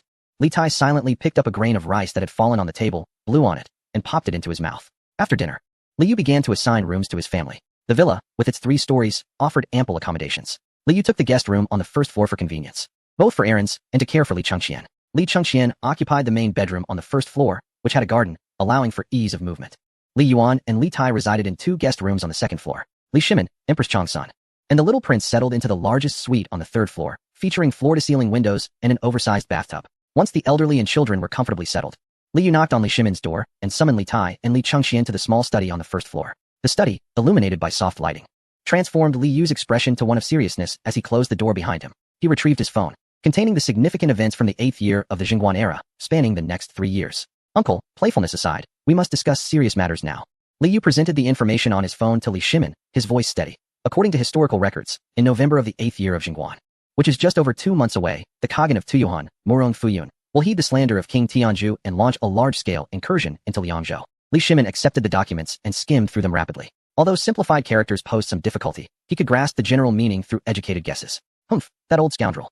A glint of determination sparked in Li Shimin's eyes. I have long known his treacherous intentions. I originally intended for Duan Jishuan to scout the situation first, but it proved futile. Li Yu pointed to the records, stating that while Duan Jishuan did go, Murong Fuyun employed a tactic of scorched earth.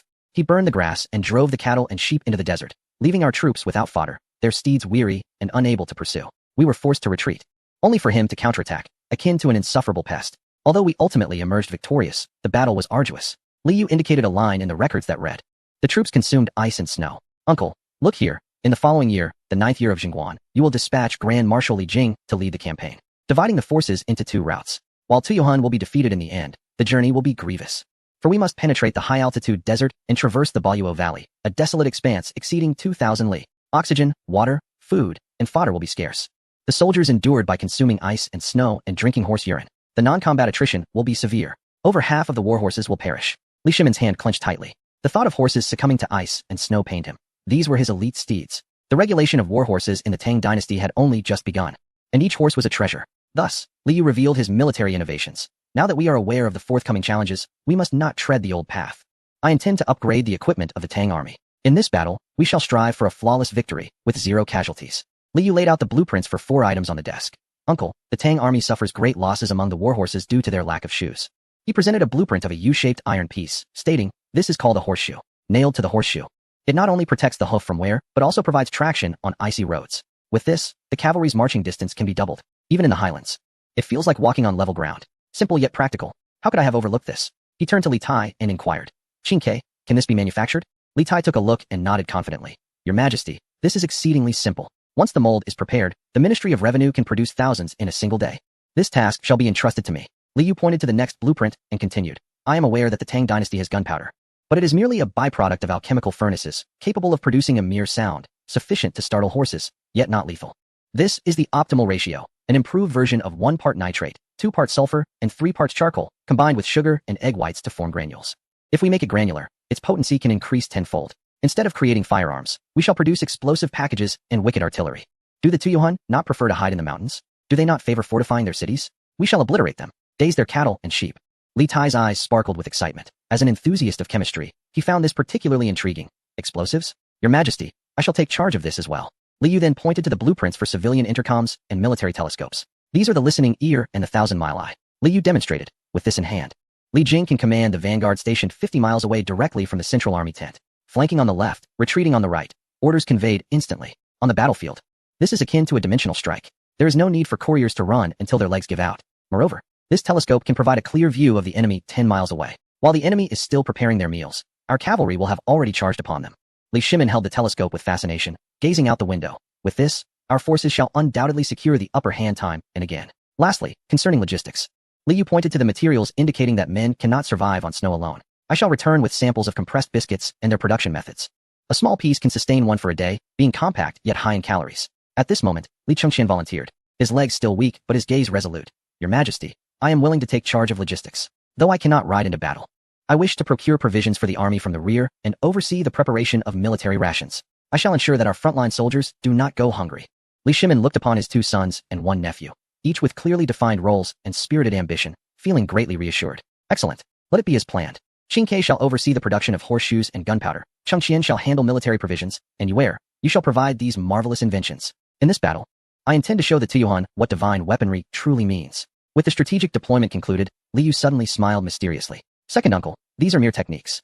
I have one principle to impart to you." "Principle?" The 3 were taken aback. "Indeed, a principle that answers all your questions. Knowledgeable of the heavens above and the earth below, well-versed in 5,000 years of history, possessing strategies without fail. Li Yu revealed his most crucial plan. I wish to acquire a high-performance computer and a solar power generation system. And then Chapter 63. A mischievous child deserves a complete childhood. Deploy a localized version of DeepSeek on the computer. The three listened, bewildered. Deep what?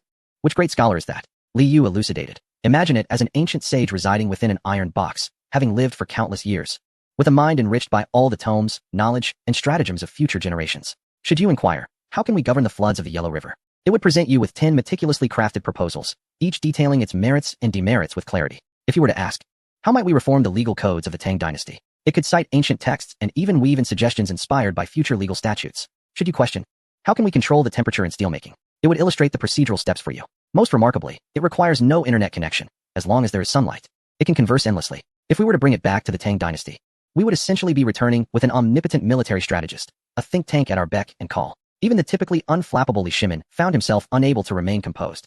Such a miraculous being exists in this world. Li Tai trembled with excitement. As a technology enthusiast, he was utterly captivated by this repository of knowledge. Is this what it means for a library to come to life? With this, could the compendium I am drafting, the comprehensive geography, not be completed in a single day? One could indeed interpret it that way. Li Yu nodded. Tomorrow, our foremost task is to procure this essential equipment. This is our most prized treasure. The four of them quickly reached a consensus and formulated a procurement list for the following day. High-performance computers pre-installed with the offline version of DeepSeek and various offline encyclopedic packages.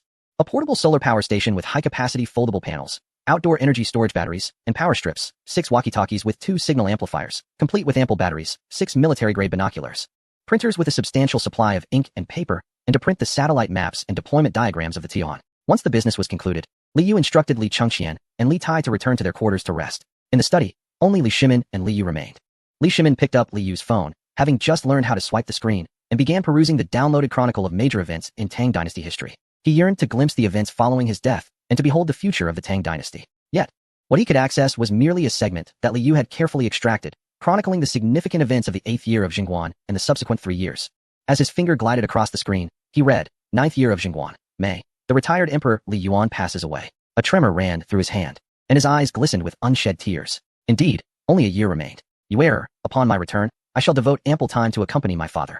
10th year of Jingguan. June, Empress Dowager Wendy, born of the Chongsun clan, passes away. Li Shimin's heart seized violently, his complexion paling. Next year, the Guanyin maid is too. He abruptly raised his gaze to Li Yu, his expression one of terror. Li Yu hastily reassured him. Second uncle, that refers to the former history. Now that aunt has the medicine, and I am here, history has already altered. She will certainly live to a ripe old age. This is merely a reference. With that, Li Shimin felt a modicum of relief, though a profound sense of urgency lingered in his heart. He continued to scroll down.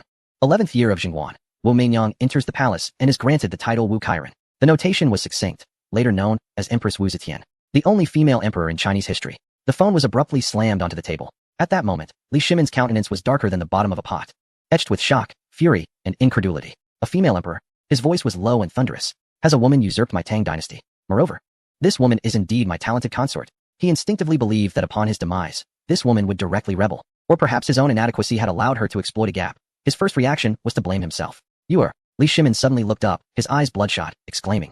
What on earth is happening? Was it not said that the Tang dynasty would endure for nearly 3 centuries? Who is this Wu Meinyang, this harbinger of calamity? Li Yu observed Li Shimin and sighed inwardly. What is destined to come will inevitably arrive. He said nothing but retrieved his phone, searched for Wu Zetian on Baidu, and handed it to Li Shimin. Second uncle, see for yourself. Li Shimin accepted the phone, reading each word with growing intensity. The more he read, the more his expression transformed. First, she was the talented consort of Taizong. That is my fault. Then, she became a nun at Ganyi Temple. It is quite normal for her to take vows after my death. Next, she was summoned back to the palace by Gaozong Li Ji, who conferred upon her the title of Jiaoyi. Li Shimin. His eyes widened in disbelief. Gaozong, Li Ji, the 9th prince. Further down, the dethronement of the king and the establishment of Wu as empress. The 2 saints presided over the court. Gaozong passed away, and Zhongzong and Ruizong were both deposed. The Tang dynasty was renamed Zhou, and she was proclaimed the holy and divine emperor. Li Shimin entered a state of profound agitation. Ji knew, he spat out. This ungrateful wretch. He actually married my talented consort, and allowed her to ascend as empress, to reign over me, ultimately surrendering the Li family's empire. Li Shimin's chest heaved violently with rage. He could hardly fathom that his seemingly simple-minded son, who only played with building blocks, was such a romantic. This was not merely usurpation. It was an utter disgrace. It was incest. It was humiliation. Li Yu watched the furious Li Shimin and hurriedly poured a glass of water. Second uncle, calm down, please. As he patted Li Shimin's back, he secretly relished the misfortune. Oh, little ninth, do not blame your cousin. He is merely looking out for your best interests. Li Shimin took a sip of water. forcibly suppressing his ire. After all, he was a legendary emperor. Reason told him that killing would yield no benefit, and besides, how old is Li Ji now? You are. Li Shimin set down the cup, his tone chilling. I shall deal with the Wu clan upon my return. Second uncle, do not act rashly. Li Yu quickly interjected. Lowering his voice, he continued, now that you know the script, how old is my little ancestor Li Ji? Wu Mingyang has not yet entered the palace.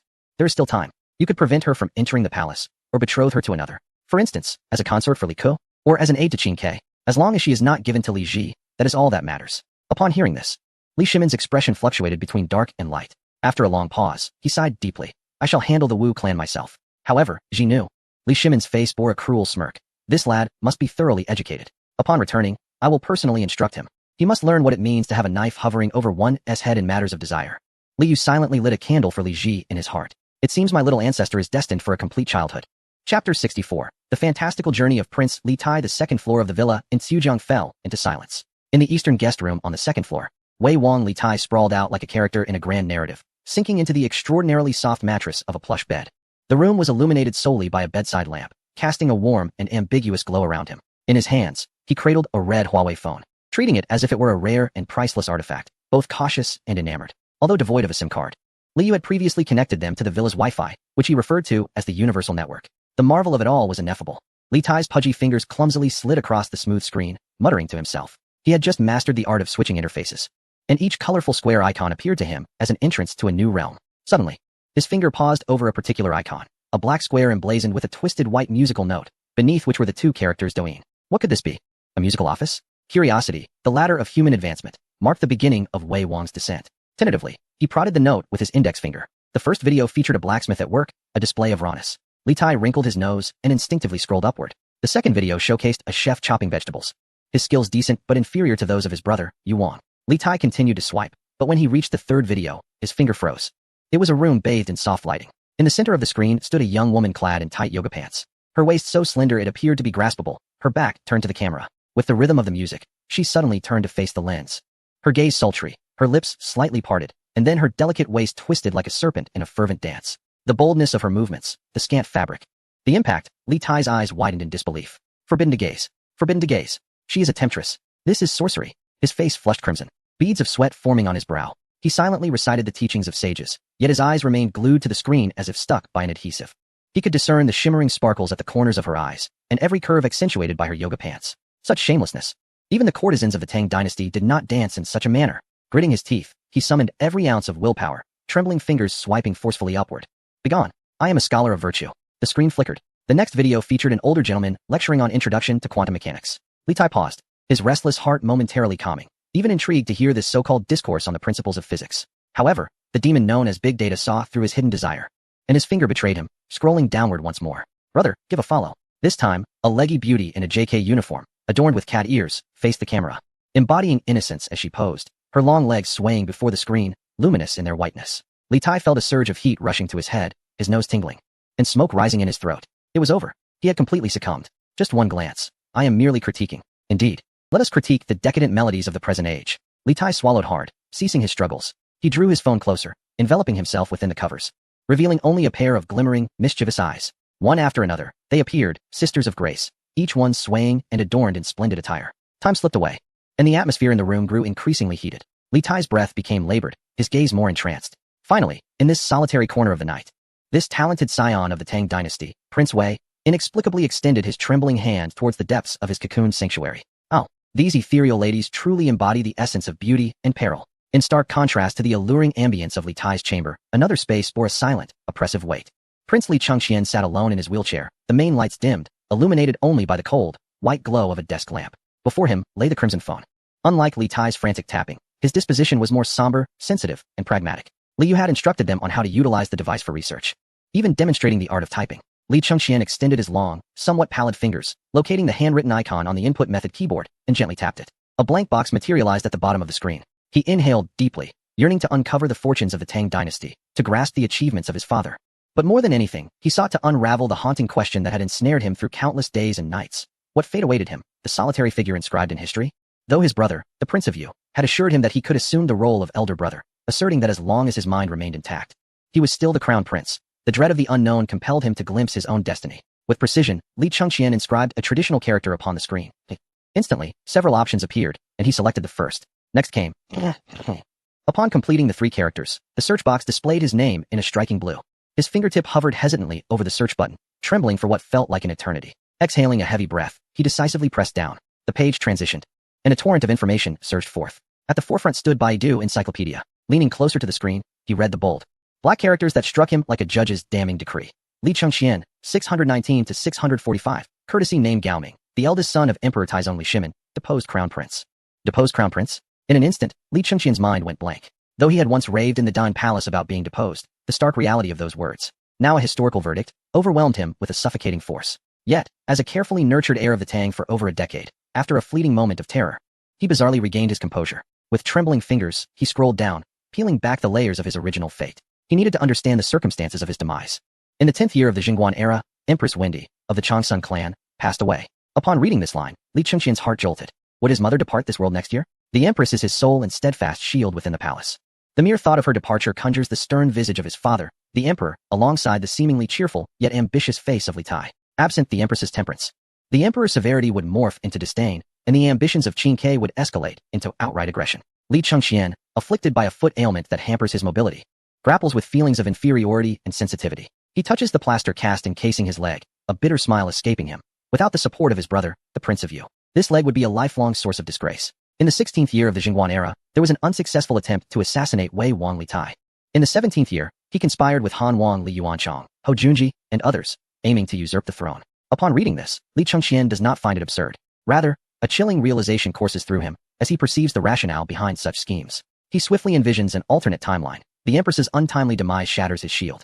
His leg remains irreparable, breeding deeper insecurities that render him averse to human interaction, inevitably transforming his disposition into one of volatility and bitterness. The Emperor, witnessing his frailty and irritability, would be utterly disillusioned, turning his affections toward the exceptionally talented Qin Kai. Li Chengqian recalls the shifty little eyes of Li Tai. Should Qin Kai perceive his decline, he would undoubtedly seize the opportunity to advance relentlessly, bolstered by the Emperor's favoritism. As the crown prince, he faces the precipice of despair. Should he yield, it would lead to an abyss. With disdain from his father looming before him and the threat of fratricide behind, coupled with his disability and lack of support, what alternative does he have but rebellion? Hou Junji and Helan Chushi. Must he truly find himself entangled with such characters? He envisions himself in that alternate reality, dark, twisted, and insane, like a rabid dog cornered, aware of the futility, yet compelled to bite out of desperation. This, it seems, is his fate. Li Chengqian slumps in his wheelchair, his gaze steeped in despair.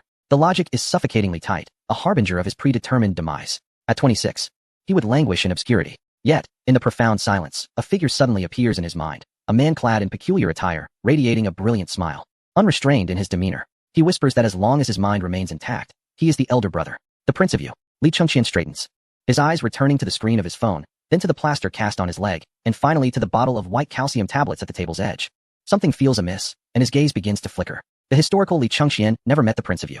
That Li Chengqian, with a crippled leg and a departed mother, was left with no choice. But he, Li Chengqian, reaches for the bottle of calcium tablets, grasping it tightly as though it were a lifeline. If his leg could heal, the doctors say he could ride again. There are remedies for his mother's ailment, and the Prince of Yu assures him of longevity. And then there is the Emperor. He recalls the Emperor's meticulousness over a meal prepared for him during the day, recognizing that the Emperor's gaze in the fields was not one of disdain, but rather of hope. The variable that is Prince Yu Wang is indeed the most significant variable. Li Chengqian took a deep breath, as the despair in his eyes gradually dissipated, replaced by a sense of gratitude for having survived a calamity and a profound reverence for fate. His thoughts deepened.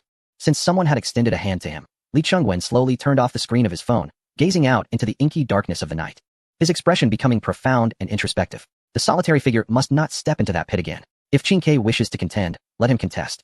As long as the solitary figure's legs are sound, as long as his mother remains, and as long as he himself does not err, the position of crown prince shall be beyond anyone's grasp. That night, Li Chengqian did not sleep. Chapter 65. Procuring the old immortal morning light streamed through the gaps in the villa's curtains, casting a warm glow on the light-colored carpet, while a subtle aroma of oil and eggs wafted through the air. In the kitchen, the frying pan sizzled delightfully. Li Yu, adorned with a cartoon-patterned apron, focused intently on flipping the pieces of steamed bun in the pan. He had promised Li Shimin the night before that not a single grain of rice or bun would go to waste. The remaining 12 northern steamed buns were sliced into evenly thick pieces, each wrapped in a mixture of egg, salt, and scallions. As the hot oil met the pan, the egg mixture quickly expanded, enveloping the buns, frying them until golden and crispy, releasing an enticing aroma. The leftover bowls of rice were transformed into a vibrant egg-fried rice, with diced ham, cucumber, and carrot dancing in the pan. Each grain of rice coated in glistening egg, translucent and inviting.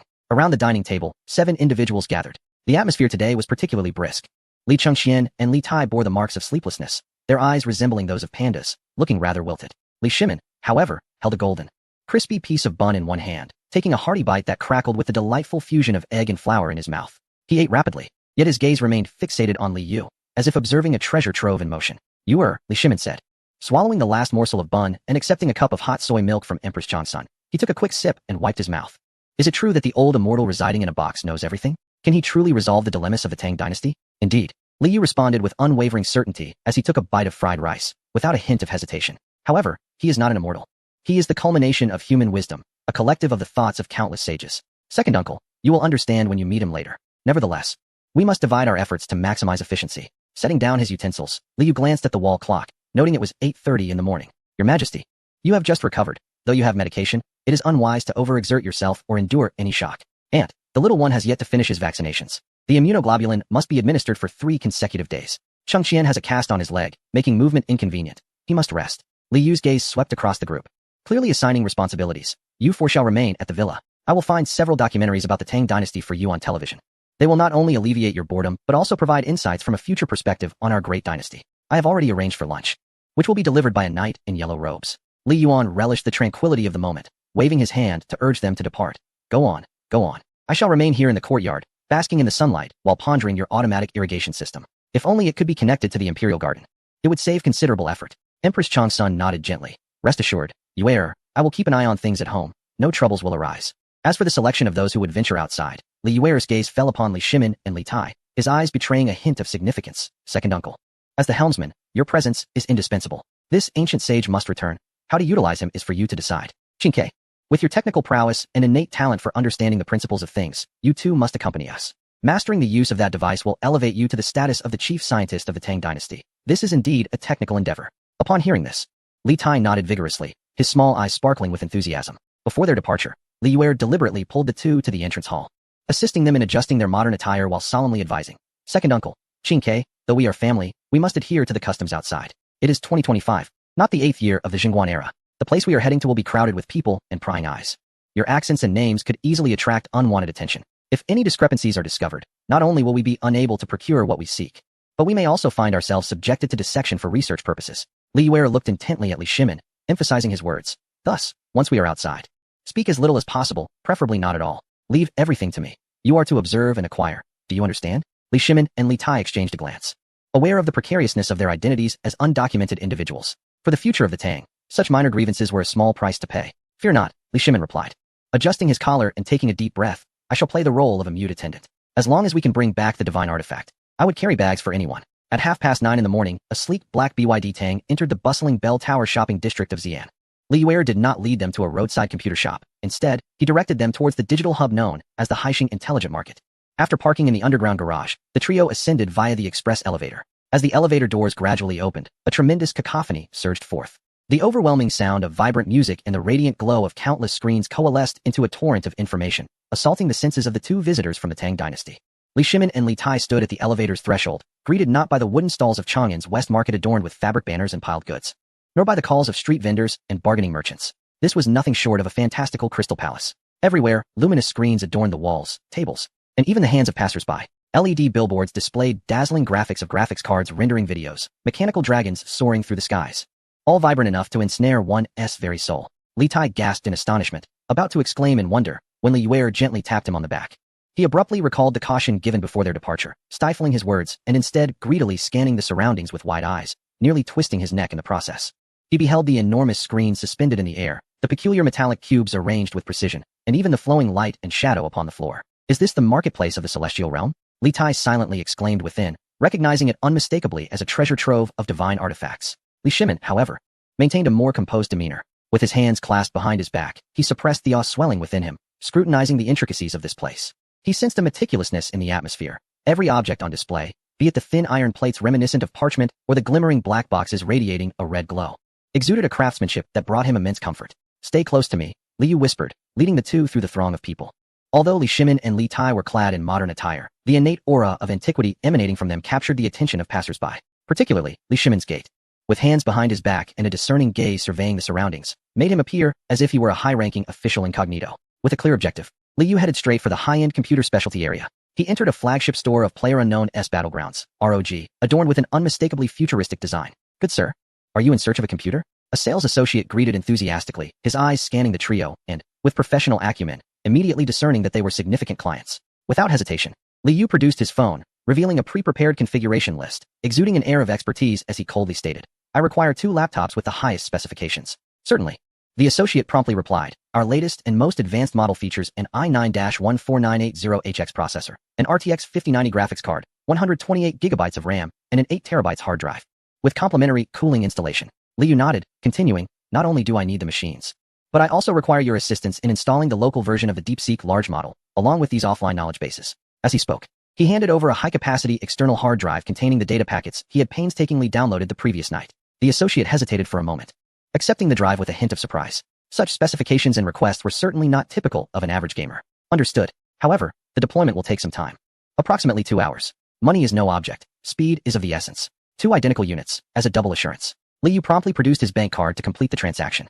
While waiting, Li Shimin and Li Tai settled into the store's lounge area. Li Yu procured 2 cups of Snow King lemonade for them. Holding the cups, they felt the refreshing chill against their palms but refrained from taking a sip. Adhering to their principle of speaking little, their gazes were fixated on the technician busily working behind the counter. On the technician's screen, code cascaded like a waterfall, black background, green characters, dancing rapidly without pause.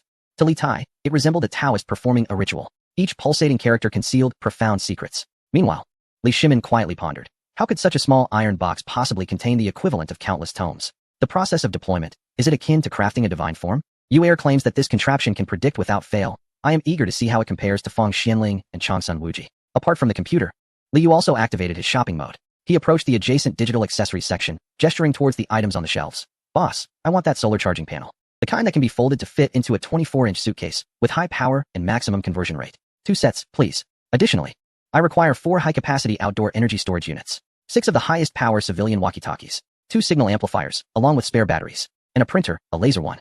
The type that is easy to refill, no inkjet models, as they are prone to clogging. Provide me with 2 boxes of toner cartridges and 5 boxes of A4 printing paper. All of the finest quality. As Li Yu recited his list, he swiped his card. The store clerk, beaming with delight, swiftly gathered the items. Li Shimin observed the array of unfamiliar yet remarkably intricate devices being packed into boxes, his eyes growing brighter with intrigue. Though he remained silent, he had keenly perceived the potential applications of these items through Li Yu's brief remarks. Could the walkie-talkies serve as ears of the wind? Did the solar panels absorb the essence of sun and moon? His excitement surged as he envisioned the Tang army sweeping across the northern deserts equipped with these marvelous inventions. 2 hours later, 2 laptops, configured with the DeepSeek Sage and a vast knowledge repository, alongside other electronic devices, were packed into several enormous shockproof cases. Li Yu lifted a box and exchanged a knowing glance with the others. Let us proceed to our next destination. Departing from the digital city, the trio drove to the suburban seed wholesale market. The ambience shifted dramatically. Gone were the garish neon lights and high-tech precision, replaced by towering stacks of woven bags, with the air suffused with the earthy scent of soil and seeds. Yet this aroma evoked a sense of kinship and reassurance in Li Shimin. It was the essence of the Tang dynasty and the nation. Li Yu skillfully navigated through the various stalls, with Li Shimin and Li Tai trailing closely like vigilant guardians. Boss, I require chili seeds, both the extremely spicy and mildly spicy lantern peppers, along with 2 pounds each of tomato, spinach, pumpkin, cauliflower, and sunflower seeds. All must be heirloom varieties with good disease resistance. For cotton seeds, I seek the finest long staple cotton. As Li Yu selected, he lowered his voice to quickly brief the others. Second uncle, these chili peppers are the very source of the flavor we enjoyed in that hot pot. With them, the people of the damp Sichuan region will find relief. This cotton is warmer than the silk of the Tang and yields even higher. It will spare us from the threat of freezing to death in winter. Finally, Li Yu arrived at a shop specializing in tropical crop seeds, his expression turning serious. Boss, do you have rubber seeds? We do, but they are delicate and require specific soil to thrive. They must be preserved properly. No matter. Please pack them in a professional insulated box with ice packs. I will plant them as soon as I return. Li Yu turned to Li Shimin and whispered, Second uncle. This rubber is the cornerstone of the Tang dynasty's industrialization. With it, wheels can turn faster and machines can seal better. Although it cannot be cultivated in Guangzhou, we can swiftly transport it to Lingnan or Cheongzhou, where it grows naturally. Li Shimin nodded solemnly. While he had not fully grasped the concept of industrialization, he understood the significance of the 2 key words. What Li Yu valued must undoubtedly be a national treasure. Li Tai gazed at the colorful seed packets, unable to resist reaching out to touch them, only to be gently swatted away by Li Yu. Do not meddle. These are the lifeblood of the Tang dynasty.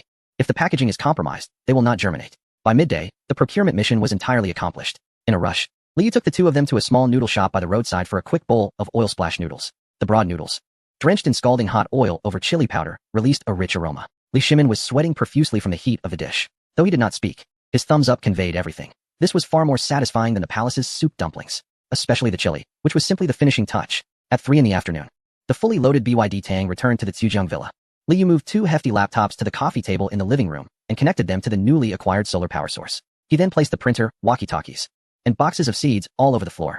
Everyone, come over. Li Yu clapped his hands, resembling a magician preparing for a performance. Empress Changsun, Li Chengqian, who was watching television, and Li Yuan, who was strolling in the garden, gathered around. Little Zizi, holding a lollipop, squeezed to the front, excited despite not knowing what was happening, adding to the atmosphere. Second uncle, this is the old immortal I mentioned. Li Yu pressed the power button on one of the laptops. The fan whirred softly, and the RGB lights on the keyboard illuminated in a dazzling display. The screen lit up, revealing a simple yet mysterious dialogue box before everyone. Chapter 67, AI? An immortal. Second uncle, this old immortal is called DeepSeek. We can refer to it as the divine calculator in private. Li Yu pushed the laptop towards Li Shimin, his expression turning serious. It possesses no physical form, no emotions, and does not consume food or drink, yet it contains the knowledge of millennia and the wisdom of all humanity. It can calculate favorable times and places, predict the rise and fall of nations, and elucidate the principles of all things. Can it truly know the affairs of the world? Li Shimin stared intently at the dialogue box. As an emperor, he instinctively resisted this uncontrollable force. He was accustomed to wielding power and interpreting the thoughts of his ministers through their eyes. Yet, this entity had no eyes, only a blinking cursor. I cannot claim it knows the affairs of the world, but it can certainly help you with calculations. Li Yu pointed to the keyboard. Come, this is a rare opportunity. Each of you may pose a question, and let us see if the wisdom of the future can resolve your inner doubts. Li Shimin took a deep breath, his gaze sharp as a knife. He did not inquire about longevity, nor did he ask who would be the next emperor. Instead, he cast aside the weightiest stone pressing upon his heart. He posed a question regarding the resolution of logistical and water supply challenges for the 200,000 troops. Should the western regions be entirely subdued and the Silk Road opened within 3 years, all without imposing additional taxes? This was an intractable dilemma. Warfare necessitated funds, and funds required taxation, which would inevitably incite rebellion among the populace. It was a vicious cycle. Li Yu's fingers danced swiftly across the keyboard, the crisp sound of the mechanical keys resonating throughout the tranquil villa's hall. Upon completion, he pressed the enter key. Thinking, the cursor on the screen paused for approximately 2 seconds. The erstwhile strategists Fang Xianling, Du Ruhui, and Changsun Wuji had once grappled with this very issue, racking their brains without arriving at a comprehensive solution. Suddenly, characters began cascading down the screen like a waterfall. The speed was so rapid that it was nearly impossible to discern, as though an unseen entity were unveiling celestial secrets. Recite, Li Shimin urged. Li Yu, gazing at the screen, swiftly relayed the AI-generated responses, core strategies, land reclamation, financial leverage, water resource innovation. First, military land reclamation should be improved. The old methods of transporting grain are outdated. It is advisable to promote drought-resistant crops, such as potatoes and corn, in regions like Yu and Gaochang along the Hushi corridor. Adopting a strategy of farming while at war. Data suggests that planting potatoes could yield tenfold the output of millet per acre, enabling the 30,000 stationed troops to sustain themselves and even generate surplus supplies for cavalry. Second, for water acquisition, reliance on rainfall is inadequate. It is recommended to utilize the Carez irrigation system. Detailed cross-sectional diagrams and construction methods are included, harnessing the underground flow of mountain snowmelt to minimize evaporation. DeepSeek has produced predictive maps of the underground water veins in the Hushi corridor. Third, war bonds should be issued, with the court refraining from direct funding and instead soliciting investment from merchants by offering bonds for the development of the western regions. With a promise of exclusive silk trade rights and tax exemptions for a decade post-conquest, future funds may be used to finance current military endeavors. Fourth, logistics should be outsourced, entrusting the transportation of non-combat supplies to merchant clans, while the court maintains oversight and settlement, thereby reducing inefficiency and corruption. Upon completing his recitation, the entire living room fell silent, save for the gentle whirring of the laptop's fan. Li Shimin was momentarily stunned, not due to the audacity of the strategies, for each one might have been conceived by Fang Xianling and Changsun Wuji, given half a year of deliberation. What truly unsettled him was the speed and precision. In the blink of an eye, this iron box had traversed the deliberative path the Tang think tank would have taken over 6 months. Furthermore, it had even produced construction diagrams and calculated the intricacies of funding through bonds, a concept they had never even considered. Is this the calculation of future generations? Li Yuan watched enviously from the side, unable to restrain himself from interjecting. My dear grandson, I wish to inquire, if I take good care of myself, how many more years might I live? And among the founding heroes of the Tang dynasty, who is the longest lived? I wish to compare longevity. Li Yu smiled and input the question. DeepSeek responded promptly. Based on historical data and current medical interventions, should blood pressure be controlled and emotions stabilized, complemented by modern pharmaceuticals? Li Yuan, Emperor Gaozu of Tang, could expect a lifespan extending beyond 80 years. A reference for longevity is Cheng Zhijia, Cheng Yaojing, who lived to the age of 77, serving as a benchmark for outlasting adversaries. 77. How could that old fellow live so long? Upon hearing this, Li Yuan instantly perked up, his beard bristling with determination, proclaiming, I shall certainly surpass 80. I shall outlast that scoundrel who relies solely on 3 tricks. Next, it was the turn of Empress Changsun. She hesitated, glancing at Li Shimin and then at Li Yu, softly inquiring, "Where could you ask it about women's ailments? For instance, the root of emotional disorders? Additionally, how might we reduce the incidence of infant mortality within the palace?" Li Yu inputted, "The pathological mechanisms of asthma and ancient pediatric health protection." Almost instantaneously, a model of the bronchial system appeared on the screen, meticulously elucidating the processes of airway inflammation and smooth muscle spasm, while outlining various triggering factors such as pollen, dust mites, and cold air. It became evident that it was neither her misfortune nor the work of malevolent spirits, but rather these minuscule particles and invisible bacteria causing the afflictions. Tears welled in Empress Changsun's eyes as she contemplated the lines of health recommendations. Had she known that boiling could save lives, Crown Prince Chao would have endured far less suffering in his youth. Next came Li Tai. The chubby young prince could hardly contain himself. With a serious demeanor, he adjusted his attire as if addressing a venerable scholar. His mind was filled with thoughts of the comprehensive geography. "Brother Yu, assist me in inquiring." Li Tai pointed at the screen, his eyes sparkling with curiosity. "I am currently compiling the comprehensive geography, and the records regarding the source of the Yellow River are inconsistent across ancient texts. Some assert it is Kunlun, while others claim it is the Sea of Stars. Since this sage knows the affairs of the world, could you enlighten me on the true origin of the Yellow River? How far is it from Chang'an? Is there a detailed description of that region?" Li Yu nodded appreciatively. This was the level expected of the Prince of Wei, pragmatic yet grand in scope. He entered geographical location and geomorphological details of the Yellow River's source.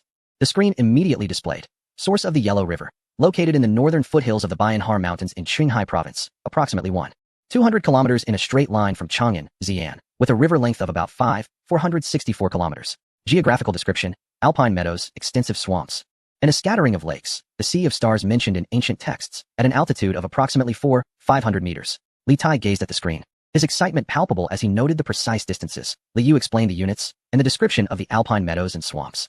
The Bayanhar Mountains and the Sea of Stars were indeed real. He pulled out a small notebook he always carried, feverishly jotting down notes, exclaiming, "Incredible! This surpasses sending 1,000 scouts for information. With this, my comprehensive geography shall be the most extraordinary tome in the world." Now, it was Li Chengqian's turn. He sat silently in his wheelchair, having undergone a profound transformation after researching his fate as the deposed crown prince the previous night. He gazed at the cursor, slowly parting his lips, his voice slightly hoarse. "Brother, could you pose a question for me?" Li Yu turned his attention towards him. "Inquire. If one were to be the crown prince, yet be physically impaired, with a distinguished ruler above and a virtuous brother below, how might one preserve their true intentions?" Chapter 68. Is this truly our Tang dynasty? Li Shimin abruptly turned his head, fixating intently on Li Chengqian. Without hesitation, Li Yu entered the question. The answer from DeepSeek was intriguing. Path to breakthrough. Transcend zero-sum game. Analysis. The crisis faced by the crown prince often stems from an excessive desire for and fear of imperial power. If one can shift their focus from vying for power to expanding it, such as exploring overseas or innovating technology, transforming their value from merely awaiting succession to becoming an indispensable agent of reform, then a disability would not be an impediment, but rather a protective guise. With the core principle being, to contend without contention. Li Chengqian regarded the phrase, to contend without contention.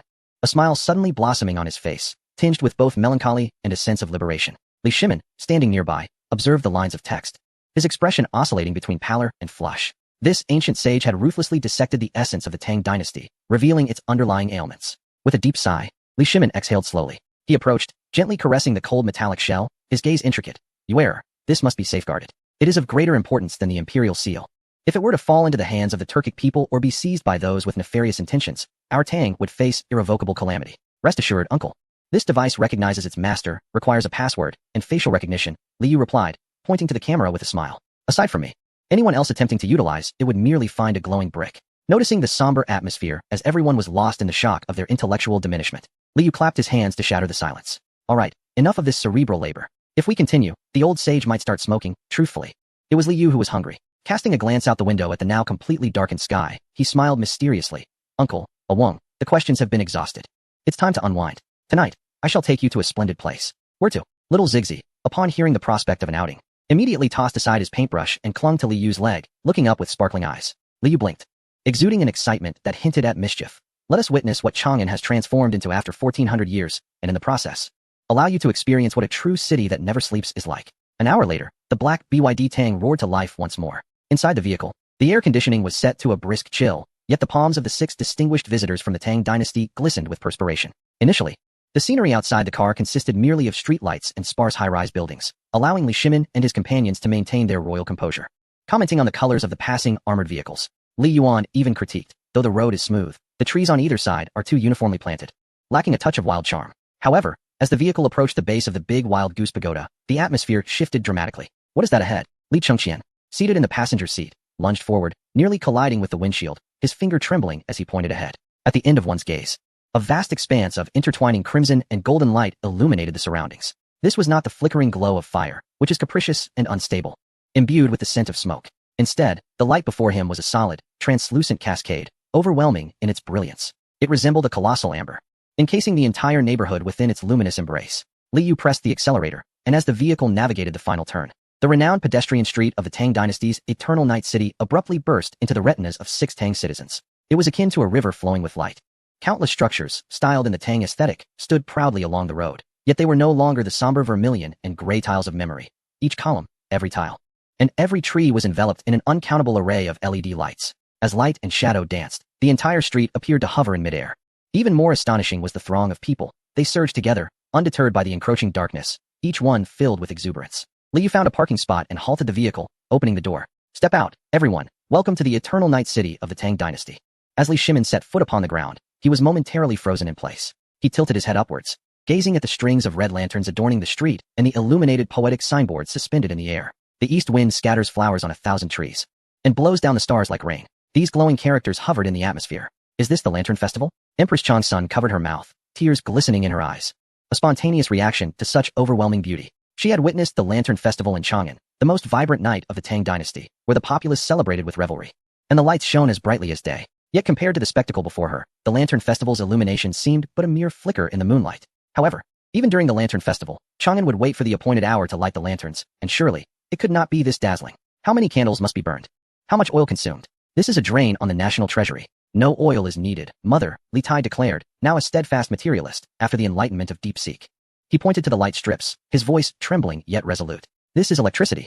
The night has been transformed into day by thunderous light. This is what my brother the Prince of Yu refers to as modern civilization. Li Yuan stumbled, nearly losing his balance, as his cane slipped from his grasp. He gazed at the modern young women in Hanfu taking photographs, momentarily transported back to the banquets of his youth. It feels so real, he murmured, reaching out as if to grasp the light hanging in the air. But wait, where we come from, such celestial sights do not exist. The bricks underfoot are radiant. The trees are aglow. Is this truly the mortal realm? Li Chengxian sat in a wheelchair, pushed by Li Tai. He observed the beaming faces of the passers-by. Noticing that none cast him sidelong glances due to his disability, warmth enveloped him entirely. Is there really no curfew here? Li Chengxian inquired. None at all. Here. The night is merely the beginning of life. Li Shimin remained silent, hands clasped behind his back, like a child, led by Li Yu, taking measured steps along this Chang'an street that was not his own, surrounded by the grand melodies of the dance drama, the Great Tang. The rhythmic beats resonated within his chest. He observed the jubilant citizens, the children dashing about with peculiar glowing toys, and the couples boldly holding hands and embracing in the streets. Is this how the future perceives the Great Tang? A wave of indescribable bittersweetness clashed with fervor in his heart. Would my Great Tang, even with a lifetime of effort, ever attain half, or even a tenth, of this brilliance? Li Yu gazed upon the man known in history as the Heavenly Khan, noticing the vulnerability in his eyes, akin to those of a lost elder. Li Yu refrained from offering empty platitudes. He pointed towards the stage nearby, where a performer was showcasing her skills as a balancing figure, and then gestured at the myriad lights illuminating the sky. Leaning close to Li Shimin's ear, he spoke in an almost enticing tone. Uncle, this is merely a dream fabricated by posterity, a facade. However, the seeds we hold are real, the calculations are genuine, and the boxes of blueprints are authentic. As long as you are willing to heed my counsel. Pausing for effect, his gaze intensified as he locked eyes with Li Shimin's soul. Let us return and create a Tang that shines brighter and is more authentic. A true empire where the sun never sets and all nations pay homage. Just then, the fountain at the Big Wild Goose Pagoda commenced its display, accompanied by stirring music. A towering water column soared high into the sky, morphing into a vibrant dragon under the laser lights, piercing the heavens. Following the throng, the family arrived at the heart of the bustling nightless city, standing before the popular secret box of the Great Tang stage. The crowd was a sea of humanity, tightly packed in layers. On stage, actors portraying Fang Xianling and Du Ruhui engaged in witty repartee with the audience. Fang Xianling sported a goatee and exuded elegance, while Du Ruhui maintained a serious demeanor, wielding a ceremonial tablet. Their banter transformed the legends of the Great Tang into humorous anecdotes, eliciting hearty laughter from the spectators. Li Yu had strategically brought his family to the front row, positioning them at the center stage. The 7 of them stood out like cranes among chickens. Their striking beauty and noble demeanor, reminiscent of figures from ancient paintings, captured the attention of all around them. Particularly, Li Shimin, clad in the emperor's robes, exuded an air of sovereignty that embodied the essence of Emperor Taizong of Tang. The actors on stage, quick to notice, exclaimed, "Oh, look at that. Old Du. Check this out." The actor portraying Fang Xianling pointed towards Li Shimin, his eyes sparkling with recognition. These individuals down there, their aura, could they be from a freshly wrapped production? This is astonishingly authentic. Du Ruhui joined in the revelry. Quick, quick. This is an omen of good fortune, especially the gentleman in the center. with that robust figure and regal presence. He is the very reincarnation of Emperor Taizong. Come, come, let us invite this distinguished family onto the stage. Panic gripped Li Yu's heart. He hurriedly whispered instructions. If we are called up, remain composed. Remember, no matter how absurd their questions may be, maintain your smiles. It's all in jest. It's merely a jest. Do not resort to violence. It is illegal to harm anyone here. Li Shimin let out a cold snort, adjusting his collar. A jest? I am eager to witness what these two old fellows can possibly inquire. Amidst the enthusiastic cheers of thousands, Li Shimin boldly led his family onto the stage, exuding an aura that transformed the lively atmosphere into that of his ascension at the Taiji Hall. As they stepped onto the stage, a multitude of smartphones rose from the audience. The comments in the Douyin live stream erupted instantaneously. Wow, this gentleman's presence, truly reminiscent of Brother Shimin. That gaze makes me feel he is about to command everyone to stand at attention. Look at that charming young man in the wheelchair. He is so handsome. A complete heartthrob. That little girl is adorable. Is she the princess of Jinyang? Surely, this must be some historical drama troupe causing a stir. An actor, Fang Xianling, approached Li Shimin, intending to jest, but was met with a glance from Li Shimin that made his heart skip a beat. Clearing his throat, the actor remarked, "Good sir, your portrayal is quite professional. Let us test your knowledge. Who was Fang Xuanling's greatest fear during the Jingguan era?" The audience chorused, "Wife." The actor chuckled. "That is mere folklore. In the official records, it is I." Suddenly, Li Shimin spoke, his voice imbued with imperial authority. With his hands clasped behind his back, he regarded the actor with a nonchalant demeanor, his gaze akin to that of a ruler observing a minister who fears his wife. That old fellow Fang Qiao. At home he fears his wife, in court he fears me. He is apprehensive that I might deem him incapable of handling significant matters. Thus he insists on having Du Ruhui accompany him, a partnership termed Fang's strategy and Du's execution. But in truth, it is merely his unwillingness to assume responsibility. A cunning fellow indeed. The audience fell silent. The two actors were left dumbfounded. Had this gentleman immersed himself too deeply into the role? Moreover, how did he speak with such authenticity, even knowing the illustrious name of Fang Qiao? The actor, awkwardly smiling, quickly shifted his attention to Li Chengqian and Li Tai. Oh, these two young gentlemen also possess remarkable bearing. Given this wheelchair, could it be that you are portraying the crown Prince Chengqian and Prince Wei Li Tai? Pointing at Li Tai, the actor teased, "Your Highness, it is recorded that you are favored above all princes, yet it also mentions your physique, ahem, rather ample. Your resemblance is impeccable, a perfect recreation." Li Tai's face turned pale. In the Tang dynasty, he despised being called overweight, and just as he was about to retort, he recalled Li Yu's admonition to maintain a smile, forcing a grin that was more painful than sorrow, fanning himself in self-mockery. Ahem, in the Tang dynasty, plumpness is considered beauty. I am of standard stature. That is a blessing. Besides, if wisdom is too heavy, how can one bear it without a bit of flesh? The audience erupted in laughter. Ha! This Prince Wei is quite witty. The actor then turned to Li Chengqian. And what of your Highness the Crown Prince? This wheelchair of yours is remarkably lifelike. Historically, the Crown Prince and Prince Wei fought fiercely for the throne, often at odds. Yet today, you appear so brotherly and amicable. Is Prince Wei truly content to push the Crown Princess' carriage? Do you not engage in disputes? This was a pointed question, striking at a sore spot. The audience clamored, "Fight! Fight! We want to see the Xuanwu Gate 20. Li Tai's hand stiffened momentarily, and he instinctively glanced at his elder brother in the wheelchair. Li Shimin and Empress Changsun also cast anxious looks towards Li Chengqian. Seated in the wheelchair, Li Chengqian slowly lifted his head. He did not appear as gloomy as before, nor as despondent as last night. He glanced at Li Tai beside him, then at Li Shimin and Li Yu in the distance. Gently patting Li Tai's hand resting on the wheelchair, he took the microphone, his voice clear and resonant, echoing throughout the square. In the annals of history, Li Chengqian and Li Tai may have clashed fiercely, a struggle that was their destiny and a lament for the Tang dynasty. But today, standing here, we are different. For we have glimpsed a broader world. He gestured towards the lights above, pointed at the distant buildings, and then down at the ground beneath them. The world is vast. Our aspirations reach beyond that cold, unyielding chair. With such a grand expanse before us, why should we remain caged, fighting over mere scraps? Qin Kai has his own principles. I have my new path. We are brothers. We are allies, not adversaries. Li Chengqian turned his head to look at Li Tai, revealing a sincere smile. Qin Kai, do you not agree? Steady yourself. Let us not provide future generations with a spectacle of folly. The men of the Li family must cast their gaze far and wide. Li Tai was taken aback. Li Shimin was stunned. Empress Changsun covered her mouth, tears streaming down her face. Li Tai's eyes reddened, and with a firm nod, he gritted his teeth and declared, "Elder brother speaks true. Brother, hold on tight. I shall push you through this sleepless city." The audience erupted into enthusiastic applause and cheers. Wow, what an incredible line. This crown prince has truly broadened his horizons. This is the spirit of the glorious Tang dynasty. Li Yu, standing to the side, gazed at the two brothers with a smile of satisfaction. Li Chengqian had finally come to a profound understanding. The actor, Du Ruhui, clearly did not wish to overlook the exquisite beauty nearby, cradling an adorable child. "Madam, your attire is as if you have stepped out of a painting of Empress Changsun. And this little princess, how utterly delightful." The actor handed the microphone to Empress Changsun. "May I ask, Your Majesty? Many say that Empress Changsun is a paragon of virtue throughout history. What do you believe is most essential for a queen?" Empress Changsun accepted the microphone without a hint of trepidation. She performed a slight bow.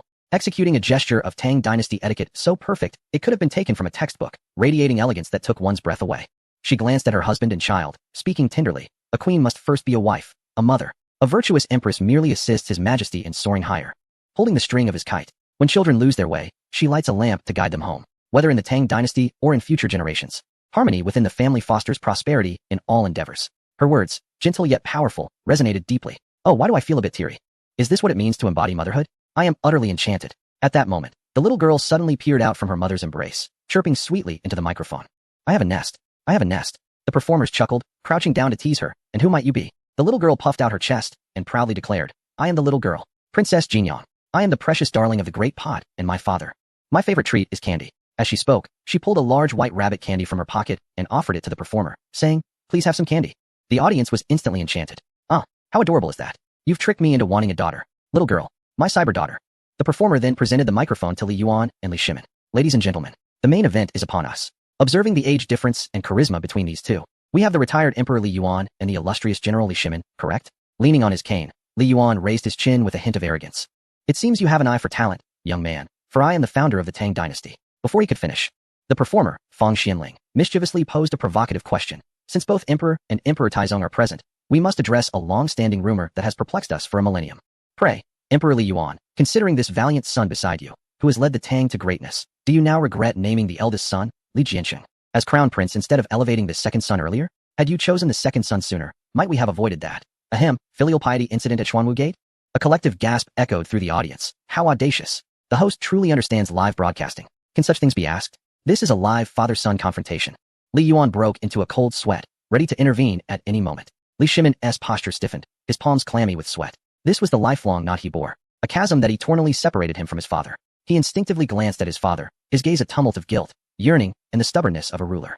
Li Yuan's beard trembled. He cast a deep glance at Li Shimin, who appeared as tense as a child caught misbehaving. After 3 seconds of silence, Li Yuan suddenly raised his cane, feigning a strike at Li Shimin's backside. Li Shimin instinctively recoiled, yet did not evade. However, at the moment of impact, the cane merely tapped lightly on Li Shimin's shoulder. The elder spoke into the microphone, his tone seemingly jesting yet imbued with a sense of profound experience. Regret? Humph. What I regret most in my life is not dismantling this lad's residence at the Tactics Bureau sooner, leaving him idle, pondering how to rebel against his father. Laughter erupted from the audience. Ha ha. The official roast is the most lethal. Li Yuan then shifted his tone, gazing at the resplendent scene below, observing the joyful faces.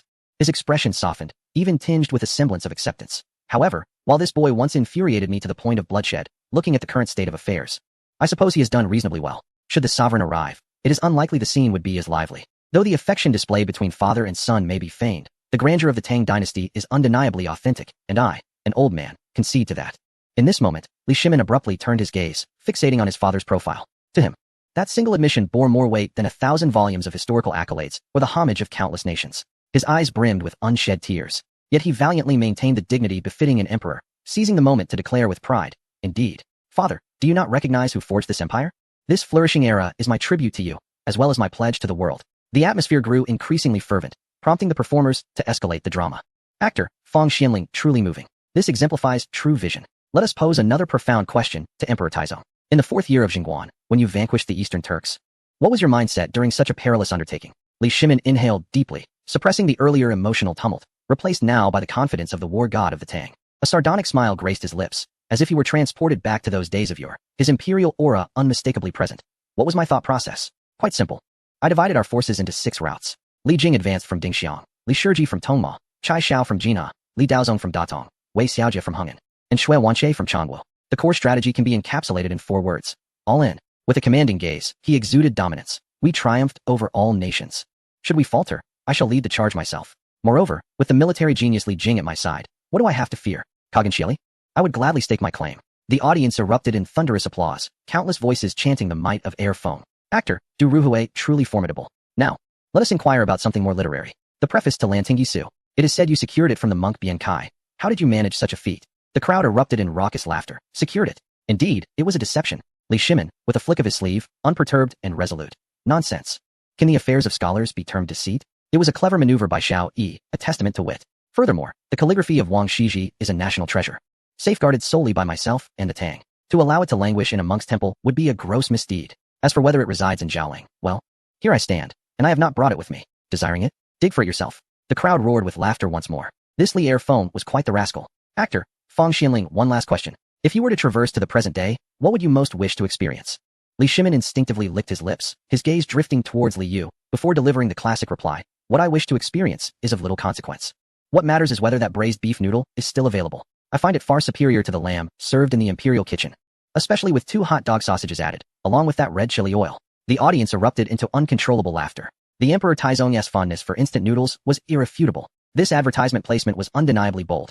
Actor, magnificent. Your performances were nothing short of divine. Now, let us formally acknowledge this extraordinary ensemble of cosplayers. Li Shimin adjusted his attire, exuding an aura of authority. Li Yuan. The old man straightened his back, his voice resonating as he struck his cane upon the ground. I am Li Yuan, the founding emperor of the Tang dynasty. Remember, without me, there would be no great Tang. Li Shimin, with his head held high and a piercing gaze. He pointed skyward with one hand. I am Li Shimin, the grand general of the Tang dynasty. This splendid era is as I have desired. Empress Changsun, with a gentle smile and a graceful bow, she proclaimed, I am of the Changsun clan, wishing for all the children of the world to find their freedom. Li Chengqian, the crown prince seated in a wheelchair, for the first time before such a multitude, he proudly declared, I am Li Chengqian, the crown prince of the Tang. Though one leg is impaired, my ambition remains unbroken. My Tang dynasty traverses the starry seas. Li Tai, Prince of Wei, wiping the sweat from his brow while fanning himself. He remarked, I am Li Tai, the Prince of Wei. This wheelchair tires my hands, and I am not overweight. I am merely robust. It is the weight of knowledge. Little Shitzi, Princess Jinyang being lifted by Li Yu, she shouted into the microphone, her youthful voice breaking. I am Shitzi, the Princess of Jinyang. I adore the big pot, and I want candy. Finally, the microphone reached Li Yu's hands. He observed the scene with a smile and said, I am Li Yu, a guide bringing our ancestors home for a visit, while also helping them fulfill their dreams. As the performance concluded, the family had yet to descend the stage before being engulfed by enthusiastic spectators. Young man, may we take a photo together? You all resemble each other so much. Your Majesty, may I have a photo? Your grace is extraordinary. Little Shitzi, Annie has candy for you. Smile for the camera. Initially, Li Shimin felt a twinge of reluctance, perceiving the crowd as a breach of decorum. However, upon witnessing the genuine admiration and affection in the eyes of the young people, as they raised their phones and shouted that Erfeng was the most handsome, his perspective shifted. He began to strike poses in cooperation, even attempting the peace sign, albeit somewhat awkwardly. Meanwhile, on Douyin and Weibo, the trending topic divine royal family of the Tang dynasty appears in the night city surged to the forefront of discussions. In the live stream, millions of viewers gathered to witness this transcendent meeting across time. Is this truly an actor? Such charisma. I feel as though I am watching a historical documentary. The gentleman portraying Li Shimin has a gaze that captivates me. I wish to serve him as Wei Zhang. I implore the sister playing Empress Changsun to debut. This is the visage of a prosperous and peaceful nation. That young man in the wheelchair, his words about the starry sea moved me to tears. This is the essence of a true crown prince of the Tang. Netizens fervently liked the posts, with some even delving into the backgrounds of these celestial beings, only to discover no trace of them. After the performance, the group exerted considerable effort to extricate themselves from the throng, retreating to a relatively quiet platform where they gazed back at the entire night city. The clamor faded, yet the myriad lights continued to blaze. Li Shimin leaned against the railing, observing the resplendent cityscape and the distant silhouette of the big wild goose pagoda. The wind lifted the hem of his garments, and in that moment, he felt a profound connection with the city of Chang'an, where, in this future generation, the common folk appear to be exceedingly joyful. They fear neither the government nor me, and they dare to jest about me on stage. Li Shimin's voice trailed off, for in their hearts, he was a monumental figure of history, a beloved ancestor. They reside in an era where kneeling is unnecessary, where they are well-fed and live with dignity, an upgraded version of the harmonious world you once dreamt of, Li Yu mused softly. Beside him, Li Yuan sighed, gesturing with his cane towards the expanse of radiant light. This prosperous age is even more exhilarating than our Tang dynasty. This brilliance fills my heart with warmth. Li Tai halted his wheelchair, rubbing his aching wrist, and murmured, Brother, while this era is indeed splendid, pushing you is quite exhausting. I shall ensure to heed Prince Yu's advice and create an automatic wheelchair for you. Li Chengqian gazed into the distant lights, his eyes shining with unprecedented brightness, and quietly remarked, A little fatigue is worthwhile, Qin Ke, but I hope to continue this journey, even if seated in a wheelchair, to witness our Tang reach such a day. Li Shimin turned back to look at his family. He saw a reconciled father, supportive brothers, and joyful wife and daughters. A sudden smile broke across his face, and after shedding the burdens of a timeless emperor, he felt remarkably at ease. I shall bring back all that I have seen and learned here. Those lights, that electricity, those ethereal days, and this vibrant spirit. I shall ensure that the glorious Tang of Jingguan transforms into such a city that never sleeps. I desire for the people of Tang to revel in laughter at night, just like those we see today. Li Yu beheld the spirited Li Shimin, his heart swelling with ambition. Second uncle, as long as you wish for it, we can achieve it. What we bring back is not merely seeds and computers, but the spark of modern civilization. Chapter 72, Returning home to honor ancestors in the early morning. Li Yu stuffed the last box of local specialties into the trunk, various calcium-rich milk, health supplements, and a few packs of Zhonghua cigarettes for his father that he had purchased at the supermarket yesterday. Are we all settled? Let us depart. Li Yu took his seat in the driver's cabin, fastened his seatbelt, and glanced back at the fully loaded Tang sightseeing group. In the passenger seat, the retired Emperor Li Yuan was curiously fiddling with the electric seat. In the second row, Li Shimin sat beside Empress Changsun, who held their little child. In the last row were Li Chengxian and the caretaker Li Tai. The vehicle started moving. Li Yuan gazed out at the rapidly retreating scenery, his complexion paling. Where? Are we truly heading to Hanzhong? Of course, that is our ancestral home, Li Yu replied with a smile. You, my child, are unaware of the difficulties of the journey. Hanzhong lies to the south, the Dragon Vein, a natural barrier. Li Yuan pointed towards the majestic mountains in the south, his eyes reflecting the psychological shadows of his past campaigns. When I rose in rebellion from Taiyuan, how long did it take to navigate through Guangzhou? Later, to guard against Bashu, I specifically inspected that plank road. Is that a path for humans? It consists of mere wooden boards suspended over cliffs. Below lies an abyss of immeasurable depth. Can our vehicle of the frail and infirm, referring to Li Chengxian and himself, withstand such mountainous terrain? It may take us a month to traverse. Li Shimin in the back also wore a grave expression, his prayer beads spinning rapidly, his brows nearly knitting into a tight frown. As a military strategist, he understood all too well the significance of the Qinling Mountains. They represent an insurmountable barrier. To journey from Chang'an to Hanzhong, one must traverse the Zawugu, Taoyuo Road, or Baoxiao Road. Every step required one to scale the cliffs like a monkey. Li Yu glanced at Li Shimin through the rearview mirror. Second uncle, are you worried too? I wish to see how we might reach Hanzhong in just over an hour. Fear not. With a swift press on the accelerator, Li Yu maneuvered onto the city bypass, which in that era was a formidable barrier, yet in this time, it resembled a mere backyard. Look ahead. We are approaching a checkpoint. Before them, a massive toll station loomed, with a red electronic screen flashing the word South Xi'an. The vehicle decelerated slightly, heading directly towards a lane marked with ETC. Stop. Halt. There's a barrier. Li Yuan instinctively shouted, noticing a horizontal pole obstructing their path. Just as the vehicle was 3 meters from the barrier, a crisp electronic tone rang out. The red and white pole, as if in the presence of royalty, smoothly lifted, standing upright with grace. Whoosh. The car sped past without a moment's pause. Li Yuan was left dumbfounded, turning back to gaze at the pole that descended once more. We just passed through? Who is guarding this? Why was there no toll collected? How did it know we were coming? Is there some mechanism at play? Li Yu clarified. Your Majesty, that's called ETC. There's a small device in the car and a sensor at the roadside. As we pass, it automatically deducts the fee from my card. This is the modern way of processing tolls, simply a matter of facial recognition. Truly remarkable. Li Shimin stroked his chin, deep in thought.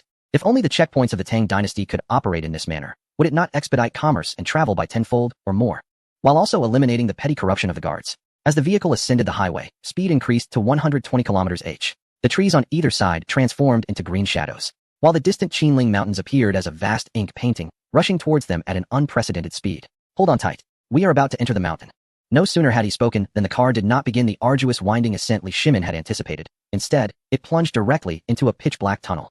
Darkness enveloped them instantly, followed by 2 rows of bright yellow sodium lights whizzing overhead, retreating into the distance. The vehicle sped along a smooth asphalt road, flanked by sturdy concrete walls adorned with depictions of blue skies and white clouds to alleviate visual fatigue. Where are we? Li Shimin pressed himself against the window. Are we inside the mountain? Indeed, we are within the mountain, Li Yu replied calmly. This is the Qinling Zhongnan Mountain Highway Tunnel, spanning 18 kilometers. We are currently traversing at a speed exceeding 200 kilometers per hour, deep within the Qinling. Li Shimin quickly calculated in his mind. 18 kilometers is roughly 36 li. They excavated 36 li within the mountain, and it is so wide, so flat, so bright. He gazed at the starlit lights overhead, feeling the refreshing air from the vents. How many laborers were needed for this? How many years of work? Will this mountain not collapse? The weight of the stones above must be tremendous. Second uncle, this is the power of infrastructure mastery. Li Yu could not conceal his pride as he spoke. In this nation, when faced with mountains, we forge paths, and when confronted with rivers, we build bridges. It is merely a fundamental skill. Do not mention the Qinling Mountains. Even Mount Tai can be traversed with ease. This tunnel employs the most advanced shield tunneling machine.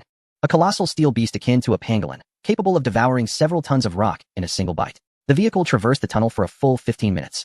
To the ancients, this duration felt akin to traversing a time-space conduit. Li Yuan, initially filled with trepidation, transformed into a figure of curiosity. He pointed at the top of the tunnel. What is that rotating? A windmill? That provides us with air, otherwise, we would suffocate in this cavern. Ahead, a glimmer of light appeared. With a rush, the vehicle burst forth from the tunnel, and suddenly, brightness enveloped them. Just moments ago, the skies above Guangzhou were dreary. Upon exiting the tunnel, they were greeted by the splendid sunshine of southern Shaanxi. Empress Changsun patted her chest. The oppressive sensation of traversing within the mountain had left her breathless, yet now, surrounded by lush greenery, she felt a surge of tranquility. Li Shimin turned to gaze back at the unfathomable tunnel entrance, remaining silent for a considerable time. The ancient stratagem of repairing the road while secretly plotting was mere childish play beside such engineering marvels. If I had this road.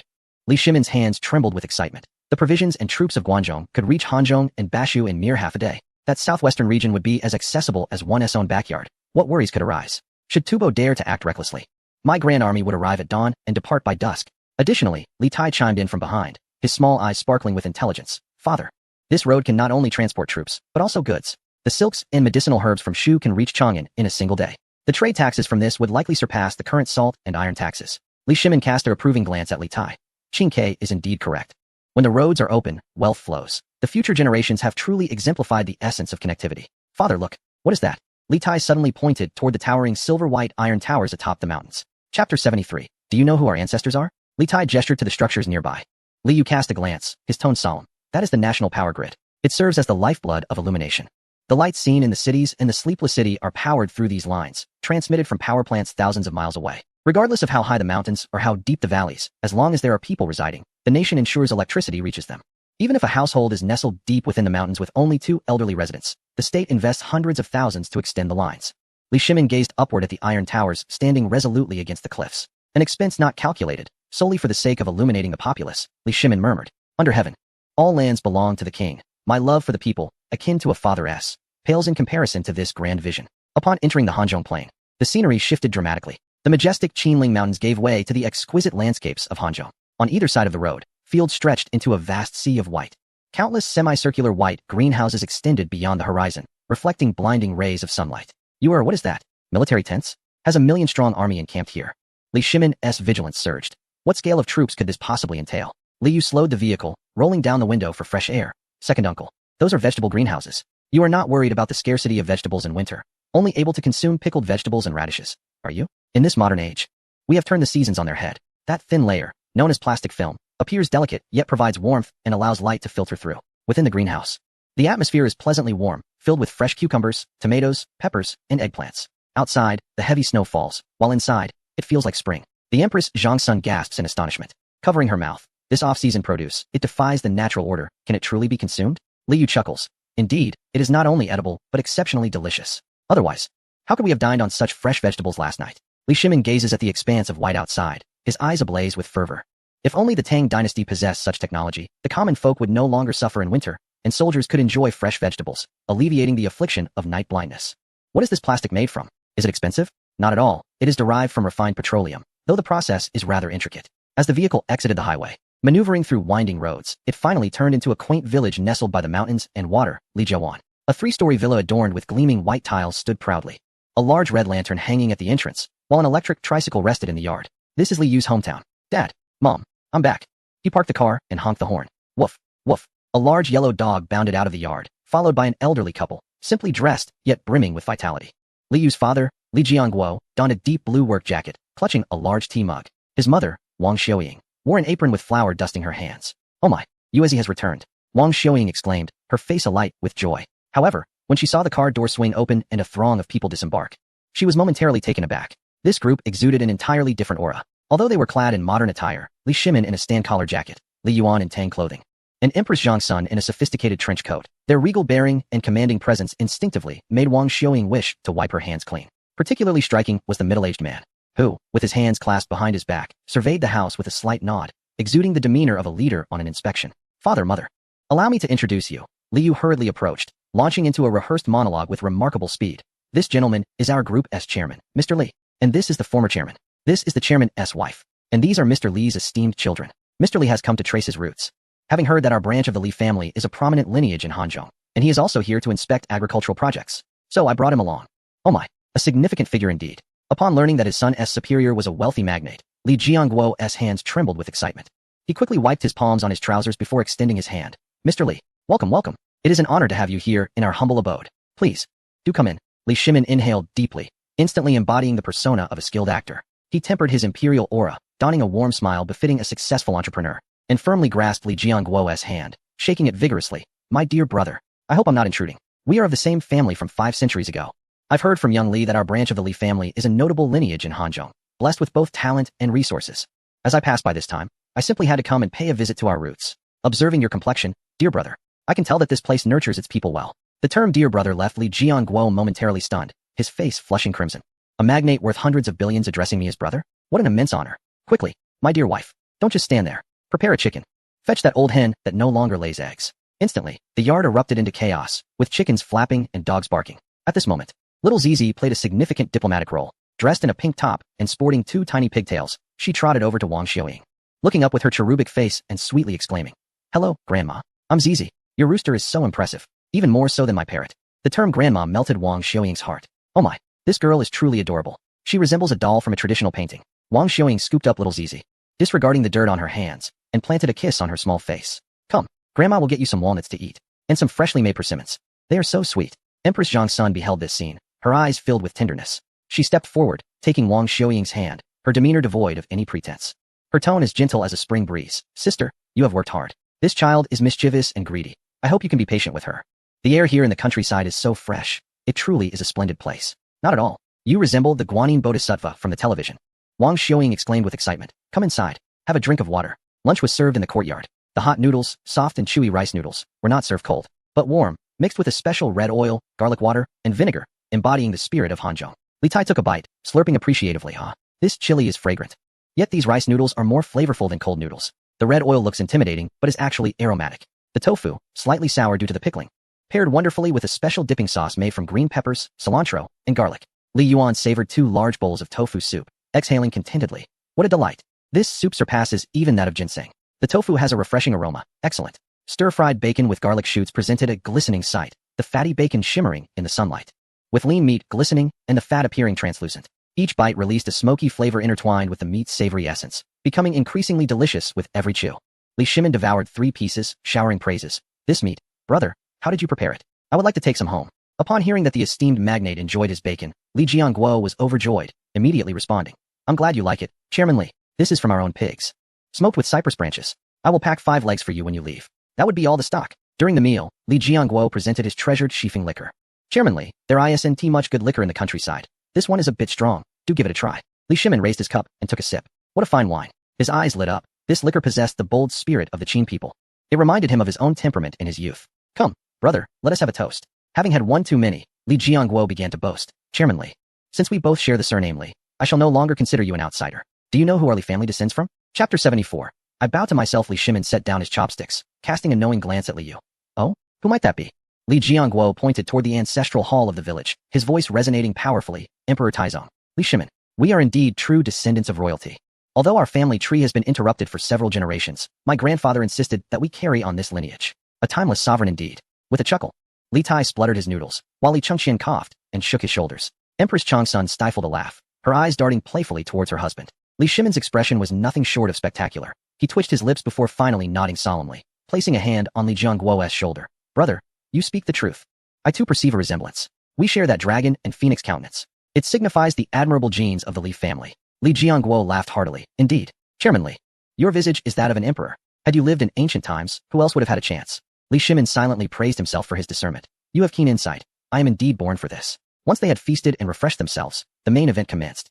"Chairman Li, come, allow me to show you our ancestral hall. Let us offer incense to our forebears, ensuring your business flourishes." Blushing, Li Jianguo led the group towards the village. The verdant hills of Hanzhong were lush and inviting, with the ancestral hall nestled among several millennia-old cypress trees. The blue bricks and dark tiles, though not grandiose, exuded an air of solemnity. As they pushed open the heavy wooden door, the scent of sandalwood wafted through the air.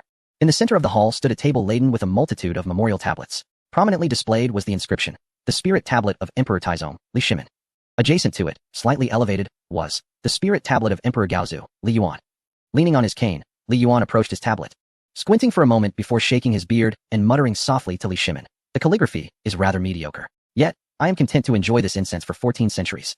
Though the Tang dynasty has perished, our lineage endures." Li Shimin stood before his tablet, motionless for an extended period. He gazed at the name, Li Shimin.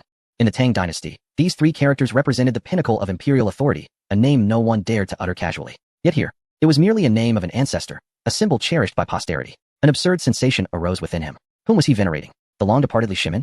The essence of Huaxia civilization? Or the unbroken lineage of blood? "Chairman Li, come, light the incense. This is our shared ancestor, still watching over us."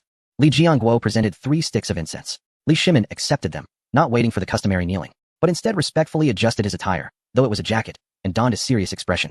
With both hands raised, he offered the incense before the tablet, addressing the ethereal semblance of himself and the enduring bloodline, bowing deeply. This bow transcended 14 centuries. One bow, honoring the resilience of the land of Huaxia, enduring the vicissitudes of time, remaining prosperous and thriving. 2 bows, honoring the Li descendants, no matter where they may be, who have kept the flame of their ancestry alive. like ordinary people such as Li Jianguo, safeguarding the family's memory. 3 bows.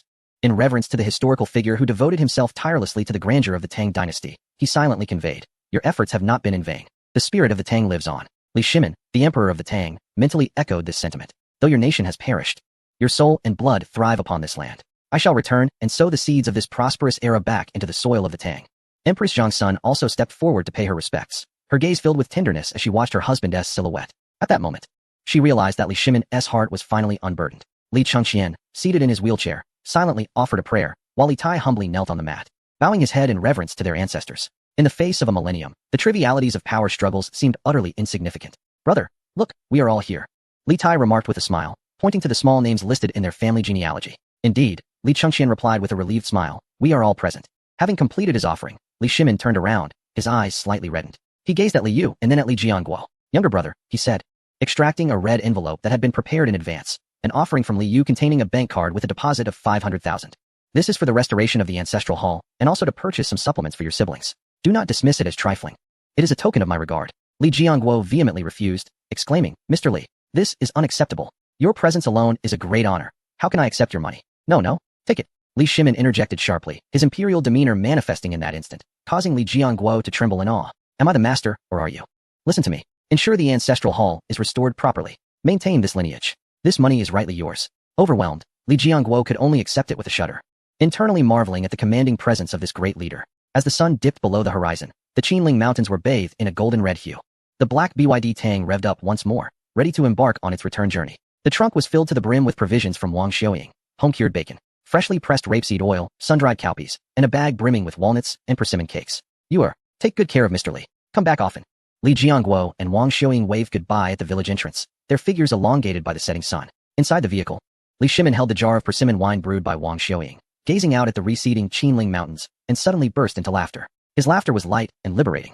"You are recalled." "Yes, second uncle." Li Shimin caressed the jar, his gaze resolute. "On this journey, I have glimpsed the path of greatness and illumination, witnessed the bounty of the earth, and felt the warmth of home. Upon my return, I shall ensure that the people of the Tang dynasty have homes like these, walk roads like these, and savor meats like these." Li Yu, through the rearview mirror, observed the car full of Tang entrepreneurs returning home, and could not help but smile. Yet, as he thought of the impending actions, his smile broadened even further. "Hold on tight, everyone." With a firm press on the accelerator, the car surged forward like a streak of light, merging seamlessly into the sunset over the Qinling Mountains. Chapter 75, Filial Piety and Benevolence. Part 1. Without any prior warning, a torrential downpour began to pour down. The BYD Tang traversed the Jingkuan Expressway through the Qinling Mountains, its headlights cutting through the curtain of rain ahead. The relentless patter of raindrops hammered against the car roof, creating a muffled sound that stirred unease within. The windshield wipers swung rapidly, yet they failed to clear the layers of mist obscuring the view ahead. The atmosphere, which had been somewhat warm due to the ancestral visit, was abruptly chilled by the sudden downpour. "You error, find a place to stop," suggested Li Yuan from the passenger seat, instinctively tightening his grip on the seatbelt. He gazed out at the curtain of rain that seemed to engulf everything, coupled with the darkening sky. The deluge was indeed disconcerting. "All right," Li Yu replied, glancing at the navigation system. "There's a service area ahead. Let us take shelter from the rain." The vehicle entered the Qinling service area.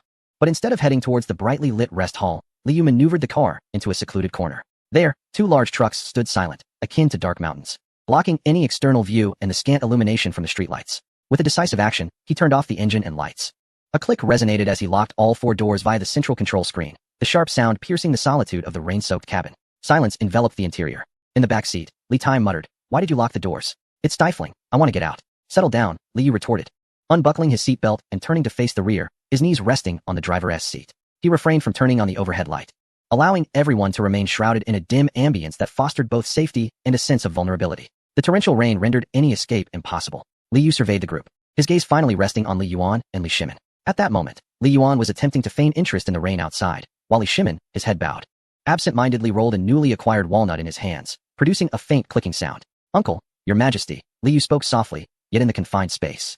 His words were as clear as whispers in one's ear. "The rain is quite heavy. Let us take a moment to pause. Now that there are no outsiders, I have something to discuss." Li Yuan, cocooned in his jacket and seemingly asleep with his eyes closed, remained still. In contrast, Li Shimin sat upright, his fingers spinning the walnut with fervor. "Your majesty," Li Yu called out directly. Li Yuan's eyelids fluttered but did not open. His voice was hoarse as he replied, "You are.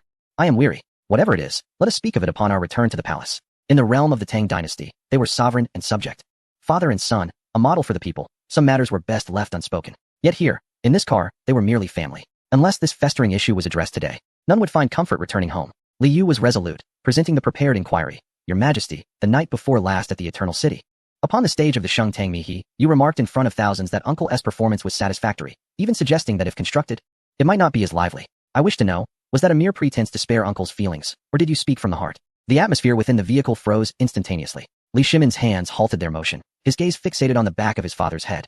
A mixture of longing and trepidation reflected in his eyes. He yearned to uncover the truth, yet feared that the revelation would shatter his heart. Li Yuan, still with his eyes closed, scoffed with a mocking smile. Do you truly take the words spoken upon the stage to heart? They are merely for the amusement of the common folk. Am I to publicly denounce him as an ungrateful son before generations yet to come? I still have my dignity. Upon hearing this, the light in Li Shimin's eyes extinguished instantly, his head drooping as if he were a child chastised by a parent for a transgression. Is that so? Li Yu chuckled, a hint of amusement in his tone. But, Your Majesty, acting can only deceive for a time. It cannot endure for long. These past few days in the modern world, your second uncle has served you food, and you have eaten. He carried you down the stairs, and you did not resist. Today, back in our ancestral home, he poured you wine, and you clinked glasses with him. If you truly harbored such hatred towards him, genuinely believed him to be a despicable villain, could you have consumed the food he offered? Could you have drunk the wine he poured? In the days of Dun Palace, you would not allow him through the door. How is it that, 14 centuries later, your defenses have crumbled? Li Yuan opened his eyes. The once kind gaze now reflected only exasperation and a touch of panic, stripped of any benevolence. He turned to glare at Li Yu, his chest heaving violently. Must you, my wayward grandson, insist on tearing down this veil? Yes, I have eaten. I have drunk. It is because I am old. I lack the strength to contend with him. In this unfamiliar place, who else can I rely on but him? But what does that signify? Does it imply that I have forgiven him? His voice rose sharply. The pent-up resentment of 9 years bursting forth within the confines of the small carriage. Li Yu, do you have any idea how much I suffer? Do you think that a few shared meals and the sight of lights can cleanse the bloodshed of the past? Li Shimin trembled, yearning to call out father, but found his voice trapped, unable to utter a single word. Li Yu did not retreat. Instead, he stepped forward. Your Majesty, where does your pain lie? Speak of it. For your second uncle is here, as am I, along with Gao Ming and Qin Quebec. Today, let us purge this festering wound. Where does it lie? Li Yuan laughed bitterly, the sound more mournful than any cry. Very well, since you, the younger generation, wish to strip away this facade, what have I left to conceal? He gestured towards the rain-soaked window, as if envisioning the bloody scene from 9 years prior. Erlang. Li Yuan did not gaze at Li Yu, but instead looked through the rearview mirror at Li Shimin in the back seat. You perceive only my favoritism, my oppression of you. But do you understand why I acted thus? I am the founding emperor of the Tang dynasty. I am not merely your father. I am also the father of Li Jianqing, the father of Li Yuanji. Both hands bear flesh. You are a valiant general, your achievements eclipsing the sovereign, and your proud warriors heed not my commands. If I do not keep you in check, what shall become of the crown prince? What of the Eastern Palace? What of the principles of this court? I sought to ensure that you brothers could coexist. I even contemplated granting you a fief in Luoyang, or even dividing the Tang dynasty in two. I have exhausted every means to preserve the lives of you brothers. Yet what of you? Li Yuan suddenly turned around, his frail fingers trembling as they pointed at Li Shimin, his eyes filled with anguish. You grant me neither time nor opportunity. On the day of the Xuanwu Gate, I was rowing a boat on the sea pond, contemplating how to resolve the discord among you brothers. And what transpired? Yu Qigong barged in with a bloodied spear, compelling me to draft an edict of abdication. Erlang, that was a palace coup. You held a knife to your own father's throat. Throughout my life, I have fought valiantly, establishing the Tang dynasty. I have always believed I honored the ancestors of the Li family. Yet, what have I ultimately received? A coup from my own son. Confined to that small place, I must watch you donning the dragon robe with grandeur, while I am forced to feign a smile. Li Yuan's accusations lashed at Li Shimin like a whip. Li Shimin's eyes reddened, his voice hoarse. Father, I have not imprisoned you. I merely just what? Li Yuan interrupted him sharply, spittle flying onto Li Shimin's face, claiming it was merely to protect me? Merely to allow me to enjoy my twilight years? Nonsense. Li Yuan's emotions crumbled entirely. He was no longer the benevolent old man. He was an elder stripped of authority, son, and dignity. I relinquished my power to you. I yielded the throne. In the contest of kings, I concede. Who compelled you to be so resolute? Li Yuan's voice suddenly fell, beginning to sob. A heart-wrenching sound. But Erlang, you must not, under any circumstances, commit fratricide. Li Yuan covered his face with his hands, tears streaming down. Jianqing was guilty. Yuanji was guilty. You killed them, and I endured. That was a conflict among brothers, a failure in my parenting. But what of those children? Qingdao, Qingde, Qingxuan. How young they were. The eldest was merely 10. The youngest had just learned to walk. They were my own grandsons. They were the children who called me grandfather. How could you do such a thing? How could you bear to do it? That night, as I listened to the screams outside, my heart bled. You slaughtered them cleanly, expelling them from the clan, leaving not even a complete corpse. Erlang, you are too cruel indeed. How can I ever forgive you? Each time I see you, I am reminded of that pool of blood. I envision rows of small coffins. Li Yuan's cries echoed within the carriage, both piercing and despairing. The little child was startled awake, bursting into tears. Empress Changsun quickly covered the child's ears, tears streaming down her face. Li Chengxian and Li Tai were utterly frozen, staring blankly at the tragic performance of father and son. Li Shimin stood momentarily paralyzed. Li Yu timely offered a knife. Second uncle. The emperor says you do not grant him time. This phrase ignited the pent-up grievances and fears of Li Shimin, smoldering for 9 years. Time. Father. You expect me to grant you time? The poison wine Jiansheng offered me was just 3 days before the incident. Had I not been fortunate enough to expel it, I would have long since become a pile of bones. Where were you then? You were in the harem, drinking wine. Li Yuanji has bribed my imperial guard, intending to ambush and eliminate me at Kunming Pool. Where were you then? You were engrossed in your balancing act. You professed a desire to safeguard us. Yet your balancing act merely allows us to tear at each other like fighting cocks. Do you truly believe that this secures the throne? Li Shimin tore open the clasp of his collar, as though striving to free himself from some unseen restraint. He knelt upon his seat, tears streaming down his face as he faced Li Yuan. Father, do you think I wish to kill? That is my own nephew. But what choice did I have? At that time, the Prince of Qin's residence and the Eastern Palace were already drenched in blood. My subordinates were watching me. If I showed mercy, if I left a potential threat, what would happen if they revolted? What would become of the Tang dynasty? Li Shimin pointed toward the trembling figures of Li Chengqian and Li Tai, tears cascading down his cheeks. You grieve for the demise of Jiansheng and Li Yuanji's children. What are my children? Had it been I who lost that day, had I perished at Xuanwu Gate, do you believe Jiansheng and Li Yuanji would have spared Chengqian? Would they have shown mercy to Qin Ke or Lizzie? They would have met a fate far worse than those 10 children. They would have been completely eradicated, reduced to mere pulp. Li Shimin pounded his chest, his voice a mournful wail. Father, I too am a father. I wish to protect my children.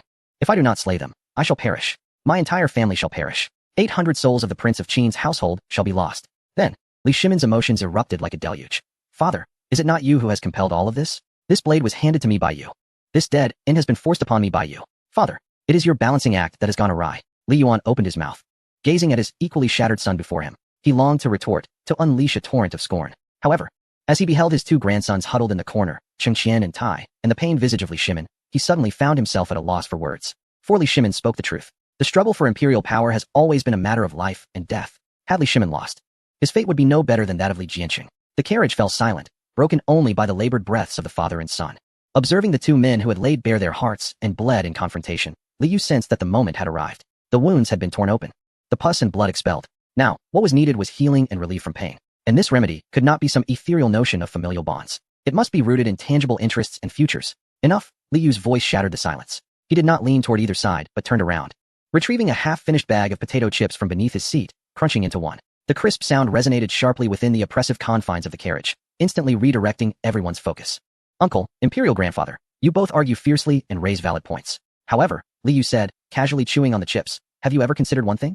While you debate right and wrong, and who bears the greater grievance, do the common folk of the Tang dynasty truly care? Li Yu pointed towards the darkness outside the window, which harbored the majestic Qinling Mountains, the very cradle of the Tang dynasty. The common folk cared little for who ascended the throne, be it Li Jiansheng or Li Shimin. Did it truly matter to them? Their sole concerns were simple. Where would tomorrow's breakfast come from? Could they pay fewer taxes this year? Would winter leave them frozen? Li Yu turned to Li Yuan. Your Majesty, you consider yourself a benevolent ruler, yet during the reign of Wuda, the Turks invaded year after year, forcing the populace to flee. Is that true benevolence? He then regarded Li Shimin. Second uncle, you see yourself as a wise sovereign, yet in the early years of Jingguan, drought struck, and families resorted to eating their own children. Did that not pierce your heart? Both men bowed their heads in silence. With a sigh, Li Yu continued. In the eyes of the common people, matters such as the Xuanwu Gate incident or the struggle for succession are merely domestic affairs of the Li family. As long as these issues do not hinder their farming, they remain indifferent. A sudden smile illuminated Li Yu's face, brimming with confidence. But now, things are different. We possess potatoes yielding 5,000 jin per mu, drought-resistant corn, and cotton to keep the people warm in winter. And we have that sage who can devise unfailing strategies. Li Yu gazed at the father and son, his eyes gleaming with intensity. With these resources, the people of the Tang dynasty will have enough to eat, wear warm clothing, and live lives unlike any seen in previous dynasties. Your Majesty, if you remain fixated on the past, you will miss the arrival of this prosperous era. Second uncle, if you continue to bear the weight of past grievances, you will be unable to lead the Tang dynasty to new heights. He extended his hands, somewhat forcefully bringing the two together. For the sake of this family, for our kinship, and for the millions of people of the Tang dynasty, you two must reconcile. Only with your harmony can the family be stable. When the family is stable, the nation will be secure. When the nation is secure, the treasures we bring back can genuinely nourish the people. Your Majesty, you surely do not wish to see this promising situation tarnished by your internal strife. Second uncle, you do not wish for the people to be disappointed, nor for future generations to label you as a ruler consumed by petty disputes, he implored. Li Yu's words flowed like a clear stream, extinguishing the flames of discord within them and nurturing the parched bonds of kinship. Indeed, compared to the impending era of prosperity and the good lives of the people, their past grievances were trivial. Li Yuan looked at Li Shimin, his gaze softening at last. He recalled the delightful meals of recent days, the vibrant lights, and envisioned a future where all would have their fill. Erlang, Li Yuan's voice trembled. But no longer with sharpness, Yueter speaks wisely. Let the past be bygone. I may be aging, but the Tang dynasty still relies on you. If you can truly ensure that every citizen is well-fed and warmly clothed, I will plead with our ancestors on your behalf regarding the Xuanwu Gate incident. Upon hearing this, tears welled in Li Shimin's eyes once more. He grasped his father's hand tightly, nodding fervently. Rest assured, father, I swear, I shall ensure that every citizen of the Tang dynasty is well-fed and warmly clothed. I will bring nations to pay their respects. I will not let you down. The hands of father and son clasped tightly together. This time, there was no suspicion, no resentment, only a shared consensus toward the singular goal of a flourishing Tang dynasty. Li Yu gazed at the scene before him, exhaling a deep sigh of relief, a smile of contentment gracing his lips. This was the outcome he had longed for, not merely a reconciliation of emotions, but a harmonious convergence of interests and ideals. Enough, he thought, snapping his fingers to dispel the overly sentimental atmosphere. Since we've reconciled, there's no need for tears. Turning his attention to the two young quails cowering in the corner, a peculiar smirk crept across his face as he remarked darkly, now that the elders are settled, it's your turn. As the sobs from the front row gradually subsided, Li Yuan leaned back in his chair, eyes closed in contemplation, though traces of tears marked his face. The oppressive gloom that had lingered for 9 years finally began to dissipate. Li Shimin continued to dab his face with a tissue, occasionally sniffling like a child who, having suffered injustice, was finally rewarded with a sweet treat. The carriage fell into a tranquil silence, save for the diminishing sound of rain outside and the monotonous rhythm of the windshield wipers. Li Yu, however, did not grant the others much respite. He pivoted, kneeling on the driver's seat, his gaze sweeping over the center armrest to the two young men in the back row. There sat Li Chengqian, the crown prince of the Tang dynasty, alongside Li Tai, the prince of Wei. The pair huddled in the corner, fervently attempting to diminish their presence, clearly shaken by the explosive confrontation between their father and grandfather moments earlier. Gao Ming, Qin Ke, Li Yu's voice resonated softly, laced with a hint of scrutiny. Did you comprehend the drama that just unfolded? That was the resolution of the grievances from the previous generation. He gestured toward them, his tone shifting to one of playful intrigue. Now, it is our generation's turn. Without directly naming names, he focused his attention on Li Tai, who at that moment was clutching a copy of 100,000 Whys, pretending to read it upside down. Qin Ke, Li Yu called out. Li Tai jumped, not daring to lift his head. Brother, I'm reading. Cease your pretense. The book is upside down, Li Yu said, unrelentingly exposing his ruse. How could you remain unaffected by the fierce exchange between our grandfather and second uncle? Indeed, it left a profound impression, Li Tai stammered. The reconciliation between father and grandfather is truly a fortunate event for our family. Spare me the formalities, Li Yu replied, grinning like a ravenous wolf spotting its prey. Let us speak candidly. Just moments ago, our second uncle claimed that the incident at Xuanwu Gate was compelled by circumstances, a matter of survival. What about you? Li Tai shrank back. What do you mean? I'm perfectly well. Perfectly well? Li Yu scoffed. Qin Ke, do you believe that if you are clever enough, talented enough, and can win father's favor, that position will inevitably be yours? Absolutely not. Li Tai exclaimed, hastily waving his hands. Brother, do not misinterpret my intentions. I have no aspirations for the crown prince position. You are the legitimate heir, the rightful successor, while I am merely a compiler of books. A compiler of books? Li Yu leaned in closer, his voice lowered in an enticing manner. Does compiling books necessitate befriending numerous ministers? Does it require you to publicize your virtuous reputation far and wide? Does one need to display a more princely demeanor than your elder brother before our father, the emperor? When compiling a book, cold sweat beaded on my forehead as I cast a frantic glance toward Li Shimin. I was merely attempting to alleviate our father's burdens. Alleviate burdens? Li Yu scoffed, suggesting that you wish to share the throne with your elder brother? Elder brother, Li Tai exclaimed, his face flushed crimson. This is a heartless accusation. I have never harbored such thoughts. I simply wish to execute my duties well. Execute duties well. Li Yu pressed on, his tone growing increasingly sharp, piercing Li Tai's heart like needles. Then tell me, why, upon seeing your demotion in the history books, did your eyes reflect nothing but defiance? Qin Ke, admit it. You aspire to be emperor. Your thoughts have driven you to madness. You believe yourself more intelligent, healthier than your elder brother. You think that position rightfully belongs to you, stolen merely because you were born a few years later. You are unwilling to accept this. Are you not? Li Tai's breath quickened. He bit his lip, gripping the book tightly. He was holding back, knowing that to concede would be an act of treason. Yet, Li Yu's words were too piercing, too heart-wrenching. It felt as though he were stripped bare in public, ridiculed for his physique, with blood rushing to his head. I do not. Li Tai weakly protested, his voice tinged with tears. Beside him, Li Shimin instinctively wished to protect his Qin Ke, but restrained himself from speaking. Not so. Li Yu laughed scornfully, shaking his head. It appears I have misjudged you. You are nothing but a coward, daring to dream yet unwilling to acknowledge it. In that case, do not contest any longer. Humbly serve your elder brother as a sycophant for life. After all, you are destined to be a mere book compiler. When your elder brother ascends to the throne, should his mood permit, he may grant you a meal. Should he be displeased, well, look at you, in this cowardly state. Lacking even the courage to admit your ambitions, yet you wish to be emperor? Go home, wash up, and sleep. Enough. Li Tai could finally contain himself no longer. The thread within him, strained by Li Yu's relentless humiliation and provocation, snapped entirely. He slammed the book down onto the seat with a resounding thud. Raising his head, his chubby face now a deep crimson, his small eyes blazed with fury and resentment. I do. What of it if I have ambitions? Li Tai shouted, his voice deafening. The front row, including Li Shimin and Empress Changsun, were startled. Scrutinizing their usually obedient son, Li Tai was beyond caring. Cornered, he would fight back. I wish to become the crown prince. I desire to be emperor. What of it? I understand. Historically, I have lost. Perhaps I lacked ruthlessness. Perhaps fortune did not favor me. But, Li Tai pointed at Li Yu. His tone impassioned. That was the history of old. That was the history devoid of Prince Yu. Things are different now. Prince Yu has arrived. My elder brother's leg can be healed, and my mother's illness has improved. What does this signify? It signifies a change in destiny. If destiny can change, then why can't I fight for my chance? Li Tai grew increasingly exhilarated, as if envisioning a magnificent future where he could defy fate. I comprehend where the historical Li Tai faltered. He was too hasty, too ruthless. He uttered that foolish proclamation of killing his offspring to pass on his legacy. But now, I have discovered my advantage. As long as I steer clear of these pitfalls, as long as I refrain from errors, as long as I exhibit greater benevolence, filial piety, and capability than my elder brother, why should our father not choose me? Survival of the fittest, surely this is the natural order. Li Tai turned his gaze towards the silent Li Changqian, his eyes brimming with provocation. Elder brother, you claim to be the legitimate firstborn, rightful in your claim. Yet is it not true that virtue governs who holds dominion over this realm? In terms of talent, I was literate at 3 and composed poetry at 5. Regarding intelligence, during my brief time in the modern era, I grasped numerous mechanical principles with ease. Physically, I am at least a healthy individual. In what aspect do I fall short of you? If I were to ascend the throne, I would undoubtedly surpass your reign. Why should I resign myself to fate? Why must I bow and submit to you merely because I was born a few years later? I, Li Tai, refused to acquiesce. Chapter 78. Brotherhood and respect. Li Tai's roar reverberated within the carriage. Even the young child was momentarily silenced. Li Shimin observed his second son, who typically displayed utmost filial piety, now revealing such a sinister visage and raw ambition. The voracious desire to consume everything felt foreign to him. However, before Li Shimin could react, Li Changqian, who had remained silent and with his head bowed, began to move. Contrary to Li Tai's expectations of retorts, he merely struggled to adjust his plastered leg within the cramped back seat. Then, propping himself with his hands on the seat, he laboriously straightened his back, directing his gaze towards Li Shimin in the front row. In the dim light, the onlookers noticed that Li Changqian's face was already streaked with tears. Father.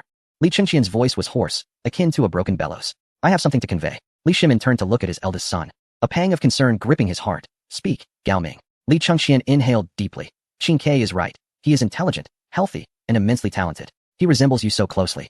He is indeed more suited for that position than I am. Suddenly, he reached out and grasped Li Tai's hand. Taken aback by this unexpected gesture, Li Tai instinctively attempted to withdraw, only to find himself firmly held by Li Changqian. Qin Ke desires to be the crown prince. I am aware of this.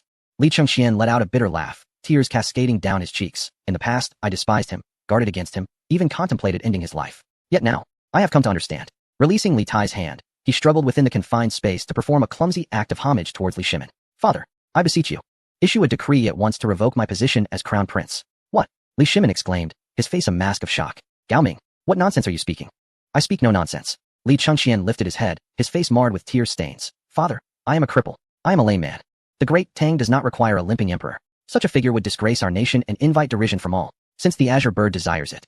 Let it be granted. As long as it can govern the realm well and treat the people kindly, I, the son, am willing to yield. Li Changqian pointed at Li Tai, tears streaming down his face. I am truly exhausted. I no longer wish to contend nor to defend. Each night, slumber eludes me. As I close my eyes, visions of those who wish to harm me haunt me, and the coldness of the Eastern Palace envelopes my thoughts. I do not wish to become a madman, nor a beast that slays his own brother for the throne. Father, please grant me this mercy. Li Changqian clutched his chest, his voice piercingly sorrowful. I only wish to be your son, to be the grandson of the emperor, to be a brother to my younger siblings. I yearn for a peaceful existence, to witness the Azure Bird govern the realm, and to frolic with my siblings in the fields. Whoever desires the position of crown prince may take it. I truly can no longer bear it. Wailing, Li Changqian collapsed onto the chair, sobbing inconsolably. His sorrow was genuine, steeped in despair and a calculated retreat. He had realized that in this household, showing weakness might prove more advantageous than displaying strength. If he could not win, he would embody the role of the victim to its fullest, igniting his father's guilt to the brim. Indeed, his words struck a chord deep within Li Shimin's heart. Gazing at his eldest son, who cried with a limp leg, his heart nearly shattered. This was his legitimate firstborn, the one he had once held in such high hopes.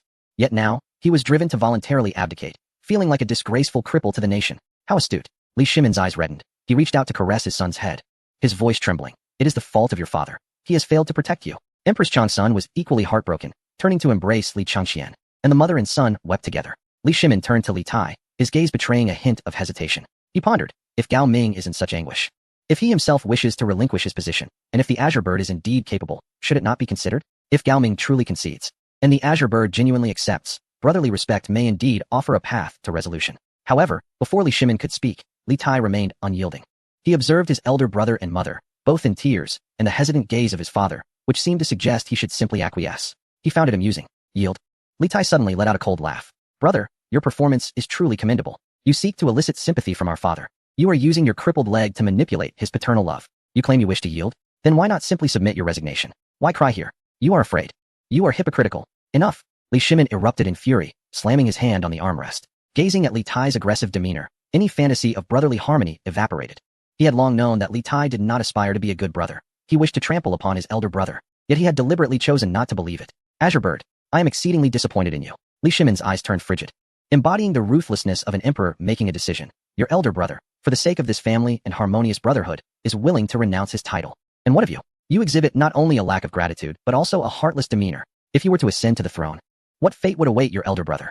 Li Shimin pointed at Li Tai and declared, let it be known today, the position of crown prince belongs to your elder brother. No one shall usurp it. Do not harbor such delusions. Upon your return, I shall issue a decree to bestow you a fief. Without my edict, you shall never return to Chang'an in this lifetime. Exile. Upon hearing this, Li Tai's face turned ashen. He gazed at his furious father, then at his disappointed mother, and finally at his elder brother, who was still sobbing, seemingly bearing an immense grievance. A surge of resentment and despair welled up within him. He could not comprehend it. His father had once favored him so dearly, had subtly indicated his potential. Why, then, was he being cast aside so abruptly? Just because his brother had shed a few tears? Just because his brother had a limp? No, I refuse to accept this. Li Tai abruptly leapt from his seat, though restrained by his safety belt, his eyes blazing red, resembling a cornered beast. Father, what pretense of sanctity is this? You wish to banish me? You call me ungrateful? Who was it that held my hand and spoke those very words to me? Chapter 79. Brotherhood beneath the throne. Li Shimin felt a sudden pang of foreboding wash over him. What did you say? Li Tai had completely abandoned restraint.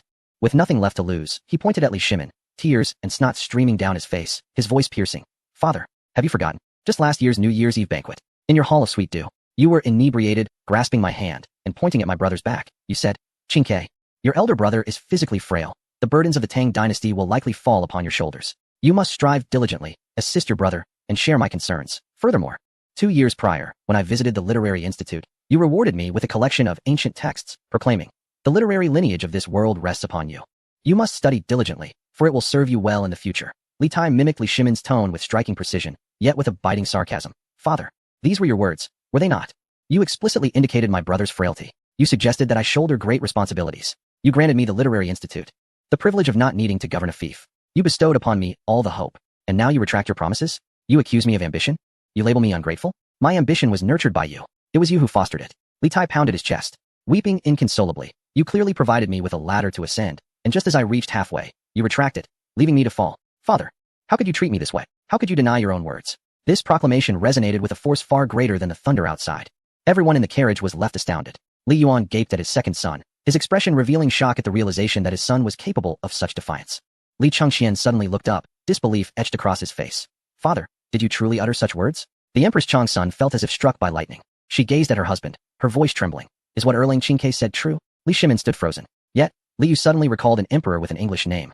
Casting a mocking glance at Li Shimin, the latter's face flushed crimson. A wave of shame enveloped his mind, akin to the embarrassment of dancing naked in public.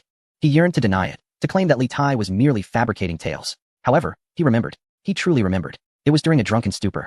Or perhaps because of Li Tai's undeniable charm, that he had uttered those words of encouragement. To him, they were merely expressions of paternal affection, intended to spur his son towards greater ambition. Yet, he seemed to overlook a crucial truth. A sovereign's words hold weight. For an ambitious prince, every encouraging remark from the emperor serves as a potent stimulant, a decree leading to the throne. Why, your majesty? Li Shimin stammered, beads of cold sweat trickling down his forehead. He had remained unflustered when he committed murder at Xuanwu Gate, unshaken when facing the Turkic army at the Weishui Bridge. Yet now, confronted with his son's blatant accusation, he faltered. The facade of the perfect emperor had been stripped away by his own son. His so-called doctrine of balance had been revealed as a most insidious manipulation. How wonderful. Li Chengxian suddenly laughed, a laugh steeped in profound melancholy. So this is how it is. In the eyes of father, I am no longer the crown prince. I am merely a placeholder for Qingke. Astounding. No, that is not what I meant. Li Shimin desperately attempted to clarify. What does it mean then? Li Tai shouted back, Father, do you dare swear you never said such things? Under the relentless interrogation from his two sons, and the piercing gazes of his wife and father, Li Shimin finally succumbed. He slumped into his chair, hands covering his face, releasing a long, regret-laden sigh. It was I who spoke those words. I was foolish. Li Shimin raised his head, tears streaming down his face. I thought it was love. I believed it was to inspire your progress. I thought as long as I was here, I could keep everything under control. I was wrong, gravely wrong. It was I who dug this chasm between you brothers.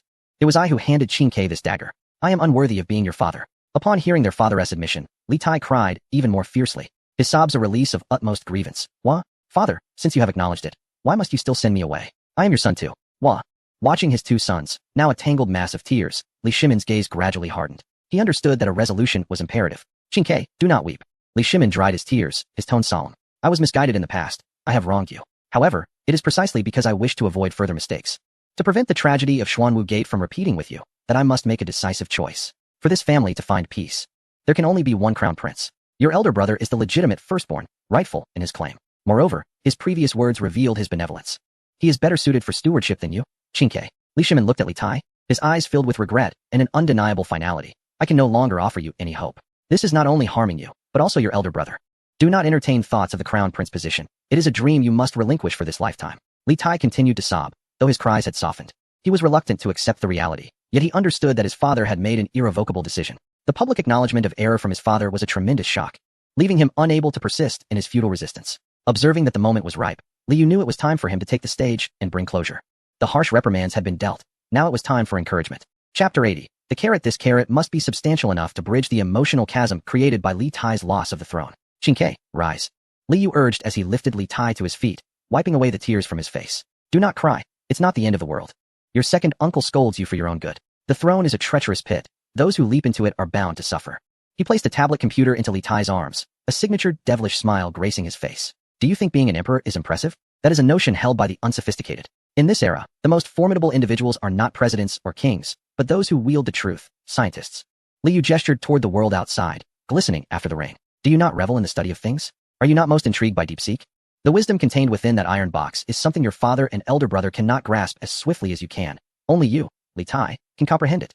Imagine if you could create a steam engine that allows the carriages of the Tang dynasty to run without horses. Or if you could invent an electric light that illuminates the nights of the Tang as brightly as day. Or if you could devise cannons that compel the Turks to kneel before they even see us. In such moments, who would you become? Liu leaned closer to Li Tai, whispering each word as though they were the devil's own incantations. You are not merely the Prince of Wei.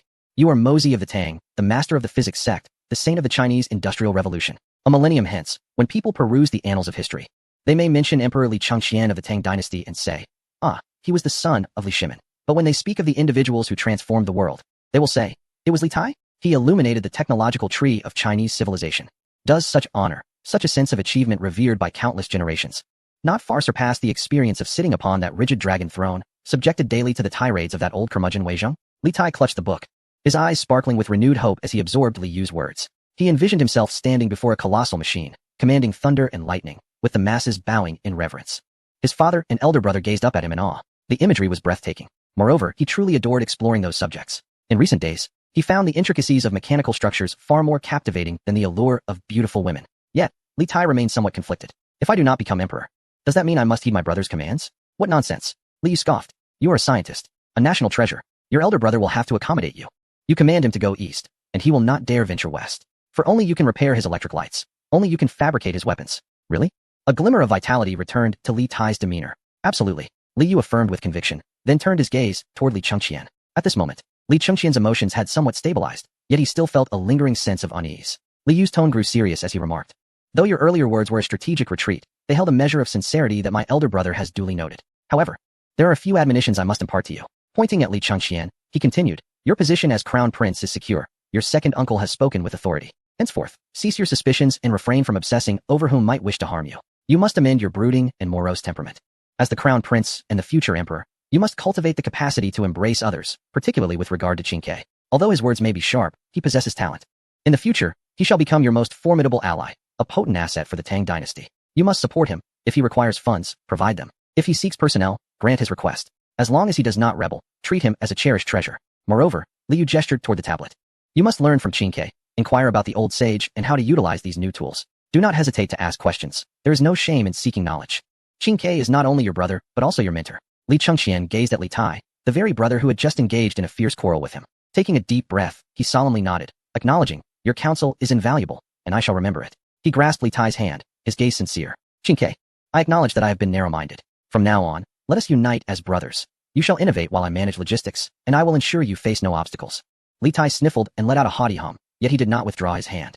Witnessing this exchange, Li Shimin exhaled deeply, sinking into his chair, relieved that this hurdle had finally been overcome. Enough, Li Yu did not immediately declare the meeting adjourned. He understood that while the recent confrontation was intense, it merely served as a band-aid. To thoroughly remedy this royal ailment, a more enduring solution was necessary. He tapped the back of his chair, recognizing that while the emotional knots had been untied and the pus expelled, they must guard against the wound becoming infected again. Looking at the family, Li Yu's expression turned more solemn. Thus, we must establish a consensus. What kind of consensus? Li Shimin straightened in his seat, now genuinely receptive to his nephew's words. A candid gathering. Li Yu raised a finger, gesturing in the air. From this day forth, whether we are in the Tang dynasty or elsewhere, our family must convene once a month for such a meeting. The venue will be either the Qingguang Hall or the Lijing Hall, with the doors firmly shut. No one is permitted to enter, not even Wang Da. Wang Da sneezed. In this assembly, there shall be no rulers or subjects, no parents or children, only family.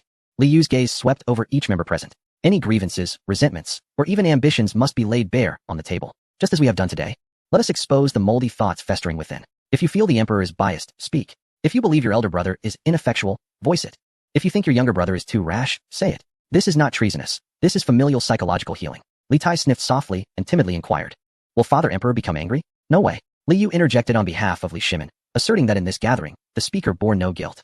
Whoever dared to seek retribution later, or resort to underhanded tactics, would face the wrath of the entire family. Li Yu then turned to Li Shimin, teasingly remarked, Second uncle. As the head of the family, you must lead by example. Do you dare to agree? Chapter 81. The mechanism of the confession session. Li Shimin paused momentarily. For an emperor to endure criticism in front of his sons. Yet, gazing into those swollen, red eyes, he recalled the heart-wrenching pain he had just felt. Very well, I shall agree. Not only that, but I shall also take the lead. Li Shimin, as if to affirm his resolve and alleviate the earlier awkwardness, cleared his throat and earnestly began his confession. In truth, there are times when I too experience fear. Everyone perked up their ears. Even the mighty Khan feels fear. I am indeed quite afraid of that old curmudgeon, Wei Zheng. Li Shimin wore a wry smile, admitting that whenever Wei Zheng glared at him, his heart would tremble. At times, I contemplate ending his life, yet I fear you would mock me for lacking magnanimity. I even dream of him chasing me with his tablet to reprimand me. A soft chuckle escaped Empress Changsun, followed by laughter from Li Chengqian and Li Tai. Even Li Yuan, who had pretended to be asleep, couldn't help but smile. It turned out that even the formidable father emperor had his moments of vulnerability. This delightful contrast swiftly bridged the gap between father and sons. Moreover, Li Shimin gazed at Li Tai, his expression turning complex. My previous favoritism towards you was indeed selfish. I perceived you as a reflection of my younger self, full of vigor and brilliance. I treated you as my shadow, which was a mistake. I should not impose my own shadow upon you. Li Tai listened, his eyes reddening once more. However, this time he did not weep. Instead, he inhaled deeply and stood tall. Father Emperor, I understand now. I shall not be your shadow. I aspire to become the Mosey of the great Tang. I shall surpass you. Excellent. Such ambition. Li Shimin erupted in laughter. Allow me to speak as well. Li Chengqian gathered his courage and glanced at Li Tai. In truth, Qing Ke, I envy you. You are intelligent, healthy, and favored by Father Emperor, as well as adored by all. At times, I regard you and feel like a superfluous presence. Elder brother. Li Tai interjected in alarm. Please, allow me to finish. Li Chengqian waved his hand dismissively, a relieved smile gracing his features. But today, after hearing elder brother's words, I have come to a realization. I shall not compete with you in intelligence or talent, but rather in generosity. If you can invent that steam engine, then you are remarkable. However, I can provide you with the finest laboratory and shield you from the scorn of those censors. Does that not also denote my worth? Li Tai paused for a moment, then nodded vigorously. Indeed, elder brother is the greatest. Observing this scene, Li Yu smiled with satisfaction. Finally, this was as it should be. This was the life of a normal family. With the rules established, they would adhere to them moving forward. At the beginning of next month, on the first day, the inaugural formal confession meeting will take place, and no one is permitted to take leave. Li Yu pointed towards the car window. Get out. Let us breathe some fresh air. And while we're at it, let us accomplish something significant. What significant thing? Li Yuan inquired curiously, as he too felt the fatigue of sitting. We are going to take a photograph, Li Yu declared, pulling out his phone. Come on. Let us capture a family portrait in this world, 1400 years later. Everyone exited the vehicle. The air, fresh from the rain, was infused with the unique scent of the Qinling Mountains soil and pine resin. The service area was desolate, with only a few scattered private cars. Li Yu directed everyone to arrange themselves for the photo. Grandfather, you stand in the center, the prime spot. Yes, don't look so serious. Give us a smile. Li Yuan stood in the middle, grinning widely, his posture straightened, tightly clutching a porcelain teacup emblazoned with the phrase serve the people. Second uncle. You and the others stand behind grandfather. Second uncle, don't keep your hands behind your back, wrap your arm around it. Yes, that's right. Be more affectionate. This is modernity. We don't adhere to such formalities. Li Shimin's face flushed, but he still extended his arm, clumsily draping it over Empress Changsun's shoulder. She leaned gently against him, her expression radiating a sense of tranquility and happiness after a storm. Gao Ming, you sit in the front with your wheelchair. Qing Ke, don't hide. Lean on your elder brother and make a peace sign. Yes, just like the gesture I taught you earlier. Li Tai chuckled, his chubby frame resting on Li Chengqian's back. Li Chengqian grimaced under the weight. You fatso, it's time to lose some weight. Ha ha ha. Li Tai made a silly face, his pudgy fingers forming a V over Li Qingqian's head. I'll hold little CZ. Li Yu cradled the sleepy little CZ. With milk stains still lingering at the corner of the child's mouth, standing at the edge while adjusting the phone to selfie mode. On the screen, 7 faces were squeezed together, some old, some young, some with swollen eyes from tears, others beaming with radiant smiles. The barriers of ruler and subjects, father and son, brothers' grievances had vanished, leaving only family unity. Are you ready? Look at the camera. Li Yu shouted. What should we shout? Long live the Tang dynasty. Li Shimin instinctively exclaimed. Long live science. Li Tai chimed in, waving a book in his hand. Long live candy. Little CZ sleepily called out, her voice adorably innocent. Cheese. Li Yu pressed the shutter. Click. The flash illuminated, freezing the moment. In the photograph, Li Yuan smiled like a humble farmer. Li Shimin's gaze was filled with tenderness. Empress Changsun was dignified and beautiful. Li Chengqian's eyes were clear. Li Tai made a silly face. Little CZ rubbed her eyes in confusion. And Li Yu beamed the brightest, revealing a set of gleaming white teeth. Let us go home, Li Shimin proclaimed, waving his hand. His voice echoing in the empty parking lot with vigor. The vehicle roared to life once more, heading toward the city of Xi'an. As Li Shimin gazed at the swiftly receding scenery outside, he turned to Li Yu and glanced at his 2 sons. What is the first thing I shall do upon our return? Li Yu asked while driving. I shall build the largest laboratory for Qing Ke. Then, let us construct the finest sanatorium for Cheng Qian. And furthermore, a stage for my father. As for myself, Li Shimin gently placed his hand over his heart and let out a long sigh of relief. I desire a restful slumber, a sleep that allows me to awaken naturally. No one shall disturb me. Chapter 82. Li Ku's resolve in Chang'an, within the Tai Chi Palace, at the council hall of the Central Secretariat. The cicadas outside were a source of vexation. Li Ku sat behind the grand Zetan desk originally belonging to Fang Xianling, his back straight and posture impeccable. Beads of sweat forming on his forehead, yet the pen in his hand remained steady. It had been a full 24 hours since his father, accompanied by the entire family, had gone with his brother Li Yu to the Qingguang Hall to pray for blessings. Li Ku had scarcely closed his eyes. Your Highness. A secretary from the Central Secretariat entered with a stack of urgent memorials, carefully presenting them. These pertained to water conservancy repairs in Huainan. Set them down. Li Ku instructed without lifting his gaze, his attention fixed on a document regarding the locust plague in Hebei. He picked up his pen, poised to make annotations, but suddenly halted midair. By protocol, the Prince Regent could review memorials but could not use the imperial red ink that was reserved for the Emperor. He could not issue direct orders, but could only command or advise. Taking a deep breath, Li Ku switched to a black ink pen and meticulously inscribed his opinions in the corner of the memorial. The Ministry of Revenue shall immediately verify the grain reserves in Hebei, without need for reporting, and allocate 30,000 shirt at Sangzhou for contingency. If no disaster occurs, the grain shall be used for labor to repair the riverbanks. If disaster strikes, the granary shall be opened. This, as instructed by the Regent, Prince Wu. Upon completion, he did not immediately affix the Regent's seal, but instead retrieved a small personal seal inscribed with the character Ku, placing it in the corner. Next to it, he added a humble and cautious note. Once the Emperor's well-being is assured, please supplement with the red seal. After finalizing the document, Li Ku rubbed his aching temples. Your Highness, at that moment, Zhang Xingqing, the Deputy Minister of Justice, entered, exclaiming, Your Highness. Zhang Qing, what is the matter? Li Ku glanced at him, lifting the now lukewarm tea for a sip. Over in Wanyan County, the grain merchant Zhao Si has colluded with 13 rice dealers from Shishir, abruptly announcing a depletion of their grain reserves, raising the price of rice from 5 coins to 8 coins. Moreover, Zhang Xingqing lowered his voice. Rumors are rampant. There are whispers that His Majesty has been abducted by the sorcerer Li Yu and that his fate is uncertain. They claim the fortunes of the Tang have run dry. They even say that Your Highness has taken control of the palace and is preparing to ascend the throne. Is that true? Li Ku set down his teacup, the porcelain clattering against the table. He stood and walked to the window, gazing at the overcast sky. They are forcing my hand. The chill in Li Ku's voice was palpable. The rise in rice prices stirs unrest among the populace, while the spread of rumors sows discord among the military. They wish to see whether I, the Regent Prince Wu, have the courage to enact punishment. If I falter, chaos will ensue in Chang'an, providing them with cause to summon the retired emperor, even though he is not present, or to request Long-Sun Wuji to take charge. If I dare to act, Li Ku scoffed, it would be deemed tyrannical, an overreach, a means to win favor, thereby solidifying the charges of treason against me. This is a deadlock. No matter the course of action, it is fraught with peril. Zhang Xingqing wiped the cold sweat from his brow. Your Highness, what should we do? Shall we invite Minister Fang or Lord Changsun for a discussion? Absolutely not. Li Ku's gaze was as sharp as a blade. This is a critical moment. The imperial authority cannot be divided. If I were to consult them now, it would signify my inability to maintain control, and that would lead to true chaos across the realm. Issue the decree for me to act as regent.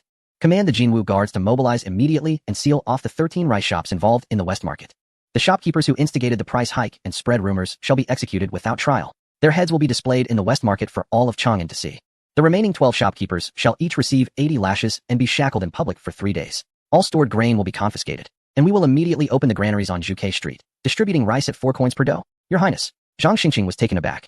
Executing merchants without the approval of the 3 judicial offices. This is tyranny. The censorate will surely come to impeach me. Li Ku declared sternly. Inform the censorate that I am regent. The chaos in Chang'an is my responsibility. If merchants cause disorder, I will execute them. If scholars create turmoil, I will arrest them. Whoever dares to stir trouble at this critical juncture, my blade will show no mercy. Go and carry out my orders. Yes, your highness.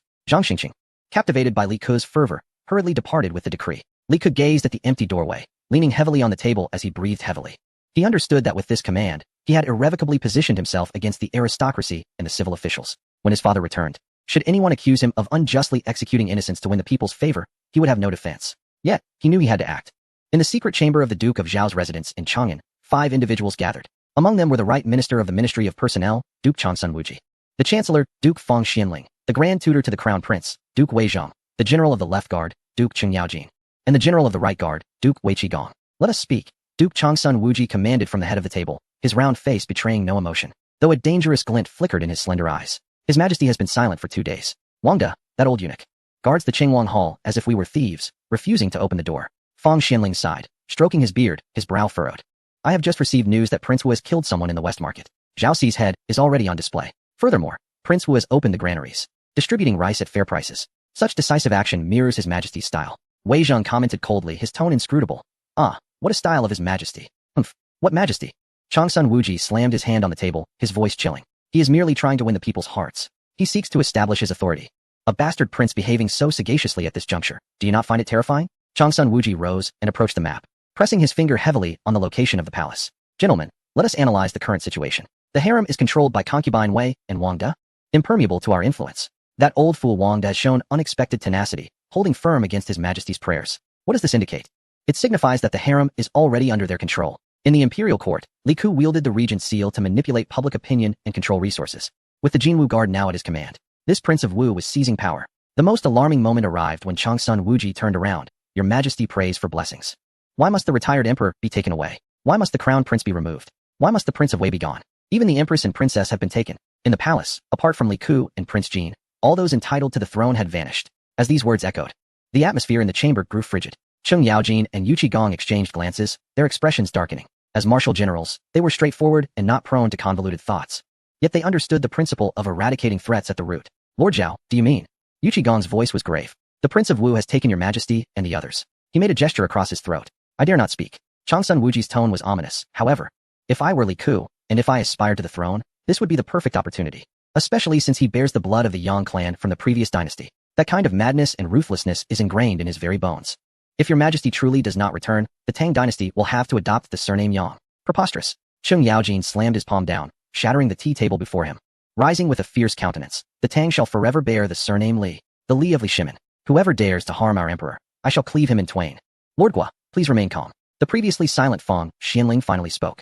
He was the intellect of the group, maintaining the last vestiges of rationality. There is as yet no conclusive evidence to prove the Prince of Wu's treason. Wang De's actions, while suspicious, may genuinely be the execution of a secret order. After all, the Prince of Yu, Li Yu, does possess some inscrutable methods. We must not act in haste. If we do, we play directly into their hands. Feng Xianling turned to Changsun Wuji. Brother Fujiji, we understand your concerns. However, to initiate a military coup without just cause would be unjustifiable. What then? Shall we simply wait? Changsun Wuji urged. Shall we wait until Li Ke has thoroughly purged the Jinwu Guard? Until he has rendered us, the old ministers, obsolete one by one? Certainly not. Wei Zhang rose, the toughest bone of the Tang dynasty, his eyes filled with resolve. Tomorrow marks the 3-day period your Majesty mentioned. Tomorrow at the hour of Chun. I shall carry a coffin to the Jiade Gate to die in protest. I intend to use my life to force open the doors of Qingwang Hall. I must see with my own eyes whether the emperor lives or dies. If the emperor is well, I shall die before him to atone. If the emperor has met with harm, Wei Zhang's voice faltered, then my coffin is prepared for that sorcerer and those treacherous ministers. Agreed. Yu Qigong stood, hand resting on his sword. Tomorrow, I, along with Cheng, will gather the troops of the left and right Wu guards outside Xuanwu Gate. The moment Wei Gong's coffin touches the ground, or if there is any movement within, we shall charge in. Cheng Yaojin added, his eyes gleaming with ferocity. Regardless of regency or princely titles, if we do not see the emperor, we shall turn Chang'an upside down to find him. Changsun Wuji gazed at this assembly of allies, united in their purpose to defend Li Shimin, despite their differing positions, and felt a sense of reassurance. With a nod, he decisively proclaimed, very well. It is settled. This night, we shall act separately. Minister Feng will contact the officials of the 3 provinces and 6 ministries to jointly press for the imperial audience tomorrow. Duke Wei will prepare for a deathly admonition. The 2 generals shall take charge of the outer city defenses to sever the communication between Li Ke and the troops outside the city. Gentlemen, Changsun Wuji bowed deeply to the assembly. The destiny of the Tang dynasty rests upon our actions tomorrow. I entrust this to you. In the afternoon, during the hour of Wei Li Ku had just finished processing a series of documents concerning the locust plague and had not yet had a moment to refresh himself with water when a guard announced at the door. Your Highness, Duke Su and Duke Yi request an audience. Startled, Li Ku's hand trembled, causing ink to splatter onto his sleeve. The anticipated moment had arrived. These two esteemed figures were the highest authorities in Chang'an at present and represented the forces he most feared. Without their support, his role as regent would be rendered a mere farce. Please. Moments later, Cheng Yaojin and Yu Qigong strode in, clad not in court robes, but in heavy armor. Swords sheathed at their waists, an aura of intimidation enveloping them. We pay our respects to His Highness, Prince of Wu. Although they saluted, their posture remained rigid, devoid of any semblance of reverence. There is no need for formalities, generals, Li Ku replied, forcing himself to appear composed. May I inquire the purpose of your visit? Nothing of great consequence, Cheng Yaojin replied nonchalantly as he took a seat. I heard that your Highness executed a grain merchant in the West Market. Quite impressive. I, Old Cheng, came specifically to witness the swiftness of your blade. Li Ku's heart tightened, and he responded coolly. In tumultuous times, strict measures are unavoidable. Indeed, quite unavoidable, Yu Qigong sneered. Stepping closer to the desk, his dark visage looming over Li Ku, their noses nearly touching. His Majesty instructed us to heed your commands for these 3 days. Therefore, for this duration, you may command the Imperial Guards as you wish. We shall overlook any acts of violence, provided they serve to stabilize Chang'an. My brother and I will support you. However, Yu Qigong's tone shifted sharply. This arrangement is time-limited. 3 days, only 3 days. Today marks the 3rd day, come tomorrow. If His Majesty has not made an appearance, Cheng Yaojin interjected leisurely, his fingers drumming against the scabbard, producing a resonant sound. Your Highness, you know my temper is rather volatile. If I do not see His Majesty by tomorrow, I might suspect that you have concealed him. At that point, should my hand slip, I may not be able to restrain my blade. This was an overt threat. Li Ku regarded these two formidable figures and understood that this was no jest. Should the Emperor fail to return by tomorrow, they would indeed rush in and reduce him to mere pulp. Yet he could not show weakness. As the regent prince, he embodied the dignity of his father. Drawing a deep breath, he rose abruptly, meeting Yu Qigong's fierce gaze. General Yuqi, General Cheng, I respect you as loyal subjects of my father, which is why I tolerate your rudeness. But remember this, I am a Li. Blood of the Emperor flows within my veins. I, like all of you, yearn for the safe return of my father. I stand here not for the sake of position, but to ensure the tranquility of this great Tang. Li Ku gestured towards the entrance. Do you wish to take my life? So be it. As long as my father does not appear by tomorrow, you may come for my head at any moment. But until then, as long as I remain the regent, you are bound to obey my commands. You must safeguard these 9 gates. Should anyone dare to let in a treacherous rebel, I shall not show mercy. His words resonated with righteous fervor. Cheng Yaojin and Wei Qigong were momentarily taken aback. They exchanged glances, and the malice in their eyes diminished, replaced by a hint of admiration. This young man possesses some courage. He does not resemble a treacherous usurper, but rather a cornered guardian dog. Very well. Cheng Yaojin rose, sheathing his sword, and bowed to Li Ku with a respectful gesture, this time lowering his waist slightly. With such words from your Highness, I am reassured. We shall guard the palace gates, ensuring not even a fly can enter. However, Cheng Yaojin raised his head, his gaze unwavering. Tomorrow at dawn is the final deadline. Your Highness, take heed.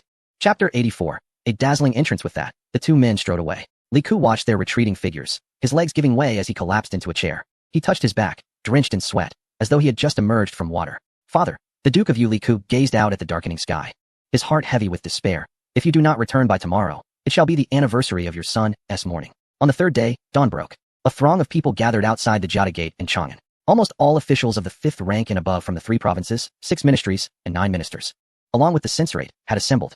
At the forefront of the crowd lay a dark, thin coffin. Wei Zheng, clad in plain white, sat atop the coffin, his face gaunt and eyes bloodshot. He had penned a final poem and today intended to emulate the ancient loyalists who sacrificed themselves, using his own blood to force open the tightly shut palace gates. The hour has come. Wei Zheng's voice, hoarse yet powerful, echoed across the silent square. Your Highness, the King of Wu, the 3 days have elapsed. We beseech the Emperor to return to court. At the foot of the Jiada Gate, Li Ku stood alone, clad in armor and wielding a sword, facing the wall of imperial guards. He gazed at the coffin and the officials, who, despite their usual proclamations of virtue and morality, now pressed forward menacingly. He felt a profound sense of helplessness. He was merely fulfilling his filial duty, protecting his family. Why, in the eyes of these individuals, had he become a treacherous usurper? Changsun Wuji stood at the forefront of the procession, donned in a purple robe, his gaze icy. Your Highness, he began, his voice quiet yet imbued with an undeniable authority. The Emperor has been missing for 3 days with no word, and as regent, instead of seeking the Emperor, you seal the palace gates to obstruct the officials. What is your intent? I do not. My father is in prayer. This is his decree. Prayer? Changsun Wuji scoffed. Whose decree? Wangda's? Or that sorcerer Li Yu's? Your Highness, you are too young. You have been deceived by that charlatan. Longsun Wuji advanced step by step, declaring that Li Yu is a demonic figure. His abduction of His Majesty is a plot to disrupt the great Tang dynasty. Open the door and allow us entry to rescue the Emperor, and you shall remain a loyal minister of the Tang. Should you remain obstinate, his gaze turned frigid, then you are a conspirator, a usurper. Bring forth the men. With a wave of his hand, hundreds of officials chorused, "We beseech His Majesty to take the throne. Execute the demon." The clamor surged like a tidal wave crashing towards Li Ku. Trembling, he gripped his sword, staring into the hostile and suspicious eyes surrounding him. Catching sight of Cheng Yaojin and Wei Qigong, their hands poised upon their sword hilts, though they had yet to move. He realized that words had lost their power. In the face of political correctness in the Tang, truth bore no weight. "Who dares?" Li Ku erupted, swinging his sword fiercely, striking the stone steps before him, sending sparks flying. "I am a son of the Li family. I am the regent appointed by my father. As long as I draw breath, none shall step foot within the palace. Who dares approach? Kill, without mercy." In that moment, Li Ku had resolved to fight to the bitter end. Unyielding, Long Sun Wuji shook his head, his gaze sharp. "We can delay no longer. Imperial Guard, heed my command. Prince Li Ku has been bewitched by the demon and has lost his senses. Seize him, charge in, rescue His Majesty." The situation spiraled out of control. Wei Zheng leaped from the coffin, leading the charge inside. Though the civil officials were unarmed, their spirit was undiminished. The military commanders followed closely, waiting for an opening. Li Ku closed his eyes. "Father, I have done my utmost." Just as the tension reached its zenith, a deep, resonant chime echoed, penetrating the ears of all present. It was the Jingyang bell, a royal bell that only rang during the emperor's ceremonial rites. Everyone froze. Wei Zheng halted his advance. Long Sun Wuji's hand paused midair. Li Ku immediately opened his eyes, his body relaxing in an instant. In the next moment, the heavy vermilion palace doors slowly swung open.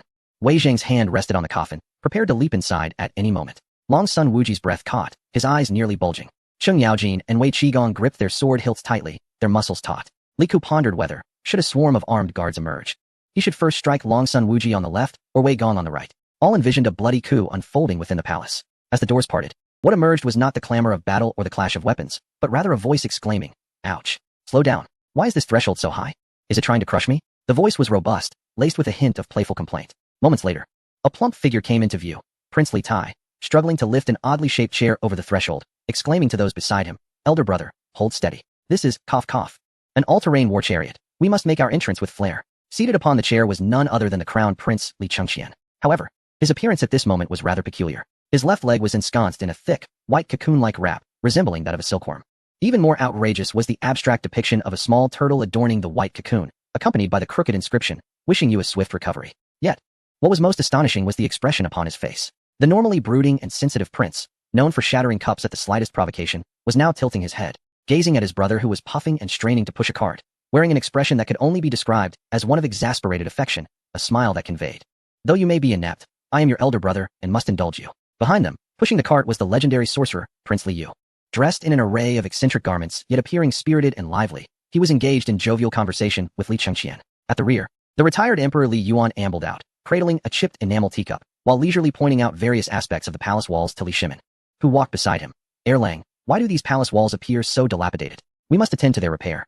For they lack the sophistication of even a service station's lavatory. We ought to adorn them with white, ceramic tiles. Brighten them up." Li Shimin, walking closely alongside his father, surprisingly offered his arm for support, his face adorned with that signature smile, infused with a hint of what one might call modesty, as Li Yu had taught him to express, a quality of concealing one's merits. "Father, we shall surely repair them. We will construct a grand hall with glazed windows, allowing you to bask in the sunlight daily." This family strolled leisurely out, appearing less like individuals who had just endured a harrowing ordeal of uncertainty, and more akin to those who had merely taken a jaunt to the outskirts of Chang'an for a picnic. However, what truly rendered the assembled ministers momentarily speechless was the sight of their hands intertwined. Li Shimin held Li Yuan's hand tightly, devoid of any formality between ruler and subject, nor any distance between father and son. It was reminiscent of a dutiful son, having just earned a fortune, leading his father to a temple fair in the bustling west market of Chang'an. So natural it brought tears to the eyes, so intimate it evoked trepidation. Behind them, the plump Prince Li Tai, burdened with a bulging backpack, resembled a jolly figure of fortune. He would occasionally produce a golden-hued wafer from his bag to feed Li Chengqian,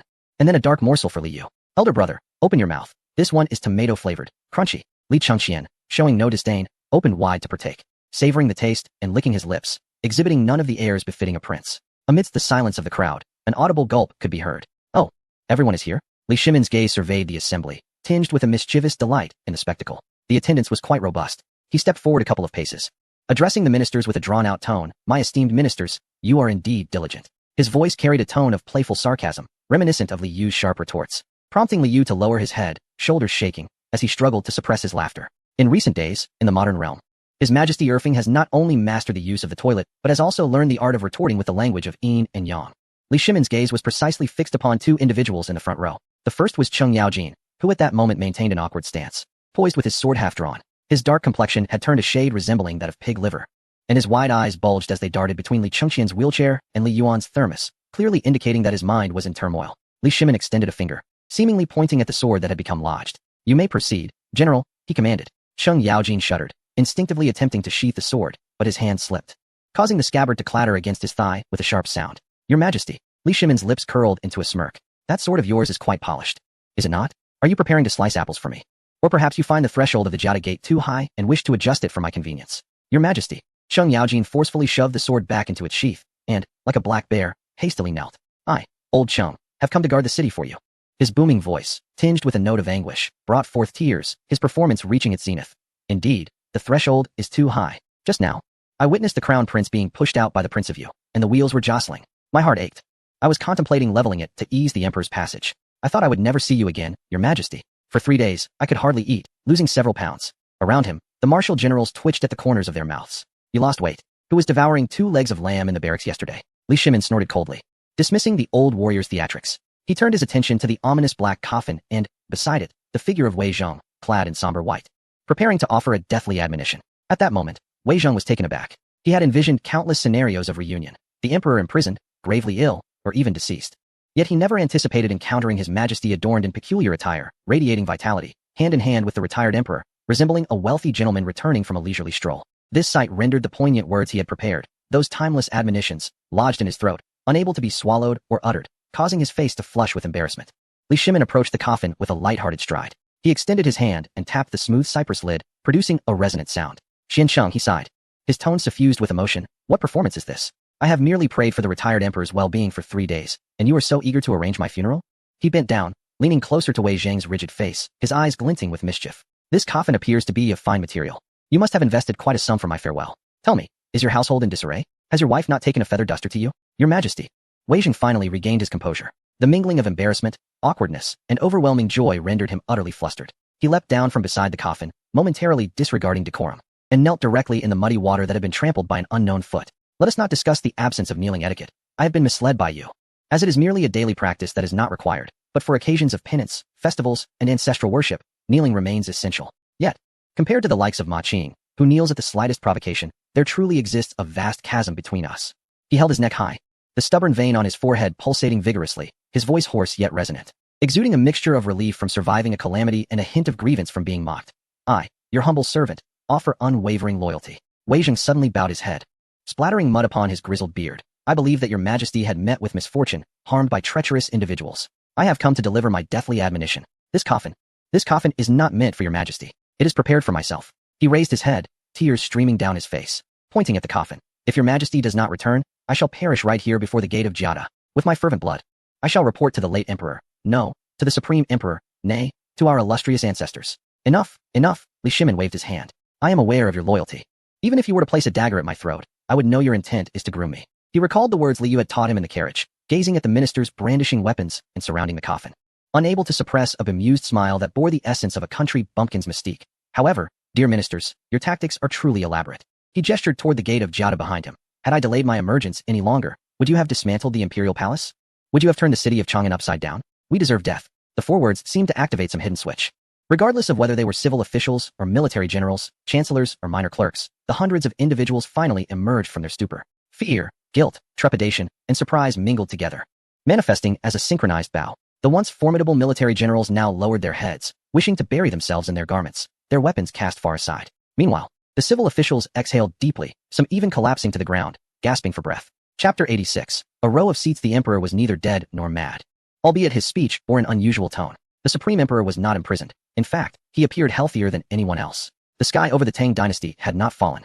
A bunch of old fools. Li Shimin chuckled reproachfully. He turned and strode down the steps, approaching Li Ku directly. Li Ku maintained his stance with the dagger, his face streaked with tears and smeared with mud, a pitiful sight that evoked sympathy. Father, Li Ku's voice trembled. A strong hand firmly supported his arm. Sailing. Li Shimin gazed upon his son, typically so spirited, now weeping like a child, his expression softening. He had studied history in modern times and knew the fate that awaited this son after his death, realizing the immense pressure he had just endured. Well done. Li Shimin firmly patted Li Ku's shoulder, his voice deep and resonant, audible only to the two of them. You have not brought shame upon me.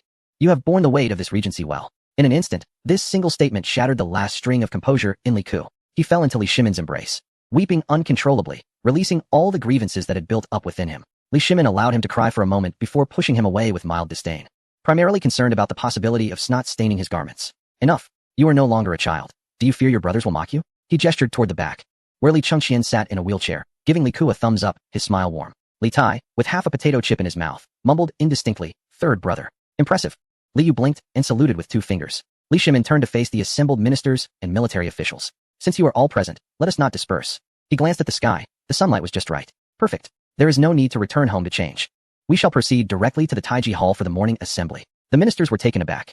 Changsun Wuji looked at the muddy hem of his robe. Wei Zheng glanced at the enormous coffin behind him, and Cheng Yaojin surveyed his full armor. "This is utterly inappropriate, Your Majesty," Fang Xianling said with a grimace, stepping forward with a tablet in hand. "This is against protocol. We appear in disarray and bearing weapons and a coffin to the court. If word of this gets out, it would be the subject of ridicule throughout the realm."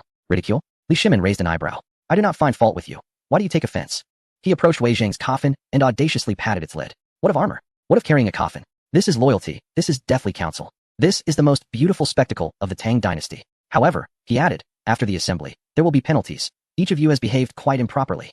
As for that coffin, Wei Xuanqing, do not discard it. Summon a few strongmen to carry it into the court alongside us." At these words, what had initially seemed a breach of decorum transformed into an emblem of honor. Wei Zheng's excitement made his beard tremble, and he longed to carry the coffin in celebration. Thus, an unprecedented and comical scene unfolded in the history of the Tang dynasty and indeed, in Chinese history. At the forefront of the procession were not ceremonial troops nor the imperial guards, but the retired Emperor Li Yuan and Emperor Li Shimin, walking side by side rather than in their customary one before the other formation. In an absurd twist, Li Shimin still grasped Li Yuan's sleeve. As they walked, Li Yuan sipped goji berry tea, humming an unfamiliar tune. Following them was Prince Li Yu, pushing a wheelchair, in which Crown Prince Li Chengqian sat, no longer with his head bowed, but standing tall. Li Tai, like a cheerful George, trailed behind with a backpack, bustling about to offer snacks and water to the 2. Behind them followed a disheveled group of ministers, their clothes muddied and stained. The military officials, clad in heavy armor, clanked as they walked, resembling a group returning from a recent skirmish. Cheng Yaojin strode forward with exuberance, his muddy attire resembling a badge of honor. The civil officials, clutching their tablets, followed closely, navigating with a mixture of confidence and trepidation. Fang Xianling lamented the loss of his abacus beads that had fallen to the ground. At the center of the procession, a dark, lacquered coffin was prominently carried. For guards of the Jinwei, panting with exertion, bore the weight, while Wei Zheng walked beside the coffin, standing tall and proud, as if escorting a rare treasure. This grand entourage passed through the Jidemen, traversed the imperial path, and made its way towards the Taiji Hall. The palace guards along the way stared in disbelief, eyes nearly popping from their sockets. Was the retired emperor and the current sovereign sharing laughter? Was the crown prince seated in a wheeled iron chair? And was there a prince munching as he walked? Not to mention the coffin trailing behind. Had it not been for the commanding aura and the familiar faces of chancellors and generals, they might have mistaken this for a troupe of actors invading the palace. "What's the matter?" Cheng Yaojin chided, slapping the helmet of a wide-eyed guard as he passed by. At the Taiji Hall, the heavy black cypress coffin swayed slightly on the shoulders of the 4 Jinwei guards before it thudded heavily onto the steps of the hall. Adjacent to the pristine white marble, Wei Zheng refused to allow it inside but insisted it be placed at the entrance, in a position where the emperor could easily see it. Inside the hall, the civil and military officials stood in 2 lines according to their ranks. Yet today's procession was a chaotic sight. On the right side, the military officials were in disarray. Cheng Yaojin's gleaming armor was splattered with mud, and as he walked, the armor clattered noisily, reminiscent of a wild boar that had just emerged from a mire. Yu Qigong instinctively gripped the hilt of his sword, his eyes darting anxiously toward the entrance. On the left, among the civil officials, Fang Xuanling's official hat sat askew, his palm slick with perspiration as he held his tablet. Changsun Wuji's expression was as dark as a stormy sea, his hand clutching a string of prayer beads concealed within his sleeve. Wang Da and Li Shimin reached the steps of the throne and abruptly halted, Li Shimin pointing at the elevated dragon throne with an air of casual authority, as if instructing a servant to fetch a chair. "Go, bring me another chair. It should be soft and spacious, positioned beside my dragon throne." Wang Da was momentarily taken aback. "Your Majesty, this..." Li Shimin frowned. "Did you not notice the elder's difficulty in standing?" Yes.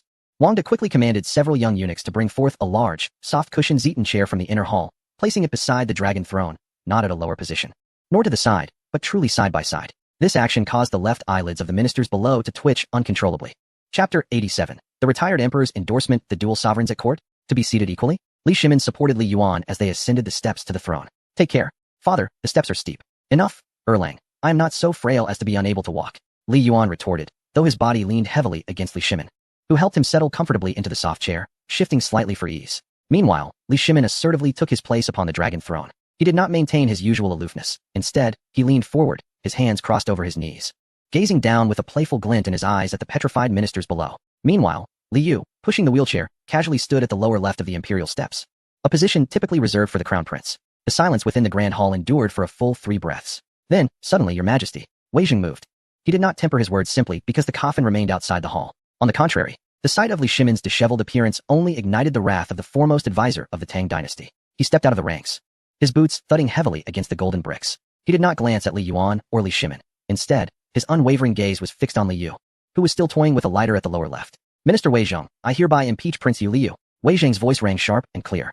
Your Majesty has been missing for 3 days. We have been consumed with worry. We feared the worst, and I prepared a coffin, ready to follow you to the underworld. Yet, to our shock, Your Majesty has been ensnared by this sorcerer, engaging in such absurdities. He raised his tablet with a flourish, pointing directly at Li Yu. This man. His origins are shrouded in mystery, his movements furtive. Upon entering Chang'an, he stirred up chaos. In these past days, he has led Your Majesty to sever all ties, resulting in the neglect of state affairs and the paralysis of the 6 ministries. Now that you return, Your Majesty, both you and the retired emperor display no semblance of dignity, all tainted by this man's sorcery. This is witchcraft. This is the root of national discord. This is the calamity of the Tang dynasty. Wei Zheng's words pierced deeply. With his impeachment, Changsun Wuji, who had been holding back his fury, also stepped forward. I second this motion. Changsun Wuji's countenance was grim, his gaze sharp as a blade. Your Majesty, this man employs nefarious methods. Let us not even mention the Crown Prince's movable chair. The repeated suspensions of court sessions surely indicate that this man has used his cunning tricks to blind your discernment. If we do not investigate thoroughly, the very foundation of the Tang dynasty may be at stake. We second the motion. We beseech Your Majesty to eradicate this sorcerer, to restore clarity. The hall erupted with a chorus of voices, a multitude kneeling in submission. Fang Xianling, though silent, also knelt, his expression complex. Cheng Yaojin exchanged glances with Yu Qigong. Though no words were spoken, they gripped their sword hilts more tightly. This was the bureaucratic elite of the Tang. They could tolerate the emperor's flaws, endure political strife. But they could not abide an uncontrollable variable standing at the pinnacle of power. It was a visceral rejection. Faced with this overwhelming tide of accusations and hostility, Li Yu appeared utterly unfazed. Bored, he yawned, extracted a piece of chocolate from his pocket, unwrapped the foil, broke it in half, and casually offered 1/2 to Li Chengxian in the wheelchair beside him. Here, Hai Ming, care for a bite? A little extra energy. For it seems it will get rather noisy shortly. Li Chengxian accepted the offering with a smile, unhesitatingly popping it into his mouth. This scene only served to further incite Wei Zheng's fury. Crown Prince, how dare you indulge in such personal amusements amidst the court? With a sharp crack, a sound resonated from the imperial steps. It was the sound of a porcelain cup crashing heavily onto the imperial table. Suddenly, the languid Emperor Li Yuan, who had been sitting idly, stood up. Though aged, when he straightened his back, the ferocity he had once clawed from the depths of bloodshed, along with the imperial aura that established the Tang dynasty, instantly enveloped the entire hall. Wei Xuanqing, Li Yuan's voice was not loud. Yet every word seemed to be squeezed from between clenched teeth, carrying a chilling menace. Whom did you just insult, as a demon sorcerer? Wei Zheng was taken aback, and with a stiff neck replied, Your Majesty, I was referring to that seducer of the sovereign with an obscure background. Silence. He pointed at Wei Zheng below. You old fool, look closely. Li Yuan pointed towards Li Yu, his voice brimming with protective fervor, even tinged with a hint of sorrow. Behold these features. Observe the nose. Is this a demon sorcerer? This is my grandson. He is the offspring of my unfortunate third son, Xian Ba, Li Yuan Ba. At this proclamation, the ministers stirred restlessly. Your Majesty, we understand that Li Yu has been conferred the title of Prince of Yu, as Long Sun Wuji stated. But Wei Huai Wang died young, without marriage, and thus has no descendants. The genealogical records of the Imperial Clan Bureau clearly state this. The Imperial Clan Bureau knows nothing. Li Yuan spat vehemently, completely disregarding his imperial dignity. Back when Xian Ba roamed the realm, I tacitly permitted it. He has left behind a lineage. How could I be unaware? I personally verified the birthmark on this child. I have witnessed the divine strength he possesses. He is truly a spitting image of Xian Ba. With reddened eyes, Li Yuan descended from the throne, seizing Li Yu's hand and clasping it tightly in his palm, fearing that if he loosened his grip, this long-lost grandson would vanish again. This child has wandered among the common folk for 20 years. His voice trembled with emotion as he addressed the assembled officials. He has endured countless hardships, finally found, to return to his roots. I have yet to properly cherish him. And you, a bunch of ungrateful wretches. You call him a demon and disrupt the state. What is it? Do you intend to force this old man to be buried outside the Jiada Gate? Wei Zheng stood in the center of the hall, like a desiccated bamboo stalk, both dry and obstinate. The dark cypress coffin still lay outside the hall, the wind causing the lid to creak ominously, sending chills down his spine. He understood that on the matter of lineage, the Emperor Li Yuan had resolutely closed off all avenues in the most tyrannical manner. Yet, he could not retreat. He was Wei Zheng. He was the solitary valiant spirit of the Tang dynasty. Thus, he tidied his attire, besmirched with mud, and bowed solemnly before Emperor Li Shimon, who sat at the imperial desk, alongside Li Yuan. Even if Prince Yu's lineage were indeed true, being a descendant of Prince Wei Huai, acknowledging one's ancestry would be a fortunate event for the royal family. He then raised his head, shifting the topic. However, it remains a fact that the emperor has neglected state affairs these past few days due to the Prince Yu. As a member of the imperial family, the prince should comprehend the importance of decorum and adherence to the law. The emperor publicly declared his 3 days of prayer at the Qingguang Hall. Yet during these 3 days, the hall remained shut tight. devoid of any human presence or the sound of scriptures being chanted. Wei Zheng stepped forward, his boots thudding heavily on the golden bricks. I dare to inquire, during these 3 days, was the emperor truly engaged in prayer? Or indulging in some arcane pursuit of immortality? Has the prince you lectured the emperor on doctrines, or merely entranced him with beguilements?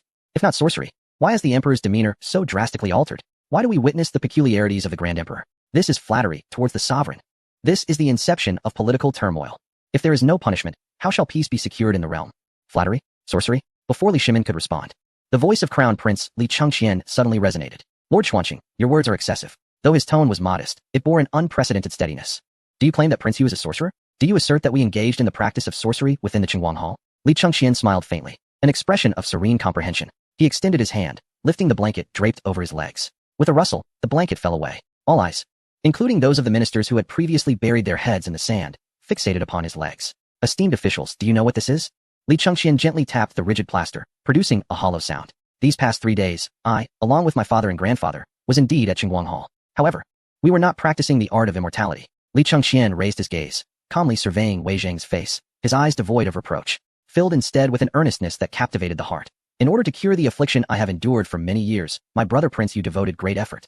Employing the profound skills he acquired in seclusion, with hammer and chisel, he forcibly broke my misaligned bone. Then, painstakingly, he realigned it. Finally, he secured it with this plaster.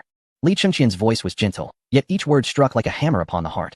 Lord Xuanqing, the pain was akin to 1,000 ants gnawing at my bones, akin to a saw tearing flesh. I fainted thrice from the agony, only to awaken thrice anew. Yet, during these 3 days, I found them to be the clearest days of my life. He inhaled deeply, and his demeanor suddenly transformed, no longer that of a gloomy invalid, but subtly exuding the dignity of a crown prince. For my brother has stated, once the bone is mended, in 3 months' time, when the plaster is removed, that shall be the moment I rise anew. I shall walk as a normal person, ride and shoot arrows like my father, and stand to receive the respect of all officials. Li Chengqian gazed directly at Wei Zheng, his eyes clear. The classic of filial piety states, our bodies, hair, and skin are received from our parents. We must not dare to harm them. Yet, if it is for the sake of serving my parents as a normal person, and to shoulder the great responsibilities of the Tang dynasty's heir apparent, can the pain of this broken bone not be considered a profound act of filial piety? How can such a life-renewing method be deemed sorcery? This statement, poised and reasoned, balances both logic and sentiment.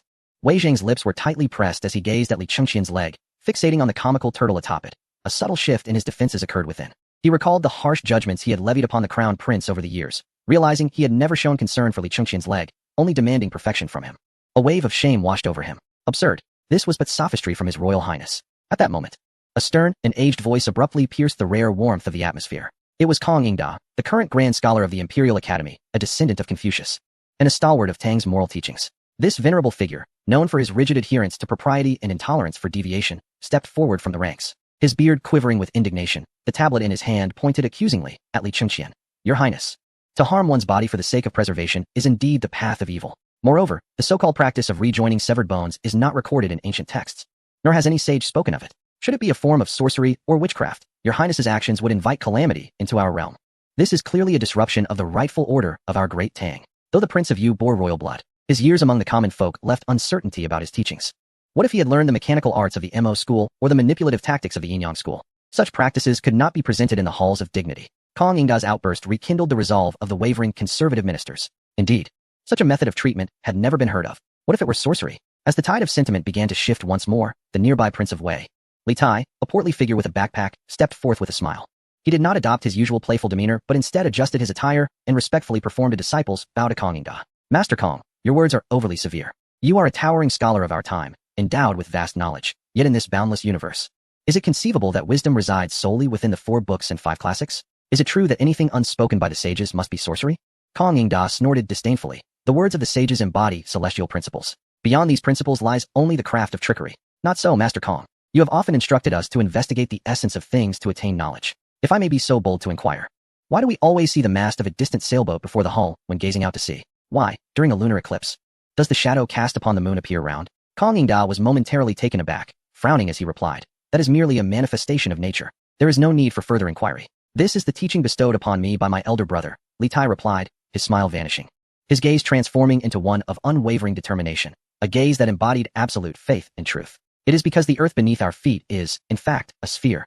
The notion of a flat heavens and round earth is an ancient misunderstanding. This is the theory of a spherical earth. Nonsense. If the earth were round, how could people stay upon it? Because this earth possesses a gravitational force, akin to that of a magnet attracting iron. Li Tai's response was resolute. This was the essence of investigation. This was the truth. The wisdom imparted by my elder brother can account for the deficiencies in the national treasury, manage the floods of the Yellow River, and even double the iron production of our great Tang. This is the true learning that serves the world. Li Tai stepped forward, gazing intently into Kong Yingda's eyes, his tone both sincere and compelling. Master Kong, do you deem this sorcery? In my view, this is the profound principle of understanding things. A knowledge that surpasses poetry and prose in nourishing the populace and keeping them warm. We must not be like the frog at the bottom of the well, clinging to a few tattered scrolls while believing we have seen the entirety of the sky. For the Tang dynasty to flourish, we must possess the broad-mindedness to embrace these new doctrines. Master Kong, you have imparted to me the virtues of benevolence, righteousness, propriety, wisdom, and trustworthiness, while my elder brother has taught me the principles governing all things. The two are not in conflict. The former cultivates the heart, while the latter governs the world. Is this not a fortune for the Tang dynasty? Chapter 89. The Emperor's treasure chest. Everyone was taken aback by Li Tai's words. Was this truly the Wei Wang, who had only known how to vie for favor and scribble a few mediocre poems? This display of insight and demeanor was nothing short of transformative. Kong Yingdao's mouth hung open, his beard quivering, unable to utter a single word. He sought to counter, yet found Li Tai's novel logic possessed an irrefutable strength. At that moment, a gentle yet astute voice interjected. Ah, Lord Kong, the Prince of Wei speaks with merit. The speaker was Tang Jian, the current Minister of Rights. Known for his amiable disposition and renowned as a diplomat of the Tang dynasty, adept at smoothing over conflicts. With a cheerful demeanor, Tang Jian first bowed to Li Shimin and Li Yuan, then turned to the assembled officials, saying, Esteemed colleagues, can we not consider this from a different perspective? The Crown Prince's leg ailment is a persistent concern for our Tang. Now that His Highness the Prince of Yu has discovered a remedy, albeit through an unconventional process, the outcome is indeed favorable. If the Crown Prince were to recover, it would be a blessing for the state. He then glanced at Changsun Wuji, implying, Duke Xiao. Would you not agree? Changsun Wuji's gaze sharpened. He was astute, recognizing that Tang Jian was extending a ladder. Moreover, he observed the nearly imperceptible smile on Li Shimin's face, which clearly indicated that the emperor was waiting to see who would dare to oppose. Those who did would be seen as opposing the royal family's interests. I believe that Lord Tang speaks wisely, Changsun Wuji declared, taking a deep breath and making a decisive stand. He turned to Li Shimin and bowed deeply, saying, I was unaware of the circumstances and nearly misjudged His Highness the Prince of Yu. If the Crown Prince's leg ailment can be healed, it is indeed a manifestation of heaven-esque grace upon the Tang. I extend my congratulations to the Crown Prince, to your Majesty as well. With this declaration, the tide of opinion shifted dramatically. Following Changsun Wuji's stance, the officials from the Guanlong faction promptly echoed his sentiments. We congratulate the Crown Prince. His Highness the Prince of Yu is truly extraordinary. Even Zhang Liang, the Minister of Works, known for his brooding and opportunistic nature, quickly knelt, proclaiming, I have long believed that His Highness the Prince of Yu possesses remarkable talents, far beyond the ordinary. To heal the Crown Prince is indeed a monumental achievement. The once aggressive faction opposing the proposal crumbled entirely. Only a few staunch hardliners, including Wei Zheng and Kong Yingda, remained standing, appearing increasingly out of place. Wei Zheng observed the defection of his colleagues, the muscles in his face twitching slightly. He understood that any attack on Li Yu's identity and actions could no longer be sustained. The authentication of the former emperor's lineage, the Crown Prince's bone-setting therapy, and the Wei King's defensive principles, coupled with the defection of Changsun Wuji, have solidified Li Yu's position as if forged in iron. It remains a truth, as stated, that he is a mirror of history, akin to Wei Zheng, the esteemed Wei Xuanqing. Even as the Crown Prince and the Wei King assert their claims are for love, reason, and learning, Wei Zheng's voice, though subdued, remains obstinate, imbued with a sorrowful resolve. A nation cannot endure a day without a sovereign. The emperor has been sequestered in prayer for several days, while Hunan suffers from severe drought, with famine-stricken citizens resorting to cannibalism. The Ministry of Works lacks funds for riverbank repairs, halting crucial projects, and floods loom ominously. Negotiations with the envoy from Tuyuhan at the Honglu Temple have reached a stalemate, and the borders are in peril. Moreover, just last night, urgent news arrived from Shandong, reporting incessant summer rains causing widespread flooding, which may herald a significant epidemic. He lifted his gaze, locking eyes with Li Shimin, tears welling. These are urgent matters of utmost importance. They pertain to the lives of countless commoners. As the sovereign, how can your Majesty prioritize personal sentiment over public justice? Diligence and love for the people are the hallmarks of a wise ruler. I beseech your Majesty to refocus and diligently attend to state affairs. Such negligence cannot continue. Otherwise, I shall kneel here until death. I concur, declared Minister Kong Yingda, kneeling as well. The Minister of Revenue, Dai Zhou, also knelt, a man of resolute principles, deeply troubled by the empty treasury, his hair turning gray from worry, compounded by the emperor's inaction. The hall fell silent once more, all eyes upon Li Shimin. Though Wei Zheng's words were harsh, they were undeniably true. The accumulated issues over the past few days had indeed thrown the 6 ministries into disarray. Very well, Li Shimin suddenly spoke. Descending from the dragon throne to stand before Wei Zheng, he extended his hand, gently patting Wei Zheng's mud-stained, trembling shoulder. Xuanqing speaks the truth. His voice, calm yet filled with unwavering confidence, resonated. Affection must be expressed, governance must be restored. I have never forgotten that I am the emperor of this great Tang. He turned striding back to the imperial desk, seizing the urgent memorial concerning the drought in Hunan and the Ministry of Works financial crisis, which Wei Zheng viewed as a death warrant. Do you believe I have been neglectful? That I have spent these 3 days idly? That I have cast aside the welfare of the populace? Li Shimin laughed heartily, his gaze sharp and clear. Then I shall demonstrate to you what it means to govern diligently, to act with efficiency, and to truly serve the people. Minister Fong. Minister Zhang, General Zhang Liang of the Right Guard. Your servant is here. Concerning the drought in Hunan, there is no need to open the granaries for relief grain. Cease all distribution of disaster relief provisions. Wei Zhang looked up, incredulous. Your Majesty, the people are in desperate need. If we do not open the granaries, shall we merely watch them starve? Distributing grain is too slow. Moreover, it is subject to layers of exploitation, leaving the commoners with scant rice. Ultimately, it is the corrupt officials and unscrupulous merchants who profit. Li Shimin's voice was cold and incisive. He took a map from Li Yu's hands and tossed it to Li Ku. Minister Zhang, immediately mobilize 5,000 troops from the stationed army in Bingzhou. They must bring not only weapons, but also 5 times the amount of military rations. Zhang Liang hesitated. Your Majesty, military provisions are a national treasure. They should not be moved lightly in peacetime. This is a military order. Li Shimin interrupted him, commanding the army to march directly towards Hunan, with provisions allocated for disaster relief. Wherever the troops arrived, porridge kitchens would be established. Anyone daring to extend a hand for personal gain would face immediate punishment. Furthermore, Li Shimin pointed to the red dots on the map, clarifying that these 5,000 men were not merely to distribute porridge, but to engage the disaster-stricken populace in productive labor. According to this map, there were 3 landslide lakes upstream that needed excavation to divert water for irrigation. Additionally, Kur, he called, I am here, my son. Take the guards and coordinate with the army to organize all the refugees into formations. Implement a military-style management system. Inform them not to wander aimlessly, as I have arranged work for them, repairing roads and digging ditches. This labor will serve as relief in exchange for their sustenance. It is far better for them to earn their own livelihood than to lie idle and await death. The ministers were left in stunned silence. Utilizing military logistics for disaster relief, this was undoubtedly swifter than navigating through layers of bureaucracy. Moreover, labor in exchange for food not only addressed the hunger crisis, but also improved water management, thereby stabilizing public sentiment. Truly a stroke of genius. Is the Ministry of Works lacking funds for the embankments? Is Minister Dai lamenting poverty? Li Shimin turned to the kneeling Minister of Revenue, Dai Zhou, with a pained expression. Dai Zhou replied, Your Majesty, the treasury is indeed stretched thin after the last expenditure for the royal mausoleum. I am aware, Li Shimin interjected, picking up another memorial, casting it aside without a glance. But I do not wish to impose taxes, nor do I intend to draw from my own treasury.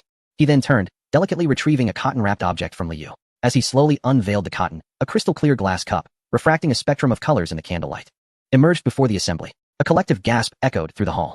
Luli, such pure Luli, even Xiao Yu, a noble well-acquainted with fine wares, was rendered speechless. He possessed Luli at home, but it paled in comparison to this exquisite specimen, marred only by bubbles and impurities. This is the celestial Luli cup, Li Shimin continued, unfazed, brought back by the Prince of Yu from the Isle of Penglai. Minister Dai, I am here, Your Majesty. Dai Zhou gazed at the cup, his eyes filled with astonishment. This cup is not for sale. The ministers were taken aback. Li Shimin chuckled. The Prince of Yu possesses the secret to crafting such luli. Within 3 months, my luli factory will be established, and then this cup can be sold throughout the Tang Empire. However, I lack the time to sell each piece individually. Li Shimin regarded Dai Zhou as one would a shopkeeper. I intend to hold an investment conference right outside the Jetta Gate. We shall divide the Tang into 10 regions, in addition to the Silk Road and the Lingnan Maritime Route, totaling 12 operational licenses. These 12 permits will be auctioned off. The highest bidder for each region will monopolize the Lu-Li trade therein. I will supply the goods, but how they sell is not my concern. Anyone attempting to sell without authorization will face severe repercussions. Minister Dai, this task is entrusted to you. Inform all merchants and aristocrats in Chang'an that the starting bid for each region is 30,000 guan. In this moment, not only was Changsun Wuji envious, but even seasoned players like Xiao Yu and Cui Renshi were intrigued. They understood the implications all too well. A cup priced at 30,000 coins seems utterly ludicrous. However, if one were to monopolize the entire glass trade of Jianan or Jiangnan, that 30,000 coins would be but a pittance. It would amount to mountains of gold and silver. Securing this franchise would mean that henceforth, affluent merchants and nobles throughout the region would have to beseech them for such exquisite glassware. Your Majesty, Changsun Wuji was the first to leap forth, shedding any semblance of composure, proclaiming, I am willing to offer 35,000 coins. I shall dispatch someone to my residence to retrieve the funds this very moment. I implore Your Majesty to grant me the rights to operate in Hunan. I shall bid 40,000 coins. Xiao Yu, unwilling to be overshadowed, cast aside decorum and boldly declared, the Xiao family stands ready to alleviate the burdens of the state. We possess a fleet in Jiangnan capable of reaching further markets. I demand the Jiangnan rights. 45,000 coins. The Cui family desires the Hebei rights. The court had transformed into a veritable auction house. Dai Zhou, holding the ceremonial tablet, stood in stunned silence, as he had never fathomed such a method of accruing wealth. Is this what Your Majesty referred to as wisdom? Is this the method of investigation employed by the Prince of Yu? This was akin to conjuring money from thin air, and astonishingly, it compelled these typically parsimonious aristocrats to eagerly part with their fortunes. Li Shimin observed the ministers, their faces flushed with fervor, and a cold smirk graced his lips. Enough of this squabbling. This matter shall be entrusted to Minister Dai. Inform all merchants in Chang'an that in 3 days, the highest bidder shall prevail. With the issues of money and provisions addressed, Li Shimin's expression grew grave. He picked up the final memorial, an urgent report that had just arrived. Furthermore, heavy rains in Shandong had caused widespread flooding. The ministers felt a tightening in their chests. History has shown that following a great disaster, a great plague is inevitable. This is an unyielding truth. The Imperial Medical Office suggested offering sacrifices to the heavens to dispel evil.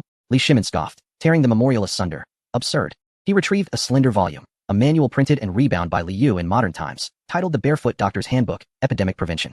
Convey my edict. The Imperial Medical Office is to mobilize personnel immediately to Shandong. Implement the methods outlined in this book. Li Shimin opened the manual and read aloud. First, boil water in large vats. All disaster victims must consume boiled water. Anyone caught drinking unboiled water shall receive 20 lashes. Second, use quicklime. All corpses and excrement must be buried and disinfected with quicklime. The Ministry of Works is to produce as much lime as necessary. Third, isolate. Those exhibiting fever or cough must be housed separately. Wear masks. Anyone who conceals their condition shall face execution. Inform local officials that if any under their jurisdiction fail to adhere to these methods and an outbreak ensues, I will hold their heads accountable. Each command was practical and lethal, devoid of vague blessings, replaced instead by cold, hard sanitary regulations and martial law. Wei Zheng listened with trepidation, yet upon reflection, he recognized the soundness of each directive. Is this also the method only with precise strategies and the formidable strength of Emperor Taizong of the Tang dynasty could such transformations occur? The ministers, who initially harbored doubts, soon found themselves astonished, eventually succumbing to a sense of numbness. They realized that His Majesty had changed. The once indecisive emperor, who would bicker for days over a mere few thousand coins with the aristocracy, had become exceedingly efficient and pragmatic. The ease with which he managed state affairs resembled that of a sage who could foresee the future, placing each piece on the chessboard with utmost precision in the most critical positions. What do you think, Minister Wei? After finalizing the last matter, Li Shimin tossed his brush onto the imperial desk. He gazed at the elderly official, who was still intent on his futile remonstration. Does this not signify diligence? Does it not denote a wise ruler? Wei Jing opened his mouth, holding his tablet, his face flushed crimson. He wished to find fault. Yet he discovered that the emperor's handling of affairs surpassed any strategies they, the ministers, had conceived. In that moment, Wei Zhang, without hesitation or resentment, sincerely proclaimed, Your Majesty is truly enlightened. I am utterly convinced. I have no further words. With Wei Zhang's bow, the entire court erupted in a chorus of Long live the emperor. Then we shall adjourn. Li Shimin rose and stretched languidly. Everyone, return to freshen up. Seeing you in this state of dirt makes me uncomfortable. Ah, by the way, all present today shall have their salaries docked for 3 months. The ministers, as if granted a reprieve, hurriedly bowed and departed. The morning had been overwhelmingly stimulating. From the coffin's futile remonstration to the recognition of kinship by the imperial grandson, followed by the crown prince's recovery from injury, culminating in the emperor's divine management of state affairs. They urgently needed to return home, consume some calming herbs, and digest the bizarre scenes of paternal affection and fraternal respect in the realm of the departed. Within the Taiji Hall, the atmosphere quickly emptied. The sunlight remained blinding, and dust continued to swirl. Just as Wei Zheng stepped over the threshold, preparing to retrieve his own coffin, Li Shimin's voice resonated once more. Hold on. Standing atop the imperial steps, with hands clasped behind his back, Li Shimin's silhouette elongated in the sunlight. The others may leave. His gaze swept over the dispersing crowd, clearly and resolutely naming 6 individuals: Zhangsun Wuji, Fang Xianling, Cheng Yaojin, Yu Qigong, Gao Shilian, and Wei Zheng. You 6, remain here. The named 6 felt a jolt in their hearts, their feet halting instantly. Chapter 91. Disclosure. The heavy doors of the hall closed behind them with a resounding thud, isolating the sunlight and the cacophony of cicadas from the interior. The lighting within the hall grew dim. The eunuchs and palace maidens, who typically flanked them, were nowhere to be seen. The vast palace felt desolate, with only a few enormous red-lacquered, dragon-carved pillars standing silently. The 6 individuals stood at the center of the hall, the very core of power in the Tang dynasty, Li Shimin's right and left arms, and seasoned officials who had just experienced an emotional roller coaster within the Taiji Hall. None dared to utter a word. Wei Zhang maintained a stern expression, with dust still clinging to his beard from his earlier remonstration. Cheng Yaojin's hand remained on his leather belt, his wide eyes darting about restlessly, scanning between the screen and the imperial couch, as if searching for lurking assassins. Zhangsun Wuji fixed his gaze on a corner. There, King Wei, Li Tai, languidly reclined upon a brocade cushion, savoring the dark brown liquid contained within a transparent vessel. Please, take a seat, Li Shimin finally spoke, his tone devoid of discernible emotion. There are no outsiders present, so do not hold back. The 6 exchanged glances, expressing their gratitude before cautiously perching on the lower brocade cushions. I am aware that you all have matters weighing upon your minds, Li Shimin continued, straightening his posture as his gaze swept over the assembly. Do you know why I have conferred upon him the title of Prince of You? Fang Xianling paused, his fingers momentarily halting their caress of his beard. Being a shrewd individual, he recognized this as the emperor's test, a pivotal point for resolution. According to the Book of Changes, You symbolizes grandeur and also connotes tranquility and joy. Perhaps your majesty wishes for this imperial nephew to lead a life of peace and happiness? He glanced at Li Shimon's expression, tentatively adding, might it also imply hesitation? Upon first meeting this youth, your majesty may have harbored some indecision? Indecision? Indeed, Li Shimon chuckled, his eyes softening with an almost imperceptible reverence. Initially, I was indeed conflicted. Who is he? Where does he come from? Is he man or specter? I once contemplated ending his life, the blade poised at his throat. At this revelation, Yu Qigong instantly became alert. Yet, Li Shimon shook his head. The character you that I have chosen embodies the essence of giving and joy. Rising, he approached the edge of the steps. Because of him, my father has resolved the burdens of his heart and has begun to partake of the dishes I offer. Because of him, Chen Qian's legs have been restored. Because of him, Qin Ke no longer fixates on that position, discovering a life more engaging than that of an emperor. Li Shimon's voice crescendoed, filled with an uncontainable fervor. Most importantly, he has revealed to me a vision of the flourishing of Huaxia not merely 500 years hence, but 1,000 years into the future. The treasures he has brought back have the potential to extend the glory of the Tang dynasty for centuries to come. Ahem. The venerable Emperor Li Yuan, who had been silent until now, suddenly cleared his throat. Holding a porcelain tea mug, he sipped the goji berry water and leisurely interjected, Erlang, you underestimate the potential. Li Yuan lifted his gaze, surveying the assembly of his former comrades in arms, a hint of disdain for the naivete of the younger generation evident in his tone. What 500 years? Should we follow that lad's approach and seize dominion over the entirety of the globe, this world, this realm, would belong to the Li family. Even if the Tang were to fall, the lineage of Huaxia shall endure. The courtiers were left in a state of bewilderment. The globe? What sphere? The lineage of Huaxia? Such words, if uttered by another, would be deemed madness. Yet, they were spoken with unwavering conviction by both the former and current emperors, harmonizing in their certainty. Changsun Wuji's brows furrowed deeper as he observed the peculiar object that Li Tai was slurping from, and then glanced at the smiling Li Chengqian beside him. Something was amiss. All of this exudes an aura of malevolence. Your Majesty, Changsun Wuji rose, his expression grave. I dare to speak. Though the words of the Grand Emperor and your Majesty paint a picture of a prosperous realm, they are but castles in the air. What powers does the Prince of you truly possess? If he merely possesses some trivial skills, then, Li Shimin scoffed. He understood that mere words would not suffice. These old foxes would not believe until they witnessed the truth. I am aware of your suspicions regarding him being a charlatan, doubting that I have fallen under an illusion. Li Shimin turned to Li Yu. Given this, I shall not conceal anything further. You err, please share your insights with these esteemed pillars of the Tang dynasty. Li Yu descended the steps with haste. His gaze swept across the 6 illustrious figures recorded in history, a grin revealing his pearly whites. He raised a hand and waved casually, akin to a friendly neighbor. Esteemed elders, good sirs, have you dined yet? Fang Xuanling's eloquent thoughts were stifled by this remark. Sheng Yaojin's eyes widened in disbelief, his mouth agape as if he could fit a fist within. What kind of opening is this? We are in the Hall of Ganlu, a place for discussing matters of state. And you inquire about meals? Allow me to reintroduce myself. My name is Li Yu. I indeed share the blood of the Li family. The Grand Emperor is my ancestor, as is your Majesty. However, I am not the posthumous child of Wang Huai. Li Yu turned, his gaze sweeping over Fang Xianling and Changsun Wuji, ultimately resting on Wei Zhang. I hail from 14 centuries after the Jingguan era. I am a descendant of the later generations of Huaxia. In other words, I am here to provide you with spoilers and bestow enhancements. The air grew tense for 3 seconds. 1 second, 2 seconds, 3 seconds. Absurd. Wei Zhang erupted. This time, he disregarded all decorum, pointing an accusatory finger at Li Yu. 14 centuries? Descendant of later generations? This is the height of folly. A gentleman does not speak of the supernatural. If you claim to be a Ritter from overseas, I might have believed you to some extent. Yet you dare fabricate such an outrageous lie to deceive the throne.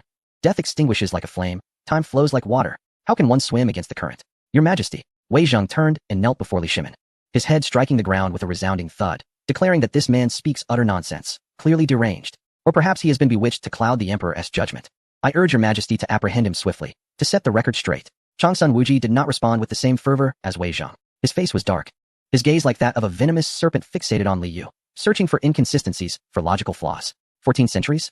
Changsun Wuji coldly inquired. Since you are a descendant, tell me, how many generations has the Tang dynasty endured? For how many years has it flourished? And at whose hand did it ultimately fall? This was a lethal inquiry. To remain silent would label him a fraud. To respond would be to curse the Tang dynasty's demise, an act of treason. Li Yu regarded Changsun Wuji with a smile. This old fox is indeed formidable. Does the Duke of Zhao wish to know? Li Yu spoke leisurely. The Tang dynasty endured for 289 years, passing through 21 emperors. Ultimately, it succumbed to the fragmentation of regional warlords, to Zhu Wen's usurpation of the Tang throne.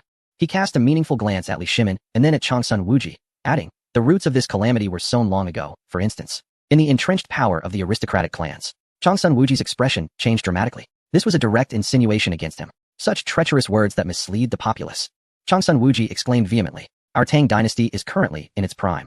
How could it possibly endure for less than 300 years? You are cursing the state. Enough. Li Shimin could no longer contain himself. He slammed his palm on the table, the sound resonating so forcefully that even Li Yuan was startled. I am not mad. Li Shimin pointed at the gathered ministers, declaring, in the past 3 days, I have accompanied my father and my brother Chengxian, along with Qingke, to witness that world firsthand. I beheld carriages that do not require horses to pull them. I saw towering edifices that pierced the heavens. I witnessed night illuminated as brightly as day. I saw the common folk, all well-fed and warmly clothed in an era of prosperity. That is a realm I have not even dared to dream of. You claim it is sorcery? Then am I also ensnared by such sorcery? Is the Supreme Emperor as well? Is the Crown Prince? Are we all mad? His fervent outburst reverberated throughout the hall, leaving the ministers exchanging glances, their hearts racing. The likelihood of a collective hysteria amongst them was exceedingly slim. Could it be true? Yet reason admonished them. It seemed utterly absurd. Your Majesty, Fang Xianling said with a troubled expression, it is not that we do not believe, but rather that this matter is too extraordinary. Without concrete evidence, how can we convince the masses? How can we silence the murmurs of the world? Evidence, you say? Li Yu calmly waved his hand, gesturing for Li Shimin to remain composed. Fear not, my second uncle, for were I in your position, I too would find it hard to believe. Since you gentlemen prefer logic, let us present the evidence. Li Yu produced a red brick-like object. What is this? Cheng Yaojin inquired, peering curiously. This red stone is rather attractive. Can it be used to strike someone? This is a mobile phone. Although it lacks internet connectivity, it functions as a camera. Li Yu approached the still kneeling and furious Wei Zheng. Minister Wei, please raise your head. Wei Zheng, momentarily taken aback, instinctively lifted his gaze. His eyes wide with anger. What do you intend to do? Li Yu raised the phone, aiming it at Wei Zheng's face, which was etched with defiance and fury. He pressed the volume button. Snap. A blinding flash erupted. Ah! Wei Zheng cried out, covering his eyes. My eyes. This is sorcery. The surrounding ministers recoiled in shock. Yu Qigong even unsheathed part of his sword. Li Yu paid no heed to their panic.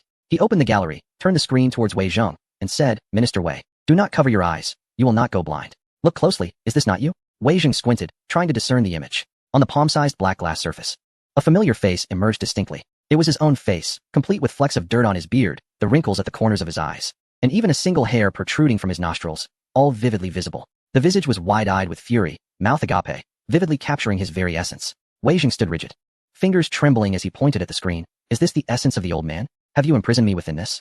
Not an essence, but an image. Li Yu replied, handing his phone to Fang Xianling. Fang, take a look. The artistry here is beyond even the reach of Yan Libin, is it not? Fang Xianling cradled the phone, his hands quivering like chaff. It's astonishingly real, so much so that it instills fear. This cannot merely be a painting. Is this a divine artifact? Fang's voice trembled. Li Yu reclaimed the phone, observing the ministers rendered speechless by astonishment, and shrugged. This is merely a trinket from that era. Commonplace for everyone. In fact, I possess in my bag an ancient sage capable of divining secrets of the universe, as well as a magical ear that can capture sounds from miles away. He surveyed the room, esteemed colleagues. Might we now sit down to discuss the construction of the great Tang dynasty? Or does Lord Wei wish to attempt another admonition? To see if he can breach the barriers of time and space? With that, Li Yu stowed his phone and proceeded to unfasten the heavy black computer bag. The sound of the zipper slicing through the silence of the grand hall was jarring, akin to a knife cleaving the veil between two eras. He extracted the ROG gaming laptop and lifted the screen. Instantly, the RGB lights on the keyboard illuminated, casting a kaleidoscope of colors that flickered in the dim hall, creating a play of light upon Fang Xianling and Changsun Wuji's faces. Come closer, gather round. Li Yu beckoned to the ministers, who were torn between the desire to flee and the fear of doing so. His fingers danced upon the touchpad. What you saw was a still image, easily fabricated. Now, allow me to unveil to you the living future. He clicked open the meticulously edited video file titled Tang Dynasty Sightseeing Group Timespace Documentary, MP4, adjusting the screen brightness to its zenith. The video revealed the interior of a speeding black beast. At its center sat Emperor Li Yuan in the passenger seat, adorned with a peculiar cap. His seatbelt snug against his chest. The scenery outside blurred into streaks as the vehicle accelerated. Li Yuan's face, slightly distorted by the speed, radiated excitement as his voice resonated from the speakers. Faster. Even faster. Overtake that red, iron beetle. Ha ha ha. This is far swifter than my royal steed. The camera shifted to the rear seat, where Li Shimin was sipping from a bottle of dark liquid, while Li Chengqian gazed out the window, wide-eyed in wonder. Suddenly, the car plunged into the Zhongnan mountain tunnel. The screen dimmed, revealing 2 rows of bright yellow lights retreating rapidly above, resembling a temporal tunnel leading to an unknown realm.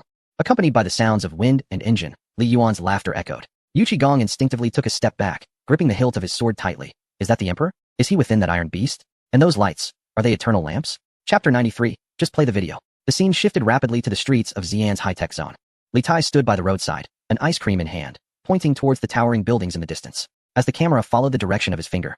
The necks of 6 ministers also tilted back in awe. On the screen, skyscrapers, soaring hundreds of times higher than the big wild goose pagoda, rose majestically from the ground, their glass facades glinting in the sunlight as they pierced the heavens. The bustling traffic below flowed like a river, with traffic lights alternately flashing red and green, while pedestrians clad in vibrant attire weaved through the scene. The voiceover of Li Tai exclaimed, Elder brother, look at that building. Is it inhabited by deities?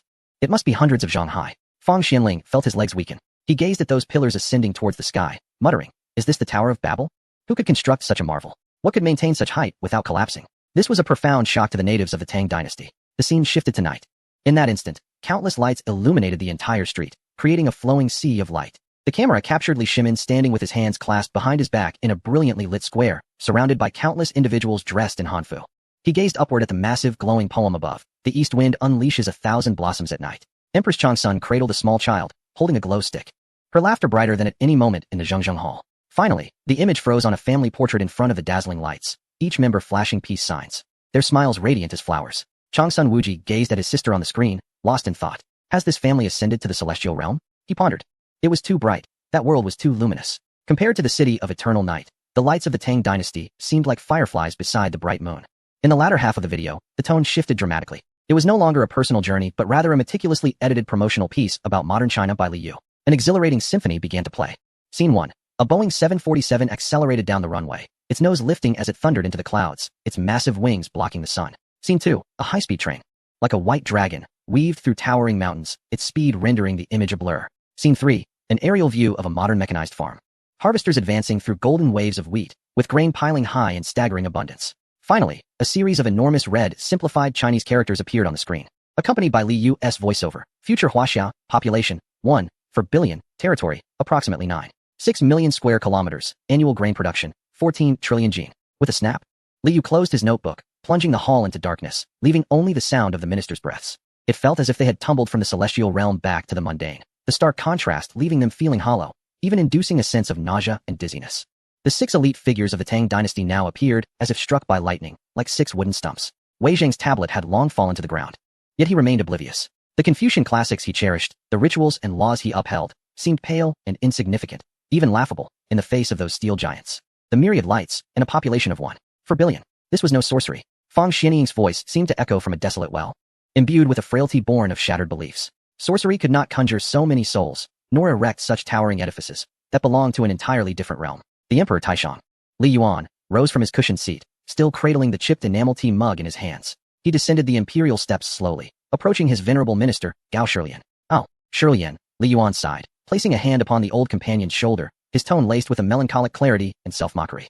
I once believed that conquering Chang'an from Jinyang and claiming this bounteous land of Guanzhong meant possessing the world, achieving the pinnacle of success. He turned, gesturing towards the dimly lit, antiquated Tai Chi palace, illuminated by a mere few hundred candles, his gaze rife with disdain. Yet, accompanied by Yuer, I discovered that our so-called imperial palace, our supposed majesty, pales in comparison to the brightness of a mere restroom in their marketplace. Indeed, he continued earnestly, even gesturing animatedly. Their restrooms boast automatic flushing systems, adorned entirely with white porcelain, devoid of any unpleasant odors, while ours resembles a mere earthen den. This statement struck a severe blow to the dignitaries of the Tang dynasty, laden with both injury and insult.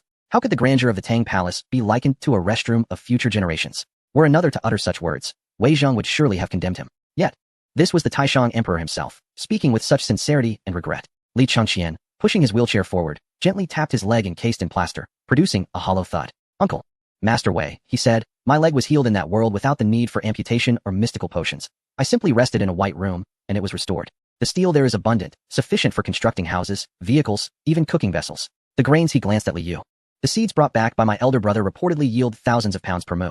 Furthermore, he added, there is no emperor there. Li Qingxian's gaze met Changsun Wuji's, laden with complexity. Yet, the common folk there live more comfortably than our own princes. This combination of evidence, witness accounts, and logic shattered the psychological defenses of the ministers.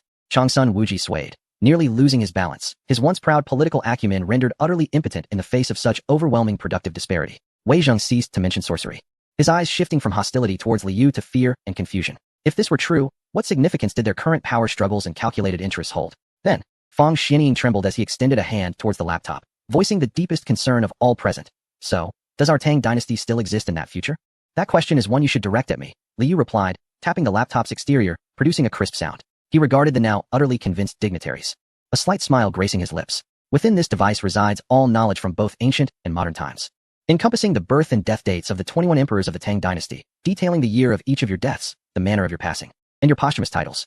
Upon hearing these words, the breath of the 6 individuals instantly ceased. To be aware of one's impending demise, such knowledge belongs solely to the King of Hell and his ledger of life and death. However, Li Yu swiftly shifted his tone, refraining from revealing too much, and turned his gaze towards Li Shimin. Chapter 94, the Tang Dynasty Study Group. Before we discuss your futures, dear uncle, I have a more pressing task to assign to you. Li Shimin rose from the dragon throne. In that moment, He was no longer the somewhat unruly middle-aged man. As he straightened his posture and surveyed the ministers gathered below, the imposing presence of a timeless emperor enveloped him once more. Yet this time, his eyes carried an additional quality, a sense of transcendent confidence, standing downstream of history while gazing upstream. My esteemed ministers, Li Shimin's voice reverberated within the grand hall. What you have seen and heard must remain sealed within your hearts. Should anyone dare to spread rumors that incite unrest among the populace. A glint of coldness flickered in his eyes. I would not hesitate to send him to meet the king of hell prematurely. The 6 ministers shuddered in unison and swiftly assented. Their doubts regarding Li Yu's identity dissipated, replaced by a profound reverence for the divine envoy and the mandate of heaven. Now that you believe, we can proceed. With resolute strides, Li Shimin descended the imperial steps and approached Li Yu, as if announcing a decision that would alter the course of history. Effective immediately, we shall establish the Tang Dynasty Study Group at the Ganlu Hall. I shall appoint myself as the leader. He pointed towards Li Yu. Prince Yu, Li Yu, shall serve as the chief instructor and the foremost national master of the Tang Dynasty. Li Shimin then indicated Fang Xianling, Changsun Wuji, and others, including the returning generals Li Jing and Li Ji, as the inaugural students. Students? The silver-haired Gao Shilian was momentarily taken aback. Your Majesty, at my advanced age, I am still to be educated? Yes, you must learn, Li Shimin asserted emphatically. Without education, you will not keep pace with the chariot of the Tang Dynasty. Without learning, you shall be left behind. From this day forth, after every morning court session, you are to gather here. Li Shimin pointed to a laptop. Listen to Prince Yu's lectures and observe this venerable sage demonstrate the mysteries of heaven. I wish for you to comprehend the heights of the heavens, the depths of the earth, and the very mechanics of this world. Before the ministers could fully digest the unwelcome news of attending classes, Li Yu had already activated the computer. For our first lesson, we shall eschew the abstract and delve into the tangible. Li Yu adeptly accessed the locally deployed DeepSeek knowledge base. Entering a line of text, Guide to Modern High-Yield Crop Cultivation and Data Comparison. Minister Fang, Li Yu pointed to the images and data that appeared on the screen. Have you not been troubled by the treasury's lack of grain and the populace's hunger? My dear uncle has not been idling in the imperial garden. We have sown the seeds we brought from the future. On the screen, a high-definition image of a bountiful potato harvest emerged, showcasing mountains of golden, robust potatoes. Striking in their visual impact, Li Shimin aptly supplemented the moment, his voice trembling with emotion. Do you know the yield of this crop per mu? The ministers shook their heads in confusion. In the Tang Dynasty, a harvest of 3 to 400 jin per mu was considered abundant.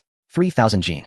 Li Shimin extended 3 fingers. This is merely the beginning. The earlier revelation struck the ministers profoundly. The figure of 3,000 jin served as a physical blow to this assembly of feudal bureaucrats. In an era rooted in agriculture, grain equates to life. To the heavens themselves. 3,000 jin? That is tenfold the current yield. Your Majesty, do you truly mean this?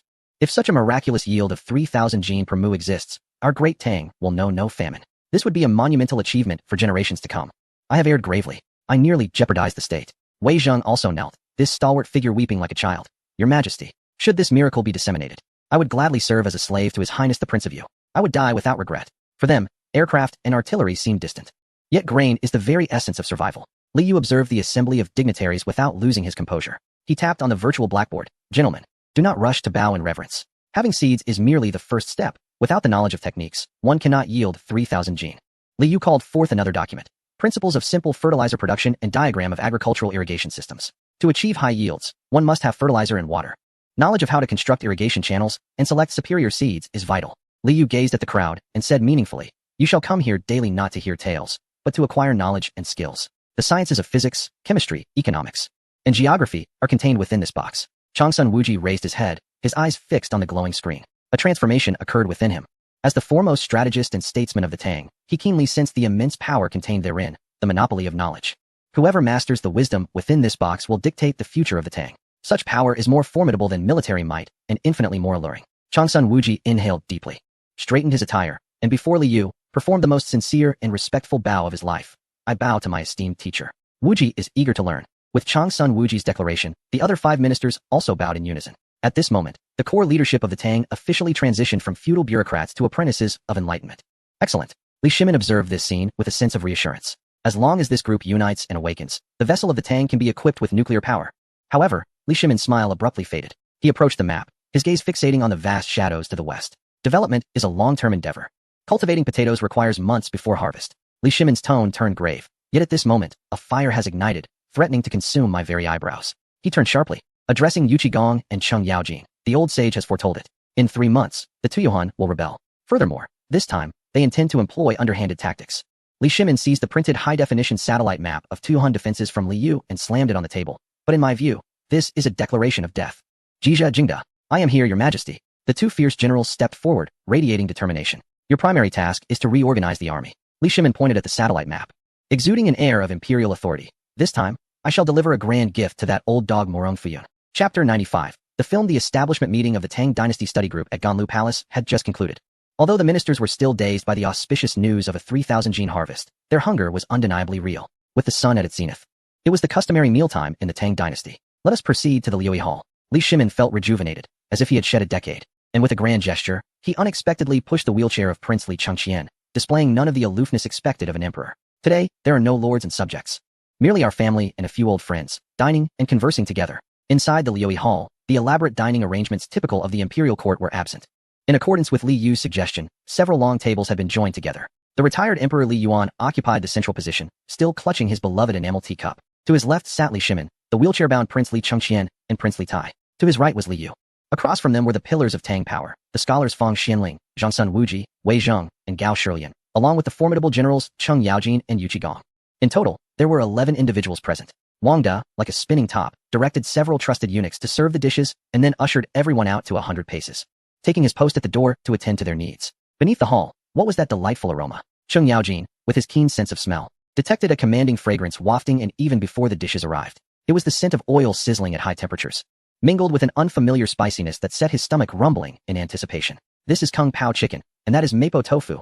Li Yu indicated the two vibrant dishes, laughing as he opened a bottle of chilled cola and filled each glass before them. All the ingredients are from our Tang dynasty: chicken, tofu, and walnuts. As for the preparation, well, let us keep that a surprise. Care to taste? Tang cuisine primarily relied on steaming, boiling, and roasting, with a scarcity of spices. Even the imperial banquets often featured the raw meat and fermented sauce flavors, rarely showcasing such bold, fiery stir-fried dishes drenched in red sauce. Fang Xianling, a man of straightforward nature, had exerted considerable mental effort and was now ravenous. He wasted no time, scooping a generous spoonful of the red and white Mapo tofu into his mouth. Upon tasting, Fang Xuanling's eyes widened, the wrinkles at the corners stretching with surprise. It was scalding hot. The freshly cooked tofu melted at the slightest bite. The numbing sensation of Sichuan peppercorns surged through his gums, causing one side of his face to quiver slightly. The spiciness, the red oil enveloped the savory, salty bean paste, bursting forth to assault his taste buds with wild abandon. Delicious. Wonderful. Excellent. Fang Xianling gasped, beads of sweat visibly forming on his forehead. Yet his spoon showed no signs of slowing down. It was exhilarating. The raw bean taste had vanished, replaced by a rich, profound flavor. This tofu was even more fragrant and delicate than lambtail fat. Snap. On the other side, Cheng Yaojin was even more direct. He eschewed the spoon, deftly wielding chopsticks to lift a generous portion of Kung Pao chicken, accompanied by walnuts and dried chili, and stuffed it all into his mouth. It was more delectable than beef. Cheng Yaojin chewed audibly, his mouth glistening with oil, and mumbled enthusiastically, "Your Majesty, this chicken is extraordinary. Sweet? No, that's not it. Sour? Not quite either. It's both spicy and numbing. These walnuts are crispier than my old bones. This chef deserves a reward." Li Shimin held a bowl of white rice, savoring it with the Kung Pao chicken, not lifting his gaze. This is all personally crafted by the great Yu, utilizing the very chickens and tofu from your household. However, this dish requires an intense flame and a large iron wok. The oil must be heated until it sizzles for a quick stir fry. It's not the stewing method we used previously. Zhangsun Wuji ate with a certain decorum, yet with no less speed, calculating as he dined. Prince of Yu. He put down his chopsticks, taking a sip of ice-cold cola. The sensation of the bubbles bursting in his mouth sent a shiver down his spine. Earlier in Ganlu Hall, you showed us that cement, claiming it could transform sand into stone. If it truly can pave roads, then our Tang dynasty could transport military provisions.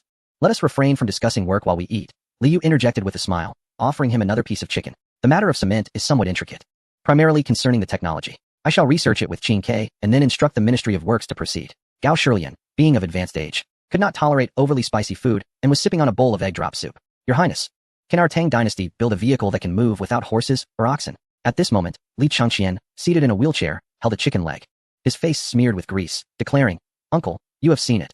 That vehicle runs faster than the wind." Li Tai concurred, indeed. The principle described by the Prince of Yu is simple, yet the challenge lies in the materials and craftsmanship. If our Tang dynasty perseveres for a century, we might just accomplish it. The assembly felt a tinge of disappointment, yet recognized the rationality of the situation. It was a world beyond their imagination. Towering edifices, colossal steel beasts, traveling thousands of miles, with yields of 3,000 per acre. Wei Zheng sighed, placing down his chopsticks. A man of practicality, he believed in part. Yet the image of towering structures remaining unyielding ultimately exceeded the limits of his comprehension. Li Yu observed the group, now satiated and glowing with contentment. The moment had arrived. He set down his cola with a soft clink, capturing everyone's attention, leaning slightly forward with a mysterious smile. His eyes gleamed with a mischievous intent to astonish the ancients. Merely listening to my words, or watching those few minutes of video and a few still images. Even what my second uncle mentioned pales in comparison. Esteemed lords, would you not wish to witness the future with your own eyes? Instantly, all eyes turned towards him.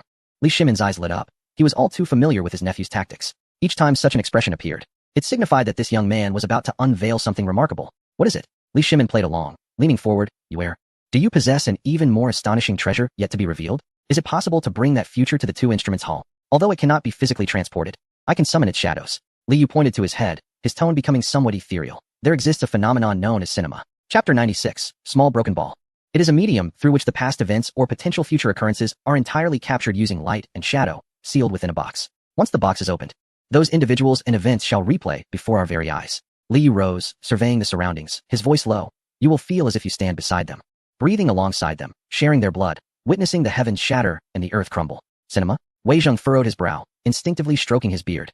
Is it akin to shadow puppetry, or perhaps puppetry? Old Wei, broaden your horizons, Li Yu replied, shaking his finger. Shadow puppetry is but a facade. Cinema is authentic. I possess a grand tale that recounts how our descendants, the future of humanity, endure cataclysmic disasters when the sun threatens to explode and the earth begins to collapse, all while carrying the planet to safety. Carrying the earth to safety? Fang Xuanling's teacup trembled in his hand, spilling hot tea and scalding him. Are we referring to the very sphere beneath our feet? How is one to carry it? Who possesses such strength?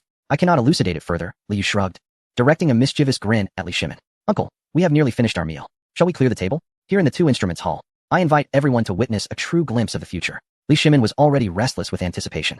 Although he had heard of cinemas from Li Yu in modern times, his tightly packed schedule had prevented him from experiencing one, a regrettable gap in his life. Agreed, Li Shimin declared with grand exuberance. Wang De, go summon the Empress to the Two Instruments Hall. Furthermore, expel all unnecessary individuals. Within 100 paces of the hall, no one shall remain except you. I shall unveil the celestial vision for my ministers. A quarter of an hour later, within the Two Instruments Hall, as one of the most significant areas for governance in the Tang Palace, second only to the Tai Chi Hall, the atmosphere here felt somewhat peculiar and tense. Wang De directed two trusted eunuchs, clutching a massive piece of plain white linen, which had been hastily retrieved from the wardrobe of the garment bureau, intended originally for lining. Ancestor, the young eunuch, trembling on a ladder, gazed at the resplendent, intricately carved beams, his voice tinged with distress. This is the Two Instruments Hall. Hanging such a large white cloth resembles the specifications of a mourning hall reserved for national funerals. What if, in the Tang dynasty, hanging white cloth was a grave taboo, an act of profound disrespect, akin to cursing the emperor's life? Silence, Wang De hissed. This is the command of His Highness, the Prince of Yu. He stated that this is a screen, a window to the celestial realm. Do not merely speak of white cloth. Even your undergarments must be hung. Make it smooth. If there is a single crease, I shall have your skin. Before long, the enormous white cloth awkwardly covered half of the ornate screen, suspended in the center of the Two Instruments Hall. Is everyone present? A gentle voice resonated. Empress Changsun entered, supported by her maidens, dressed in casual attire. She appeared even more dignified. Guanyin maid, come forth. Li Shimin hurried over to personally assist the Empress, gesturing towards the white cloth. Yue wishes to present to us the grand spectacle known as the Wandering Earth. It is said to be even more magnificent than the Grand Assembly of Nations. 12 individuals were seated anew, with Li Yuan, Li Shimin, and Empress Changsun positioned in the center. Li Chengqian pushed the wheelchair to the left, while Li Tai occupied the right, and Li Yu was tasked with operating the machinery. In the rear row sat Fang Xianling, Changsun Wuji, Wei Zheng, and Gao Shilian. The formidable duo of Cheng Yaojin and Yu Qigong was relegated to the far corners to avoid obstructing the view, as per Li Yu's direction. Wang De extinguished the lights. With a flourish, Wang De snuffed out the last tallow candle within the hall. The Hall of Two Instruments was plunged into darkness, save for the low hum of the black machine in Li Tai's grasp. Awaken, Cheng Yaojin exclaimed. A beam of brilliant light pierced the darkness, illuminating the white cloth. The screen flickered to life. Li Yu, bypassing the opening credits, dove directly into the most pivotal and striking onset of the Wandering Earth 2. The sun, rapidly aging and expanding, would engulf the Earth in a century, and in 300 years, the solar system would cease to exist. The overwhelming power of modern industrial cinema immediately captivated the 11 spectators, silencing the Hall of Two Instruments, leaving only 12 pairs of eyes transfixed. The subwoofers, meticulously calibrated by Li Yu, resonated in unison from the four corners of the hall. The wave of sound reverberated along the golden-tiled floor, surging up through each person's spine, inducing a tingling sensation at the crown of their heads, their hearts sinking with the rhythmic pulse. The film commenced in earnest. On the screen, a colossal capsule ascended rapidly on steel cables. As the camera pulled back, it pierced through clouds and mist. This massive steel edifice resembled a spear piercing the heavens, embodying a breathtaking industrial aesthetic as it propelled humanity into the void below. The overload distorted the astronauts' faces, and the occupants of the Hall of Two Instruments momentarily forgot to breathe. Clang. Li Tai, a leading figure in Tang Dynasty technology, felt the greatest impact in this moment. His mouth agape, he stared at the towering pillar that reached towards the sky. Is this pillar truly reaching the heavens? Li Tai's voice trembled with disbelief. How much iron does this require? How tall is this? Tens of thousands of zhang. This defies the laws of physics. How could it be transported? Are deities residing atop it? Seated in the wheelchair, Li Chengqian gripped the armrests tightly, his knuckles turning pale. Gazing at the shot that broke through the clouds to reveal the vast universe and the Azure Arc, he experienced a physical vertigo. His stomach churned, as if he were within that very capsule, soaring away from the Earth. Is that the Earth? Li Chengxian murmured, fixating on the immense blue sphere. We truly reside on a ball. It is indeed vast. Wei Zheng sat in stunned silence. His once proud geographical knowledge, encompassing the realms of the 9 provinces and 4 seas, felt diminutive before the grandeur of that blue marble. Before anyone could fully comprehend this celestial tower, the scene shifted dramatically. A crisis emerged, an aerial battle of drones. Thousands of black steel locusts formed an impenetrable array of destruction in the skies. They are no longer cumbersome machines, but have transformed into killers with a swarm consciousness. The crimson laser beams cascade down like a torrential downpour, slicing through everything with precision. Explosions, bursts of flame, and the shattering of glass facades ensue. Fragments of steel descend like snowflakes. In a reflexive motion, Wei Qigong instinctively shrinks back into his chair. A muscle memory ingrained from battles past when faced with a rain of arrows. How are we to combat this? Sheng Yaojin's face turned pale as he beheld the images of buildings and aircraft being shredded in an instant. The audacity he once possessed dissipated entirely. If this were to charge towards our armored troops, it would not merely obliterate us, but scatter our very souls. This is the warfare of the future. Chapter 97. A small sphere. Down silence enveloped the assembly. It was the despair brought forth by a technological chasm and the burgeoning desire for ultimate power. Gao Shilian's hands trembled. Though he lacked military expertise, he could appreciate the aesthetic of destruction. Empress Changsun grasped Li Shimin's hand tightly, her focus not on the weaponry, but on the throngs of fleeing individuals. As the narrative unfolded, all present became engrossed in the gravity of the situation.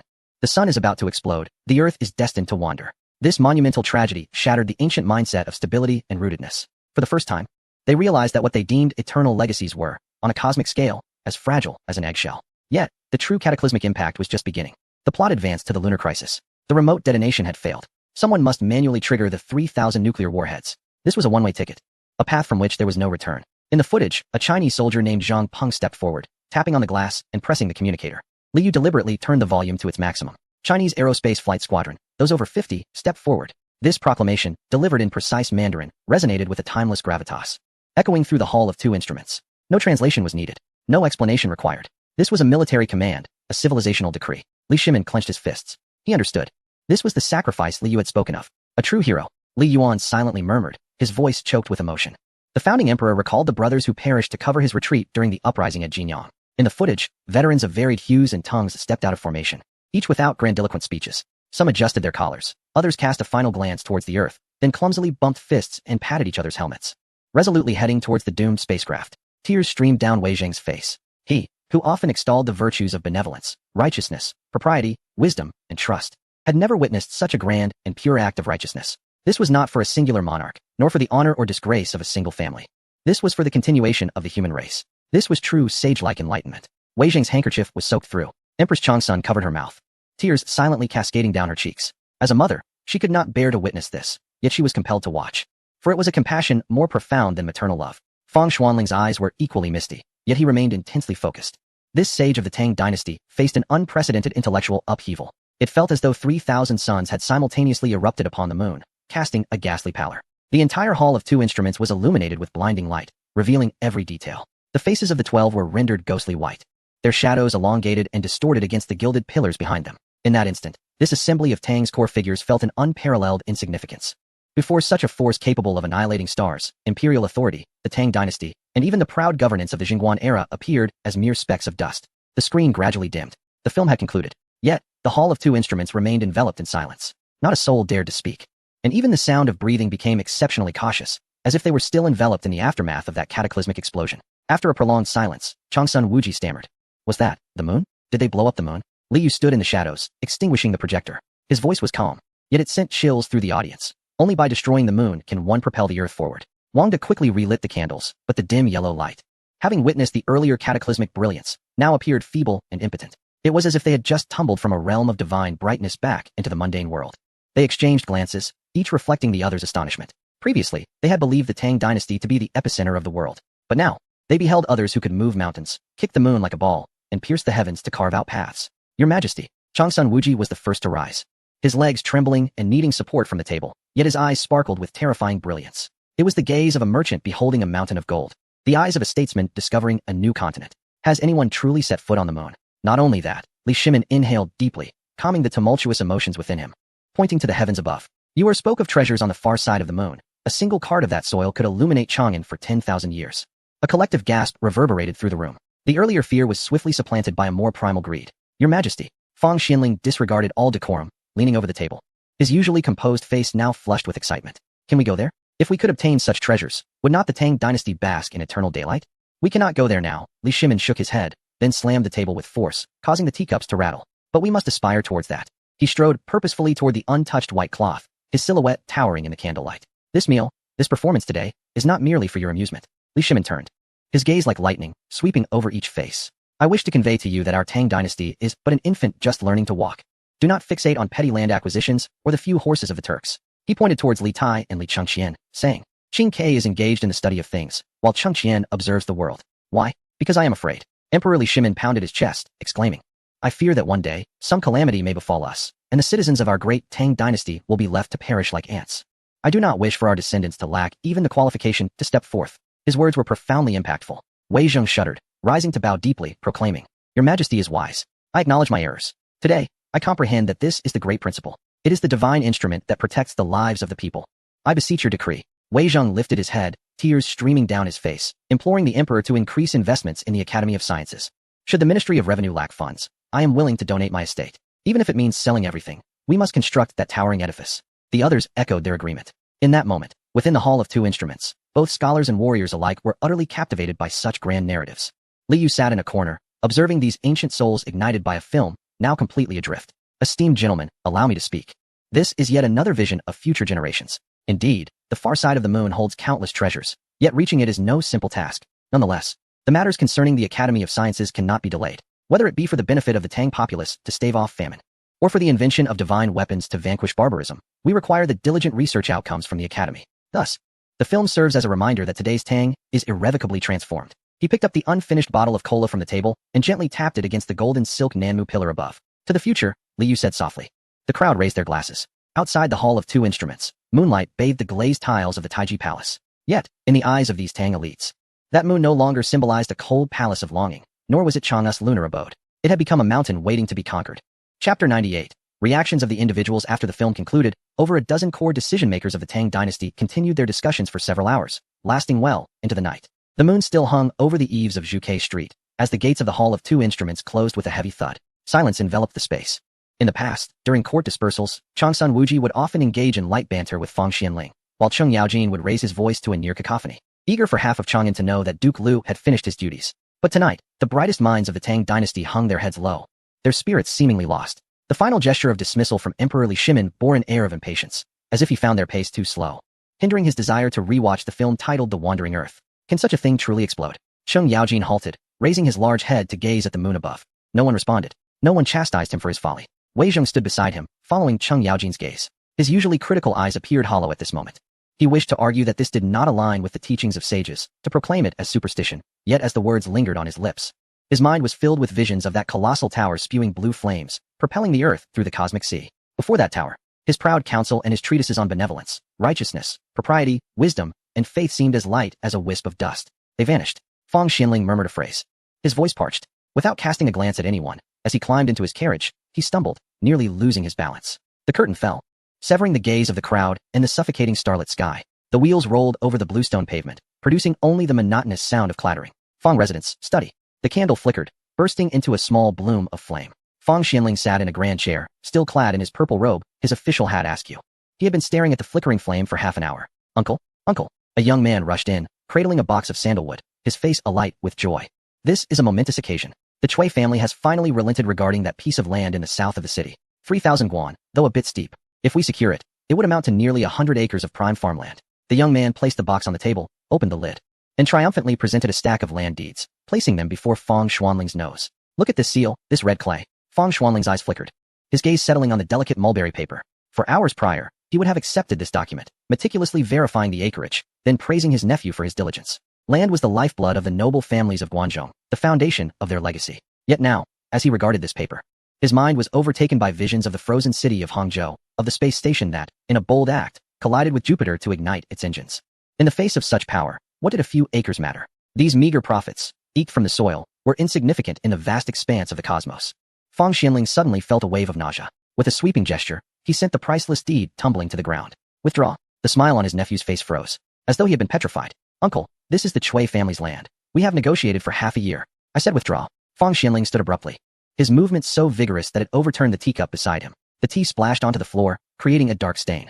His chest heaved violently as he pointed at the deed on the ground. His voice laced with unprecedented ferocity. The Fang family shall no longer profit from such pitiful, subservient earnings. He strode to the window, flinging it open, and the night breeze rushed in, causing his beard to flutter. He pointed at the dark sky, turning back to fix his gaze upon his nephew. The path of the Tang dynasty lies in the heavens, among the stars and the sea, clinging to these few acres. Even if you were to grow gold, you would merely be the fattest toad at the bottom of a well. His nephew, struck dumb, sank to the ground, trembling as he picked up the deed. Uncle, have you lost your mind? That is land. Get out. Fang Xianling closed his eyes, waving his hand to rub his temples. Return the deed, exchange it for cash. Tomorrow morning, withdraw all the stagnant wealth from the cabinets. I have grand designs. In the Zhao Duke's residence, the accounting room. Changsun Wuji did not lose his temper. He was colder and more ruthless than Fang Xianling. In his hand, he held a vermilion brush. Spread before him was the Changsun family's most secret ledger, private salt, iron smuggling, and lending.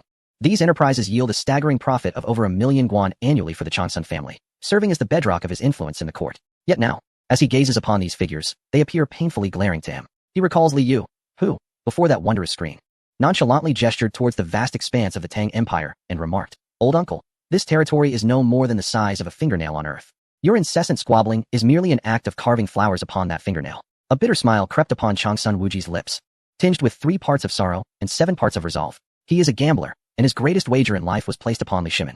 A gamble he has won.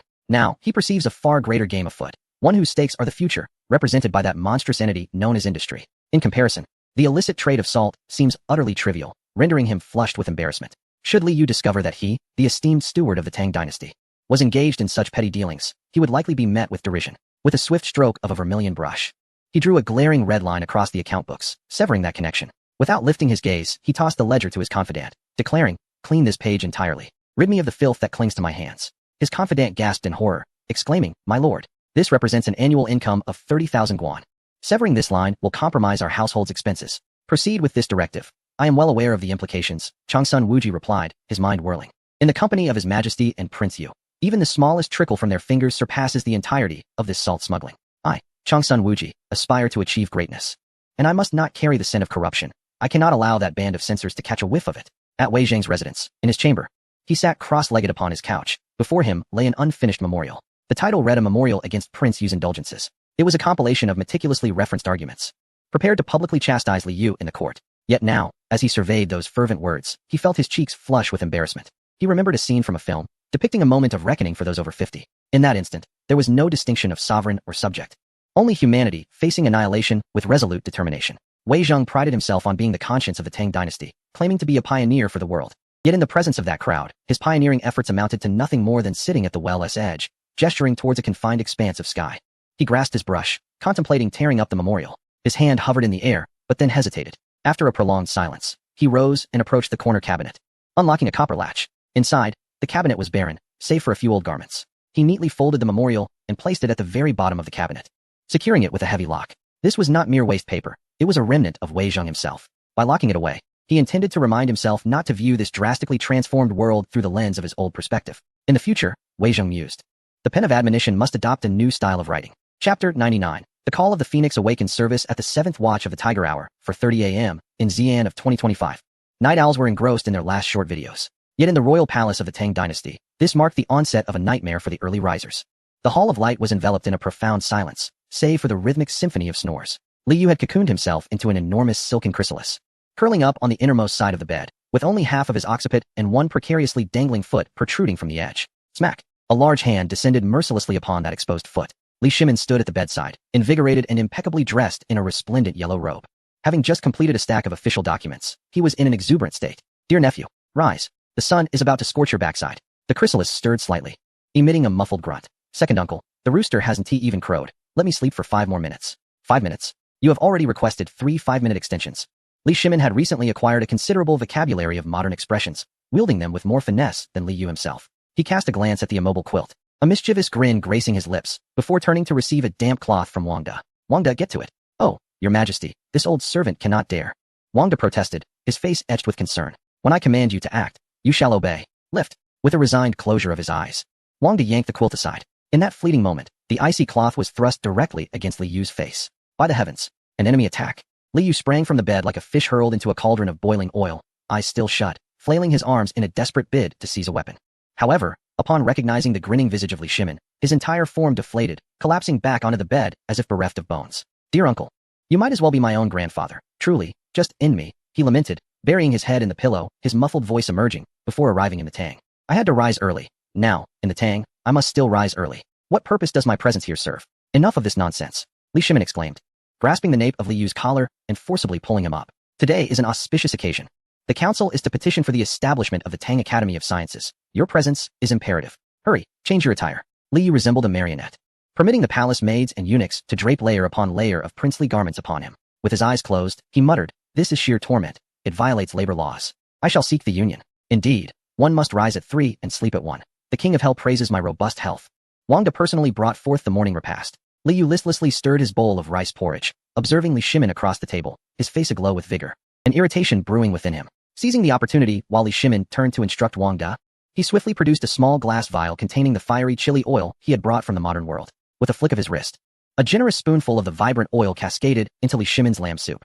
"Huh, let us see how you handle this, you fiery dragon." Li Yu reveled inwardly, feigning nonchalance as he sipped his porridge. Li Shimin turned back, lifted the lamb soup, and without a glance, gulped down a substantial portion. Li Yu held his breath, anticipating a fiery eruption. However, Li Shimin paused momentarily, his face suddenly flushed, beads of sweat erupting upon his brow. He inhaled sharply, then exclaimed, "Ah, what a delightful sensation."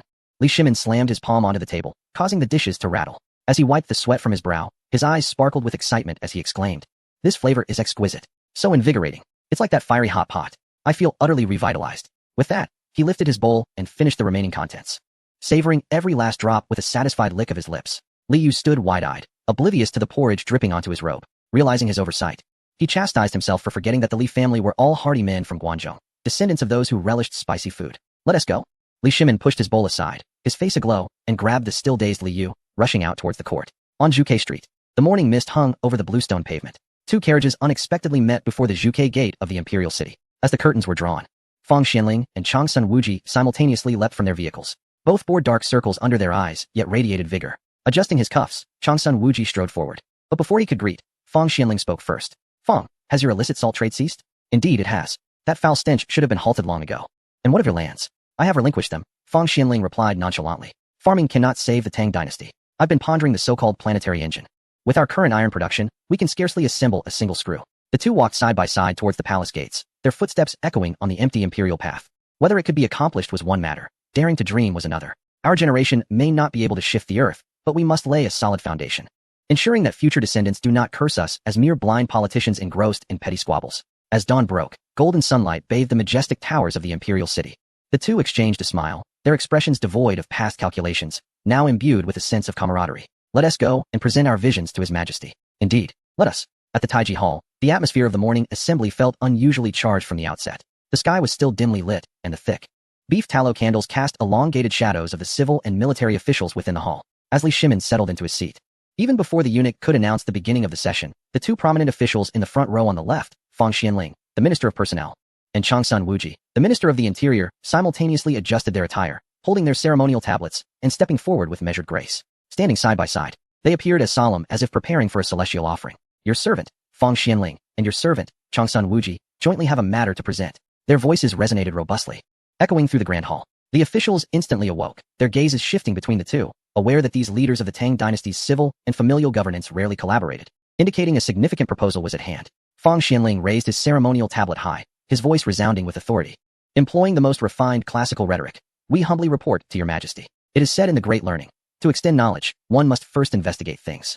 Only through understanding can wisdom be achieved. Today, the Tang dynasty reigns supreme across the seas. However, our agricultural practices and techniques in irrigation and ironworking still adhere to outdated traditions, lacking the true essence of heavenly principles. His Royal Highness, the Prince of Yu, once stated, to excel in one's craft, one must first sharpen their tools. In the pursuit of everlasting peace for the ages, we, the ministers, audaciously propose the establishment of the Great Tang Academy of Sciences." Changsun Wuji immediately followed, his tone leaving no room for dissent. "This institution shall operate independently of the 3 departments under the Chancellery, not subordinate to the 6 ministries, and shall be directly governed by your majesty. It will specialize in the research and promotion of natural philosophy, mathematics, medicine, and agriculture. All artisans, physicians, and mathematicians affiliated with the academy shall be granted official titles and receive stipends from the court." As his words echoed, a low murmur arose within the hall. Surprisingly, the backlash was not as vehement as anticipated. Most officials were quietly calculating in their minds, some even dismissive. Independent of the 6 ministries? Solely responsible for natural philosophy? A deputy minister of the Ministry of Works whispered derisively to his colleague. It sounds appealing. But isn't this merely a merger of the Imperial Workshop and the Medical Bureau, dressed up with an attractive title? Indeed. As long as our authority in the Ministry of Personnel and the Ministry of Revenue remains intact, let them have their fun. His Majesty enjoys dabbling in whimsical endeavors. Let him play on. The aristocratic officials displayed even greater disdain. To them, the study of tools and implements was the concern of the lower classes. Only the pursuit of sage teachings was the true path. This so-called Academy of Sciences was but a grand plaything concocted by the emperor. Proceed with the establishment. Li Shimin, seated upon the high platform, observed the official scorn with a cold smile. Commence preparations immediately. However, the subsequent decree revealed the true gravity of the situation. The Prince of Wei, Li Tai, shall preside over the Academy of Sciences as its director, with a rank equivalent to that of a third-grade official, empowered to establish offices and appoint subordinates, as he sees fit. A ripple of unrest surged through the assembly. The officials who had previously been indifferent now resembled cats whose tails had been stepped on. The Prince of Wei, Li Tai, presiding over this institution, establishing offices? The nature of this development had transformed. If it were merely an office, it would be a trivial matter, yet, entrusting an ambitious and favored prince with authority over an institution independent of the 3 departments and 6 ministries? What does this signify? This represents a challenge to the central authority. This is a clear signal of vying for succession. Your Majesty, this is unthinkable. A green-robed censor sprang forth. His tablet raised high, his expression filled with anguish as if the Tang dynasty were on the brink of collapse. The Prince of Wei is a royal prince. Wielding such significant power, what place remains for the Eastern Palace? Since ancient times, the crown prince has been the foundation of the state, and royal princes ought to safeguard their fiefdoms. Now, with the Prince of Wei's overwhelming power, he may harbor treasonous thoughts. Have you forgotten the events of the previous dynasty? He dared not explicitly mention the Xuanwu Gate incident, yet the mere reference to those past events resonated like a series of slaps upon Li Shimin's face. I echo this sentiment. Another official stepped forward, deeply troubled. Should the Prince of Wei exploit this to cultivate factions and garner public favor, the very foundation of the state would be jeopardized. Your Majesty, the lessons of Yang Yong and Yang Guang are not far removed. Such words are a grave mistake. The Prince of Wei possesses exceptional intellect and remarkable talents. Overseeing the Academy of Sciences is indeed befitting of his station. In an instant, the censors erupted like rabid dogs, spitting forth their objections. Yet, amidst this chorus of impeachment, the innermost circle at the heart of the court remained silent. Li Shimin sat upon the dragon throne, his expression inscrutable, gently rubbing his jade belt. Beneath the esteemed presence of the Emperor Dan, the 3 principal figures at the heart of the tempest, Crown Prince Li Chengqian, seated in a wheelchair, displayed an air of indifference as he toyed with a jade pendant, his eyelids barely lifting. Prince Wei, Li Tai, averted his gaze in silence, appearing lost in thought. Meanwhile, Prince Yu, Li Yu, slumped unceremoniously on a cushioned stool, his head nodding slowly, seemingly already drifting into a profound slumber. The silence of these 3 brothers gradually unsettled the ministers, who had been fervently articulating their opinions. This was not the expected narrative. According to the script, the Crown Prince's faction should be wailing in despair, while the Wei Prince's party should be fervently defending their stance, resulting in an impassioned conflict. Yet here we were, mere outsiders caught in the crescendo, while the principal players appeared to be mere spectators. An air of awkwardness enveloped the chamber. Just as the leading censor prepared to perform an act of self-sacrifice by banging his head against the pillar, Li Chengqian, who had remained silent until now, suddenly spoke up. The sound of the wheelchair gliding forward echoed through the hall. The censor's eyes lit up. At last, the aggrieved party was about to speak. One censor, eager to press forward, was halted by Li Chengqian's raised hand, signaling for silence. I believe the position of the president of the Academy of Sciences should rightfully belong to Qin Kai, declared Li Chengqian, his voice resonant and clear, filling the room. He cast a sweeping glance over the members of the Crown Prince's faction, inquiring, "What is it that you all think? Do you believe my brother would conspire against me? Or do you think that as the elder brother, I am so petty that I cannot accommodate a talented sibling?" He then maneuvered his wheelchair to face Li Tai, who appeared utterly bewildered. Li Chengqian extended his hand, gently adjusting Li Tai's slightly misaligned hairpin, a natural gesture, and even brushed off the dust from his shoulder. Qin Kai, the Academy of Sciences is a challenging endeavor. Yet it is crucial for the future of the Tang dynasty. As my elder brother lacks in practical knowledge, this responsibility must fall upon your capable shoulders. Li Tai, playing along with the performance, took a step back and solemnly bowed to Li Chengqian, affirming with conviction, "Rest assured, elder brother, Qin Kai shall not fail your expectations. Whatever remarkable inventions the Academy produces, the first shall be delivered to the Eastern Palace. Should you find any dissatisfaction, I shall endeavor to recreate them. Good brother." Li Chengqian replied, helping him up, and they exchanged smiles. Subsequently, Li Chengqian bowed deeply towards the Emperor Li Shimin, his voice booming, "Your humble son concurs. May Father Emperor grant Qin Kai this position. Moreover, I wish to contribute 50,000 coins from the Eastern Palace treasury to celebrate the establishment of the Academy of Sciences. This is but a small token from an elder brother." Seated upon the dragon throne, Li Shimin observed this scene with great satisfaction. Was this not the very tableau he had longed for? Was this not the resolution to the ominous curse of Xuanwu Gate that he had both feared and yearned to dissolve? A proud smile crept across his face, akin to that of a father reveling in his children's accomplishments. Ah, my familial matters have indeed caused you all concern. He deliberately elongated his words, feigning a tone of shared frustration. Though my sons may not amount to much, they do possess one flaw, an excess of affection, marked by brotherly love and respect. His gaze playfully swept over the astonished ministers, delivering his final blow. It seems, my lords, that you have worried excessively. This struggle for the throne shall not unfold in my Li family during this lifetime. This statement, while not physically harmful, bore a potent sting of insult. The ministers were rendered utterly speechless, each one feeling as though they had swallowed a fly. What sort of utterance is this? Is having strong familial ties truly a flaw? The script had completely unraveled. What had happened to the promised contest among the 9 sons? What about the anticipated bloodshed and chaos? How had it devolved into a familial drama of brotherly affection, culminating in a heartwarming resolution? Just as the officials were grappling with their indignation, an untimely voice shattered the atmosphere of camaraderie. Li Yu, perched upon the embroidered cushion, finally roused from his slumber. The previous commotion had left his head buzzing. He stretched widely, rubbed his sleepy eyes, and surveyed the ministers around him, frozen like lifeless statues. A sudden realization struck him. This uproar could only mean that future court meetings would hold greater significance. Was he to rise at the third watch every day? Absolutely not. Compared to the contest for the throne or any academic institutions, this was the true catastrophe for Li Yu. He would rather perish in the spittle of the censors than meet his end on the court floor. Taking a deep breath, Li Yu made a decision that defied his ancestors. He would embark on his inaugural, and most absurd, petition. Rising from his cushion, he did not act nonchalantly as usual, but instead mimicked the mannerisms of the ministers he had seen on screen, straightening his somewhat disheveled robes, and walked stiffly to the center of the grand hall. Upon his entrance, all gazes turned towards him. Tension filled the air as everyone wondered what profound governance insights the Prince of Yu might share at such a moment. Would he summarize the earlier display of brotherly affection? Upon reaching the steps beneath the imperial throne, he awkwardly clasped his hands in salute. The gesture was clumsy. He hesitated between pressing his left hand over his right or vice versa, drawing frowns from the officials nearby. Striving to sound serious, he imitated the tone of a minister making a petition. Your humble servant, Li Yu, has a matter to present. Li Shimin chuckled, amused. Was his nephew, typically resistant to work, now taking the initiative to present a petition? Oh, leaning forward with interest, he lifted his teacup. What is it, my loyal subject? Is it about the site for the academic institution? Li Yu cleared his throat and declared earnestly, not at all, your majesty. I believe the morning assembly time is far too inhumane. It is utterly against human nature. I humbly request that the morning assembly be postponed from the 3rd watch to the 6th watch, 9 o'clock. Ideally, to the 6th watch and a quarter. This way, everyone can enjoy a bit more sleep and be more invigorated. One must be well rested to work effectively. Currently, it is dark and dreary. Apart from straining our eyes and harming our health, what benefit is there?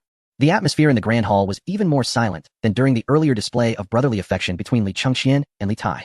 The ministers regarded Li Yu with expressions of disbelief, as if he were a creature from a different realm. What audacious words were these? Since ancient times, diligent governance has been the hallmark of emperors, while rising early is the duty of ministers. How dare you brazenly demand to sleep in on the court? Chapter 101. Resist early rising, starting with me. Li Shimin nearly spewed the tea he had just sipped. The smile on his lips froze. After all that build-up, you are still lamenting about being pulled from your bed? Absurd. An aged voice resonated. Kong Yingda, a descendant of Confucius and a prominent scholar of the time, trembled as he stepped forward. Your Highness, this statement is misguided. It is a grave error. As the ancient saying goes, work at sunrise and rest at sunset. This is the principle of yin and yang, the law of heaven and earth. The plan for the day is determined in the morning. At the hour of the tiger, the yang energy is at its nascent stage, and all things awaken. Attending court at this hour aligns with the celestial rhythms, ensuring the prosperity of the nation. Kong Yingda grew increasingly impassioned, pacing the hall, citing classical texts with a resonant voice. Moreover, after the morning court, officials can take a light meal before attending to their duties, which coincides with the hour of the dragon, the time of day when one's mind is clearest. Such an arrangement allows the best state of mind to be applied to state matters. As emperor and ministers, we must set an example for the common people. If we cannot even rise early, how can we speak of governing the realm? How can we discuss hard work and endurance? Diligent governance is the duty of both ministers and emperors. Your Highness, this remark seeks to ensnare His Majesty in lethargy and plunge the officials into complacency. Your Highness, you are undermining the very foundation of the Tang dynasty. This lecture, akin to the waters of the Yellow River cascading from the heavens, left Li Yu momentarily stupefied. The principles of yin and yang, the unity of heaven and man, undermining foundations? I merely wish to sleep an additional 2 hours. How did it escalate to such foundational destruction? Li Yu blinked, observing Kong Yingda's expression of profound sorrow, as if he were about to prostrate himself in anguish, and suddenly understood. This old man is performing, or rather, he is engaging in a self-indulgent display of piety. In their logic, only by tormenting oneself can one be deemed loyal and diligent. Sleeping in? That is the hallmark of tyrants and sycophants. However, Li Yu rolled his eyes inwardly. I am a modern individual. My biological clock is set to 2025. In your time, without electric lights, mobile phones, or nightlife, when night falls, you dive into bed. And by 8 or 9, you are asleep. Rising at 3 or 4 in the morning is indeed feasible. But what about me? I am accustomed to contemplating at night, sketching plans in the stillness of the late hours, and playing on my phone until 11 or 12. Forcing me to rise at 3? That would be the end of me. Moreover, Li Yu keenly detected the subtle expressions of some ministers around him, although they all nodded in agreement with Kang Yingda. Appearing to support his thoughts, their eyes clearly betrayed a hint of fatigue. Especially Fang Xianling and Changsun Wuji, these two workaholics, had dark circles under their eyes like pandas. They had been busy until midnight the previous night. Upon hearing about the morning court at the hour of the snake, Fang Xuanling's brow visibly twitched. Everyone is human. Who doesn't he wish for a little more sleep? This group is merely suffering in silence for the sake of appearances. Li Yu had no intention of yielding. If today I were to retire, for the following decades, I would be obliged to rise at 3 or 4 in the morning daily, which would be more unbearable than death itself. He inhaled deeply, interrupting Kang Yingda's incantation. Master Kang, I comprehend the rationale you present. Yet might we indulge in a discourse on science? Science? Kang Yingda was momentarily taken aback. Indeed, science, Li Yu asserted earnestly. The human capacity for energy is finite. The yang energy you speak of at the hour of Yin pertains to the cosmos, but humans are not forged of iron. Insufficient sleep can lead to a decline in memory, diminished judgment, volatile emotions, and even, he glanced at Li Shimin, even hair loss. It can also impact longevity. Li Shimin instinctively touched his hairline, startled. Moreover, consider efficiency, Li Yu continued. Everyone appears as drowsy as children standing in the court, with minds as muddled as porridge. At such times, what fruitful conclusions can arise from deliberating over state affairs? Should anyone's mind wander and a poor decision be made, it could jeopardize the foundation of the Tang dynasty. Rather than squander time, we ought to prioritize efficiency. If we convene at the hour of C, everyone will be invigorated, accomplishing in 1 hour what previously required 2. This is what one might term scientific governance. Kang Yingda was momentarily at a loss, rendered speechless by this novel terminology. He could only stiffen his neck in protest, claiming, but this contravenes ancestral regulations. It contravenes the rights. The ancestral regulations exist for the benefit of the Tang dynasty. If it serves the dynasty well, what harm is there in altering the schedule? Li Yu began to play hardball. In any case, I cannot rise early. Should your majesty insist on the hour of Yin, I shall apply for an extended sick leave. I am afflicted with a condition known as difficulty in rising. Li Shimin nearly burst into laughter, marveling at the audacity of this scamp. He surveyed the assembly of ministers. Though Kang Yingda continued to fume, the other officials, particularly the younger ones, unmistakably conveyed through their expressions, Prince Yu is correct. I wish to sleep. May the emperor show mercy. Even Cheng Yaojin was discreetly giving Li Yu a thumbs up. Li Shimin's mind was as clear as a mirror. He too was fatigued, rising at 3 daily. He longed for a bit more rest. Yet, he could not voice such sentiments. He was the emperor, and he must maintain his dignity. Now, with Li Yu's audacious breach of decorum, a path toward scientific governance had been illuminated. The ministers eagerly awaited, their bodies betraying their desire for leniency, despite their lips remaining sealed. To refuse would be folly, yet they could not appear too compliant, lest imperial majesty be compromised. Furthermore, convening at the hour of C, 9 a.m., was indeed too late. What would others think? Clearing his throat, Li Shimin adopted a serious demeanor, feigning deep contemplation. While what you say, dear Minister Kang, certainly holds merit, diligence in governance is indeed the correct path. Yet Prince Yu's arguments seem to possess a modicum of truth. This notion of science, which I have been pondering of late, appears to have its validity. He paused, casting a glance over the assembly. I observe that you, my esteemed ministers, have recently toiled diligently in matters of state and appear truly fatigued. Should your health be compromised, it would be a loss for the Tang dynasty. The hour of C is too late. Li Shimin shook his head. The sun is already high in the sky. What sense does that make? Li Yu's heart sank, on the verge of pressing his case further. Let it be the hour of Chun, Li Shimin declared decisively. From henceforth, court meetings shall commence at the initial hour of Chun. You may all enjoy an additional hour of slumber, rejuvenating your spirits to serve the Tang dynasty with renewed vigor. The hour of Chun, 7 a.m. Though it is earlier than 9, it is vastly different from 4. This means that everyone can rise at 6, avoiding the need to stumble about in the dark of night. The sudden arrival of such happiness left the ministers somewhat astonished. Li Yu swiftly calculated in his mind. Morning court begins at 7, which necessitates rising at 6:30. While still early, in an era devoid of nightlife, retiring at 10 in the evening allows for a splendid 8.5 hours of sleep. Quite sufficient. What a remarkable gain. The sovereign is indeed wise. Li Yu was the first to leap up, exclaiming his gratitude loudly, declaring that the emperor, in his benevolence towards the officials, is a ruler of unmatched kindness. The Tang dynasty shall surely flourish for eternity. This flattery, though devoid of finesse, resonated throughout the court, as all present, aside from Kang Yingda, who remained entangled in matters of propriety, sincerely bowed in agreement. The proclamation of the emperor's wisdom rang louder and more earnestly than their earlier cheers for the Tang Academy of Sciences. Fang Xianling calculated the implications. An additional hour of sleep each day translates to 365 hours over the course of a year, equivalent to an entire month of life. This fellow is impressive. Li Shimin, observing the bowing officials below, felt his heart swell with joy. He had successfully endeared himself to his subjects, secured a little extra rest, preserved his dignity, and subtly showcased his openness to counsel. This nephew, though indolent, embodies a sloth that aligns with my desires. However, he must not be allowed to remain so lethargic. Chapter 102. The divine military duo. In the early September winds of the 8th year of the Jingguan era, a dry breeze swept in from the northwestern plateau, causing the locust leaves in Chang'an to flutter downwards. Though autumn had arrived, the morning sun still blazed fiercely. as Li Ji rode through the city gates. The nostrils of his steed flared, exhaling heavy, warm breaths laced with the scent of dust. The guards of the city, the Jinwu Wei, recognized this sweat-lathered warhorse and the travel-worn figure upon its back, and without raising their inspection flags, silently pressed their spears down in a military salute. This governor, who had just hastened back from Bingzhou, concealed within his close-fitting garment a strategy concerning the Tuyuhan that he had pinned late into the night, his eyes bloodshot from fatigue. Upon reaching the majestic entrance of the imperial city, the Zhuke Gate, Li Ji reined in his horse, dismounted with agility, and moved with purpose. Not far to his left, a carriage adorned with plain lanterns came to a halt. The character for guard written in clerical script on the lantern swayed gently in the wind. A rough yet strong hand lifted the carriage curtain, revealing the perpetually stern visage of Li Jing. "Mao Gong, how have you been?" Li Jing alighted from the carriage but did not rush away. Instead, he stood beside it, leisurely adjusting the wrinkled cuffs of his simple attire. "The emperor has summoned us urgently." Li Ji approached and lowered his voice, his tone gravelly with thirst. "The situation with the Tuyuhan may not be trivial. That old fox, Murong Fuyun, likely intends to take advantage of the bountiful autumn to strike a severe blow against us." Li Jing nodded, remaining silent. He instinctively pressed his hand against his chest, where he too held a memorial. Li Jing had previously served as the head of the central inspection team around Chang'an, and now Li Shimin urgently called him back to the capital. The two walked side by side toward the Hall of Sweet Dew. In bygone days, at this hour, officials awaiting the morning audience would have formed an elongated line outside the Qingtian Gate. Yet now, the vast square lay desolate, save for a few leaves swirling on the ground. Inside the Ganlu Hall, the windows stood wide open, yet the oppressive heat remained unmitigated. Emperor Li Shimin sat behind the imperial desk, clad in a somewhat snug, deep purple, narrow-sleeved, breathable silk robe, with his sleeves rolled up high, revealing his muscular forearms. In his hand, he grasped a peculiar red stick, meticulously sketching on an enormous map spread across the table, the tip of the pen gliding over the paper, producing a faint rustling sound. "Minister Li Jing, Minister Li Ji, pay your respects to your majesty," the two men announced, their armor clinking crisply as they bowed in reverence. "Have you arrived?" Li Shimin did not lift his gaze, the red pen still dancing across the paper. "Rise, take your seats." There was no offering of tea.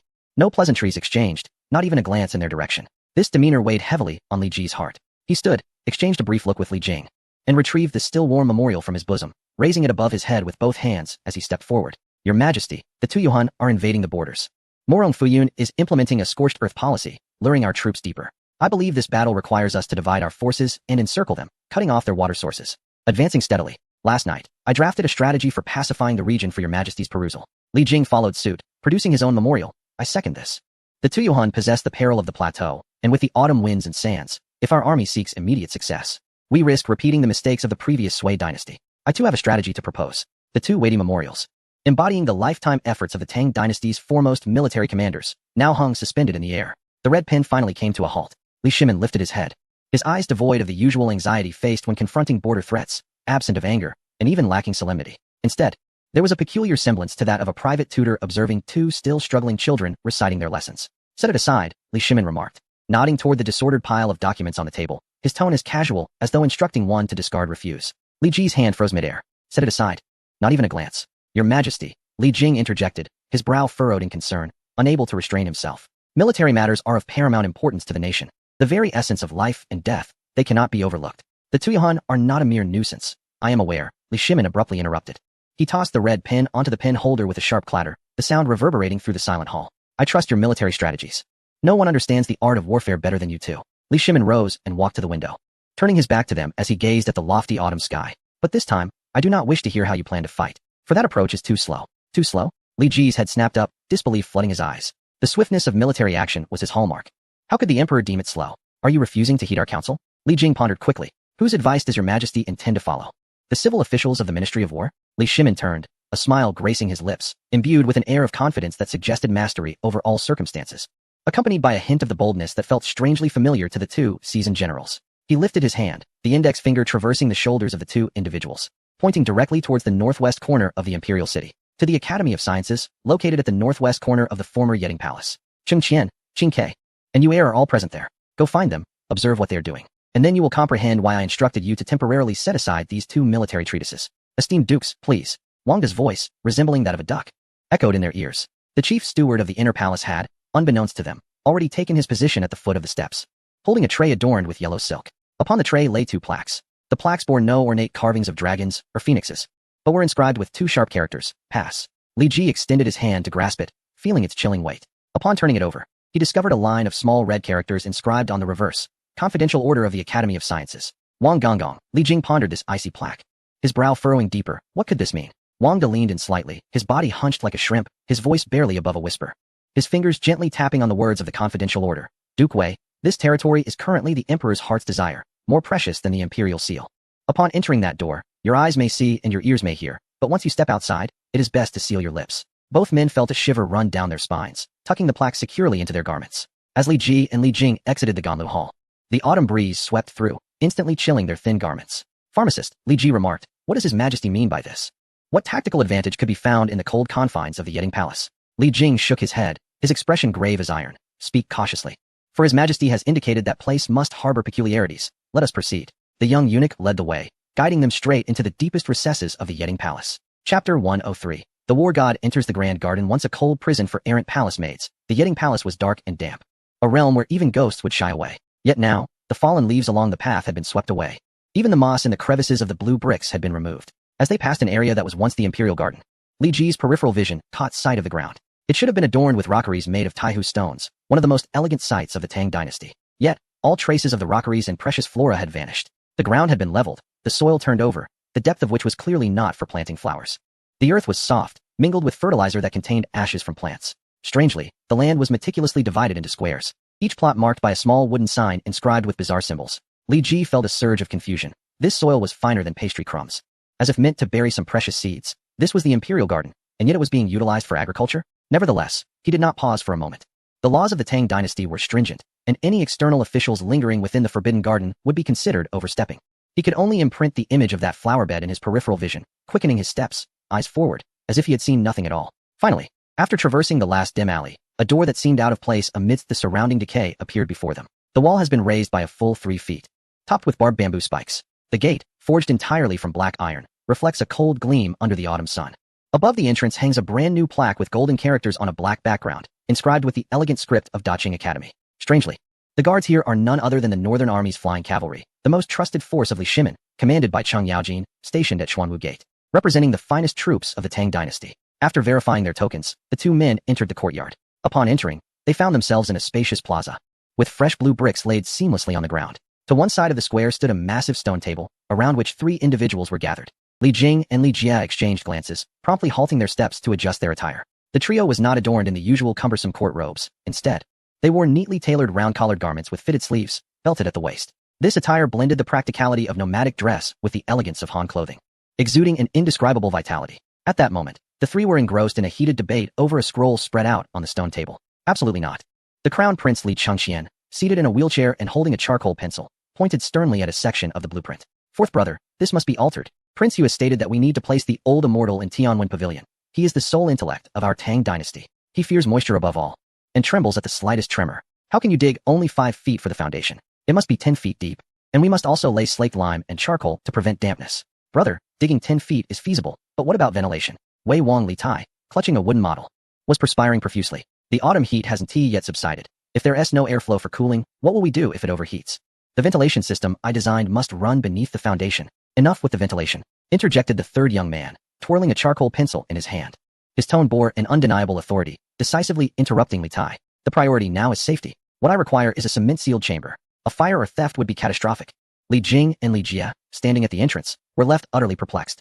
Tianwen Pavilion? Old Immortal? Each character of these phrases was familiar, yet together they seemed like a cryptic scripture. Since the 2 dukes have arrived, please come in. The unfamiliar young man suddenly turned his gaze toward them, his eyes bright and lacking any trepidation, instead radiating a scrutinizing mirth. Li Chengqian promptly folded the blueprint, his expression softening into a warm smile, though his commanding aura remained unmistakable. Hastening forward, Li Jing and Li Jia bowed respectfully, stating, "We are Li Jing and Li Jia, here to pay our respects to your highness the Crown Prince and his highness the Wei Wang." After the formalities, their gazes fell upon the unfamiliar young man.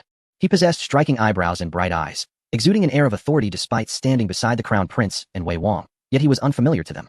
Never having been seen in the court, there is no need for excessive formality, esteemed dukes. Li Chengqian smiled gently, gesturing to the young man beside him. Allow me to introduce this individual. He is Prince Yu, Li Yu. He is also the newly appointed national master of the Tang dynasty by the emperor. The Prince of Yu? The national master? Li Jing and Li Ji were taken aback. Recently, there had indeed been whispers in the court about an extraordinary individual who had cured Empress Changsun as ailment and garnered the emperor's favor. However, they had assumed it was mere hearsay or the work of some enlightened sage. To their astonishment, he was so remarkably young. Moreover, the attitudes of the Crown Prince and Prince Wei towards him suggested he was regarded as their leader. Having met His Highness, the Prince of Yu, The two men did not dare to be remiss and bowed once more. Enough of this formality. Li Yu waved his hand dismissively and approached Li Jing, scrutinizing him from head to toe. So, this is the legendary military god of the Tang? Indeed, he exudes an impressive aura. It was your uncle who sent you. Wasn't he it? Yes, your highness, they replied respectfully. Since you are here, come along with us, Li Yu said straightforwardly, turning on his heel. Some things cannot be adequately conveyed through mere words. You must see for yourselves how this battle is to be fought. With that, the trio turned to lead the way. Li Jing and Li Ji followed closely behind, their hearts growing increasingly alarmed. The interior of the academy was astonishingly vast, evidently having merged with several surrounding palaces. As they traversed the main pathway, courtyards adorned with plaques emerged on either side. Yet, these courtyards appeared somewhat dilapidated, with peeling walls and tattered window paper, clearly having been hastily converted from the remnants of a cold palace, still awaiting restoration. Passing the first courtyard, they noted the plaque reading Agricultural Research Institute. The yard was filled with various hues of soil, and several elderly eunuchs resembling farmers were pouring something into jars, releasing a pungent, sour odor. Li Ji wrinkled his nose. That is compost, Li Yu casually explained, the secret behind the doubling of grain yield in the Tang dynasty. Further ahead stood the Medical Research Institute. A white cloth curtain hung at the entrance, from within which faint sounds of pigs and a strong aroma of alcohol wafted out. Fat Sparrow. Isn't the roof of the industrial building leaking? Li Yu suddenly pointed to the largest courtyard nearby and inquired. The courtyard bore the plaque Industrial Research Institute, cluttered with timber and iron ingots in disarray. It is leaking, Li Tai retorted irritably, a look of grievance on his face. I already suggested repairing the Industrial Institute first. Yet you insisted on prioritizing that military institute. Now look, my blueprints are stuffed away in boxes, and those hydraulic grinding machines are exposed to the elements. They are treasures. Grinding machines are not afraid of the sun. Li Yu countered defiantly. The Tuyuhun are coming. If we don't prioritize the military institute, how shall we defend ourselves? Do you wish to see Morong Fui in charge in a Chang'an on horseback? First, we must prepare the weapons of war, then attend to production. This is a matter of urgency. Listening to the quarrel between the two princes, Li Jing and Li Ji felt their confusion mounting. Instead of pursuing the scholarly arts or practicing horsemanship and archery, how had these princes transformed into craftsmen? After traversing through layers of courtyards for a considerable time, the group finally halted before a large courtyard at the deepest part of the academy. This courtyard was clearly newly renovated, markedly different in its treatment. The surrounding walls had been heightened, topped with sharp iron spikes. The grand entrance was forged from heavy black iron, adorned with a formidable plaque inscribed with the words Military Research Institute, carved with the precision of a sword strike. Flanking the entrance stood 2 rows of fully armed cavalry, who, upon seeing Li Chengqian and his companions, executed a synchronized salute. As the iron door creaked open, a pungent aroma of pine oil and leather wafted forth.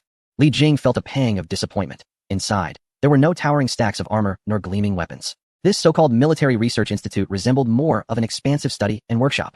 The courtyard was cluttered, with an assortment of leather goods piled haphazardly. Upon entering the first room, several enormous tables were joined together, dominating the center of the space. The surfaces were strewn with maps, exquisite depictions that Li Jing had never encountered before, showcasing the contours of mountains and rivers with alarming clarity, even indicating elevation changes in varying hues. Beside these maps lay an array of peculiar components, polished glass shards, wooden rods entwined with copper wire, and several enigmatic black iron boxes. Li Jing's gaze was immediately drawn to the maps. As a seasoned commander, he was acutely aware of their worth. Do not merely stare at the maps, Li Yu remarked as he strode to a table, retrieving a black, 2-segmented cylinder from a box. Each segment was approximately a foot long, entirely ebony, with transparent glass embedded at both ends. Generals, Li Yu presented the cylinder to Li Jing. I have heard you are still dispatching scouts to gather intelligence. What will you do if your scouts are separated by a deep gorge? Li Jing accepted the cylinder, its weight pleasantly substantial in his hands. He scrutinized the iron tube with curiosity. Your Highness, what is its purpose? Could it be a form of hidden weapon? It surpasses a mere weapon. Li Yu gestured towards the tall window facing north. Raise it, align the smaller end with your eye, and focus on the distant gate tower of the palace. Then, rotate the central ring until the image becomes clear. Li Jing, somewhat skeptical, approached the window, mimicking Li Yu's instructions. He raised the cylinder, aiming at the indistinct palace gate hundreds of paces away. Initially, his view was a blur of light and shadow as he instinctively twisted the central ring. Suddenly, the image sharpened. The renowned military deity of the Tang, unflinching even in the face of adversity, froze as if enraptured by beauty. Lord Weiguo, what is it? Li Jing's voice held a hint of dryness. Yet there was an undeniable thrill. The gate tower was now vividly within reach. Even the cracks in the tiles were discernible. Li Jing, upon hearing this, took the cylinder from Li Jing's hands and peered through it. In an instant, his body stiffened, his eyes widening in astonishment. What sorcery is this? He set down the cylinder and turned to Li Yu. Your Highness, is this the legendary 1,000-mile eye? Perhaps 1,000 miles is an exaggeration, but seeing for several miles is certainly feasible. Li Yu replied with a casual shrug, an air of ease about him. Li Jing endeavored to calm the tumult within his heart. Yet the brilliance upon his countenance only intensified. Your Highness, should this device be equipped throughout the army, our Tang scouts could secure victory from beyond the horizon. The enemy's provisions, ambushes, and formations would be rendered transparent before our forces. This is truly an extraordinary artifact. Such was the keen perception of the god of war of the Tang dynasty regarding the transformation of warfare. Do not be hasty. This is merely an appetizer. Li Yu chuckled, a smug expression resurfacing upon his face. He produced 2 black square boxes, each perfectly cuboidal, adorned with a flexible whip-like protrusion on top and a button on the side. Li Yu handed one of the boxes to the 2 men. Esteemed dukes, I must trouble you to make another journey. He gestured towards the path they had traversed. With this, return to the entrance of the scientific academy where we just arrived. To the entrance? Li Jing inquired, holding the black box. Although perplexed, the earlier introduction of the telescope had instilled a healthy respect within him. What is the purpose of this, Your Highness? You shall discover it upon arrival. Li Yu pointed to the button on the side of the box. Remember, if you hear a sound emanating from within, press and hold the left button, then speak into it. You must maintain pressure to speak. Releasing it will render you a listener. Exchanging solemn glances, Li Jing and Li Ji acknowledged the gravity of the task. Understood. They asked no further questions, carefully clutching the black boxes as they strode purposefully out. Before long, the 2 men arrived back at the entrance of the scientific academy. The distance from the depths of the Military Research Institute spanned several courtyards, amounting to at least a mile. Standing on the expansive plaza, they positioned themselves side by side, the black boxes in their hands appearing conspicuously out of place. Master Pharmacist, is this device intended for signaling orders? Li Ji inquired softly. Not likely, Li Jing replied. His gaze fixated intently upon the box, sensing that it concealed deeper mysteries. At that moment, the black box emitted a faint crackling sound. Suddenly, a familiar voice resonated from within, clear as if spoken directly in their ears, accompanied by the faint clattering of Li Tai handling components in the background. My esteemed ministers, can you hear me? This is Li Chengqian. Both Li Jing and Li Ji were taken aback, glancing around in astonishment. No one was present. The voice unmistakably emanated from the small black box in their possession. Their eyes reflected shock, yet the composure they had cultivated over the years prevented any display of disarray. Recalling Li Yu's instructions, Li Jing extended his finger and firmly pressed the left button. Why, Your Highness? Li Jing's voice wavered slightly. Are you speaking? There was a brief silence from the other end. Then Li Chengqian's voice, imbued with mirth, came through. Indeed, it is I. This is Ashuan Fing Ear, or a walkie-talkie. We are still at the Military Research Institute. Can you hear me clearly? If so, you may return. Li Ji, listening intently, felt his throat tighten. Unable to restrain himself as he leaned closer, pressing the box in his hand, and tremblingly asked, is this some kind of celestial magic, Your Highness?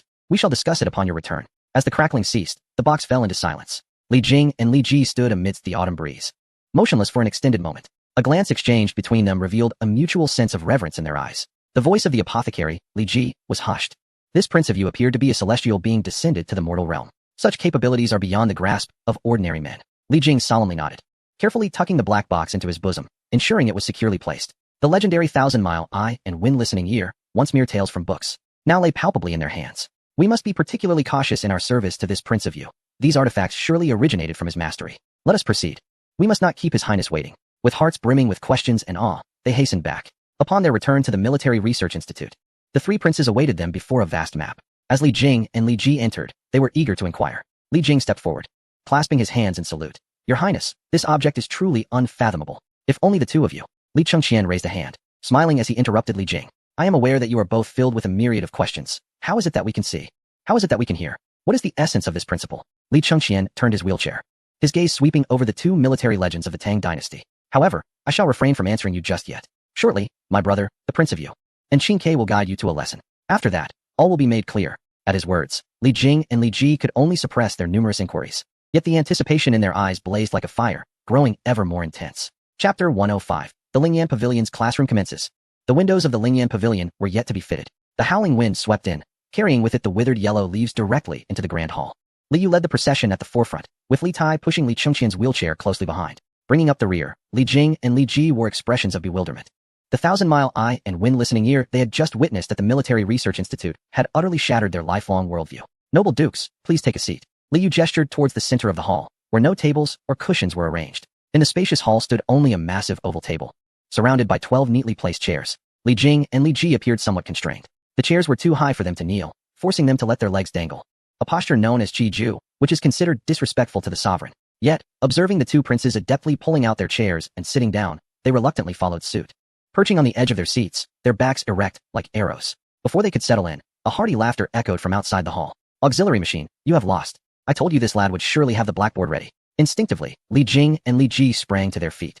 They beheld Emperor Li Shimin striding confidently into the room, followed by Changsun Wuji, Feng Xianling, Wei Zheng, and Gao Shilian. At the rear of the group were 2 towering figures, Cheng Yaojin and Yu Qigong. In Cheng Yaojin's embrace lay 2 packages resembling snacks, which he was crunching on audibly. Alongside the 5 who arrived earlier, they formed a total of 12 individuals. This assembly represented the very core of power within the Tang Empire. We pay our respects to your majesty. Li Jing and Li Ji bowed in deference. Spare the formalities. Li Shimin waved his hand nonchalantly and seated himself upon the prominent chair at the head of the table. Today, there are no monarchs or ministers, only classmates. Please, take your seats. Li Jing and Li Ji exchanged glances, their eyes filled with bewilderment. Classmates? With the emperor? Their astonishment deepened as they observed the reactions of others. Fang Xianling skillfully retrieved a small notebook and a pen devoid of bristles from his bosom. Changsun Wuji, without hesitation, snatched a handful of snacks from Cheng Yaojin's grasp. Wei Zheng, with a solemn expression, wiped his notebook. Meanwhile, Yu Qigong audaciously pulled out a chair, producing a grating sound that set one's teeth on edge. This assembly of Tang's chancellors and generals now resembled a group of idle townsfolk eager to hear a storyteller. With everyone present, Li Shimin tapped the table with his fingers, his gaze sweeping across the room. It finally settled on Li Jing and Li Ji, followed by a smile. Pharmacist, Mao Gong, having just seen the treasures of Prince Yu, do you not perceive him as a celestial being descending to earth? Li Jing hesitated momentarily, but ultimately nodded in honesty. Your Highness possesses talents beyond mortal reach. Beyond mortal reach is indeed a commendable phrase, Li Shimin remarked, gesturing towards Li Yu. But he is no celestial. He is my teacher, and yours as well. The purpose of summoning you today is to commence the first lesson of the Tang Learning Group, which has but one objective. Li Shimin's gaze narrowed momentarily, his imperial aura fully manifesting. To cure the ailments of the Tang Empire. Cure ailments? Li Ji was taken aback. The Tang Empire currently enjoys peace, having just vanquished the Turks. What ailments could there be? Enough, second uncle. Do not frighten them. Li Yu interjected, rising to his feet.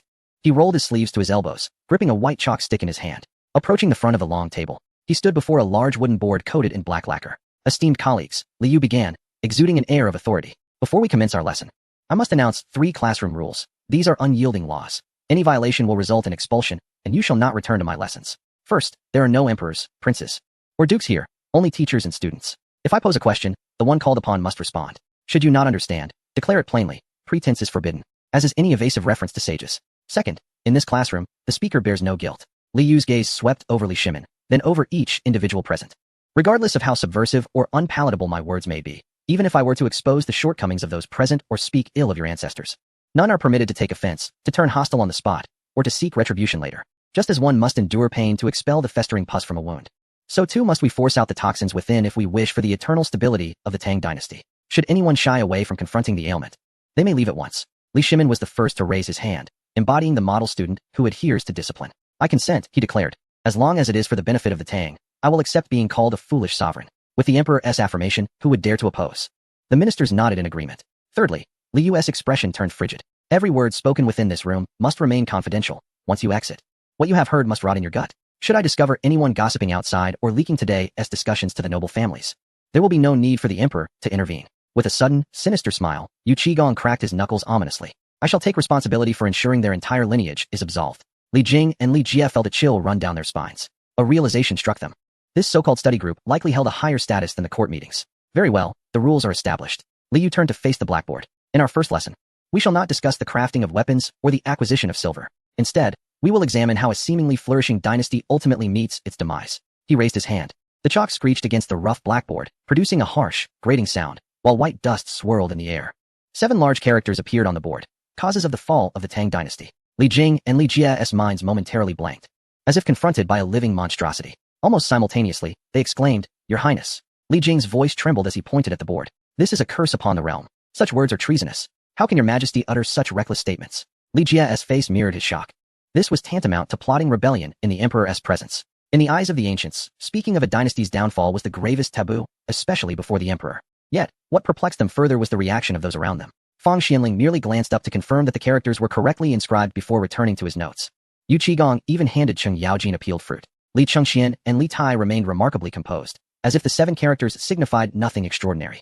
Akin to the question of what to have for lunch, the two stood rigidly, observing Li Shimin seated in the main position. The emperor did not show anger. He simply regarded the 7 characters with calmness. Chapter 106, Population and Land Physician, Cultivate Merit. Li Shimin began, his voice steady, revealing no hint of tumult. Sit down, Your Majesty. This is a matter of healing, he indicated towards Li Yu, speaking softly. Since it concerns healing, one must first ascertain the cause of death. The Prince of Yu does not focus on the present, but rather gazes into the future. The future? Li Jing pondered over these 2 words, his heart overwhelmed with astonishment. Could this unfathomable Prince of Yu truly foresee the ultimate fate of the Tang dynasty? Sit back and listen, Li Shimin sighed, a bitter smile gracing his face. Just a few days ago, I was similarly startled. Now it is your turn. Trembling, Li Jing and Li Ji returned to their seats. Li Yu paid no heed to the 2 frightened newcomers. He rapped his knuckles against the blackboard. All right, class is in session. Aside from foreign invasions and tyrannical rulers, what causes a normal dynasty to perish? Li Yu posed the first question of the day. Without waiting for a response, he drew a large circle on the blackboard. This is a pi. He indicated the circle, representing all the arable land of the Tang dynasty at present. Minister Fong, in the 8th year of the Jingguan era. How many acres of arable land does the Tang possess, and what is its population? Fong Xianling almost instinctively replied, according to the Ministry of Revenue's records. There are approximately 20 million people and around 600 million acres of land, resulting in about 30 acres per person. Good, 30 acres.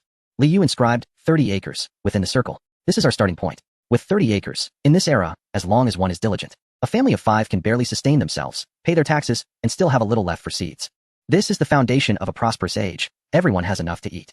Li Yu turned to the assembled crowd. However, humans possess a significant trait, especially when their bellies are full, ambition. Suddenly, Li Yu called out a name. Li Ji tensed and immediately stood up. Yes, do not be anxious, sit down and speak. Li Yu gestured for him to take his seat. Suppose you are an ordinary soldier with 30 acres of land, living quite well, what would you do? Li Ji pondered before responding, marry and have children. How many? The more, the merrier. Naturally, having 5 sons would signify a thriving family. 5 sons. Li Yu sketched a tree on the blackboard, branching out into 5 limbs. 20 years later, you grow old and pass away. How much land will each of your 5 sons inherit from your 30 acres? 6 acres, Li Chengxian quickly interjected. 6 acres. Li Yu's tone turned somber. The sons of Zhang Sen each inherit merely 6 acres, yet the court's taxes, known as rent and levies, are collected per capita, not per acre. With the land reduced by 5-fold, the taxes remain unchanged. Can those 5 sons still find enough to eat? A profound silence enveloped the hall. Li Jing furrowed his brow deeply. This simple arithmetic posed a challenge even for the formidable god of war of the Tang dynasty. Barely enough to survive. Wei Zheng remarked gravely. Provided the weather is favorable, one might subsist on wild vegetables mixed with rice chaff. Very well, they can survive. Li Yu continued his projection. What of Zhang San's grandchildren? If each of those 5 sons were to have 5 children of their own, 30 acres of land must be divided among 25 grandchildren, resulting in a little over an acre per person. Li Yu emphatically tapped the blackboard. An acre yields only 2 or 3 shi of millet, and after taxes are paid, scarcely a grain remains. At this juncture, a drought ensues, or a family member falls gravely ill. Zhang San's grandchildren, confronted with hungry mouths to feed and the relentless demands of tax collectors, find themselves with but one path forward. Li Yu turned his gaze toward Chang Sun Wuji. Chang Sun, as a businessman, if you were one of Zhang San's grandchildren, what would you do? After a moment of contemplation, Chang Sun Wuji replied. The only option is to sell the land, transferring it to those with surplus grain in exchange for a few dough of rice to survive. Bingo. You are correct. Li Yu snapped his fingers. Selling land. But this raises a pressing question. Who possesses surplus grain to purchase land? Li Yu's chalk suddenly pointed toward everyone present. Who? It is you. It is the royal family, the nobility, and those lofty aristocratic clans. On the opposite side of the blackboard, Li Yu sketched a grand triangle. Let us first consider the royal family. Li Yu turned to Li Shimin. Second uncle, the policies concerning the imperial family in the Tang dynasty harbor numerous flaws, particularly the perpetual land system. These lands, inhabited and cultivated, are exempt from taxes, thus providing an avenue for future hidden and fleeing households. In the mid to late Tang period, they formed a privileged non-producer class comprising royal family members and their attached servants and dependents. You may not be concerned now, but what if 3 generations hence? What if 5? The descendants of the Li family will multiply into the thousands. They will shirk production, evade taxes, and rely on the state for sustenance, while monopolizing vast tracts of land as royal estates. They resemble a horde of leeches, gnawing away at the communal pie, biting it piece by piece. Although second uncle, you have begun to tighten regulations on the royal family system, the historical records document. Li Shimin's expression darkened. Yet he refrained from rebuttal. He merely nodded solemnly. I indeed have not contemplated the matters of a century hence. The flaws of the royal family are akin to a malignant tumor. Next, let us discuss merit. Li Yu pointed to Cheng Yaojin and Yu Qigong. You have triumphed in battle, and the emperor has rewarded you with 1,000 acres of prime land, which you rightfully deserve. However, you enjoy tax-exempt privileges. When Zhang San's grandchildren sell their land to you, they become your tenants. The land that once contributed taxes to the state now evades taxation in your possession. Lastly, we turn to the aristocratic clans. Li Yu inscribed the characters 5 surnames and 7 clans on the blackboard. They are more ruthless. Not only do they purchase land, but they also exploit legal loopholes, transforming countless Zhang Sans into hidden households, concealed within their estates. On the left side of the blackboard are the numerous Zhang Sans who have lost their land, now reduced to wandering masses, destined to become future mobs. On the right side stands an ever-expanding class of landlords, possessing 90% of the land, yet contributing nothing in taxes. Thus, when the emperor discovers the treasury is depleted and there are no funds for warfare, whom will he turn to for money? Li Yu looked at Fong Xianling. Fong Xianling offered a rueful smile and closed the notebook in his hands. He will seek out those peasants who have yet to sell their land and impose further taxes. Exactly. Raise the taxes. Li Yu sketched a loop of despair on the blackboard. The poorer the treasury became, the heavier the taxation imposed. As taxes increased, the common folk found it increasingly difficult to survive, leading to a surge in land sales. With more individuals selling their land, the treasury grew ever poorer. This formed an inextricable deadlock. Teacher, I have a dissenting opinion. Suddenly, the prince, Li Changqian, who had been listening attentively from his wheelchair, raised his hand. His eyes sparkled with what was unmistakably a brilliant idea. Speak, Liu nodded in encouragement.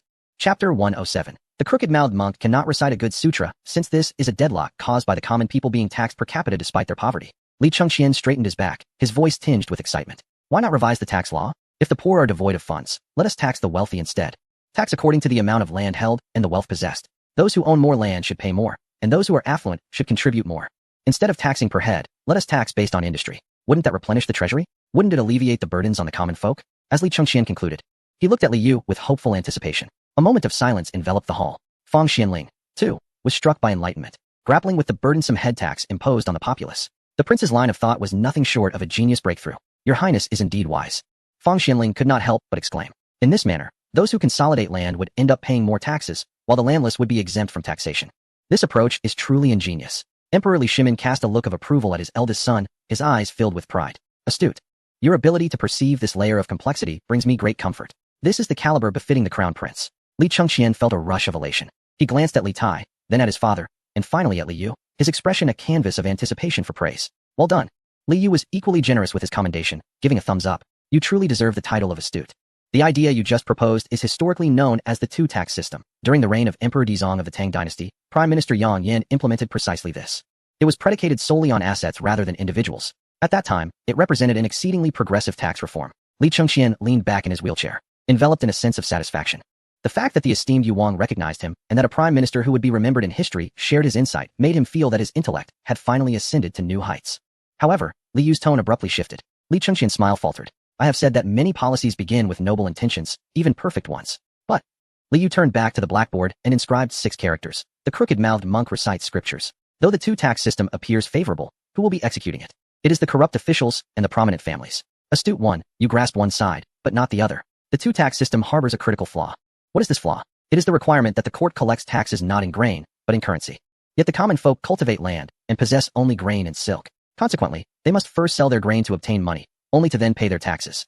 Li Yu extended 2 fingers to illustrate his point. When the court commenced taxation, the market experienced an acute demand for copper coins. Consequently, the value of money soared while commodities plummeted. Initially, a dough of rice could be exchanged for 10 won.